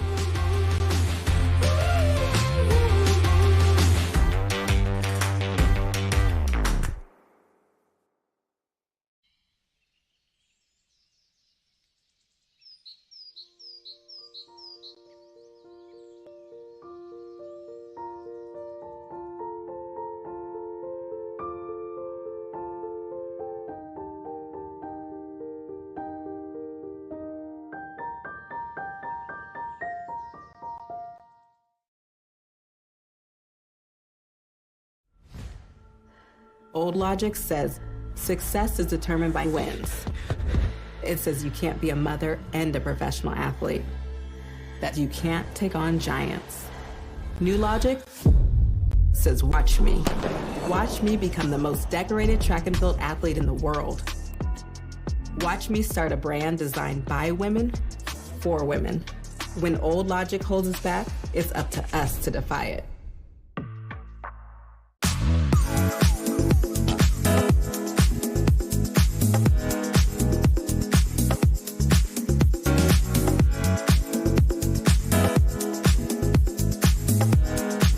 See you in Vienna. At Houston Cadillac, at the moment you arrive, you will notice dedication to excellence. We deliver an unparalleled customer experience, and we're elevating our commitment with a new state-of-the-art facility. Explore our selection of new Cadillac cars, crossovers, and SUVs designed to meet your needs. We are redefining the luxury experience and investing in the future. Visit Houston Cadillac and begin your journey towards luxury. At Dillinger Insurance, we have over 50 different carriers to shop your home, auto, and recreational vehicle insurance needs. We would love the opportunity to save you money.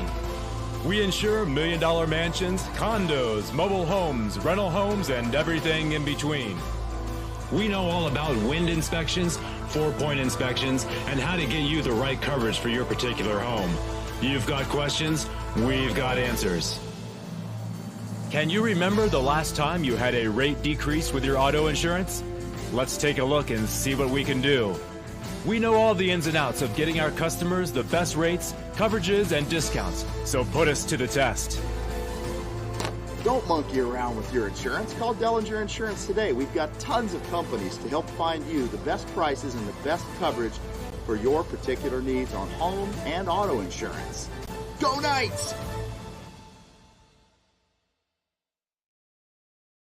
My name is Thibaut Dalen and I'm the broker of Dalen Real Estate. And today I want to show you some of our special listings located in Florida's world famous water ski hotspots.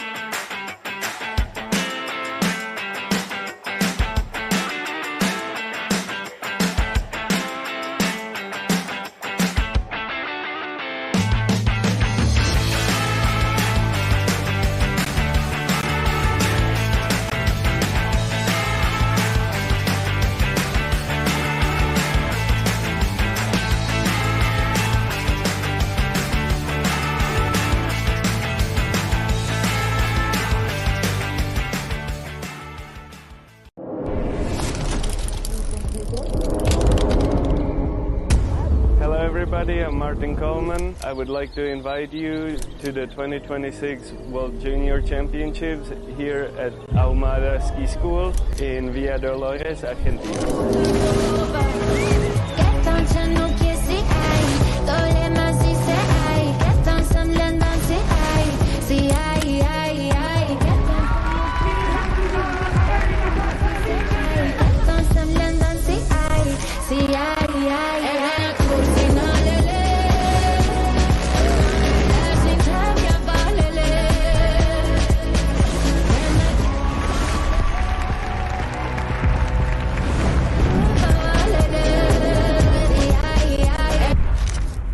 Sí, llevo 15 días acá y 16 asados.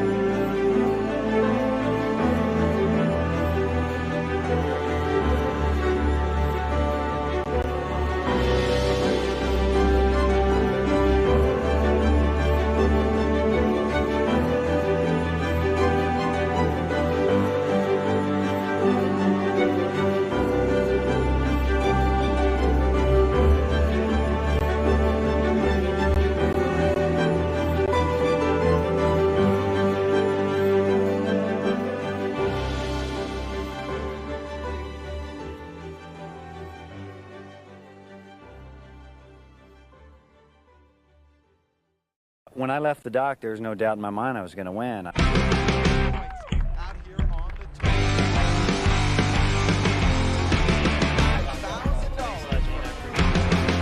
4 needs a ball when he gets off.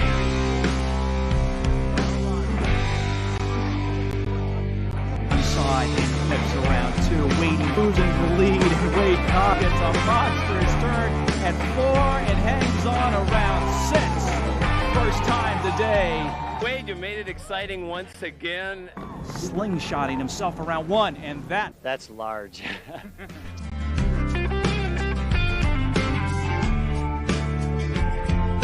here to put up in front. Wow, this is like my dream come true. Which one of the men is going to end up in this exact spot?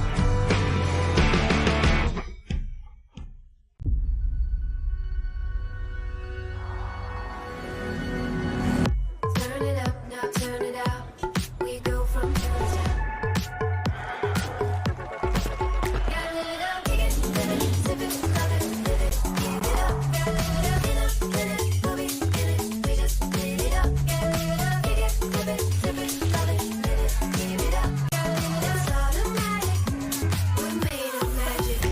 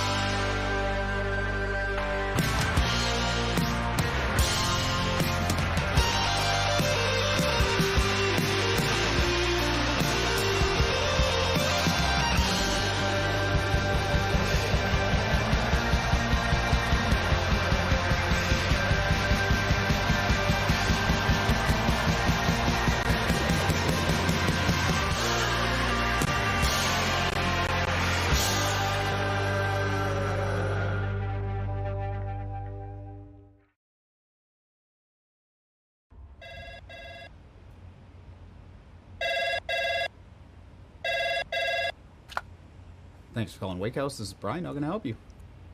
Yeah, Will. Can I let him know who's calling? All right, just a second. Will, I got a fill for you. Perfect. Give me just 1 second. All right, hit it. Thanks for holding. This is Will. Hey, how's it going? Good. Get ready, set, go. It's that time. Everybody kicking it over. Go on your mark. Get ready, set,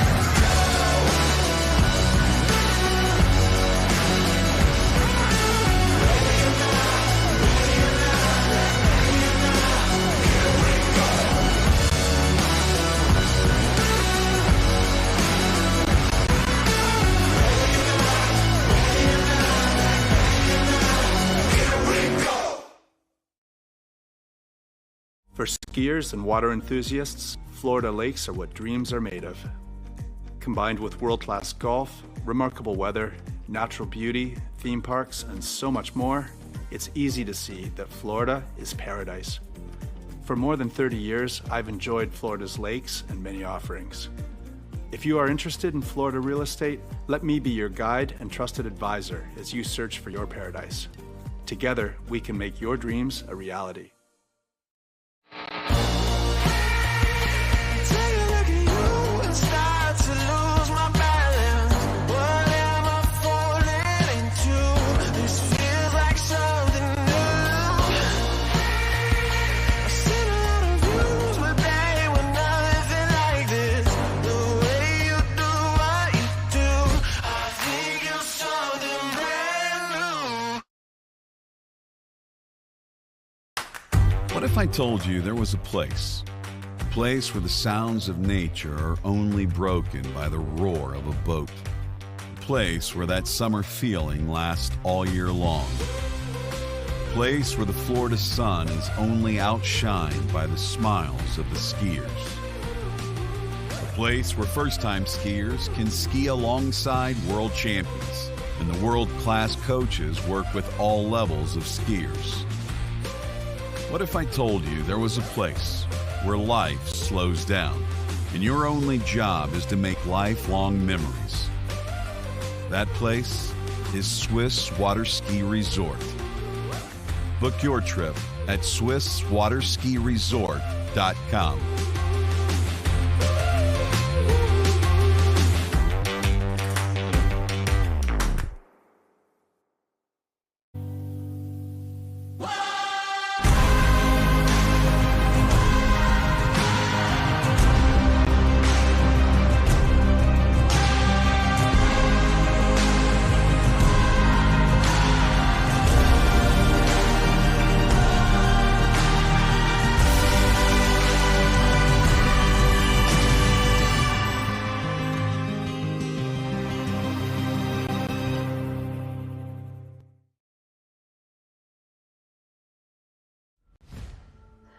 Old logic says success is determined by wins.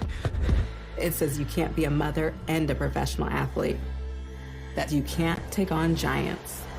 New logic says watch me. Watch me become the most decorated track and field athlete in the world. Watch me start a brand designed by women, for women. When old logic holds us back, it's up to us to defy it. All right, then, ladies and gentlemen, welcome back to continuing coverage of this, the 2025 U21 World Water Ski Championships, coming to you live from the lakes of Castingstone, the home of the Predator Bay Water Ski Club. All right, let's bring you up to speed. When we last had live coverage, Lucas Cornell jumped 47.6 meters is his best jump, but what has happened since then? As you take a look at the men's jump leaderboard, we see Andrea Prigozzi currently in the lead with 48.5. Lucas Cornell currently in second place with 47.6. And in third place currently is Harley Costa with a 44.6 meters. So, and I say currently because what has transpired is an opportunity for some of our jumpers, in fact all of our jumpers, to make their way back out into the water, because they each have an opportunity to take 3 jumps non-protected. And the reason why is because of a malfunctioning jump switch. Now we're going to start this series from scratch, and they're all going again. So looking down the list, Harley Costa Fletcher Green, Will Shanahan, who has the most to gain because he refused on his first and fell on the remaining 2 jumps.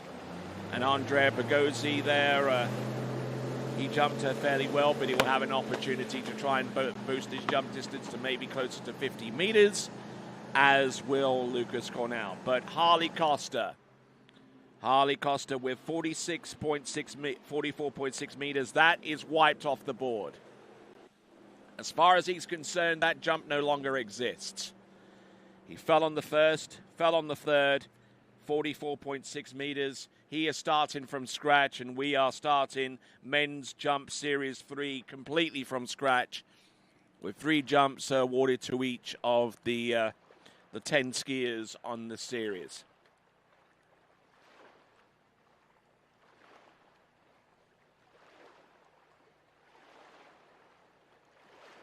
So with the time a little after 5 o'clock in the afternoon here, mountain time in Canada, we'll bring on Harley Costa back onto the water with 3 jumps from the beginning, non-protected. He has a non-protected score of 44.6 meters. This is Harley Costa from Great Britain. 3 jumps, let's see what he's got.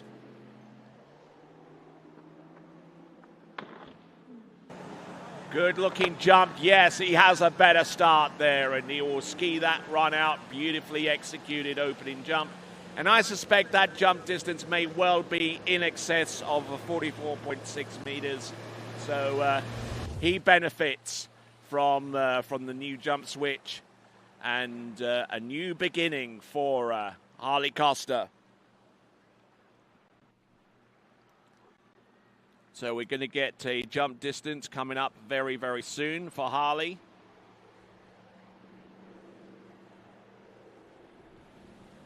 A little bit bogged down on the turn and jump in 43.1, which is 141 feet. Certainly better than what he did on the first jump in the previous iteration of Series 3 men's jump, where he failed to land.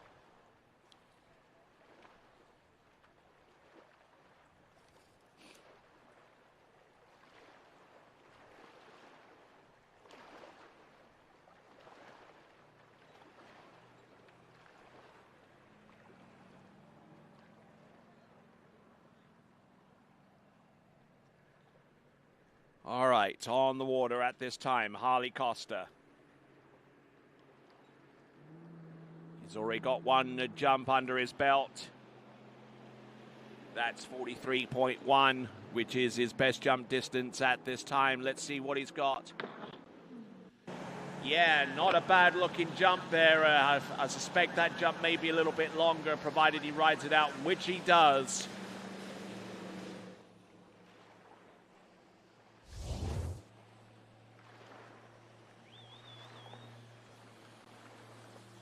Certainly getting more out of this jump set than he did the previous time. And the jump distance coming through, it should be a little bit further.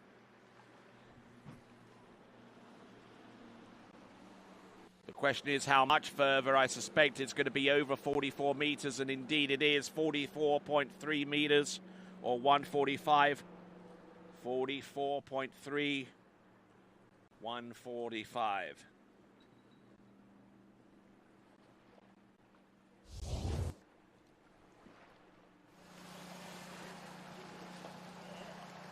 So Fletcher Green getting ready to go for his 3 jumps here. We're completely redoing the set that each of our Series 3 jumpers performed a while back. And certainly there are 1 or 2 competitors who will stand to benefit greatly from this turn of events, as we see Harley Costa come in on jump number 3. Up and over, and got more out of the jump this time. A little earlier, as a matter of fact, but still able to connect as he makes his way back towards the shore. 44.3 meters on the previous jump.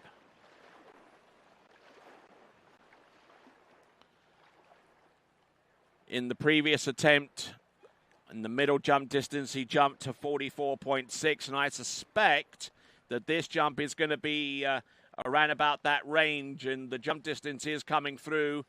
It should be a little over 44 meters, and it is 44.9147, 44.9. 44.9 or 147. So that is his lot. That's his best jump distance. It was better than what he did in the previous version of this jump event. And about to take to the water, representing Australia, it is going to be Fletcher Green.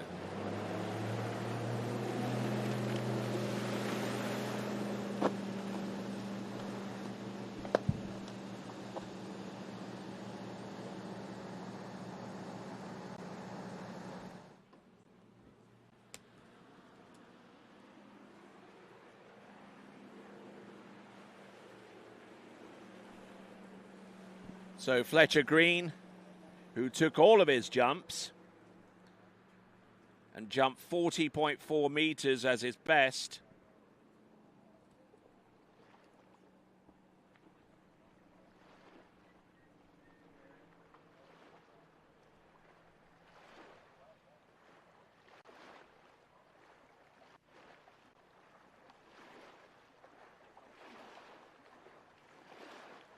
So now, following the boat and checking to see where it is. It's made its way around the South Island and heading north towards the blue sky city of Calgary in Alberta, the host city for the Winter Olympics way back in 1988.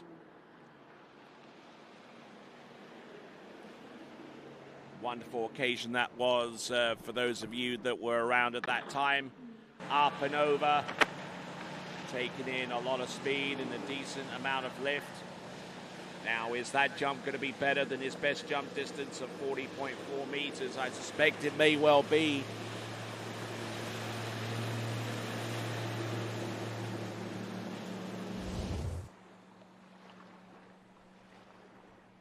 The jump distance is being shown up on the board at this time, and it does reflect a better, more technically proficient effort there on jump number one. He jumped 40.3 in the first attempt at this round, and 40.9 is his jump this time. So he's already playing with casino with house money and jumping a 40.9. So he benefits as well. 40.9, I think, is about 134 feet. So,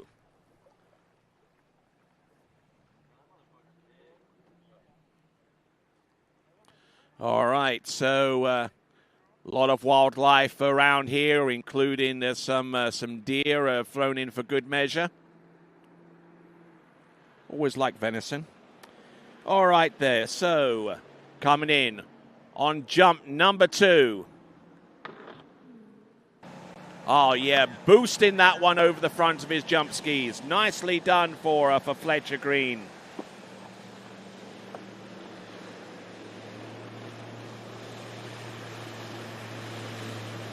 So Fletcher Green, who has the best jump distance this season of 44.2 meters, getting closer to that mark.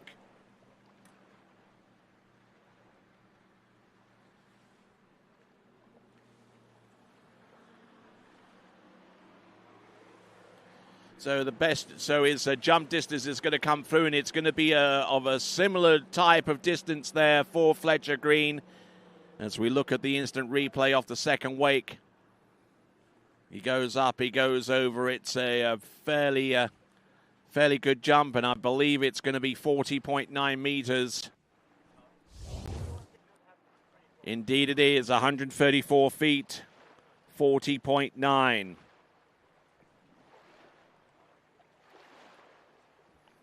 So still chasing the lead distance at this time of 44.9 or 147 feet, courtesy of Harley Costa.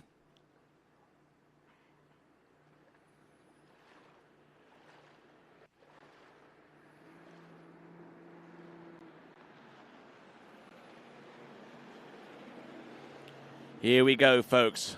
Coming in, Fletcher Green from Perth in Western Australia. Oh, and taking in a whole bunch of heat there on that jump, but the control kind of deserted him a little bit off the top. Really trying to pound his skis into the jump. Gave up a lot of that energy towards the boat, and unfortunately will lose a bit of distance in that vein. And will come away with a jump distance on his third and last attempt of 45.8 meters. I'm not too sure whether that's the correct distance given what I've seen on that jump. We'll double check that score there for Fletcher Green. It is actually 35.8 meters on jump number 3. So that seems to be more consistent with that effort. Yes, indeed, 35.8 or 117 feet. But he has 2 back-to-back jumps of 40.9 to help his cause, and that's half a meter more than what he has produced in the previous version of this men's jump series 3 at 1.65 meters ram height. Now,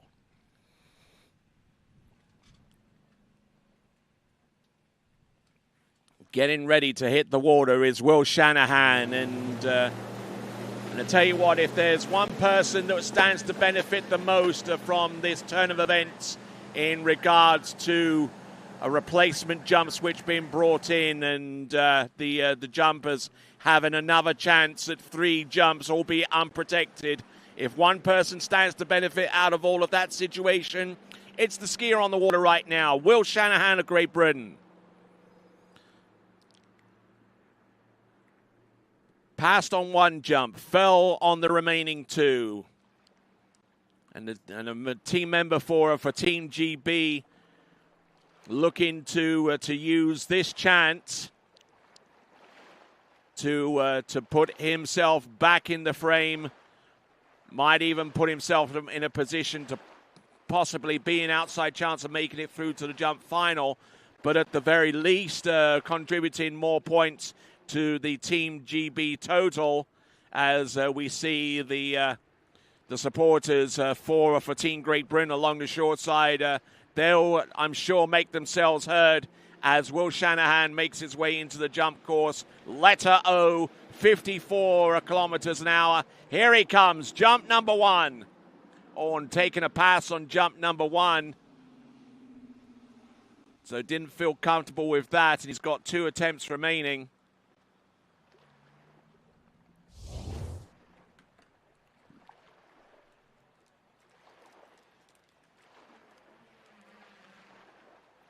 Just looked a little bit late with that jump and seeing more white than red coming across the wakes in towards the surface of the ramp.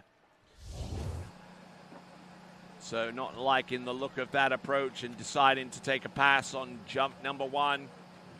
As we see Andrea Pagozzi, who, when we left the coverage in the previous version of this men's series jump and competition, he was our penultimate skier in that vein.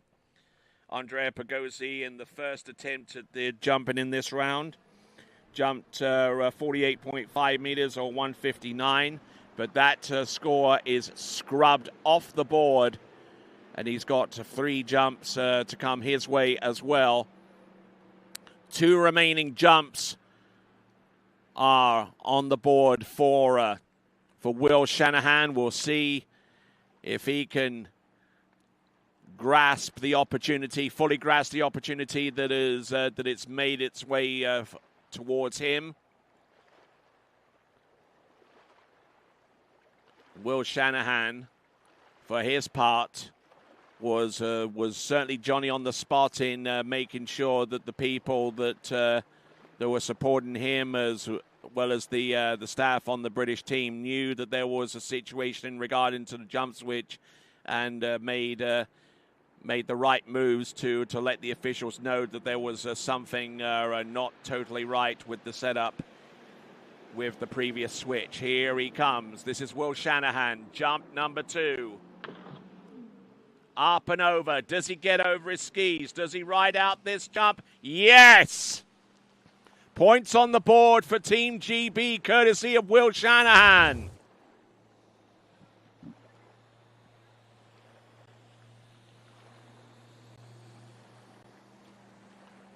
Good drive off the second wake into the jump. Still left a little bit behind him on the jump, but he scores this time. And the jump distance is 42.1 meters, 42.1 or 138 feet, 42.1 meters.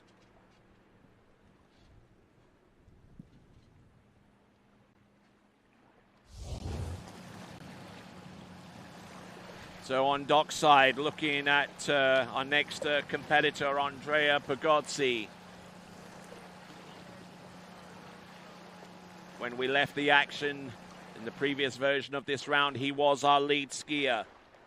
He was prepared to give up his lead distance of 48.5 meters. Maybe with the idea of jumping a little bit more and putting him in a good position to make it through to the jump final. Don't forget, when these championships were last held 2 seasons ago, it took a jump of about 47.6 meters to make it through to the jump final. Here he comes, Will Shanahan, jump number 3, pounding that jump. Does he land and ride it out? Yes, he does. So Will Shanahan, we'll wait for the score for him to come through. 42.1 meters on jump number 2 for Will Shanahan.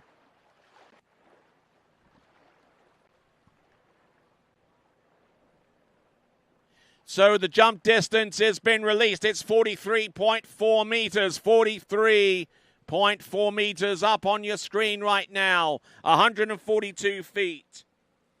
43.4 meters.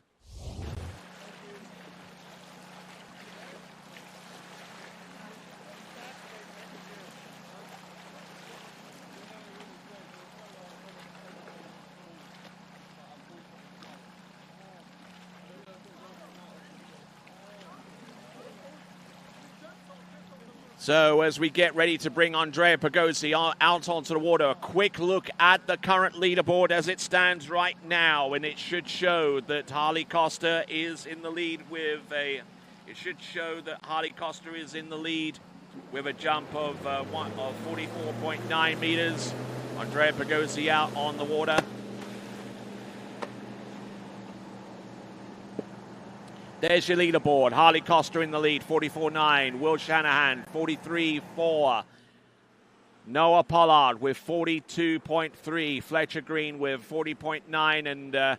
And Escobar rounding off the top 5. In the meantime, looking to make some more magic of his own, having jumped 48.5 meters in the first round, but has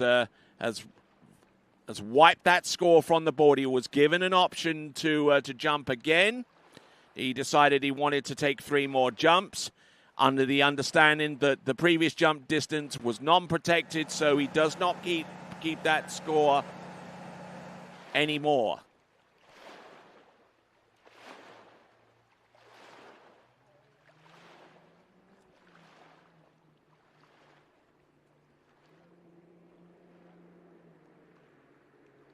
So here we go, Andrea Pagozzi on letter S. 54 kilometers now. Let's see what he's got by way of jump number 1. Here he comes, Andrea Pagozzi from the Dominican Republic, up and over, rolling out over his left ski, but still able to convert that into a press over his skis for jump number 1.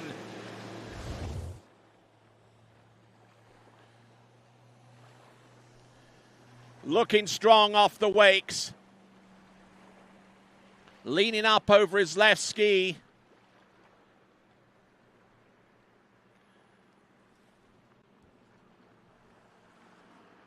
And jump number 1 reveals the distance. It should be around about 46 meters, just a little bit beyond. Rolling up over the skis, which provides us with the first jump distance, 44.6. 44.6. Actually, 46.6 meters or 153 feet. 46.6.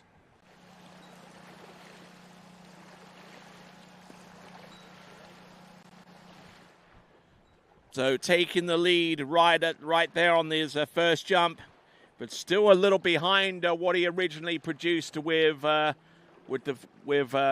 best of his 3 jumps from the previously held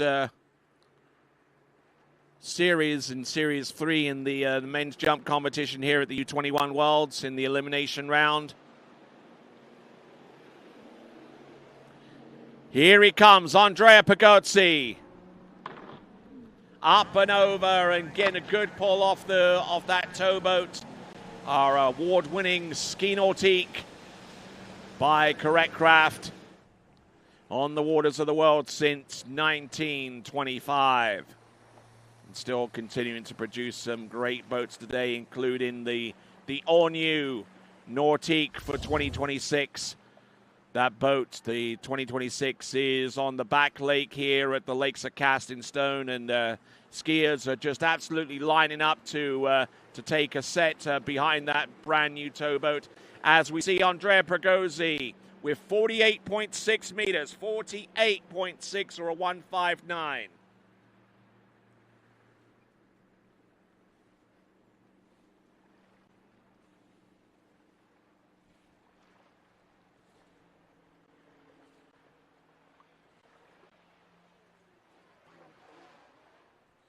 So 48.6 meters, that's 10 centimeters further than what he produced in the previous version of this series. And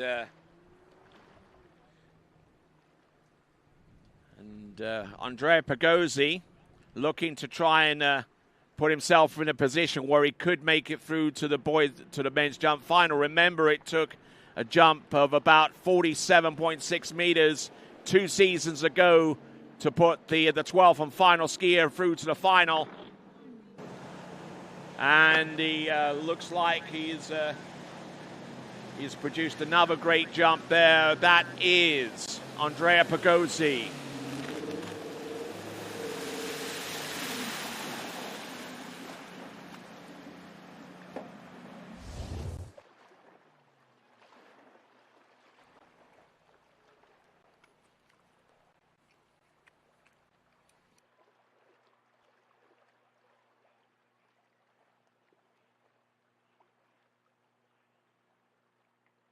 All right then, folks, hold on to your pancakes. That's 50.4 meters or 165 feet. 50.4 meters, he takes the lead and could well have cemented his spot through to the men's jump final with that distance. 50.4 meters for Andrea Pagozzi. Great jumping from him.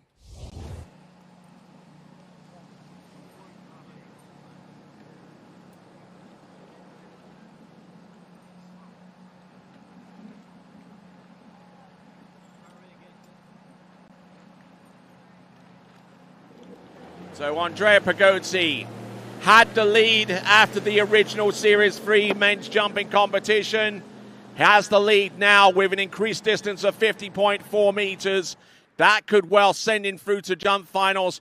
And I tell you what, I have a little bit of curiosity with that jump. Could that be a record for the Dominican Republic for his age category division? We'll try and find out in yes. New Dominican Republic jump record?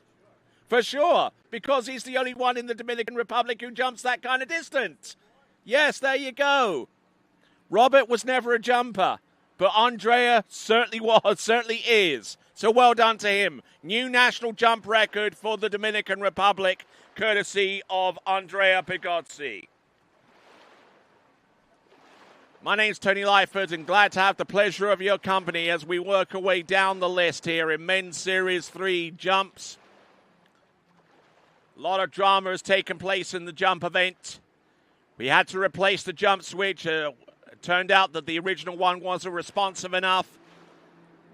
And that was a cause for concern for a number of skiers at the beginning of the series.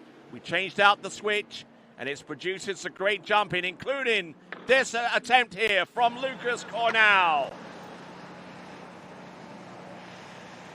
Up and over, and wonderful looking jump there from him, getting everything together.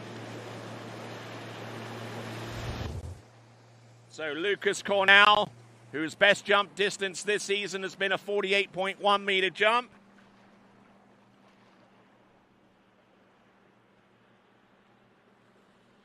We wonder if that distance is anywhere close. So far at the moment, the jump distance is yet to get anywhere significantly further than 43 meters. We'll look at it up on the screen. 43.4, 43.4 meters. Or 142 feet. 142 feet on the opening jump distance. Now, let's compare that to his first jump. Well, he did definitely jump better than the first because he passed on the first jump distance in the previous attempt at this of running this series. However, he did get 47.6 meters as his best jump from that occasion, but that score is wiped off because he decided that he wanted to take 3 more jumps. He had to do that at the cost of his best jump from the previous edition of this series. Here he comes, Lucas Cornell. Getting pulled over his left ski. Oh, my word, and he flips over the tips of his jumpers. He appears to be okay. He's giving the thumbs up to our officials and especially our rescue crew, who are probably already halfway over towards him right now. They're actually over there right now, but Lucas Cornell is signaling to them, stand down, I'm okay. Crushing a little bit there on his left ski and into the landing, and almost that left ski was dipping down into the landing zone, which certainly was a cause of him careening over the front of his jump skis. A little flat off the second wake into the jump, and as he came into land, look at that left ski, boom. And that left ski was ejected from his left foot and putting himself in a bit of a perilous situation. And Lucas Cornell getting the assistance that he needs on the back of the towboat, courtesy of our boat judge, Oda Melonier. Yes, he would like that jump ski back if you can manage to situate that. There we go.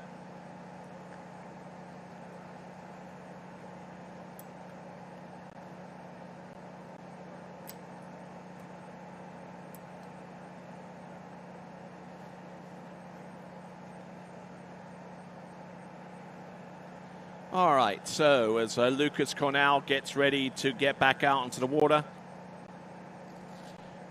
we'll be back right after this.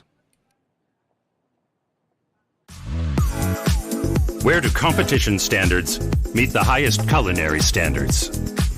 Where do the old masters meet the new masters? Where do first-class conditions meet first-class hotels? Where does the purest joie de vivre meet the purest drinking water quality? Only 30 minutes from the airport and Vienna city center.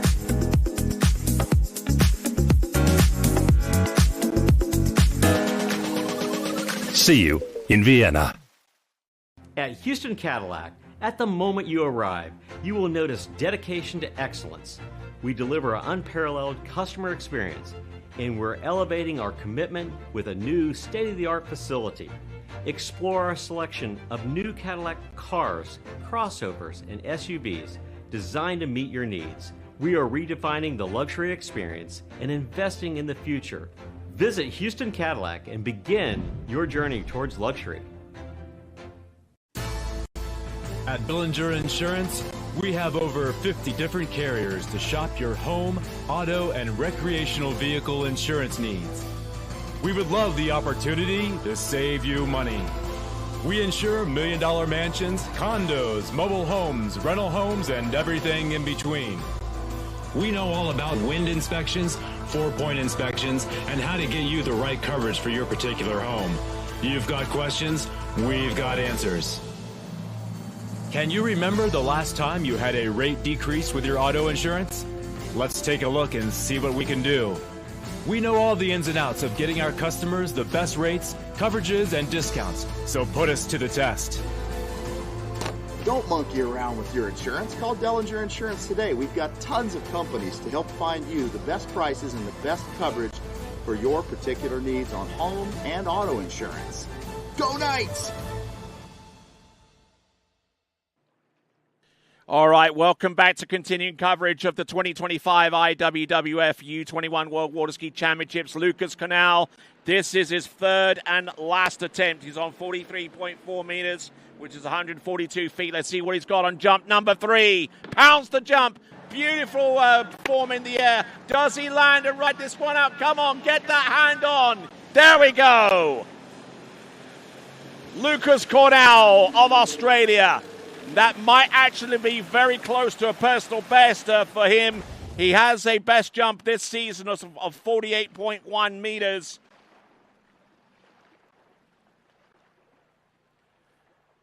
So looking in great form. And the jump distance coming through of 47.0 meters, 47 meters flat. 154 feet. His second, I believe that's his second best jump of the season. So in good form, and I tell you what, he had to hang tough on that one. That line went tight on him 2 times in that landing phase, once on the bounce and 2 on the pullout. So there we go. That is Lucas Cornell on 140. On 47.0. 47.0 or 154 feet as we have a brief look at the leaderboard. Still in the lead with 50.4 meters and has an outside shot of making it through to jump finals is Andreas Bogozzi. In the meantime, Albert Gross from Germany is on the water at this time.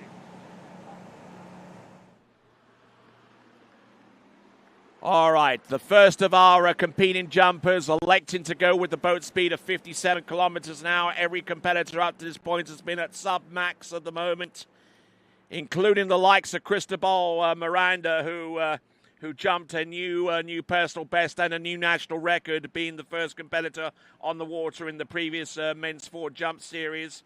So a big congratulations to him, and indeed to everyone who's produced a massive jump between the start and at the where we are right now. Albert Gross, who jumping here and now.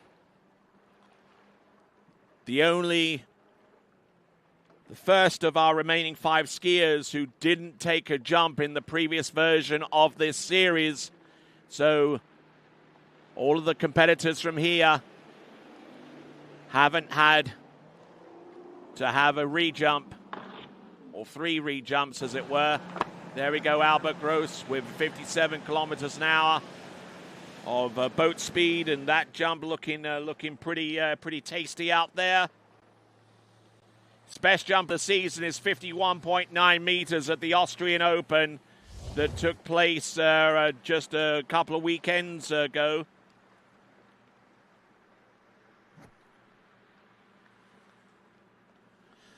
So let's have a look at the distance. It's coming through, and it is quite a significant jump because in terms of its distance and the likelihood of making it through to jump finals, it's 51.5 meters or 169, 51.5 or 169. And he performed that jump whilst being relatively early into the base of the ramp. Came pretty close to our ramp cam. And normally when you hit the jump somewhere at about the middle towards the top left-hand corner, you're fairly close to that camera position. So now with 51.5 meters, he's 0.4 of a meter behind his best jump of the season. So already on his second best jump distance of this 2025 season. Here he comes. Handle up a little bit high off the turn. This is Albert Gross. Getting a lot of pull off the top of the jump there and unable to control much of it. But we'll get a distance from him anyhow.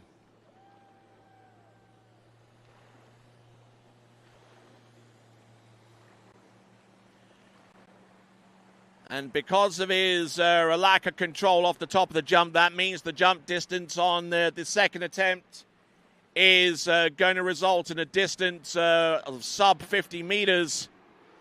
We'll get that distance to you any moment. And there it is. It's 48.4 meters, 48.4 meters, or 159 feet. So 51.5 meters, already good enough to put him towards the higher echelon of our leaderboard. In fact, he is our leader. 51.5 meters. Albert Gross of Germany. Pigozzi in second, Cornell in third.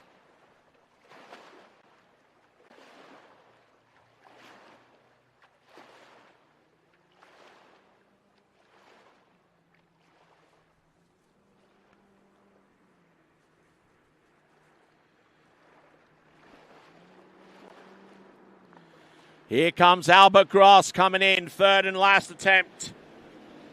On 51.5, eager to jump further with this one last attempt. What has he got? He's got a lot of speed, but unfortunately the control over his jump skis, he let a lot of that energy bleed off towards the boat. Was swinging in the air, and a lot of that jump distance was relinquished towards the boat as a result. And as a result, he comes up with a distance of sub 50 meters with this third and last jump. Slipped out at the top of the jump and ends up with a jump distance of 154 feet or 47.0 meters. But, and this is the huge takeaway from this set, he does take the lead with 169 feet or 51.5 meters.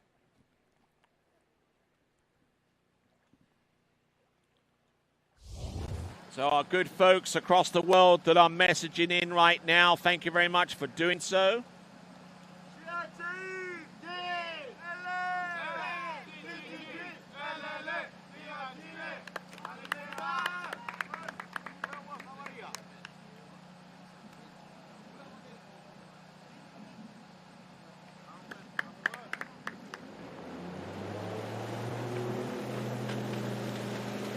All right, here we go. Our next skier on the water is Sebastian Teaser.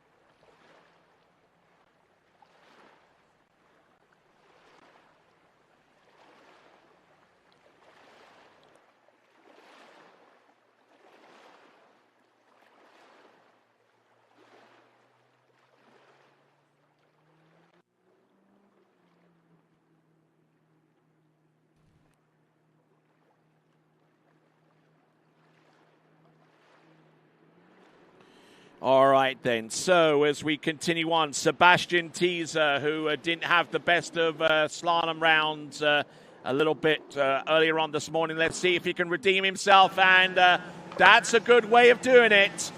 Putting down a distance on the first attempt.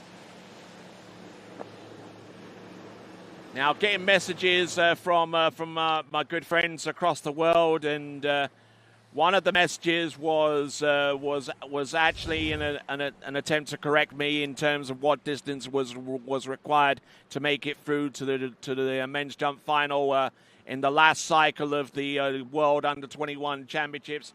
It took a jump distance a little over 51.7 meters to do the trick, actually closer to 52 meters, as a matter of fact.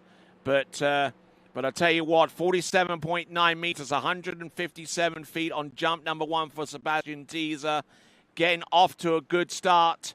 Let's see what he can do with the remaining two jumps. 47.5 meters on the opening jump. And for those of you tuning in live, welcome to the Lakes of Casting Stone, the home of Predator Bay Water Ski Club and the host of this, the 2025 IWWF U21 World Water Ski Championships.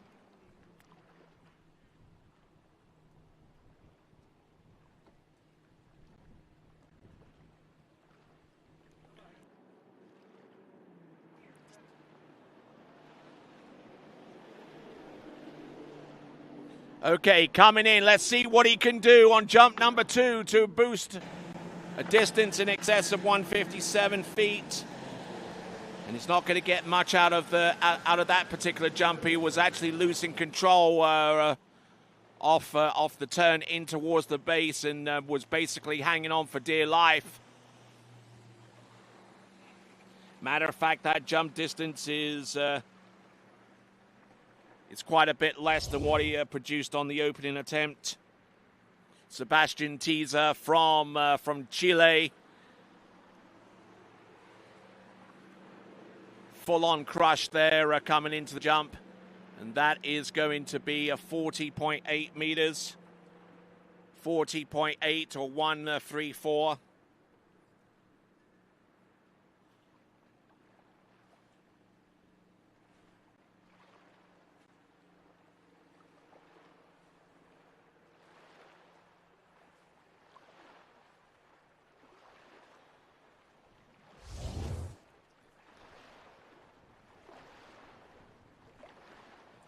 So 40.8 or 134.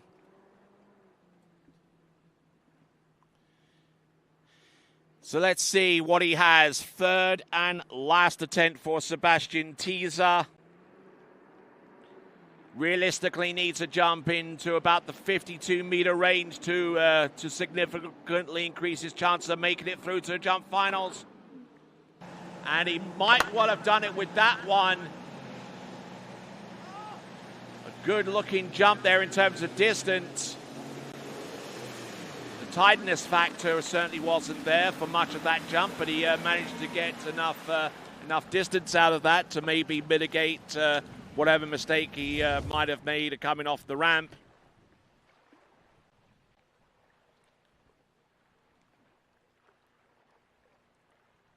So up and over, and it is going to be 47.5 meters, 47.5. His best jump distance of 47.9.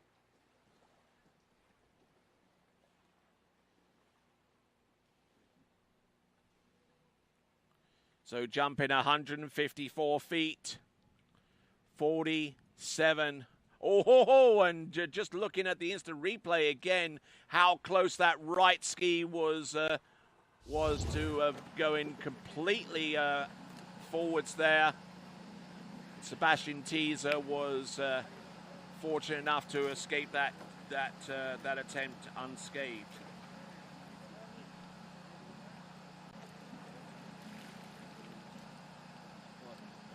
So now we're down to our final three jumpers. We're going to see Axel Garcia and Oscar Domino up very, very soon. But before them, from the United States of America, it's going to be Damien Eade.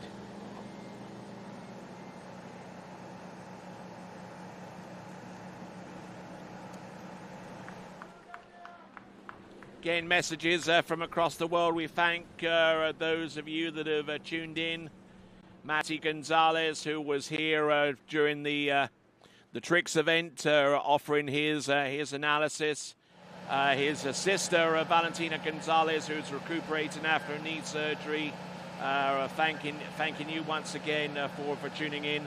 Also to my good friend from back in the day, Gaynor Gadisant, for also tuning in as she was supporting her grandson, Fletcher Green. Bruce Coburn, Hall of Famer himself extraordinaire, as well as many others who have piped in, who've chimed in with comments of their own. And here comes Damien Eade, light on the line, coming off that turn, driving in it home. Good, solid effort there. Good press over the skis and able to pull himself out of that situation on the landing. So,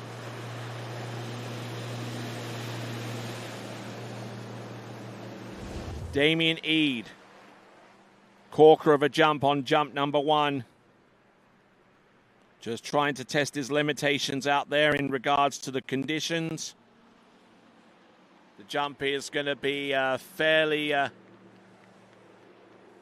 decent. It is 46.4 or 152 feet.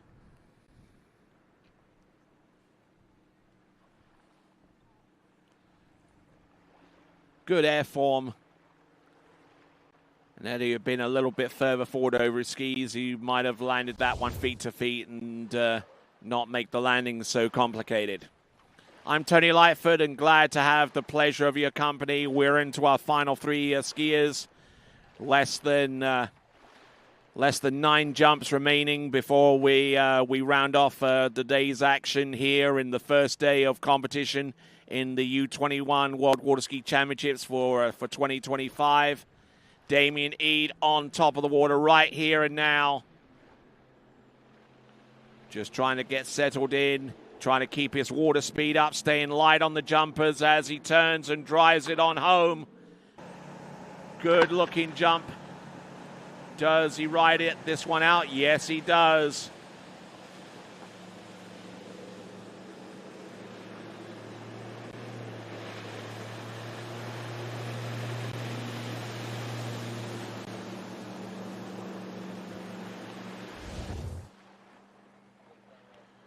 So looking at this from Damien Eade, we should be in the position to reveal the first jump, the second jump distance in a moment.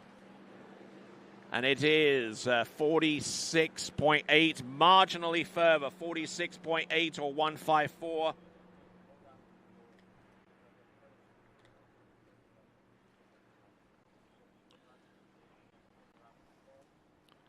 So just extending that jump by about half a meter, a little under half a meter further.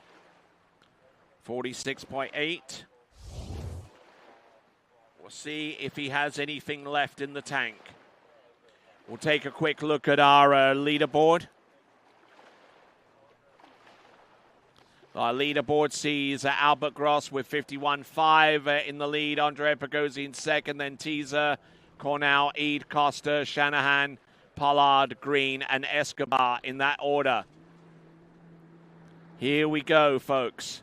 This is Damien Eade, jumping at 57 kilometers an hour with the letter W, holding the handle up a little bit high off the turn, driving it on home. That little bit of slack, generated with the hand being up high and made him a little bit later, and could have been a little bit disastrous there for him, but he managed to settle in okay and had enough room to work with to mitigate that little error coming into the turn.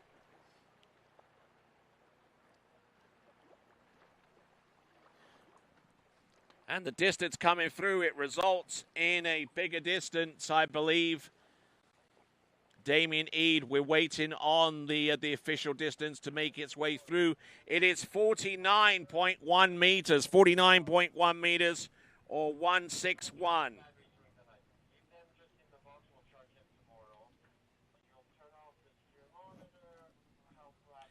So good athleticism there from Damien Eade.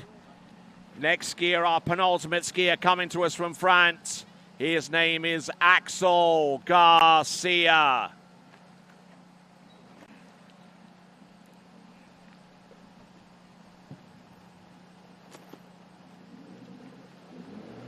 So Albert Gross is still in the lead with 51.5. Andrea Pagozzi in second with 50.4, and Damien Eade on 49.1. Those are your top three.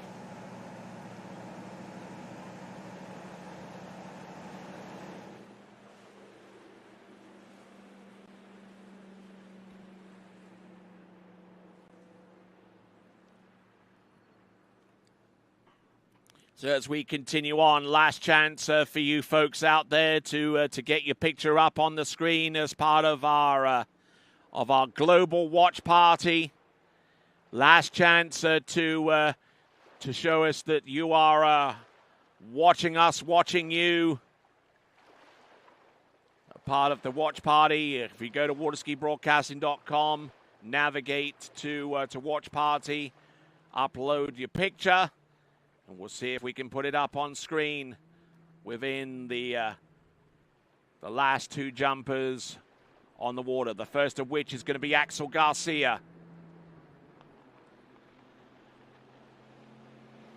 Nice and wide, keeping the line tight. Critical at this stage. Turns in, drives in hard. Up and over and pounds that jump there. That's got to be close to the 50-meter mark. Taking in a lot of speed. And the height was there too.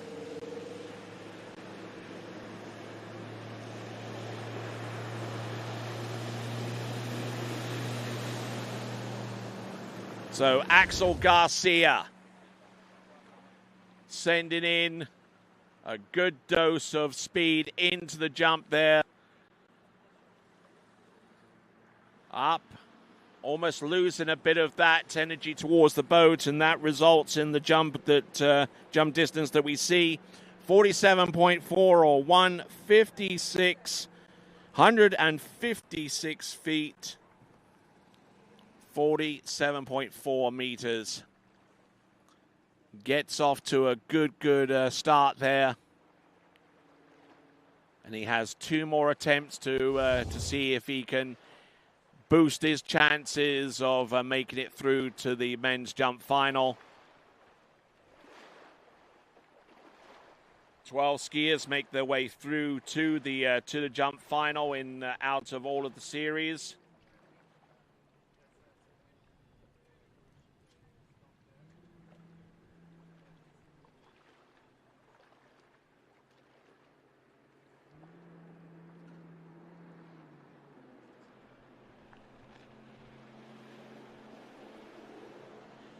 Here we go. This is Axel Garcia, jump number 2. Up and over.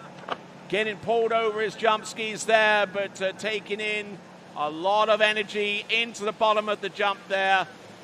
For those of you wondering when the Series 2 and Series 1 jump and elimination round will take place, that is going to be an event that will take place on Saturday. So our top jumpers are going to have to wait for a little bit before they take to the water. And I'm sure that the wait is going to be excruciating for our jumpers that have actually hit the ramp so far in this competition. They'll be waiting to see if their jumps could well be good enough to make it through to the next round. The jump distance coming through for Axel Garcia. It is 48.8 meters or 160 feet. 48.8 or 160 feet.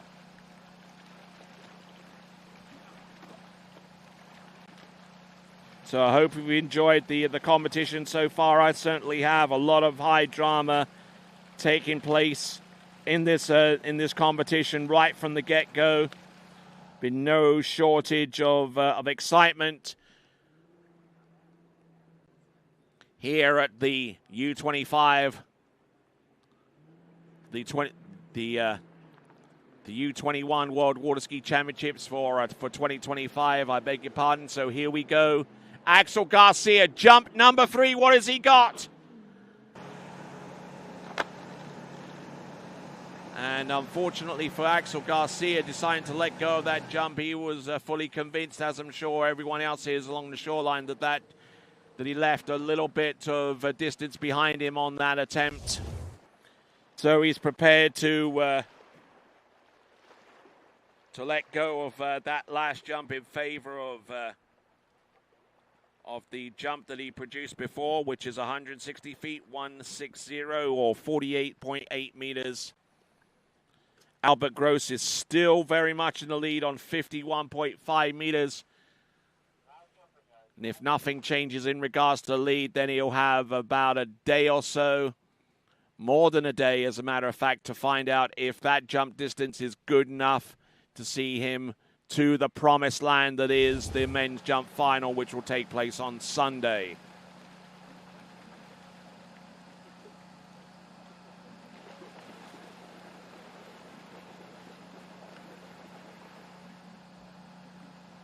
Incidentally, for those of you that wish to know the final jump distance of Axel Garcia on his third attempt, it was 47.6. But that obviously that doesn't make much of a difference compared to his previous jump of 48.8 meters. And as the man who is dubbed Chef Boyardee is coaching along the shoreline, that is our good friend Zane Nicholson, and he'll be coaching Oscar Domino from Denmark.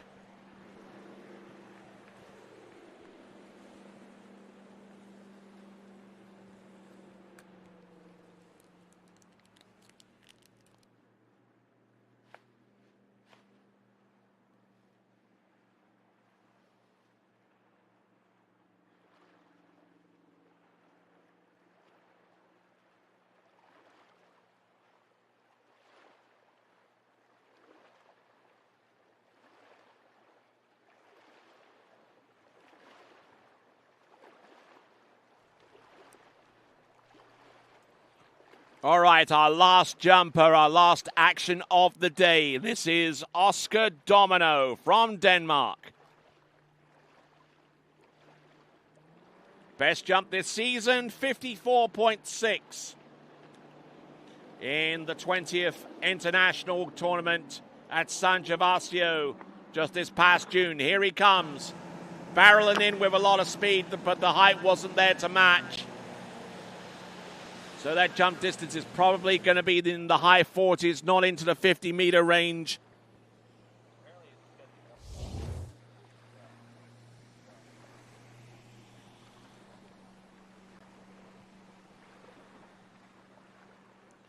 Watching this on the instant replay. Getting quite a good dose of speed off the turn. Wow. I'm not too sure if that distance is correct. It's 52.2 meters. We'll have to double check that. Certainly had the speed to carry him out towards that distance, but I'm not too sure if the kick was there. So yeah, we're confirming 52.2 meters, and that means that he has the lead, 52.2 meters.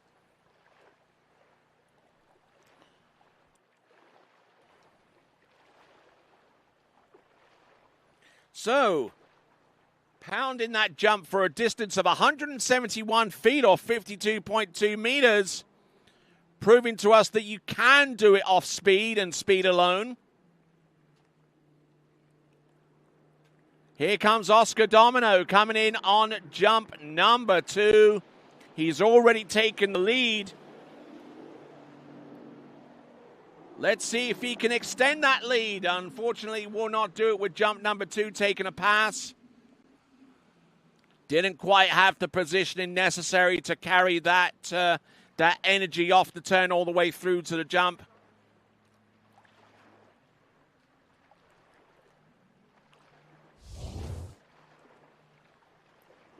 handle up a little high off the turn, then was just pulled in towards the jump and not in a good way.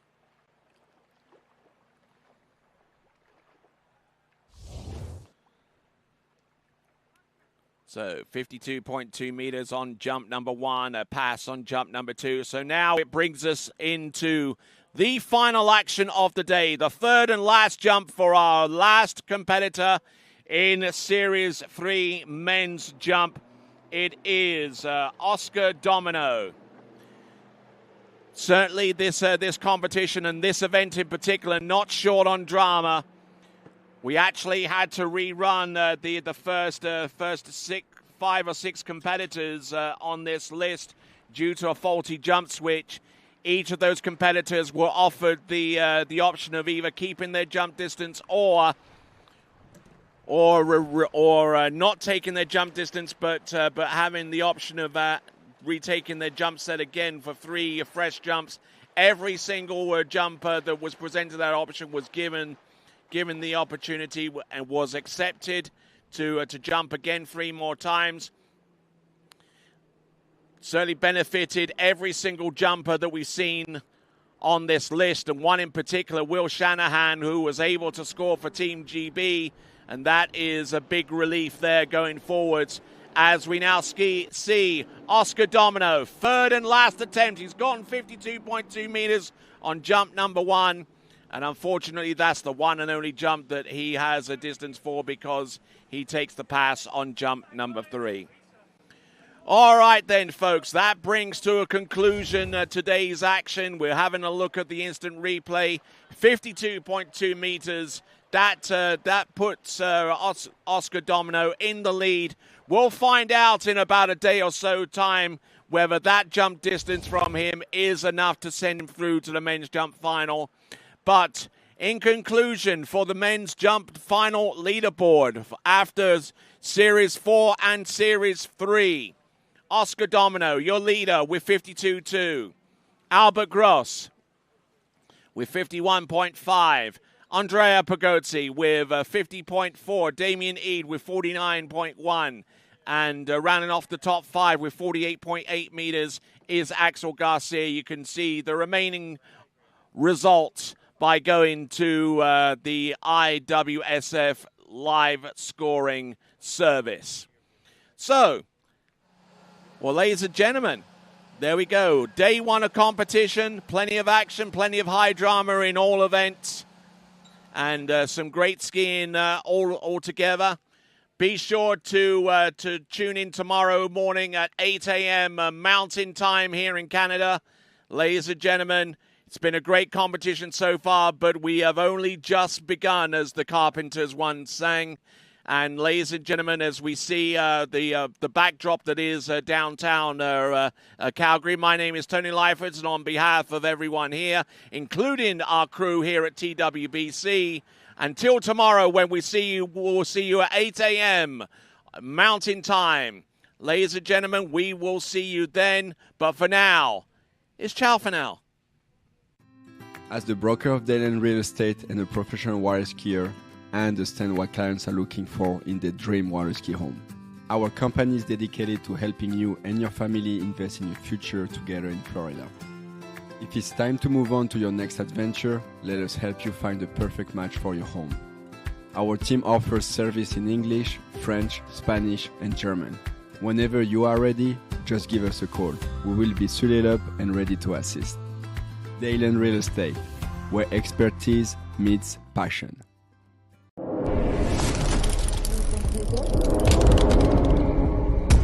Hello everybody, I'm Martin Coleman. I would like to invite you to the 2026 World Junior Championships here at Ahumada Ski School in Villa Dolores, Argentina.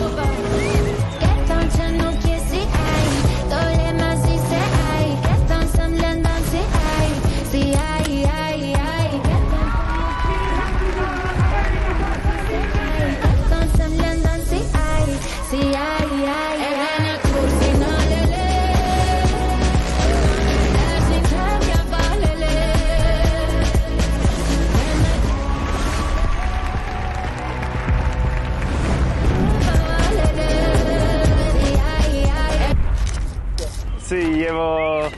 15 días acá y 16 asados.